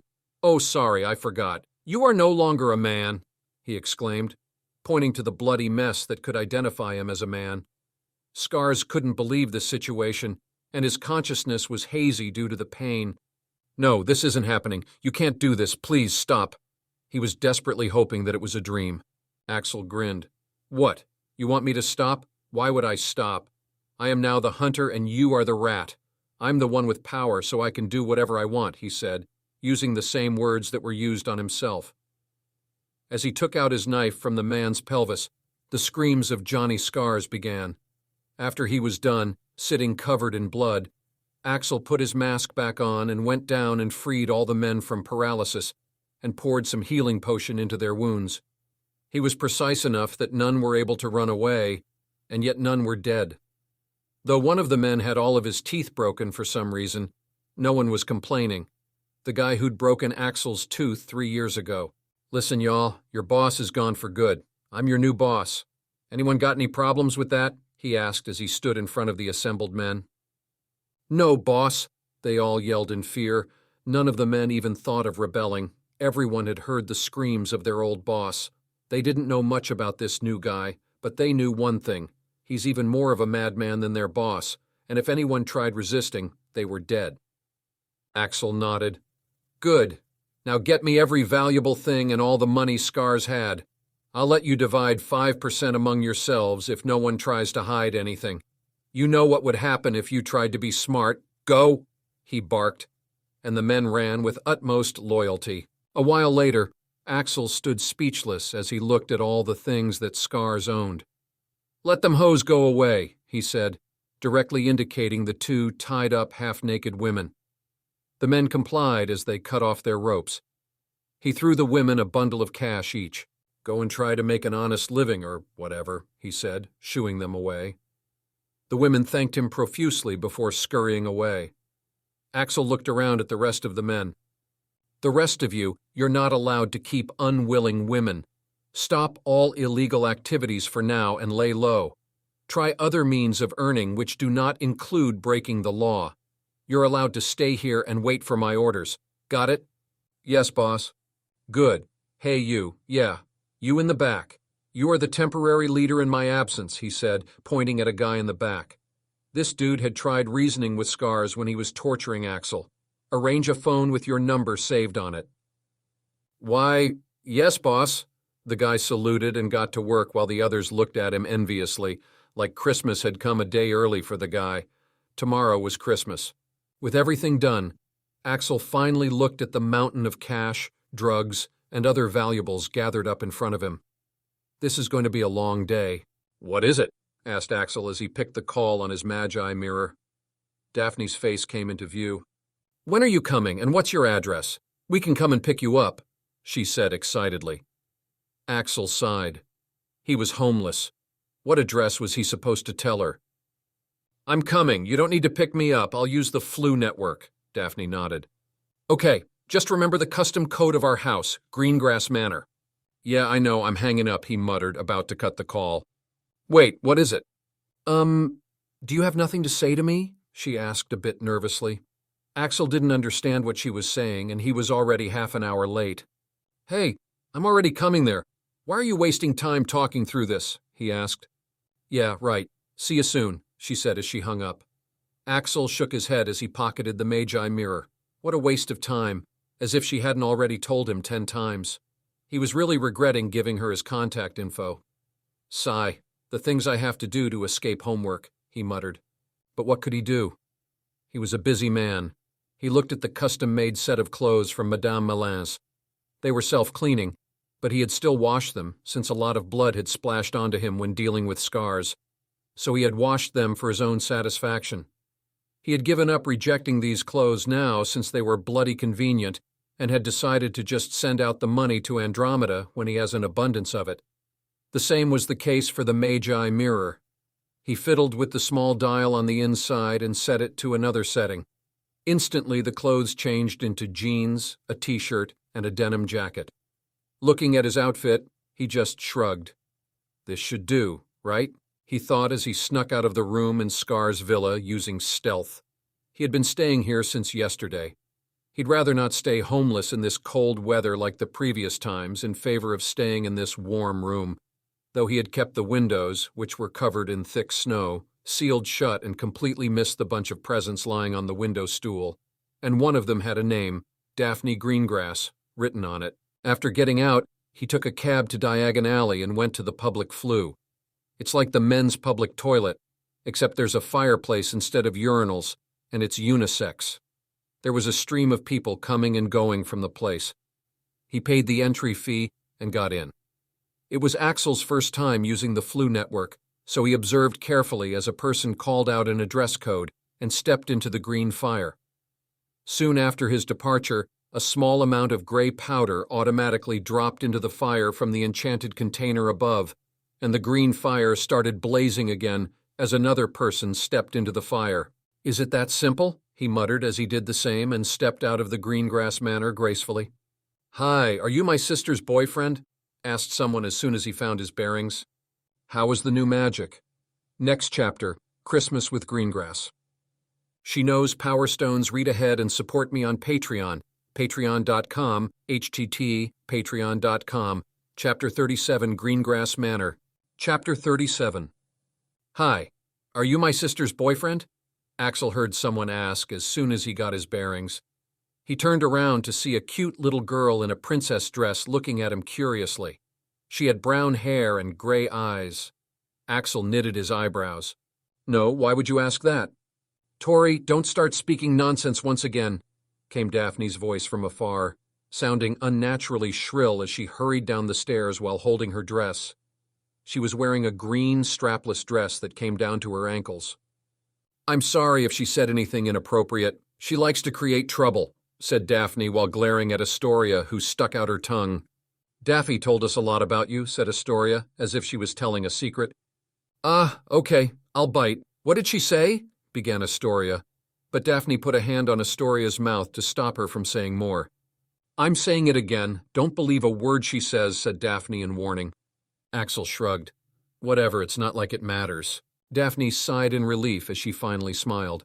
So, welcome to my home. You look really great in that outfit. I've only ever seen you in uniform or training clothes, she said, giving him a once-over. Axel just nodded, but then he saw Daphne looking at him expectantly, making him confused. You look great too? Is that what she wanted to hear? Judging by her smile, that seems to be the case. Though in his honest opinion, her dress was making him feel uncomfortable in his casual clothes. Axel didn't know that nothing fancy meant this fancy.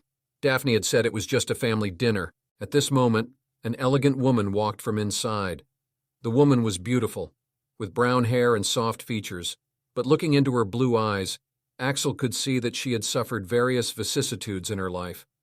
The woman seemed to study Axel minutely, and her gaze lingered on his hands for a moment. Axel saw her calm mask crack to show some emotions, but it might be his imagination as she smiled politely at him. You must be Axel. I'm Daphne's mother, Evelyn Greengrass. I've been dying to meet you. Axel looked at the woman who was that bastard's ex-wife. Daphne had told him that she had celebrated all night when the man had died, so instead of resentment, he rather had a good impression of her. Thanks for having me for dinner, he replied politely, though he actually wanted to say, you shouldn't have invited me. But since he's here, he'd rather be done with this dinner quickly without coming out as an asshole. It's just that he wouldn't be in this situation in the first place if he hadn't been dumping all his work on Daphne for the better part of the semester. Mrs. Greengrass smiled. The dinner will be ready soon, Daphne. You can show him around or play in the meantime, she said, leaving them to their devices. Axel gave Daphne a look. You said dinner was ready half an hour earlier, he said in irritation. Daphne looked away, trying not to show how pleased she was with herself. Oh, did I? I don't remember. Come, I'll show you. Around, she said, walking ahead. Astoria walked beside him. She lied, she whispered helpfully. Axel shrugged as he followed. At least it's a good thing that he came half an hour late. As expected from the man who kept that much amount of money as chump change in his pouch, the manor looked quite extravagant and well-furnished. That's the Christmas tree, she said, pointing at the huge tree decorated with various magical gimmicks. This is our first time decorating one by ourselves. Usually that man, wouldn't allow us. He'd get it done perfectly and then host a ball or have us attend one, she explained. You were going to say that word again, right? Asked Astoria while giggling.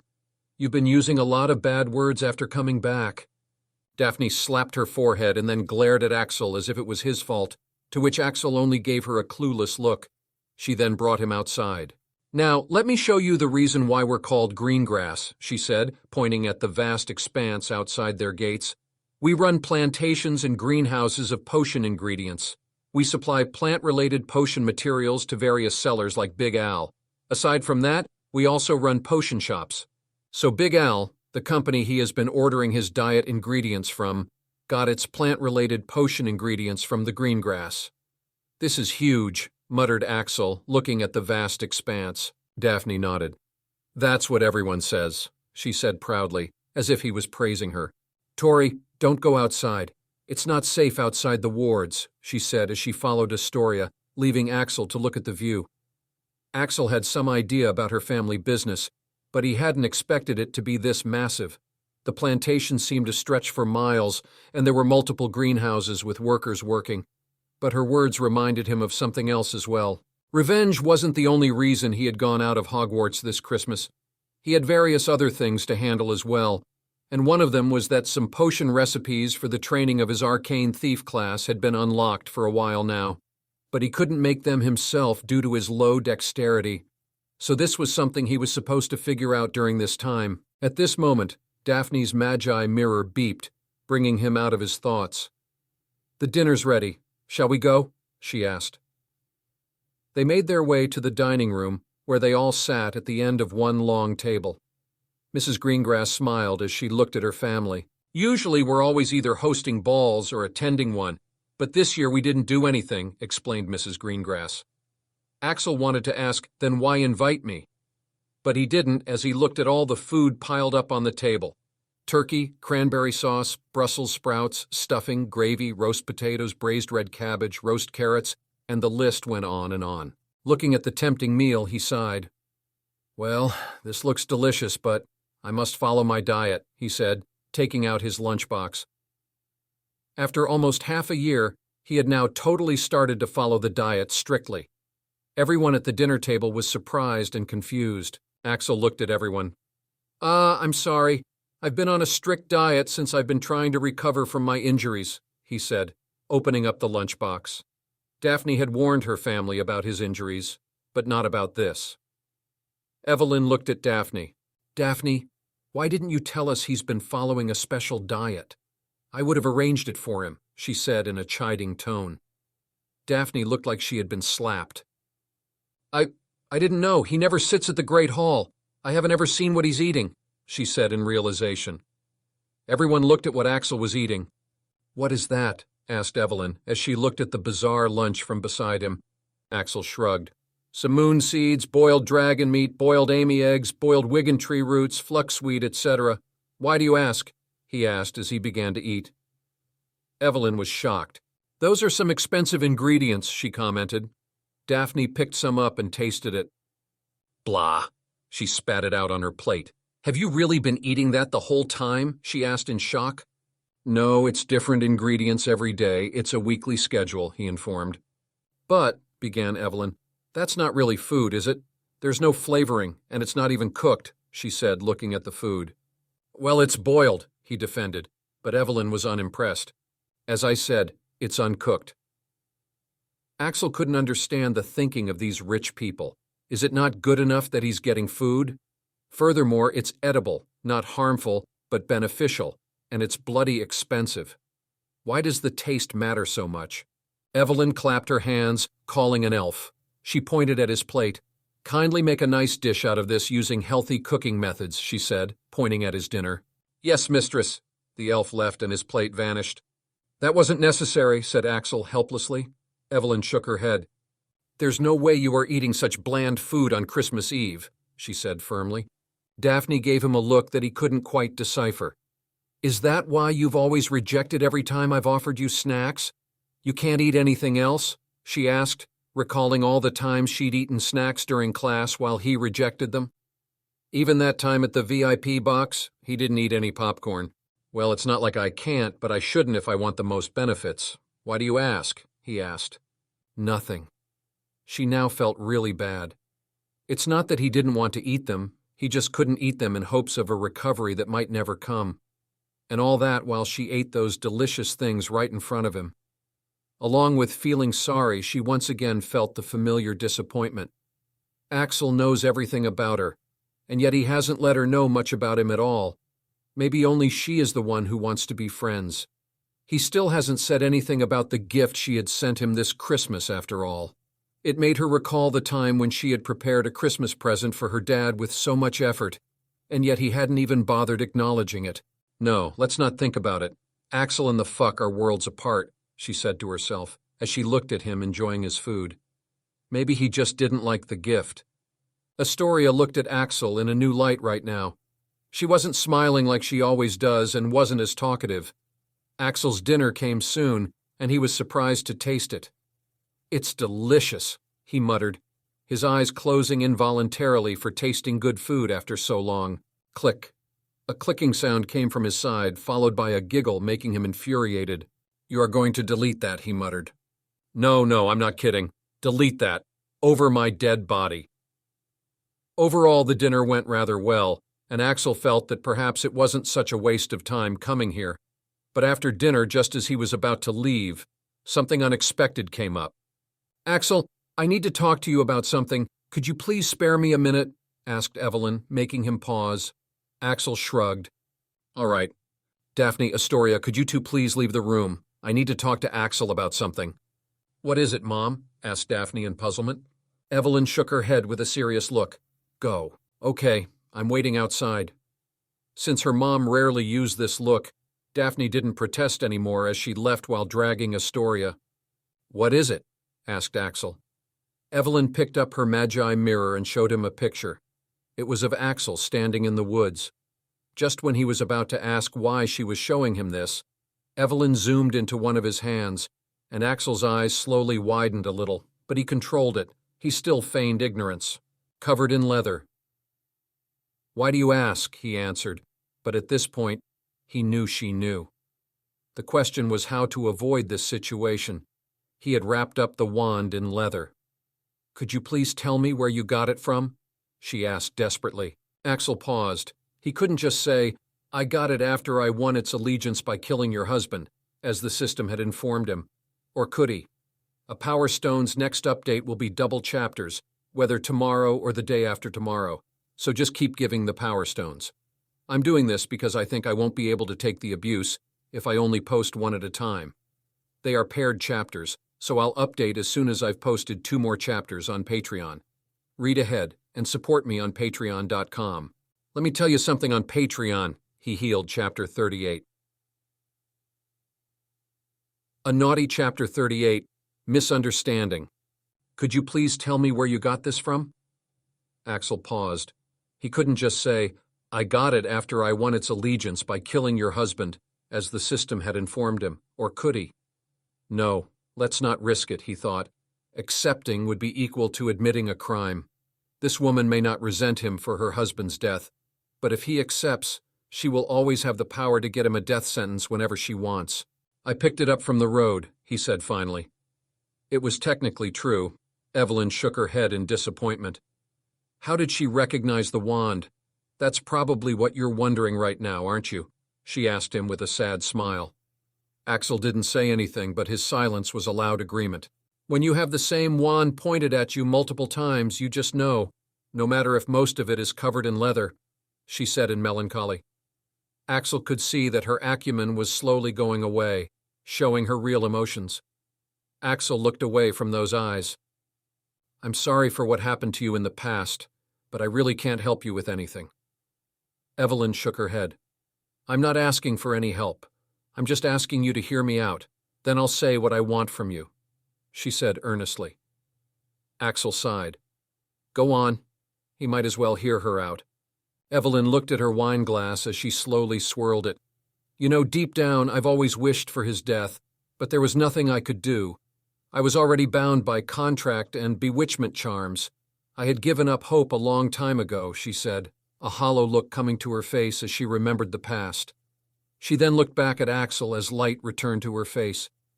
But then one day he was suddenly gone, finally leaving us for good. And I was finally free as all the magic binding me failed when the person with whom it was keyed to disappeared. That was the happiest day of my life. You cannot imagine how much it meant to me and how much gratitude I felt towards the person who had finally rid the world of that scum. I tried finding who it was, but I couldn't. And then I saw the wand in your hand, she said as a smile came to her face. She stood up from her seat, surprising Axel. She had wondered how he got it and if he knew anything about the one who had killed her husband, and most of all, how he was able to use that wand. She felt extremely curious about the boy, especially since he was someone whom her daughter had befriended. I needed answers, so I tried to find everything about you, she said, walking around the table to stand on Axel's side. Axel listened to everything she was saying, and he was still on guard. You checked my background. What did you find? He asked, feeling uncomfortable since she was standing too close. Evelyn smiled as she recalled her research, her urgency slipping further. Do you want to know what I found? She asked. She already knew that Axel was injured. Finding out more about his injuries led her to know a shocking fact. Someone named Axel had been admitted to St. Mungo's on the same date as her husband, though the rest of the records about him had been mysteriously removed. She also came to know from Daphne that Axel often keeps a knife around with him and is quite powerful. What a coincidence that Cyrus had been killed by a knife, and she also found out from Ollivander that the only reason her husband's wand would serve another is when he has been bested by someone. Knowing all this, she was smart enough to connect the dots and come to a conclusion. Her guard dropped completely as she finally stopped resisting her emotions altogether. Axel was prepared for some questions, but Evelyn did something completely unexpected. "I found that you're the benefactor I've been looking for," she said as she gracefully knelt on the ground. Axel stood up in absolute surprise. What the hell are you doing?" he asked hastily, his voice coming out loud after being completely bamboozled. Evelyn had a serious look on her face. "I'm expressing my gratitude. Bowing is too small a gesture to express the magnitude of my gratitude," she said earnestly. Axel shook his head. "Whatever it is, get up. Just don't kneel like that," he shouted uncomfortably as he tried to lift her up. At this moment, the door behind Axel opened, and Daphne's voice came. "Mom, what's all the noise?" Her words stopped abruptly in her throat as she saw the scene in front of her. What she saw was the back of Axel, who was gripping a kneeling Evelyn with both of his hands, whose face appeared to be quite close to Axel's legs. As soon as the door opened, Axel turned his head, and Evelyn peeked from the side of Axel's leg to see a wide-eyed Daphne giving them a last glance before running off. "Daphne, sweetie, it's not what it looks like, I swear," exclaimed Evelyn as she rushed to explain. Meanwhile, Axel looked up at the ceiling blankly. "What the heck just happened?" he muttered as he questioned reality. He recalled similar scenes when he'd sometimes walk into some alley to see some woman kneeling in front of a man, moving her head back and forth. Did it really look like that? What a bad timing she had. His life always manages to surprise him by taking the strangest of turns. He wondered whether everything was his fault. Was it his fault that he tried to rob a mad wizard? Was it his fault that he was rude to a hat? Was it his fault that he had precious ingredients lying around in his room, since he never thought a troll might be wandering in the castle? The list seemed to go on, and he was too lazy to complete it. Now he only had one thought in his head. Will she still do my homework? Yep, so much happened, and this was what he was most concerned about. "Why was Mom kneeling?" asked a voice, and Axel looked down to see Eoria looking up at him with curiosity. As he thought about how to explain it to the girl, he realized something else. How would Evelyn explain this to Daphne? She'll say, "I was just kneeling in front of him." Why? To express my gratitude. What kind of gratitude? He killed your dad. Boom. It's game over for him once someone picks that off Daphne's unprotected mind, and he can't have that. Hogwarts is not a safe place. He already knows 3 people who use legilimency freely: Dumbledore, Martina, and Snape. He turned to Eoria. "Where did your mom and Daphne go?" Axel rushed to Evelyn to prevent her from speaking anything about him murdering a pureblood lord, and it would seem that he had barely made it in time as he found the mother and daughter standing facing each other. "How could you?" asked a furious Daphne. And Axel saw that Evelyn didn't seem to be thinking smartly right now. She's definitely going to tell her, he realized. "Sweetie, it's not what you think. Your mom was just helping me with something," he said as he rushed to stand between the two. For a moment, all of them stood in silence, in which he signaled Evelyn not to speak about it. But then Daphne shook her head. "Oh, what was she helping you with?" "Well," Axel paused. Axel had managed to rush here in haste, but he still hadn't thought of an alternative explanation. Daphne shook her head in disappointment. "I need to go. Wait, I swear she wasn't doing what you think she was doing," began Axel. Daphne became even more sure that something was up. "No, you wait. First, you didn't even so much as thank me for the gift I put so much effort into. And now this," she shouted as she left with tears in her eyes. Right now she wasn't thinking straight. The image of her mother kneeling in front of her father came into her head once again. That was the real reason, not some weird scene like her mother giving a blow. She's not foolish enough to misunderstand it. In some ways, Axel is just like her father, like how apathetic he is. Wait, what gift? Axel couldn't even ask her what gift she was talking about before she had left, but this time he could at least warn Evelyn. "Don't tell her about the murder thingy," he whispered, fairly nonplussed with the whole ordeal. Evelyn looked at him in confusion before her eyes widened as she slapped her forehead. Right. Of course you could be in trouble, she muttered in realization. After that, Evelyn temporarily gave up on Daphne and decided to focus on finding ways to help the benefactor who was looking troubled. Don't worry, it's just a misunderstanding. She'll come around, she told Axel reassuringly. Let's first talk about your problems, shall we? Tori, will you go look after your sister? She asked Aoria. Okay. Aoria looked at the two of them before nodding and starting to leave. Though before she did, she turned around. Am I getting a new daddy? She asked innocently. No, shouted Axel immediately while Evelyn began laughing. There will be no more daddies here now, sweetheart. A while later, Axel was on his way back to his temporary gangster residence in Lambeth, still thinking about the series of events. After that, Evelyn had managed to persuade him to let her help with the ingredients for his potions and diet after repeated insistence. Though that was it for now, he wasn't going to give her the potion recipes to make them for him, despite the fact that he could have a constant supply of those right from the next day. If he does, the recipes are precious, and he can't risk them being stolen.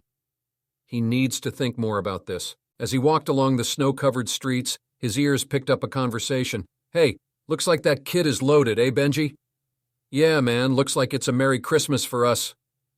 Axel snapped out of his thoughts as he heard the voices from his surroundings. The taxi driver had dropped him off earlier than the destination due to the dangers of this neighborhood, and he realized that he had been walking in this dangerous place with expensive clothes on his back. This was just asking for trouble. The disdain he felt towards these people made him ashamed as he realized that Cyrus must have also felt similar disdain when he saw Axel. Hey, where did he go? What the heck? He was right there. Axel just walked by the gang without doing anything. He wanted to avoid any similarities between him and Cyrus, and he couldn't be bothered with these pitiful people right now. He wanted to think more about what happened today. He went into the room in Johnny Scar's villa that he had been staying in and laid down on the bed as he recalled the events. Daphne's words came to mind first. First, you didn't even so much as thank me for the gift I put so much effort into, and now this. What the heck was she talking about? Frowning, he looked at the window to see it completely covered with snow. He got up and opened the window that was completely covered in snow, and voila, he found a pile of things wrapped in different types of wrappings lying on the snow-covered windowsill. Are these Christmas gifts? He muttered in disbelief. He had never received a Christmas gift before. This day was getting more and more bizarre. There were actually people who'd bother sending him gifts. So he did get Daphne's gift, huh? But what about the other gifts lying here? It's double chapters, so read the next chapter. Don't worry, the friendship isn't over with just a misunderstanding. He's still the angel who killed the man, right? Chapter 39. Gifts and Acceptance. Gathering up everything, Axel sat at a table as he looked at the pile of gifts in front of him. This was quite a foreign experience, receiving gifts, since he'd never received one before. Of course, it never crossed his mind to buy gifts as well. So right now, he was quite confused as to what he was supposed to do. Is it okay to just accept them? Should he have sent them gifts as well? What if he doesn't want to send them gifts? What was he supposed to give them in return? What would be considered an ideal gift? If he got a great gift or an expensive gift, does the gift also have to be equally expensive or good, even when he is struggling with time and money? Seriously, why even exchange presents? It makes life so much more complicated. Sighing, he began opening the gifts at random. The first one happened to be from one Susan Bones. She had given him an expensive-looking box of chocolates. Axel would have tried one if he wasn't on a strict diet. The most he can do is thank her for her gift. The next one he picked turned out to be from Rose. He frowned. Rose would be the last person to send him a Christmas present. They had sort of a verbal confrontation just before the Christmas holidays. Axel decided not to open it for now. The next few were from unknown senders, meaning he had never heard these people's names, and most of them were girls. He didn't open them in case his Slytherin attackers might have sent him some kind of dangerous present. Then there were presents from Andromeda and Bellatrix as well. He didn't open them either. Axel finally looked at the present he was avoiding, from Daphne Greengrass. Yep, this was the one. He unwrapped it and opened the box to find a big stack of notebooks inside. Other than that, there were a bunch of potions as well. Axel picked up the note that was on the top. Dear Axel, Merry Christmas. I couldn't really find the gift I was looking for, so I had to think of something else. Did you know that the teachers give the same homework every year? These notebooks contain the homework for the rest of the term and some of the second term homework. This is without any favors or strings attached. How's that? It took me a lot of time to do this, but I don't mind since it's for the time you helped me out in the woods. Now, you might be wondering why I'm giving you all the homework in advance if I could have just done it over the rest of the term. That's because I'm going to ask you something. Can we be friends? Honestly, I'm tired of pretending we're just acquaintances while in actuality, you might be my best friend at Hogwarts. So I gave you the homework already so that I know if you say yes, it's not because of that. I had always thought that only I wanted to be friends, while you didn't give a damn. But I've begun to think my assumption was wrong. Otherwise, why did you even agree to my annoying demands? You had the option to reject. Why did you cheer me up when I was crying hopelessly? Your lame excuse can't be considered a plausible reason. Why did you also protect me from the spells when the danger suddenly came instead of only saving yourself? I never asked you this one. It's because we're friends, Axel, and it's because you care, and I want you to accept that. I'll wait for your reply. Best wishes, Daphne. P.S. My mom also wanted to gift you something as well, so I suggested the power nap potion. It revitalizes you properly even if you sleep a little. I'm tired of seeing you yawning every day with bags under your eyes. You're not going to start sleeping more no matter how much I tell you. So you might as well take these. No side effects. Tastes like crap, though. Not that I've ever tasted crap. I'm going to stop speaking now. It's gotten so lengthy. Self-writing quill has grown on me while doing your homework. Axel put the letter down and laid down on the bed. He was supposed to read all this before going there. He recalled when he had gone to her house. Daphne had been looking expectantly at him, and he couldn't figure out why. Well, guess the real reason was this. Until a few minutes ago, he had been feeling bad because he thought that he'll have to do his own homework due to Daphne being angry with him. But now that he already had the homework, how come he's still not feeling better? Whatever, he muttered as he quickly got up. He might as well train right now. There are 3 things he's been focusing more on: ward breaking, arcane eyes, and occlumency. Ward breaking was the skill he had gained after getting the required skill points, and to say it was amazing would be an understatement. He quickly needs to master it. It not only has ways to detect a ward, but also ways on how to trespass it without tripping it. That's what a thief's main goal is, and it's usually a very difficult feat to achieve. He had discovered that the system's information was usually much more advanced, to the point and practical than what the wizarding world had to offer. He had casually looked through the ward breaking of the wizarding world and realized that doing those things using their method of ward breaking included a fair amount of things he knew nothing about, so there's no way he could have learned ward breaking at this stage without the system's information. To put it in simple words, if you want to solve a math problem, the Wizarding World's method will include lots of complicated equations and difficult calculations to solve it, but the system's method would let you solve it with one simple equation by training you to formulate that unique equation. But he can't practice ward breaking right now since there are no wards present here. Arcane eyes should be a better alternative to practice. It's an amazing skill that trains his eyes. Using this skill, his eyes can see things that are impossible to be seen. Its potential is huge, though it's equally difficult to level. But it has stopped progressing since he needs a potion to make progress in this. He needs to fix that problem soon. This once again made him think back to the conversation he had with Evelyn. He had revealed to her that he had been given a diet and some recipes by an expert, and he'd been unable to get the potions since he couldn't divulge the recipes to anyone else. Evelyn had volunteered to make the potions herself and even sign a contract to prevent her from using them or divulging their recipes to anyone, but he didn't feel comfortable making her sign a contract for even trying to help him. So she had suggested one of the potion makers who worked for the Greengrass potion store. Having secret recipes isn't that uncommon, she had told him. Even the Greengrass family has more than a few secret recipes that they've been using the potioneers to produce by using contracts to keep them secret. System? Will you be able to check and modify the clauses of the contract? He asked. Affirmative, that's doable. Then it was decided. He'll contact Evelyn and hire a potioneer. He'll use someone old who wouldn't have much ambition and won't try to find out what the potions he was making might be for, so the potions issue will be solved within the week. But he can't practice the arcane eyes. The only thing on his priority list is now occlumency. Who is he kidding? There are a lot of things he can practice, but he's only going to focus on occlumency because the first stage progress is almost done. Every time he sees that thing, he can't help but put all of his training efforts into occlumency. He's so close. Just a few more days, and he'll unlock the recipe that can heal him. Almost all of his memories are now organized, and he only needs the shields now.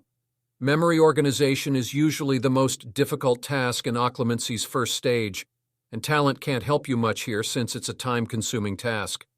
Most of the other occlumens either skip this process or do it improperly so they don't know the benefits. But after doing it himself and using the system's methods, Axel definitely knows the benefits. Most of our memories are a jumbled mess that keeps moving here and there in our mind, always making our mind a chaotic mess that is already focusing on many things at once. But after he organized his memories, they are no longer overlapping with each other, nor are they moving around. This has made it possible for his mind to put more of its focus on other things. Now he's able to use more of his mind than in previous times, and that is the reason why he was able to go so far with the augmented reality spell without much practice, aside from his mental talent. Though some memories are still unclear and his memories aren't yet organized into a structure, so he can still surpass his current limits of the augmented reality spell. But that'll only happen when he trains the second stage of occlumency, so it's none of his concern for now. What concerns him the most right now is, System, how long do you think the shields will take? With your talent, they should be done by the end of the Christmas holidays. That's it? He asked in surprise. He had passed the most difficult phase of occlumency, and he was now very close to reaching his goal. After he was injured, the urge to focus solely on occlumency had been overwhelming, but he resisted because if he hadn't, sure, he would have been able to achieve the first stage a little sooner, but he wouldn't have become so proficient in his stealth skills that he was able to evade being seen every day, and hence evade all the troubles that came along with it. When no one sees you, they tend to forget about you. Aside from this, he wouldn't have been able to deal with a troll, and wouldn't have been good at magic, and his movements would have been still slow and stiff as before. So when any trouble came, he wouldn't have been able to fight, nor evade, nor hide. But now, after training, he has mastered some things he wouldn't have with a fit body, and he was even going to get the recipe soon.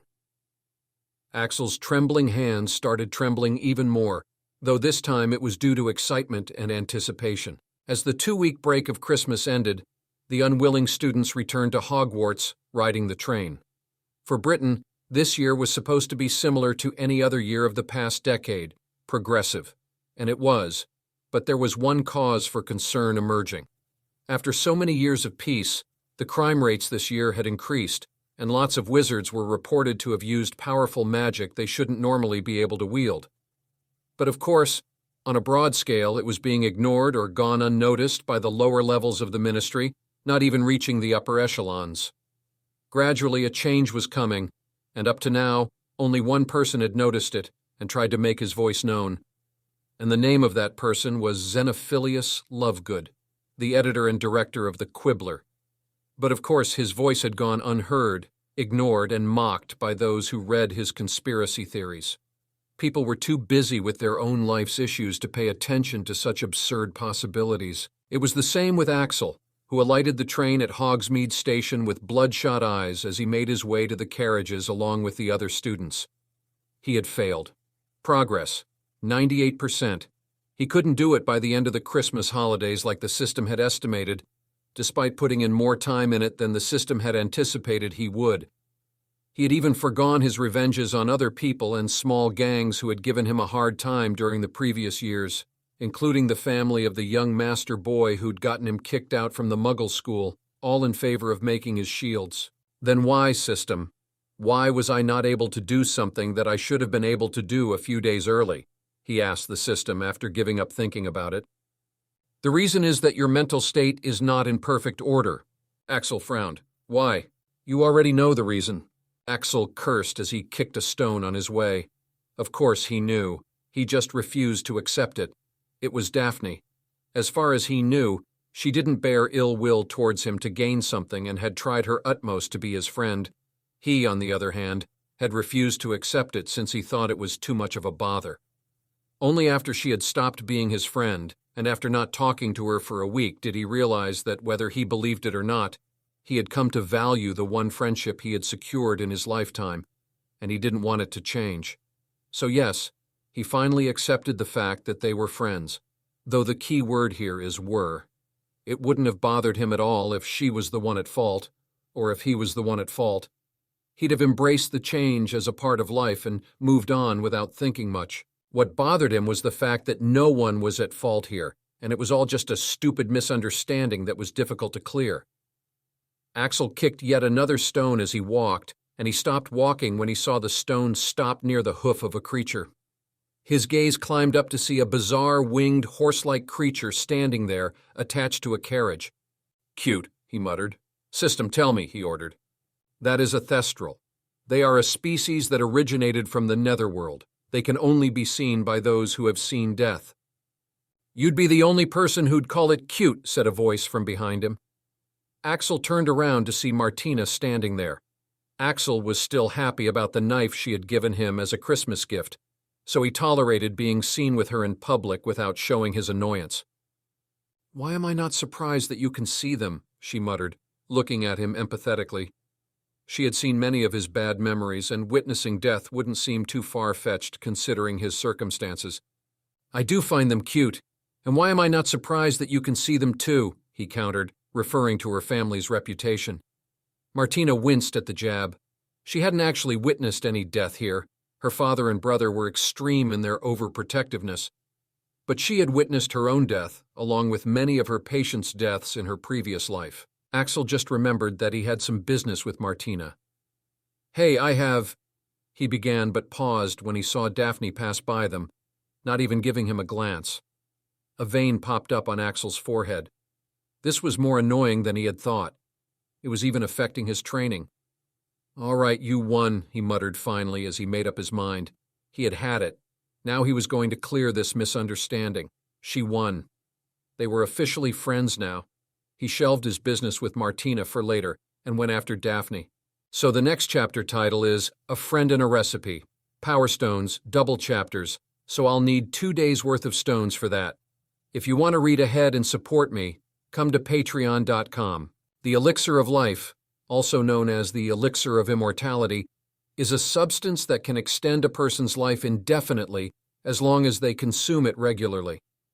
It can only be created through a philosopher's stone. You need to get the Elixir of Life to complete the recipe. Congratulations! You have gained enough approval rate to unlock the shop feature. The skills you can gain from your SP are no longer random. The shop feature? Yeah, Axel cheered. But then he frowned. Hey, don't try to distract me with this shop feature, yelled Axel, pushing down his excitement. The shop feature was good, but the information about the Elixir of Life had already ruined his mood. It can only be produced by a philosopher's stone, and that thing can literally grant you immortality. How am I supposed to get it, system? How can this be so difficult? Phoenix Tear's Elixir of Life, isn't this overkill? Are you trying to make things difficult for me? I think even when used individually, they'd be able to heal me, he protested. He just had a simple injury. Damn it. Why does this have to be so difficult? Asterisk, asterisk, negative. Asterisk, asterisk. The system isn't trying to make it difficult. The solution is completely reasonable. Your nerves have been terribly damaged by massive amounts of dark magic from the Cruciatus curse. There are some other methods that can cure you, but this is the most viable option. The procedure of the recipe is not complicated, and no complicated magics or rituals need to be performed, and you are wrong. The ingredients can't heal you individually. Phoenix Tears aren't all-powerful, especially against excessive dark magic. If they could really heal everything, there would be no permanently disabled people in the wizarding world. The Elixir of Life can extend your life, but it can't heal you. Granted, There are other ways to heal you, but this is the most convenient one for you in the current circumstances. Axel laughed sardonically. Convenient? You call this convenient? Look at the ingredients, damn it. How am I supposed to get them? Phoenix tears? I've seen them being sold at auctions on Big Owl. Ain't no way I have that kind of money. And let's not even mention the Philosopher's Stone. Gold and immortality? Are you kidding? How am I supposed to get that thing? The system, however, was unfazed by his outburst. Asterisk, asterisk. It is indeed the most convenient method. You already have most of the ingredients, and Dumbledore currently possesses the Philosopher's Stone, so you can obtain the Elixir of Life as well. Axel had the longest pause before he blinked, his eyes backing up for a moment. Miss Robotic Voice, could you explain? He asked, still trying to process that he already had most of the ingredients. What was the system saying? There were only 2 ingredients that actually matched with the diet he had, but currently, he didn't even have those. So what did the system mean he had most of it, and that jolly old man currently had the Philosopher's Stone? Asterisk, asterisk. Check the contents of your bag once again. A few moments later, Axel sat on the floor with a variety of things spread out all around him. His eyes were empty, and his appearance looked quite lifeless. He already knew that the most powerful woman in Britain had sent him gifts on 2 occasions, once with the apology letter and once for Christmas. Of course, he hadn't even bothered opening those extended space pouches, but he had no idea they would all turn out to be like this. Even Andromeda had sent what she could. So right now, around him were piles of coins, a lot of potions related to healing and health, and various ingredients and supplements as well. Somewhere in that pile, there was also a small vial of Phoenix tears. Suffice it to say, he was damn near scared to death right now. If they were willing to give him this much, there's only one thing they could want out of this. His life, or, more correctly, something that would be equivalent to giving up his life. Why would they bother? Of course he wasn't going to use any of this. This is useless. I ain't using these, he declared. Asterisk, asterisk. Then you can ask Evelyn. In hopes of curing Aoria, she has collected a wide variety of healing materials, none of which actually worked. Axel thought about it. That was more doable. He could return the favor later. Making a decision, Axel crossed the ingredients from the list. Now the only problem will be the Elixir of Life. Sister, you still haven't told me about the Elixir of Life. How do I get it? It is a given that something as important as the Philosopher's Stone has to be kept under maximum security. How am I supposed to get it? And where should I look? Under Dumbledore's bed? In his locker? Or does he keep it with himself all the time? Asterisk, asterisk. It is hidden in the 3rd floor corridor. You need to figure out the rest by yourself. Damn! Axel's eyes widened. That was more than enough information for him. Why didn't he think of that? It all made sense now. Why else all that fanfare? The man had even put the Dementors on guard, as he witnessed and experienced firsthand. Now that he had a clear direction in his mind, a feeling of excitement began coursing through him. Philosopher's Stone, immortality, infinite gold, getting healed, all these things can be possible. A fire lit up in the depths of his eyes. There's no time to waste. He needs to get to work as soon as possible. He stood up, even as his mind began to think up everything he'll need to do in order to get the stone. First of all, he'll have to go past the Dementors. Then it is also expected that there will be some wards he'll have to pass by, so his ward breaking has to be top class. And last but not least, his stealth skills need to be as high as possible. He looked at the stealth skills: presence reduction, blend, progress, percent. These 2 skills were the skills he already had at a high percent. He was already a master of stealth, but they had stopped progressing since he'd need potions to progress further. Now that he had contracted a potioneer through Evelyn, that problem had been solved. He'll now make that percentage higher just in case. Then he looked at the ward-breaking progress, 20%. This won't do. He quickly needs to increase this one. Next, he looked at his defense against Dementor progress, 177%. He had practiced this one as well, due to his fear of Dementors and not wanting to feel that weak and helpless again, but it would still need some work. And last, but probably the most important, Arcane Runes progress, K%. He's going to need this one as well. The most important thing would be to see this skill as a special skill and it has huge potential. Since he now has the potion, he can level this one as well. But this doesn't seem enough, does it? He's against someone as good as Dumbledore. Ain't no way he could succeed with just this much, right? He'll need to use all of his cards. System, open the shop feature, he ordered. He decided to check out the new feature of the system. Up to now, he has unlocked 4 features. 1. Class feature. Upon choosing a class, he gets to master all the skills and knowledge entailed under it. 2. Stealing system feature. The more he steals, the more SP and knowledge he gains. Once the SP has reached a certain amount, he'll get a skill. 3. Arcane speech. He broke free some laws of this world and gained the ability to use the arcane language. 4. Shop yet to find out. Upon giving the order to open the shop feature, a list of skills along with their SP price appeared in front of him, along with the description of the shop. *** shop feature. Buy the available things like skills, rituals, information, etc. in exchange for SP. Currently, only skills can be bought from the shop. *** skill list. Your SP can now be used to buy the skill you want and you can afford.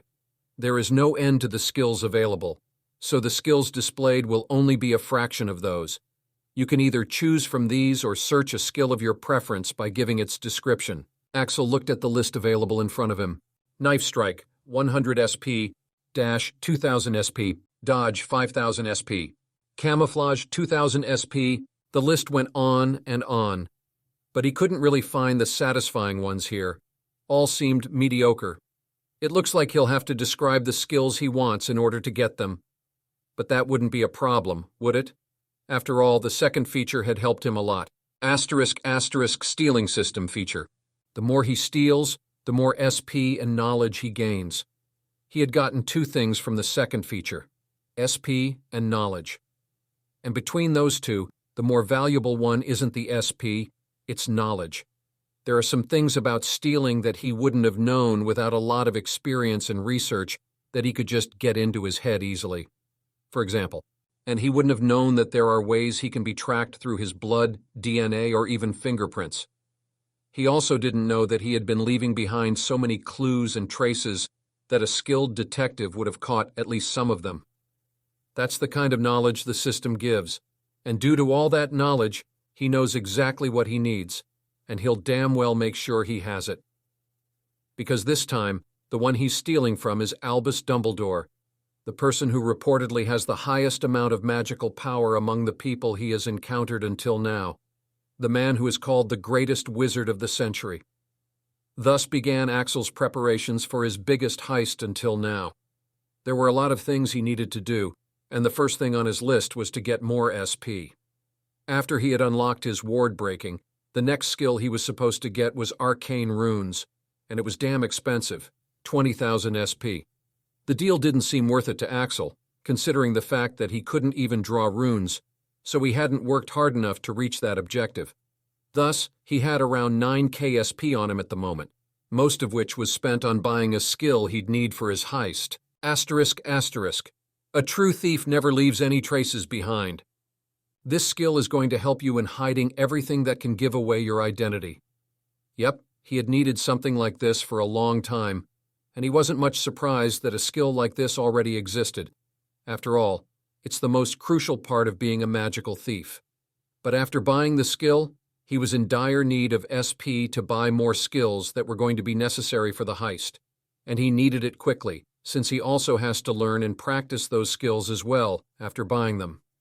So, to get the SP as quickly as possible, he went for desperate measures, the Slytherin dorms and the girls' side of the dorms. Up until now, he hadn't tried the Slytherin or Ravenclaw dorms in any girls' dorms yet due to obvious reasons, but now was not the time to be hesitating. Slytherin dorms have the most number of rich students, so the SP he gains will be higher even though the risk is high. Most of them are jerks anyway, so he can even take something precious from some of them without remorse. The girls' dorms, well, the things stolen from there gave much more SP, but he still had put his dignity first in the past and not gone there. But now is not the time for that. There's a chance for him to heal, to get rid of all this pain and everyday struggle, and the lengths he's willing to go to get rid of this miserable status will surprise anyone. Asterisk asterisk. Chapter 42, First Attempt asterisk asterisk. Thus began Axel's preparations for his biggest heist until now. There were a lot of things he needed to do, and the first thing on his list was to get more SP. After he had unlocked his ward breaking, the next skill he was supposed to get was Arcane Runes, and it was damn expensive. 20,000 SP. The deal didn't seem worth it to Axel, considering the fact that he couldn't even draw runes, so he hadn't worked hard enough to reach that objective. Thus, he had around 9k SP on him at the moment, most of which was spent on buying a skill he'd need for his heist. Asterisk asterisk. A true thief never leaves any traces behind. This skill is going to help you in hiding everything that can give away your identity. Yep, he had needed something like this for a long time, and he wasn't much surprised that a skill like this already existed. After all, it's the most crucial part of being a magical thief. But after buying the skill, he was in dire need of SP to buy more skills that were going to be necessary for the heist, and he needed it quickly, since he also has to learn and practice those skills as well after buying them. So, to get the SP as quickly as possible, he went for desperate measures, the Slytherin dorms and the girls' side of the dorms. Up until now, he hadn't tried the Slytherin or Ravenclaw dorms and any girls' dorms yet due to obvious reasons. But now was not the time to be hesitating. Slytherin dorms have the most number of rich students, so the SP he gains will be higher, even though the risk is high. Most of them are jerks anyway, so he can even take something precious from some of them without remorse. The girls' dorms, well, the things stolen from there gave much more SP, but he still had put his dignity first in the past and not gone there. But now is not the time for that. There's a chance for him to heal, to get rid of all this pain and everyday struggle, and the lengths he's willing to go to get rid of this miserable status will surprise anyone. 1 month passed by while he trained only and did some side thieving at night, and things were going pretty well as he had made various preparations and plans. By now, he was a bit hopeful that he'd be able to get this thing over soon and heal himself. So he decided to give it a trial run, just to go ahead and scout out what exactly he was dealing with here. Who knows, maybe he was already ready and didn't need to make more preparations. With such hopes, he went to the third-floor corridor after elaborate preparations. But it soon became very clear to him that things weren't going to go as he had envisioned. After a month of training, after getting all the potions, with his upgraded skills and newly bought skills, Axel thought he was ready. He went to the third-floor corridor expecting Dementors, but to his surprise, there were none. Relieved by the unexpected boon, he had continued down the corridor step by step. He used his skill to check out if there were any wards, and to his surprise, there really were none. But as he went closer to the door, he started to feel like not going further anymore. What would he even do? Isn't it dangerous? Let's not do this. Wait. Axel quickly snapped out of it. Why didn't my skill detect that? He muttered. Whatever that was, it would have worked on anyone else. But since Axel was on a whole different level in terms of mental strength, it couldn't affect him. System, I already dodged that one. Can you at least tell me what it is now? He asked. The system wasn't supposed to help him in his missions. Otherwise, the rewards and approval rate he was supposed to get wouldn't be allowed by the world laws since he didn't earn them. Asterisk asterisk. You have successfully resisted it, so the system can inform you about it. It was a cleverly hidden repellent ward. It will try to repel all those who try to approach the door, save for a few individuals. Axel frowned. If so, then why couldn't my skill detect it? Well, considering that he had made around 30% progress in ward breaking, it can be assumed that Dumbledore has a much higher mastery over the subject than that. Well, just to be sure, he muttered as he closed his eyes for a moment. Arteris, he muttered. When he raised his head once again, his irises were glowing, and so were the veins on his face that were close to the eyes. Looking ahead, at first he saw no other ward other than the repellent ward, but if he looked carefully, there was a very thin line of magic hidden ahead. Shit, he muttered as he canceled the skill and clutched at his head. This was the new ability he had gotten from his arcane eyes. It lets him see the magic for a brief moment. From the pain he was experiencing, it was clear that he was not ready to use that skill yet, but it has given him enough info for now. This is confusing, he muttered, as he rested on his knees, gasping for breath. The man could have laid the whole place with different kinds of traps, but instead, there are only two. He already knows what one is for: repelling. Then what about the other? He can't even detect it, so how will he check what it was for? And bypassing it would be even more difficult. Axel sighed. It seems like he currently doesn't have the skills to deal with this. He was far too overconfident, thinking that since he had reached 25% of the ward breaking, he was a boss. But it turns out Albus Dumbledore isn't only an expert in transfiguration, alchemy, and dueling. He is also quite an expert in wards if he can outmatch 25% of the system's ward breaking. Thus, there was no way Axel could do this theft without a lot of practice in the ward breaking skill.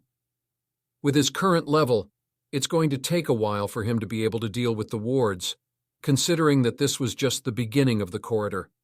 There could be anything in there. "Fuck you, Dumbledore," he muttered as he began to leave.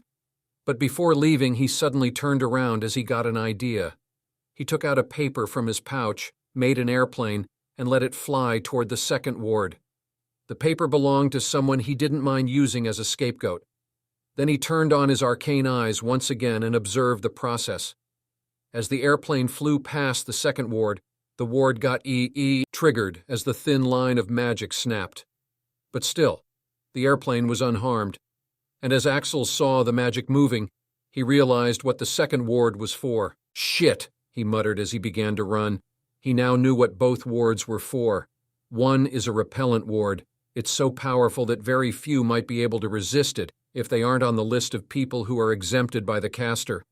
The other one is a few steps ahead, and Axel can't detect this one either, or rather, it's even more cleverly hidden. What was its function? It's some sort of alarm or notification ward. As soon as he passes by this one, it means that he has resisted the repellent ward enough to reach that point. And anyone able to do that isn't just some curious student, but the real deal, and the old man will be informed. It was simple, but brilliant. What is a better protection for the Philosopher's Stone than Albus fucking Dumbledore himself? And the thing is, the second one was hidden even more carefully, so Dumbledore could even amuse himself watching the trespassers attempt to go further and stop them whenever he wants. He had failed. Calm down," muttered Axel as he returned to his hideout after his failure, his fist clenched as he faced the reality. He might not be able to steal it within this year. How could he when the difference in skill was so overwhelming? And what else was he expecting anyway? It's the Philosopher's Stone, something that can grant the owner immortality and infinite gold. There's no way it could have been protected by obstacles that a person with only 1 year of magical training could pass, right? But he had the system. If only he can take his time, he can really do it. Accepting the reality, Axel lay down on the floor, letting the disappointment settle. It's going to take time, but at least he now knows exactly what he's up against, and he has time. Plus, the rewards are going to be huge. So his situation isn't that bad, right? It could have been worse. Asterisk, it became worse. Shit. It was just a few days after his first attempt. He had been in the library, minding his own business, when— "What is it?" he asked, turning his head towards Daphne, who was trying to attract his attention. "Shh, keep it down," she said in a harsh whisper that probably attracted more attention than his voice did. Axel's eye twitched.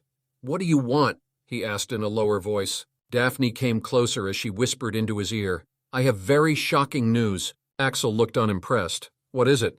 "Promise you won't tell anyone," she whispered. Axel just stared at her like she was an idiot.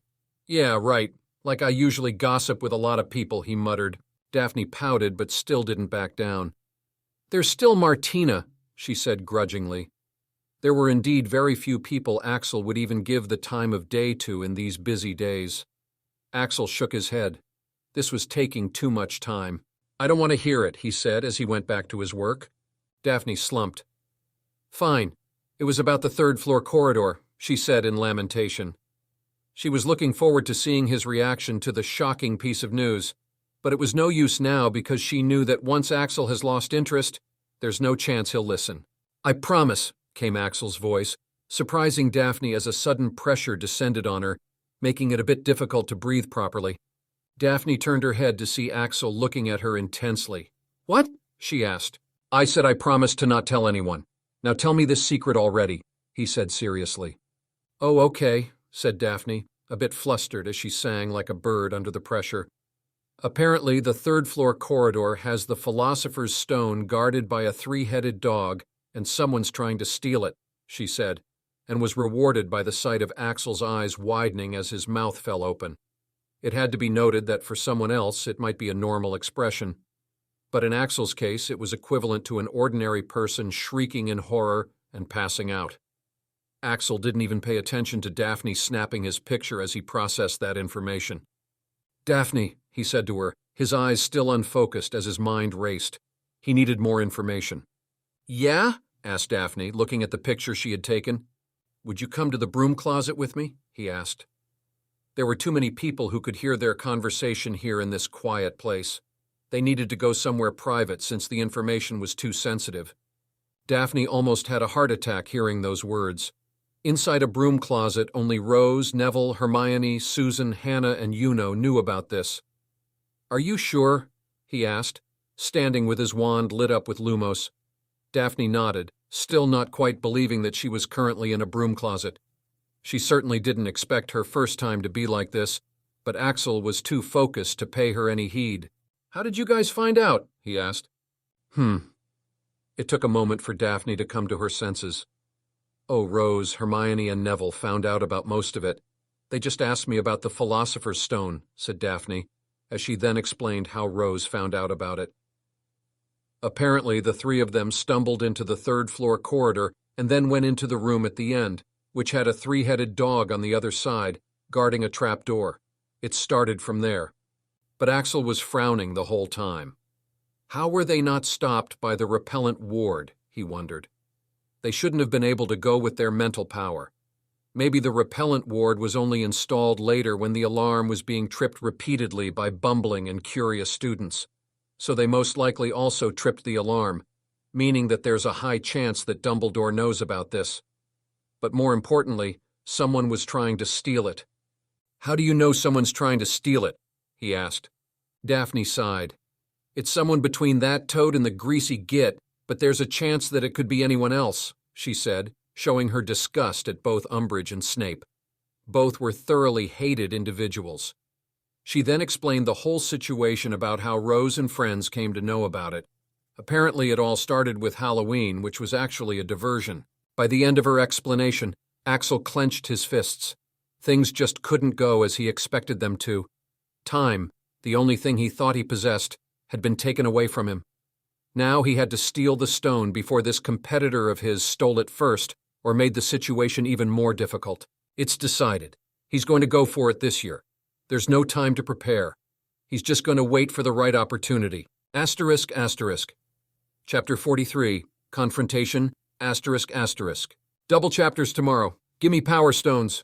I had polls on 2 topics on Patreon, so the chapters got delayed. Asterisk, asterisk. Chapter 44, The Final Day, asterisk, asterisk. Ever since that night, Umbridge loathed Axel with a passion, and she wasn't as afraid to show it as she was the night she pissed herself. Maybe because she refused to believe that her life was actually in danger for a moment that night, and it wasn't a coincidence that she ended up pissing herself. How would she know better? After all, she was but a toad living in a well.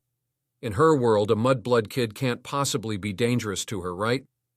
Thus, she tried to pick on Axel at every opportunity she got. She even tried to give him another detention, though Axel never came, and there was nothing she could do about it. What could she do? Deduct points? Not from her beloved Slytherin house, and if she brings attention to her detentions by complaining to other teachers or something, many questions will be raised, and her detention techniques and torture would be exposed.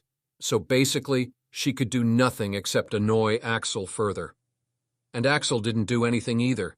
Basically, he could complain to the headmaster about it, but then when the toad actually dies, everyone will know that he had a motive. Besides, what would he even accomplish by telling everyone? It would only mess up with his plans. He had already planned for every scenario of stealing the stone, and currently, there's one plan that he thinks has the most chances of him getting the stone. Asterisk asterisk 24 the June asterisk asterisk. It's the day when the exams end, but it also has another significance. Dumbledore is going to attend an ICW meeting on this day, and it's going to be the best day for stealing the stone. Not because Dumbledore, whose power intimidates Axel, will not be present that day, but because that is the best day for the other thief to make their move as well. Axel figured it would be best to let others do the work for him and then pick up the rewards afterward. If they fail, it would at least make him aware of what not to do. Up until now, this is the only plan that has the least chances of failing. Of course, there's the thing of directly asking the old man for some elixir of life, but Axel is done trusting adults in power. If the old man refused, from then on, Axel would be a prime suspect if the stone is ever stolen. Him being healed would also mean the same thing. Certainly not a viable option. Thus, Axel waited. He waited until that day came, the last day of the exams. On the morning of the 24th, Axel woke up after an 8-hour sleep. He figured a better state of mind and body would help him more now than any meager preparations and training. After getting ready, he went to take his last 2 exams of the first year, dueling and history. Of course, he'd made no preparations like any of his other exams, but he'd done very well in all of them anyway. The written portion he had done pretty well since his memory wasn't bad, and the system had helped in some questions. Though it was a different matter that he had to sit in isolation and use self-writing quills due to his hands. As for the practicals, he'd aced everything except potions, but he'd actually managed a P, which was actually above D, dreadful, due to his practice over the year. Not to brag, but there are very few things he wouldn't be able to do if given a few more years, even with a crippled body. More than once, he's witnessed people taking comfort in the fact that he was a cripple because they're too afraid to imagine what he'd be like in his perfect condition.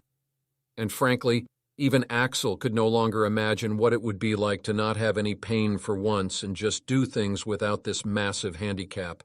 And the closer he's getting to finding that out, the more impatient he's becoming. With the intention to quickly get it over with, he went to the dueling arena. "Axel Hunt," called out Mrs. Longbottom. The test would be taken a few students at a time, and it would seem that he was among the first group. The dueling exam was just an exam which would last a few minutes at most, in which the students display some physical and dueling skills, show some spells, and hit some targets. "You've worked very hard, Axel." After his test, he got a rare praise from Professor Alice, who gave him a pat on the back as he left. She put his score on a big screen which had the names of all the first years written on it. Needless to say, he'd aced it. Even in the target practice, in which he used to be the weakest in the whole class, he'd managed to perform decently. In fact, after everyone had taken the test, his overall average turned out to be the highest in the class, meaning he was the best duelist in the whole first year. "It's Hunt. Blimey, he used to be worse than me. Yeah, I saw him in the beginning. He couldn't even hit a single target." Meanwhile, Axel realized that he might have screwed up a little. "Shit, did I not hold back enough?" he thought, as he felt the attention of the crowd focusing on him. Of course, he was going to draw attention. Those whom he had outperformed also included students like Rose Potter, who'd gotten special training since childhood. But of course, none of them even came close to the amount of hard work he'd put in, and none of them had a system. So it shouldn't be a surprise. Just the crazy expensive diet along with potions and those exercises had ensured that he'd be superior to any first year by a huge margin. He just felt uncomfortable with the attention. Axel sighed. But at least it prevented one problem, he thought, looking at Draco Malfoy, who was currently glaring at Axel. This coward wants to challenge Axel again, but it looks like he's afraid of losing. Maybe he's felt it by now that despite all the dark magic he learns, he'll never beat Axel. The distance between them will only increase with time. "I'll get you next year, Hunt," he heard Malfoy calling out, and Axel felt so disdainful that he didn't even bother thinking about it, let alone reacting. After the dueling exams, Axel had a history exam next. As he was leaving with everyone else, someone called out to him. "Hey, Axel." Axel turned around to find that it was Susan who'd called him out, and the rest of the party was also there, including Rose, Hermione, Daphne, Hannah, and Neville. Rose's grip on her wand tightened as she looked at the scoreboard. Somehow she was actually second, not first, in dueling. Being raised as a black and the girl who lived, she was used to the fact that she was superior to others in many aspects. She'd gotten special early education in all subjects, and dueling had always been one of her stronger suits. Her talent in dueling was comparable to her talent in flying, so she was already used to the fact that she'd be the best. But somehow, someone had managed to beat her and take first place. And it wasn't just anybody, that guy. Rose grinded her teeth. Did it have to be Axel Hunt? Rose could still recall the first time they'd met. He was a skinny boy, barely able to eat with his injured hands, and his movements were incredibly sluggish. When Andromeda had told her that his condition wouldn't improve, and he most likely wouldn't be able to do magic properly, she'd felt pity for him. She'd even witnessed with her own eyes how even doing a Lumos, which she had learned easily quite early in her life, was so difficult for him. Yet here they are after just a year. That weak and skinny boy whom she used to bully was nowhere to be seen. Now there's an intimidating tall guy who's emanating a dominating presence by just standing there with a predator's grace. Why? She asked Susan as the students finished giving their tests. Is it really necessary? Yeah, we shouldn't invite him, agreed Neville. Susan gave Rose an incredulous look. Of course it's necessary. How many reasons do you need? No one believes in our story, and we need as much help as we can get. Besides, Hunt's even better than you. He'll be a ton of help, she reasoned. Rose sighed. She already knew that, but taking help from Axel? She didn't want to do that, especially after what he'd said. She recalled the words he had said to her before Christmas. If you're feeling jealous and insecure about someone else getting more attention, don't try to take it out on me. Those were his words, and they infuriated her so much. Not because they were rude and insulting, but because there was indeed some truth to them.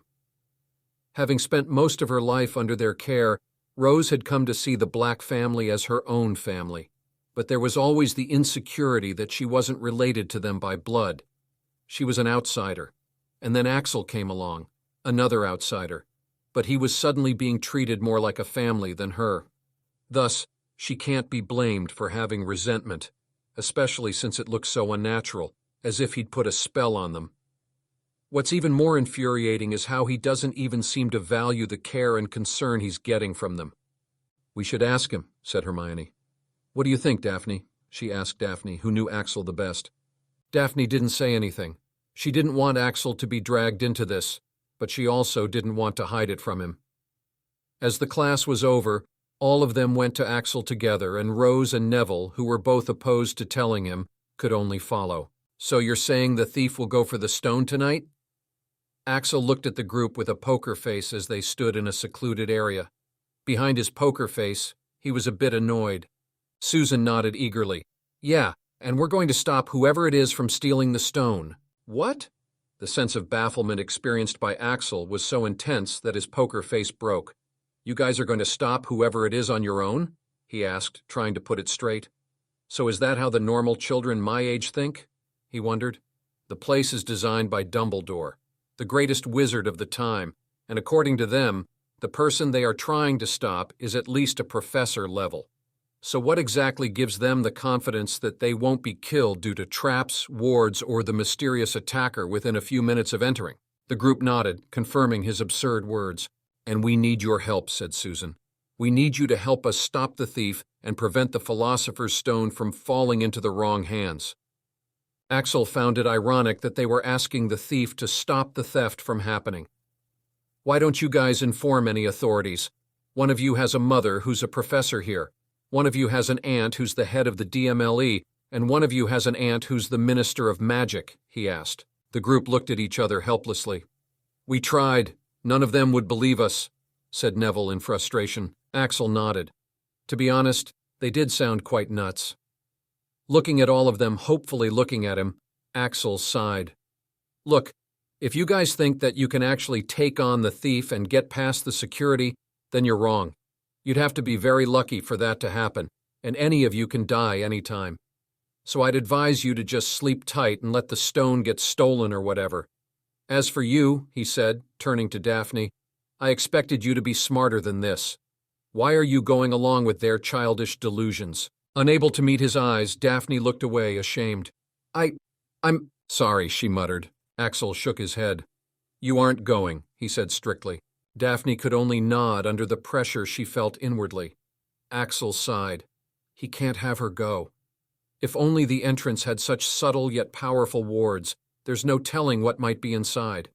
So Axel didn't care much about others going, but he certainly can't let Daphne go. Others would even be welcome diversions. But since they weren't exactly bad, he had tried warning them. It was up to their own brain and luck from here. Hermione had a lot to say about that. Excuse me, how can you dictate her life like that? She can make her own choices. Who are you to make them for her? Mind your own business, Ginger. Axel just ignored her as he began walking once again. He had an exam to take. Though just as he was leaving, he heard Rose speak up for the first time. So you're not going to help? You're going to let that thief steal the Philosopher's Stone just like that? Axel turned to glance at Rose. Well, I missed the part where that was any of my business, he said with a shrug as he walked away, leaving them all staring with different thoughts in their minds. The history exam was quite easy for Axel. He didn't even have to use the system since he'd paid active attention in the classes. Axel looked at the questions. Asterisk, asterisk. Why do you think the early age was the most prosperous age in Britain's magical history? Asterisk, asterisk. What led to the medieval age? Asterisk, asterisk. What do you know about the magical civilization of Egypt? Asterisk, asterisk. What did the Egyptian wizards learn from the pyramids? Asterisk, asterisk. Why is Atlantis considered the oldest magical civilization? Asterisk, asterisk. What led to its downfall? Asterisk, asterisk. What is ninjutsu? Asterisk, asterisk. What do you know about the ninja wars in the Japanese magical civilization? Yep. If the questions were like these, he didn't have any problem answering. Who'd want to remember the boring and useless Goblin Rebellion and other dumb things? Professor Gorsky always taught interesting and useful things.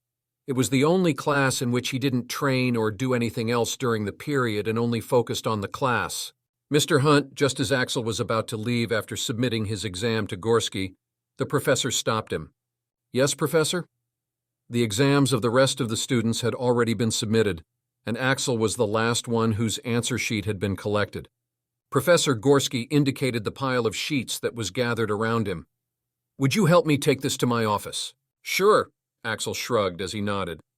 You know, Mr. Hunt, you have been quite a mystery at Hogwarts, even among the professors, said Gorsky as they walked. And why is that? Professor Gorsky chuckled. Surely you must be aware of the reasons yourself, Mr. Hunt. Professors talk a lot, and your name has been brought up multiple times. The student with a condition.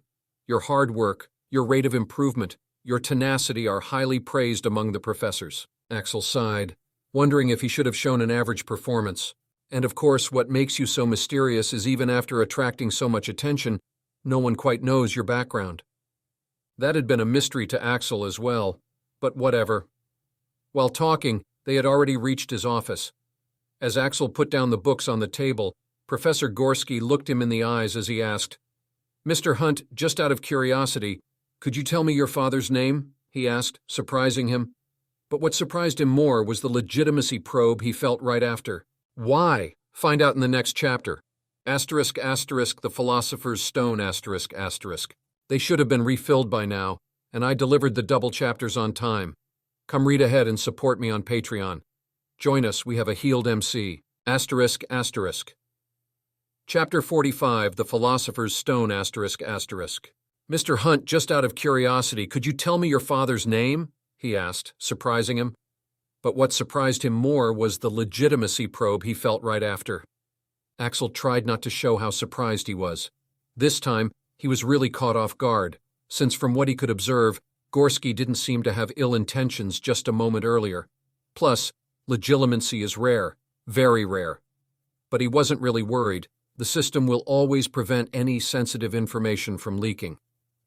Axel casually broke eye contact, thus breaking the connection, as he answered the question. I never knew my father, Professor, but I believe he was a muggle named Ethan Hunt, replied Axel, making up a random name. It would be an impossible mission for Gorsky to get anything out of this. Oh, is that so? Uttered Gorsky as he looked at Axel pensively. Well, your face looked familiar, and you have the same surname as a man I knew in the past, so I asked. Axel shrugged. Not a problem. May I leave now? Professor Gorsky still seemed to be in deep thought. Yes, of course. Thanks for your help, Mr. Hunt. I hope you enjoy your holidays. Likewise, sir, replied Axel as he started to leave, still on guard. Oh, and Mr. Hunt? Axel paused. Do be careful. Your name and appearance might attract the wrong sort of attention, said Gorsky, sounding ominous for some reason. What the hell was that about? Exclaimed Axel as soon as he was out. System, what did he want to know? Asterisk, asterisk. Basically, Yob Gorsky wanted to know if you are related to Tristan Hunt or not. Your appearance and surname would suggest you are. Axel's brows furrowed. Why would he want to ask that? He asked. Asterisk, asterisk, Gorsky is a member of a mysterious organization. Your dad stole something very important from them and escaped. Gorsky wanted to know if he passed it on to you. Axel shook his head ruefully. How the hell would I have anything that valuable? They left me with nothing. He paused as his hand went to his neck. It can't be right, he thought as a blurry scene of the cross-shaped pendant being placed around his neck came to surface in his mind. It was the only thing they had left him. Asterisk, asterisk. Yes, that is precisely the object your dad stole. Axel clenched his fist around the pendant. So that's why Gorsky told me to be careful, he muttered. They'll come for him as soon as they discover the clues relating him to Tristan. Axel took out the pendant and stored it in his pouch. So what the hell is this thing? Why is it so important? He asked finally. Asterisk, asterisk, information restricted. The hell, why? Asterisk, asterisk. That object is the key to fighting Voldemort and the key to obtaining powers. It's the most important piece that you can use against Voldemort. That is why direct information is restricted. It would be too big an interference to directly tell you its use.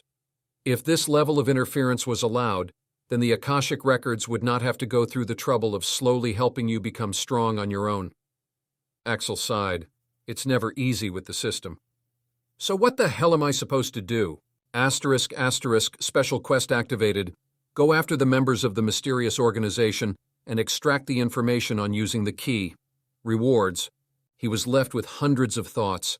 Another special mission. But damn, it does make sense. If the system can't tell him, then the only other people who can will have to be the ones who had it in the first place. So those were the people who killed his so-called parents, huh? He's supposed to go after them if he wants to know the powers of this key. And even if he doesn't go after them, they are going to come after him anyway as soon as they notice the obvious clues. Whatever the case, there's one thing that's absolutely clear now. He has to get healed as soon as possible. At night, Axel opened his eyes as soon as he felt the disturbance. He was currently on the third-floor corridor, waiting for the right opportunity. He had assessed Dumbledore's skill level, and his final decision was stealing the stone from Dumbledore would be too difficult and tricky with only 1 year of learning magic. That's why he has a different plan. This other person, whoever it is, clearly has much more preparation, experience, and resources than him. So Axel has decided to hitch a ride, so to speak. And right now, it seems that the person is here. Well, let's go fishing, he thought as he got ready. With the SP he had gained from his stealing spree from Slytherin dorms and girls' dorms, he had bought some more important skills. Aside from the Traceless Thief, asterisk, asterisk, true invisibility, gives the ability to be invisible. You can also make anything with your physical contact invisible. You can also cast it on others with their consent. Asterisk, asterisk, soundless. Asterisk, asterisk, nullifies sound. You can even chant spells soundlessly. You can also cast it on others with their consent. Asterisk, asterisk, erase, scent. Once mastered, not even the best of predators can detect your scent. These skills could also be performed using the normal spells given in books, but not to the extent he could do with the system's method. Plus, they weren't that expensive, and they were faster to learn using the system's method. So Axel would say that it was a good bargain. As he waited, the outline of the person became clearer, as they became visible to Axel. So it is you, he muttered, still under another stealth skill, his grip on his wand tightening as he saw who the thief was. It was Umbridge. Axel had high suspicions from the start that it was her. That was one of the reasons why he didn't take revenge on her yet. If he killed her, then who would steal the stone for him today? Umbridge was wrapped in a heavy dark cloak, and to his surprise, she was actually floating. He watched in surprise as the flying witch suddenly sped up as she flew right past the notification and alarm wards that Dumbledore had installed. "Shit!" exclaimed Axel in irritation as he realized what she was doing. He had expected her to subtly avoid or disarm the notification ward, but the bitch bulldozed right past it. It would seem that even she didn't have a solution to that ward. She either didn't detect it or just didn't care. Umbridge was going to speedrun the entire thing so that she could escape before Dumbledore arrived. "Wait for me, you bitch!" yelled Axel as he followed on his broom, the Valentino knife in one hand while his wand in the other. Umbridge seemed to have gone beast mode tonight as Axel saw her power through the obstacles and traps. The door at the far end was blasted open, and a three-headed dog was killed with 3 bursts of green lights as Umbridge yelled out the spell continuously. She then proceeded to roughly navigate through all the obstacles, making things very easy for Axel, who only had to follow. "Damn, is it going to be so easy?" he muttered as he saw her take down 2 trolls one after another. He had already gotten past a lot of obstacles without having to do anything. Umbridge was doing great, but something didn't add up. "These obstacles," he muttered. "Why does it feel like they've been designed for kids?" They certainly weren't what he was expecting after looking at the level of wards placed at the entrance. Axel felt like he could get past them on his own easily. The next room had a piece of paper and some potions, and the room was surrounded by black flames. He thought that Umbridge would check out the paper and potions, but to his surprise, she didn't even glance at those things as her cloak wrapped around her completely and she plunged directly through the fire. No. Axel didn't have the time to think much. His ride was leaving him stranded here. Having no choice, he activated his arcane eyes to look around the room. This fire couldn't burn endlessly without any source, and sure enough, he found the fuel buried in the ground. Axel cut off the source, and the fire suddenly vanished. "It really is child's play," he muttered as he rushed into the next chamber. "Thank God she's still here," he thought as he found Umbridge standing in front of a mirror. To his surprise, she wasn't rushing through this one. "Is this it?" he thought. It would seem that this was the place where the stone was hidden. "It's inside," he heard an eerie voice say, and Axel got goosebumps on his arms. He saw a dark silhouette emerging from Umbridge's chest. Umbridge went down to her knees. "My lord, what shall I do?" "Foolish woman, it's your job to figure it out. If I could be corporeal, then the stone would have long been in my possession," said the voice in anger. "Yes, my lord." Umbridge bowed right after, then began trying out different methods to try and get the stone out of the mirror. A few minutes passed as Umbridge tried out everything, and Axel was getting impatient. "Dumbledore, I knew that old man wouldn't make it so easy." Axel heard the silhouette rage as time started to pass. "We're taking the mirror with us," it barked. He said, making Axel move. It seems that this was his cue to take action. Axel relaxedly raised his wand to point it right at Umbridge, though before he could do anything, he heard rushed footsteps from behind. "Umbridge, stop!" Axel, the silhouette, and Umbridge all turned their heads in unison at the unwelcome intrusion. "Son of a—" Axel cursed out loud when he saw who the new guests were. One of them was Rose Potter, but there wasn't much of a problem with her presence. He had already warned her earlier. After that, if she still had a death wish, she was free to come. "But what the hell are you doing here?" he almost yelled as he looked at Daphne, who was also present beside Rose. It would seem that the others really had taken his advice and given up on the stone, except for Rose Potter, who had rushed in anyway. But what is Daphne doing here? Despite agreeing to not go, it had to be noted that these two were nothing in front of Umbridge. They stood no chance, and Umbridge wouldn't show them any mercy. Axel punched the air in frustration. He couldn't understand why she would do this. Daphne is usually a smart and logical girl who would disdain to do these Gryffindor-like acts. She wouldn't do anything so suicidal unless— Axel's eyes widened as he realized. Yes, that's it. How could he have been so blind to not see it? Daphne is usually smart and logical unless it's about her sister. The Philosopher's Stone. Its elixir can grant the drinker immortality. Eoria is dying. and all methods to save her have failed, except this one. And when Daphne heard about this news, she must have thought of getting it for her sister. She usually wouldn't have been so impulsive, but it was probably her only shot. Axel recalled how excited she had been when she first told him about the stone. She seemed much happier that day, now that he thought about it, but he had been too busy and self-absorbed to notice that. On the other hand, she was the one worrying about him, and now she was in danger because he hadn't noticed it. A dark chuckle was heard as a face became visible in the dark silhouette. Rose Potter, daughter of that mudblood. We finally meet. It's next chapter, The Revelation. Lily Potter, Power Stones please, do send. Come read ahead and support me on Patreon. Here's your text with corrected grammar and punctuation. I've kept the original length intact. There was no pain, he felt quite surreal. He felt so light that he could fly. Axel decided to focus on the most important thing now.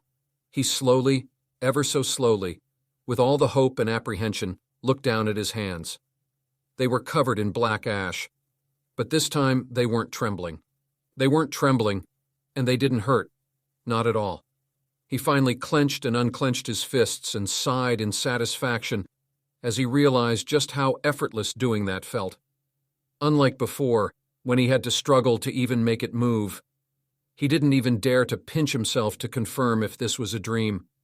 If this was a dream, please let him stay a while longer before waking up to the cruel reality. I'm healed, he murmured, wiping away the moisture from his eyes.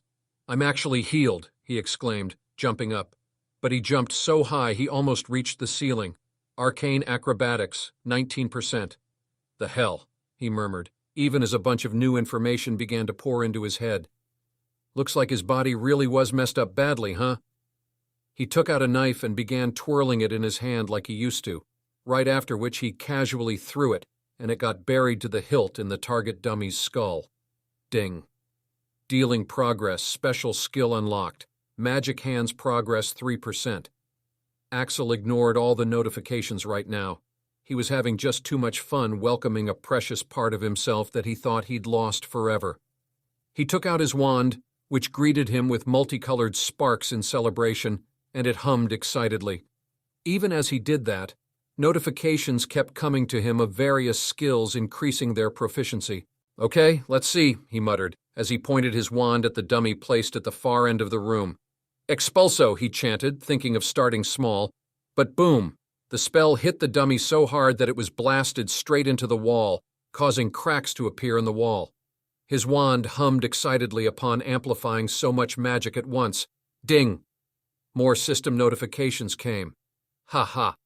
And for the first time in a long, long while, Axel laughed freely as he felt himself breaking free from the invisible shackles that were holding him back. Just like this, the year at Hogwarts had passed with lots of events happening. Mysteriously enough, a certain Damon Malcolm found out that all of his possessions had disappeared without a trace. While he was going mad with rage, the poor boy didn't know that this was just a teaser of what was actually about to come.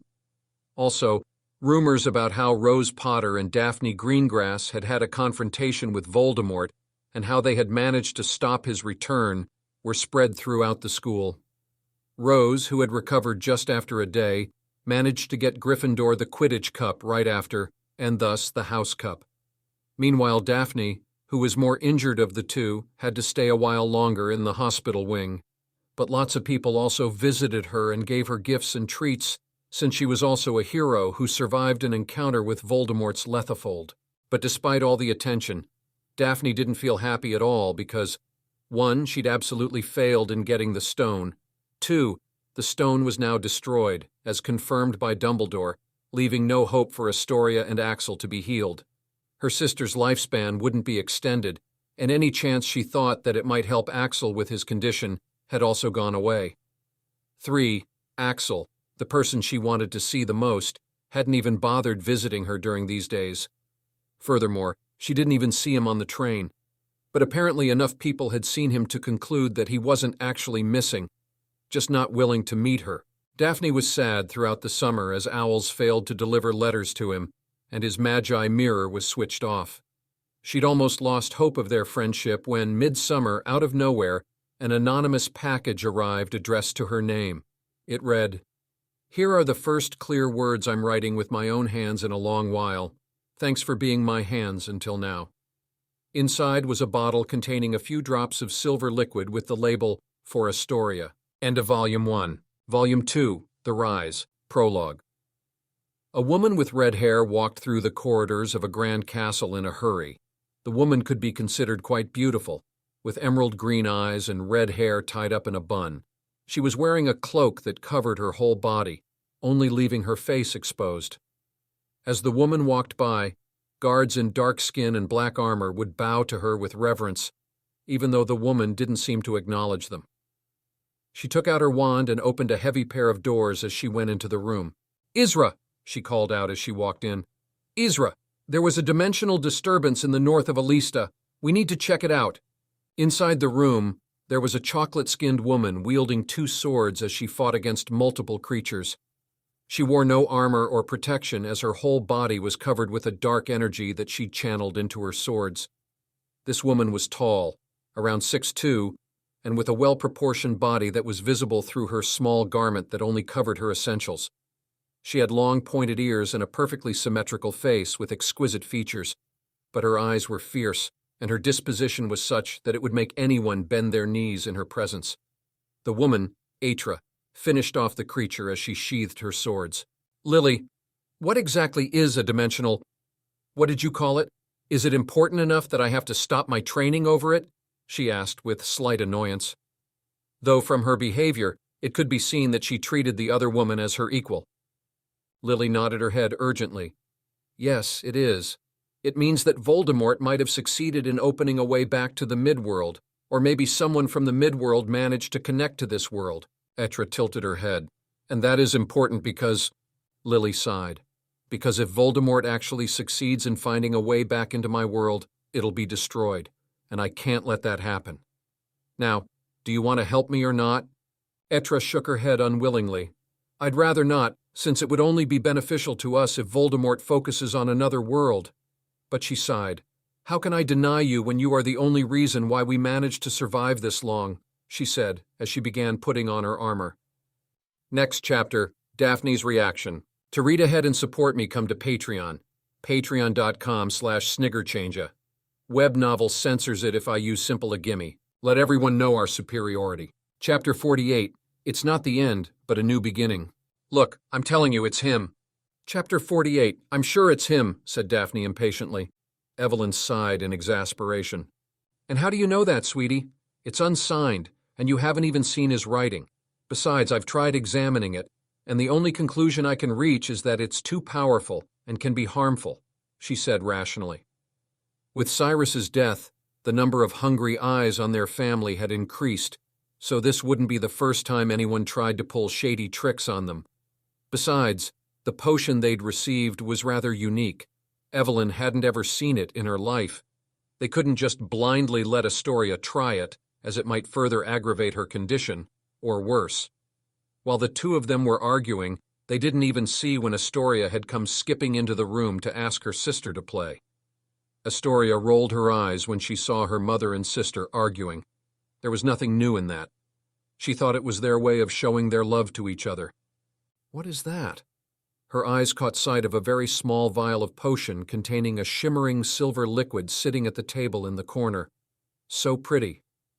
Looking at the potion, she saw her name written on it. So it's this pretty potion today, she thought.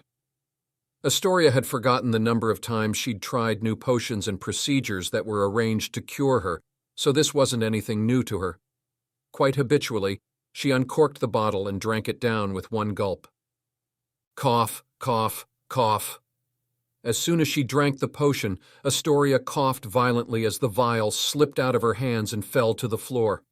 While arguing, Daphne and Evelyn were alarmed to see Astoria coughing and the empty potion vial. "Astoria, Tori!" By the time they reached her, Astoria was already unconscious. Daphne began panicking. "No, no, no, no, no, Tori!" Evelyn quickly diagnosed Astoria. "Call the healer now!" Daphne tried not to panic as she quickly fished out her magi mirror and called the healer. At this moment, they heard a screeching sound from Astoria's chest, alarming both the ladies further. In the next moment, dark fumes began to rise out of Astoria as if being forcefully expelled. The screeching slowly died down as the effects of the potion subsided, leaving Astoria covered in ashes. "Tori! Tori!" called out Daphne as she tried shaking the unconscious Astoria. A few minutes later, Evelyn and Daphne waited anxiously as the healer, Mrs. Kleberg, diagnosed Astoria. The old witch, with thick glasses, gasped as soon as she began running her diagnosis. "What in the world?" she muttered, looking shocked. Her surprise only seemed to intensify as the seconds passed and she ran different tests. "How is it? Is she fine? What happened to her?" asked Evelyn anxiously while Daphne sobbed uncontrollably. Mrs. Kleberg stood up quicker than her old age should allow her. "What in the world did you give her?" Evelyn shook her head. "I have no idea. How is her condition?" she asked urgently. But the healer seemed equally anxious. "You don't know?" she repeated outrageously. "This thing managed to cure the incurable blood malediction of the Greengrass family. How can you not know?" Daphne's teary eyes widened and Evelyn gasped. "Cured? What did you say?" Both the ladies couldn't believe what they heard. Mrs. Kleberg realized that her duty ought to come first, no matter how groundbreaking this could be for medical history. She patted the sleeping Astoria. "This little missy here is completely healed. Her blood and organs are as good as new, and the curse is nowhere to be found," she revealed. Daphne's brain stopped working for a moment as she tried to make sure she didn't hear it wrong. Her mom was in a similar state. All these years, all those times they'd cried when Astoria would smile through her pain. All that time they'd try to be happy while knowing that she wouldn't live long. All that can actually go away now. Evelyn tightly gripped the hands of the old lady. "Is that true, Mrs. Kleberg? This matter," she began, but the old healer cut her off. "Merlin's beard, Evelyn. Of course it's true. I know how important this is, so I'm not cruel enough to lie about it. Not only is your daughter cured, but she's bursting with vitality. Whatever you gave her must have cost you every single penny you have if you paid a fair price," said the old witch reassuringly. But no matter how much they wanted to believe it, the mother and daughter pair were still having a hard time coming to terms with it, especially since they didn't even know what exactly they gave her. At this moment, the sleeping Astoria moaned a little as she slowly opened her eyes and looked around. Astoria blinked repeatedly. "Mom? Sister?" she said, her cute face scrunching up in confusion. "There is no pain. Am I dreaming?" Before she could speak more, Astoria was hugged from both sides by Daphne and Evelyn, whose happiness knew no bounds. "You're healed, Tori, healed. There'll be no pain anymore. It's gone," said Daphne softly. "Thanks to him," she added in her mind as the silhouette of a person came to her mind. She couldn't wait to see him. Meanwhile, Mrs. Kleberg sighed. This doesn't seem the right time to ask about the potion. A month later, boom! A loud explosion rang out as a number of men wearing skull masks chased a person in a dark hoodie, jeans, and sneakers. If this person didn't have a mask on his face, one would be able to see that his expression was quite relaxed, despite the odds being stacked against him. "Kill him! How did he get here? Don't let him get away!" "Looks like it's the wrong address," muttered Axel as he saw multiple spells heading his way. Pause. It seems like a bit of context is needed here. How did he end up in this situation? Good question. The answer will be a bit long. After getting healed, there was no limit to the things Axel could achieve in his life. The only thing that was going to be a problem was Voldemort. And the best way to handle Voldemort was supposed to be with the help of the pendant around his neck. So this whole summer, he'd been trying to find the mysterious organization that had killed his parents so that he could get the information on this pendant. But much to his disappointment, he couldn't find anything. Nothing. He tried everything, every source. He even found out that the ministry had also been trying and failing to locate this organization for years. So when he saw several suspicious-looking individuals wearing cloaks and masks entering and exiting this place, he'd gotten a bit hopeful. After being healed, his confidence was on a different level, so he got in gangster style. But they turned out to be a different secret organization, which is how he found himself in the current situation where a number of spells were headed his way. Resume. Under the onslaught, Axel remained calm as he smoothly activated his skills. Wisps of blue light started to swirl around his legs, and his eyes under his mask started to glow. Under his glowing eyes, The spells seemed to slow down as he weaved his body through the volley of curses of all kinds at an incredible speed. "What the f— How is he so fast? No way!" The men were understandably surprised when the person they all attacked together had miraculously survived the attacks. But they were in for more surprises. "My turn," muttered Axel as he pointed his wand at the ground in front of the men. "Bombarda." Magic shot out of his wand with such a rush that the spell was shot like a bullet. Kaboom! The result was a loud explosion, the shockwaves of which swept him back a few feet. Cold sweat ran down his back as he looked at the damage. "Damn it, I still forget that I'm already healed," he mumbled to himself as he felt the huge drain in his magic. During the time he was crippled, he had to exert an insane amount of effort just to cast weak magic. And during that time, he'd also done other things to increase his output. If an ordinary person has to exert X effort to cast a spell, then he'd have to exert 100X effort to cast the same spell. And reaching that 100X amount would be considered impossible if the caster wasn't a freak like him. That's why he was told he wouldn't be able to cast magic when he got those injuries. And now that he's healed, it's like the limiters on his magic have been removed, and the result is the destruction spread out in front of him. Looking at the chaos he'd created, Axel shrugged his shoulders. "That's what you get for trying to kill me," he muttered. Snap. Just as he was about to leave the place, a snap sounded as a person appeared at the far end of the room. Axel paused as he looked at the new figure. This person's skull mask was golden, unlike the silver masks of the other members, and he also gave off different vibes than the few men who were chasing him just now. "A boss, huh?" muttered Axel, as he saw the other members relaxing as if their savior had arrived.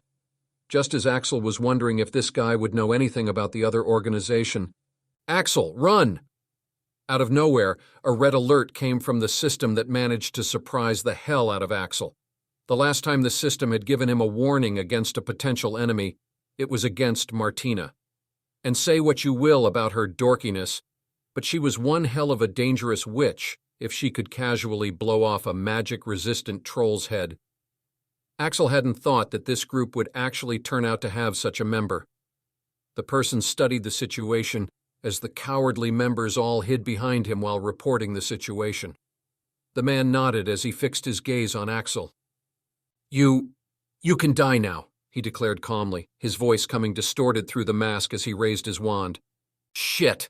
Suddenly goosebumps rose on Axel's skin and he took the system's warning seriously. "Light armor!" He activated his newly learned skill just in time to be surrounded by darkness which had emerged from the ground. "This cheater," thought Axel in outrage as he saw the layer of flimsy golden light was going to be destroyed. The skill proficiency was too low. Activating all his stealth skills, he disappeared from the area, already appearing several meters away. He looked back only to see that the area he was standing in was covered in darkness. "Shit indeed," he muttered as he fled the hell out of there. "It's not worth it to stay." Later that day, Axel sighed as he walked through the streets of London, quite far away from the crazy place he'd been in. "What the hell was that place?" he asked as he grabbed a newspaper to check the news. That was one of the places where the wizard are being taught the ability to wield and control dark magic. Axel paused. "What the hell, isn't that bad?" "It is, and it is not, but you can't do much about it with your current power," informed the system. Darn. Axel couldn't deny the system's words. That golden mask guy was fucking scary. "Looks like I got a bit ahead of myself," he mumbled, flipping through the newspaper in his hands. After getting healed, he'd gotten a bit reckless with the way he handled things.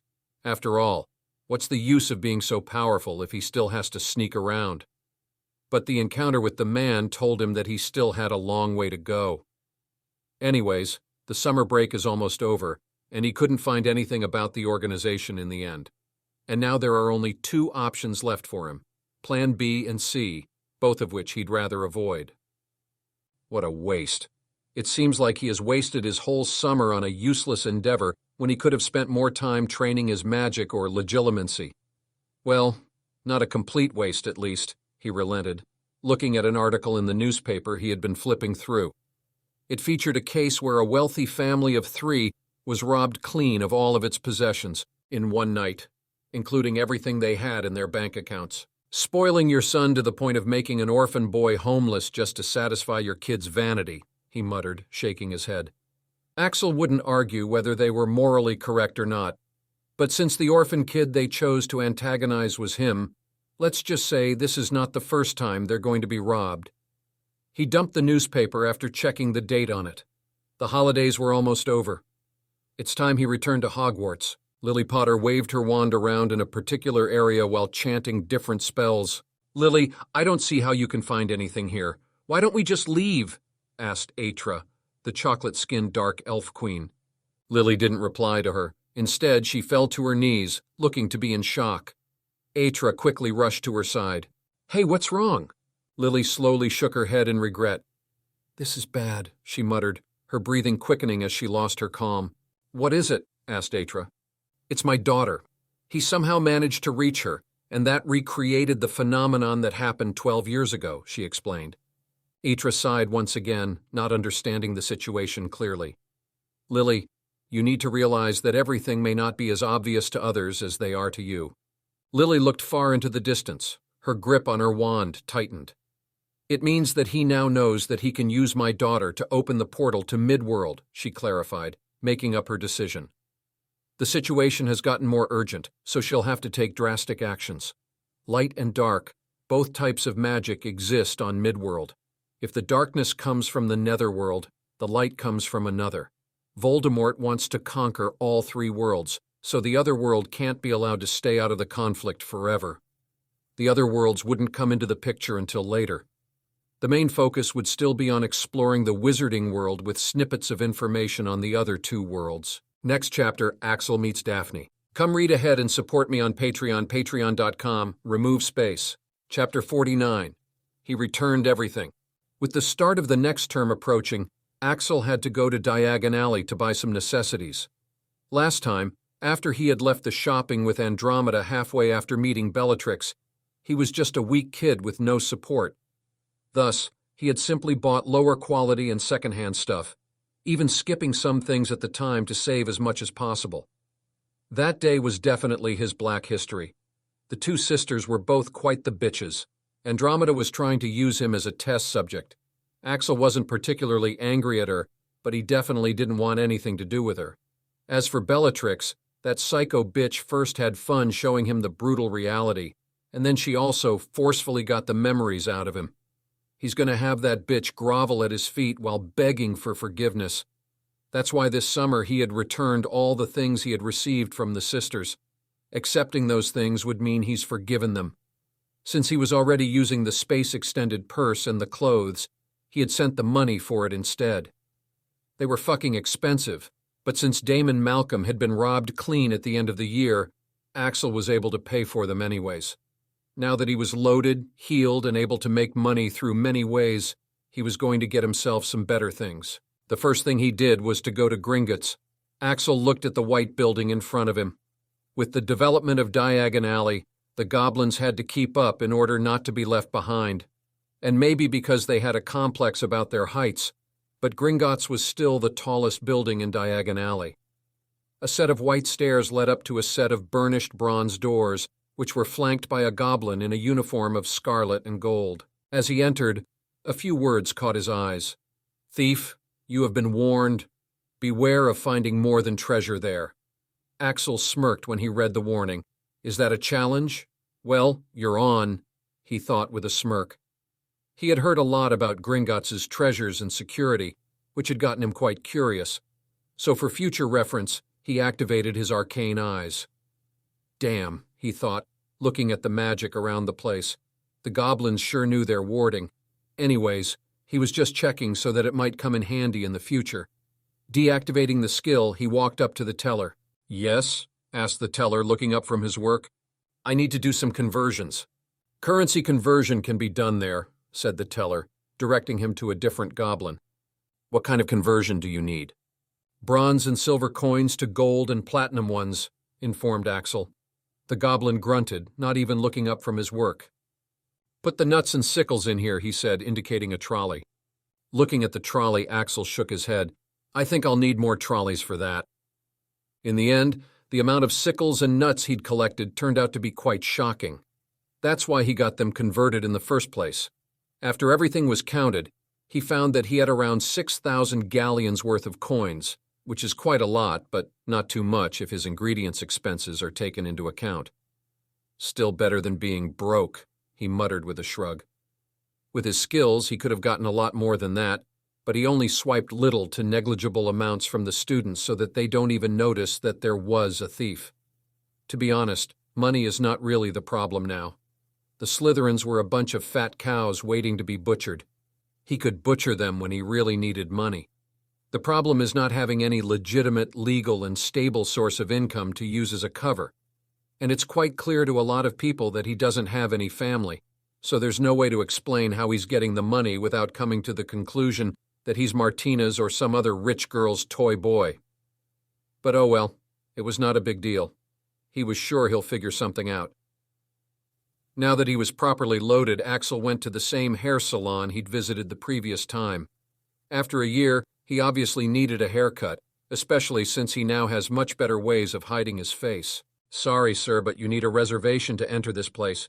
The hairstylist, Paul was his name, didn't recognize Axel at first, but then his eyes widened as he rubbed his eyes, looking at Axel in disbelief.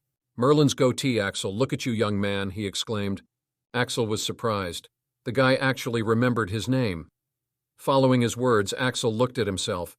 Well, all he can say is that he's glad that the clothes he had were self-lengthening.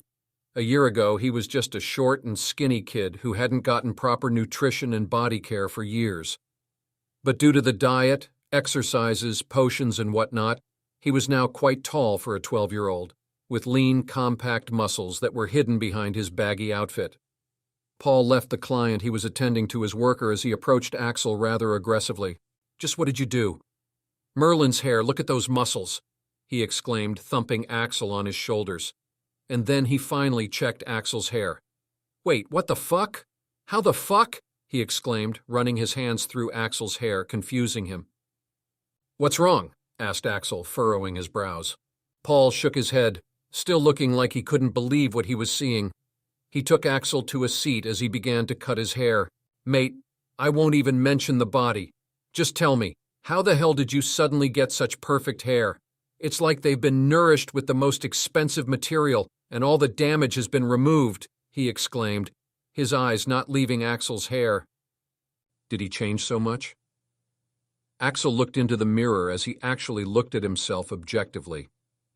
Compared to his previous self from 1 year ago, he did look like a different person.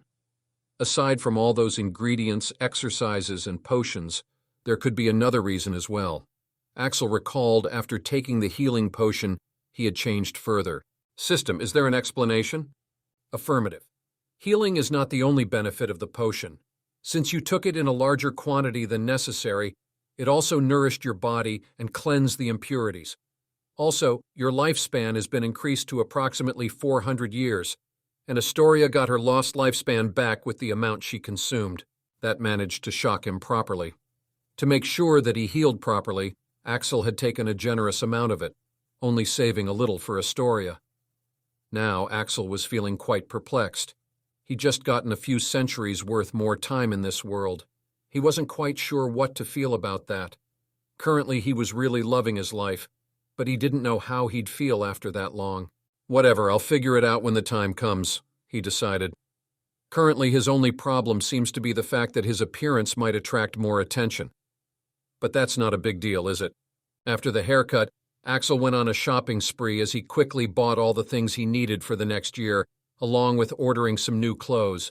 The end, the only thing that was left were books. But what the fuck is happening here? The bookstore had a freaking huge line in front of it with hundreds of women jostling around trying to get in. Apparently, Axel wasn't the only one who found this situation odd, since he could hear other people talking about it as well. "Did you hear about the students' exchange program this year?" "Yeah, I wonder what school it'll be."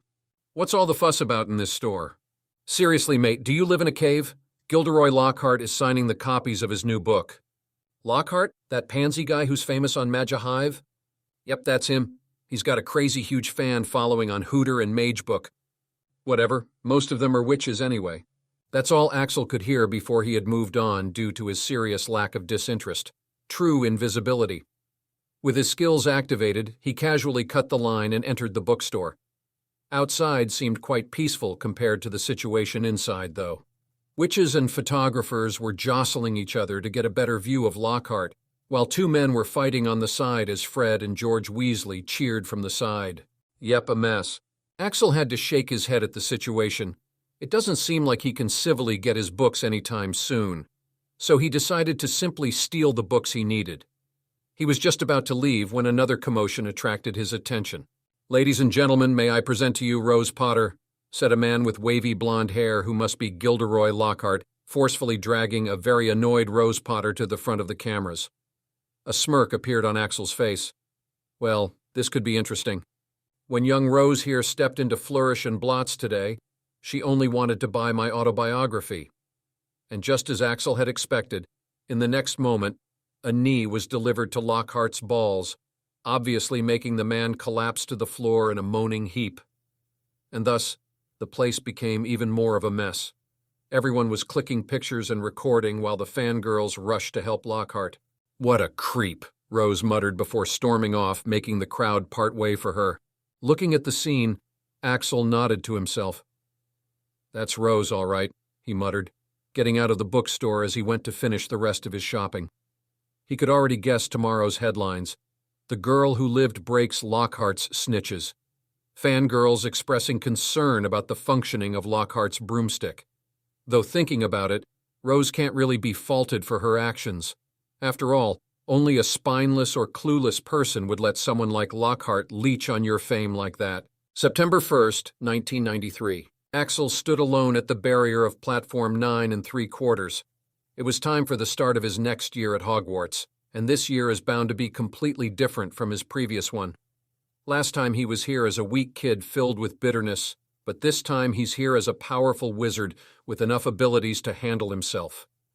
Just whoever they are, however many they are, they can come at him any time. But still, let's try to avoid trouble this year, he decided as he walked through the barrier, entering the platform. Too bad he wasn't aware of the phenomenon called raising a flag. What the... As soon as he had crossed the barrier, he was literally jumped by someone. His body instinctively reacted as he sidestepped and tripped the person. By this time, his brain had long realized who it was, so he caught the person right before she hit the floor. "Daphne, what the hell?" he questioned, as he quickly put away the knife which he had almost stabbed her with. He let go of her, letting her fall to the floor. Sitting up, Daphne turned around to look up at him to say something, but her words seemed to have gotten stuck in her throat as she looked at him, her pupils dilating. At this moment, another girl jumped him. Since he already knew who it was, he couldn't trip or dodge and let her fall. Astoria hugged him tightly like a little koala. "Thank you, thank you, thank you, thank you," Axel sighed. What a way to begin a year. Bonus scene, Black Sisters. It was a fine Sunday morning, and both the sisters were discussing some new program that was being organized this year. "Do you think it'll work? The schools are too different in their culture and magical arts," asked Andromeda. Bellatrix shrugged. "Well, it had better work. The support of hit wizards of that country can be of great help." Andromeda looked at her sister for a moment. "But why would we need support, Bella? What are you not telling me?" Bellatrix looked at her sister innocently but didn't say anything. After all, going against Atlantis, the most powerful magical country, isn't a small matter at all. While she was still debating whether to tell her or not, an owl post arrived addressed to the two sisters. Andromeda looked at the package that they just received. "It's from Axel." Bellatrix, who was completely disinterested moments ago, was suddenly beside Andromeda, already opening up the package. "What did he send us?" exclaimed Bella, looking quite excited. Andromeda hadn't seen her this happy in a long while. With childlike enthusiasm, Bella opened the box only to find that the box was a space extension charm, and it was filled with all the things they'd ever given to him. The smile immediately vanished from her face as she looked back at Andromeda. "He sent everything back." "Oh well, I forgot that the proper meeting was supposed to be in the next chapter. Add Black Sisters to the mix as well." Power Stones come, read ahead on Patreon. Support me in writing this piece of art. Patreon.com/removespace. Chapter 50, Like Father, Like Son. Not far away from the barrier between the stations, Two women stood on platform 9 3/4 under disillusionment, awaiting the arrival of a particular individual. One of them was Bellatrix Black, the Minister of Magic, who currently had a gaunt face as she waited for Axel. Magic power would burst out of her from time to time, almost blowing their cover. After knowing that Axel hadn't used a single one of the precious herbs, potions, and medicines she sent with meticulous instructions of Andromeda on their use, Bellatrix could no longer stop herself from interfering. Up to now, while they couldn't find a proper cure, she and Andromeda had sent many things that could have at least helped him with his pain and alleviate the trembling enough to a certain extent. So it could be imagined how devastated she had been to find that he'd been suffering from a horrible amount of pain and difficulties every single day for this whole time, just because of his hate for her. That's why Bellatrix and Andromeda had decided to come here against Axel's strong wishes in an attempt to apologize once again and convince him to accept their help. "Who are the Greengrasses waiting for?" muttered Andromeda, looking at the three witches who seemed to be waiting in anticipation. Their bright and cheerful moods were a stark contrast compared to the nervous and despondent atmosphere around the sisters. Bellatrix shrugged. "Couldn't care less," she muttered, her eyes not leaving the barrier. She appreciated her sister's attempt at distracting her from her self-blame and self-loathing, but she'd rather stay like this for now. Andromeda didn't give up. "I heard Expletive got a new job." Bellatrix frowned. "Don't bring up the expletive." Andromeda sighed, seemingly giving up as she turned back to wait for Axel. "I'm surprised he managed to achieve so much without using any of the potions and medicines I'd sent him. Did you see his exam reports?" Bellatrix knew that this was yet another attempt by Andromeda to distract her, but she still couldn't stop a small, proud smile from appearing on her face. "An outstanding in everything, even flying and dueling," she muttered, the magic around her calming down a little, even with such a massive handicap. "Except for potions," added Andromeda. "Snape needs to be fired," said Bellatrix, her mood souring as she recalled that acceptable. "The man is making Axel do practicals with his crippled hands. It would seem that she'll have to expletive the bat's hands and make him do potions so that he understands his mistake. I don't understand why Dumbledore would even keep the man," Bellatrix was saying, but she paused in her steps as she saw a familiar face appear from the partition. As soon as she saw him, her jaw dropped. "Tristan?" she murmured, squinting her eyes. For a moment she almost mistook him for Tristan, but of course she knew it wasn't him. It was Axel. The more you compare the two, the more different the two faces look. How did he change so much in just a year, she thought. This was her first time seeing him in person after a whole year, and she'd never expected him to have changed this much. Andromeda also had similar thoughts. They had been expecting the same skinny and small boy who would hide his trembling hands in his pockets as he tried not to attract attention. They were expecting a lonely boy who was in need of their help. But imagine their surprise when instead of that boy, they found a handsome and confident young man built like a warrior. In the next moment, they saw the two Greengrass daughters rushing the boy, surprising the two women. Bellatrix frowned as she heard the conversation. "Why would they thank him?" she murmured, finding this scene much too familiar. Andromeda, however, being a master healer, had different priorities. "His hands, Bella. Look at his hands," she said in a shaky whisper. "Thank you, thank you, thank you, thank you, thank you." Looking at the girl hanging onto him like a koala, Axel sighed as he gently pulled her off and set her down. "It was no big deal," he shrugged. "It was just annoying seeing you putting up a facade all the time," he told the little girl honestly. Aside from the gratitude to Daphne and Evelyn, another reason for Axel to help out Astoria was because of this. Due to his experiences, he could easily tell that the girl was not as happy-go-lucky as she pretended to be. Far from it. She was quite mature for her age and arguably the most miserable among the family of three. So after observing this, it was just a bit hard to let a sick, frail, and miserable girl pretend like that while you have the power to help her. Listening to his words, Astoria's eyes widened as she looked up at him with surprise. Evelyn, who was standing behind her, patted her head gently. "It broke my heart every day to see her do that." "You don't know what you've done," she said, looking at him expressionlessly. It was clear that her acumen was having a hard time reining in her emotions since she was trembling slightly. Axel felt a bit uncomfortable with that gaze. It felt like something was wrong here. Well, as I said, it's not a big deal. I just happened to have it, so I shared it, he said dismissively. He was somewhat glad he wasn't alone with her right now. Who knows what kind of stunt she'd pull this time. He looked down to see Daphne still sitting on the ground, looking up at him dazed. "And how long are you planning to sit there?" he asked, offering her his hand. "Oh." With a jerk, Daphne seemed to realize that she had forgotten to move while staring at Axel. He had definitely changed from the last time she'd seen him. He just looked even more perfect, if that was possible. Another change she noticed instantly was he looked happier, more relaxed. For some reason, the constant frown and annoyed look on his face was gone, and his shoulders weren't tense like before, like he was no longer carrying a huge weight. Over the summer, she'd been looking forward to meeting him, thinking about ways to thank him and things she'd talk to him about. But now that she was finally in front of him, she found herself unable to do anything but keep looking at him. She had this flip-flopping feeling in her stomach, and she was having a hard time forming a coherent thought. Taking his offered hand with slightly flushed cheeks, she got up when she noticed something. "Wait," she said, feeling up his hand properly. Her nervousness went away as the realization hit her. She observed that the calloused hand in her hands was very stable. That familiar trembling and twitching was gone. "Is it true?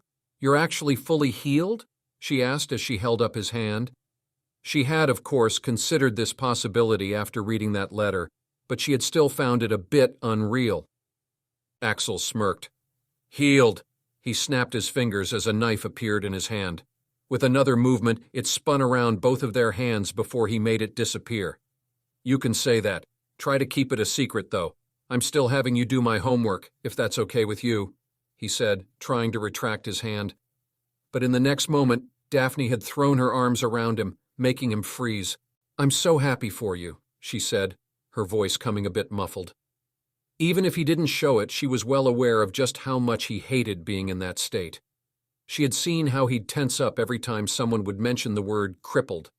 She had also seen how he'd sometimes just stare down at his trembling hands as if willing them to become stable. She'd seen how hard he'd work, always having bags under his eyes and even working during the classes. So even though it terrified her that he wouldn't need her now that he was healed, she was indeed very happy for her friend. Axel stood there frozen like a statue. Just like any other orphan, the concept of being hugged like this was completely foreign to him, and it felt comfortable and uncomfortable at the same time. "Homework, anything," he heard Daphne whisper. "I'll do anything for you." The Black sisters, who had been listening in on the whole conversation, were still in a state of shock even as they saw Axel boarding the train. "That's Tristan's son, all right," said Bellatrix, shaking her head. She currently had her Magi mirror out as she snapped Axel's pictures one after another. The father-son duo seemed to have some fate with saving damsels in distress. Only the son seems to have the potential to surpass the father. First, he happens to kill the villainous man of the house, and then he goes and heals the dying girl. At this point, he practically owns the House of Greengrass.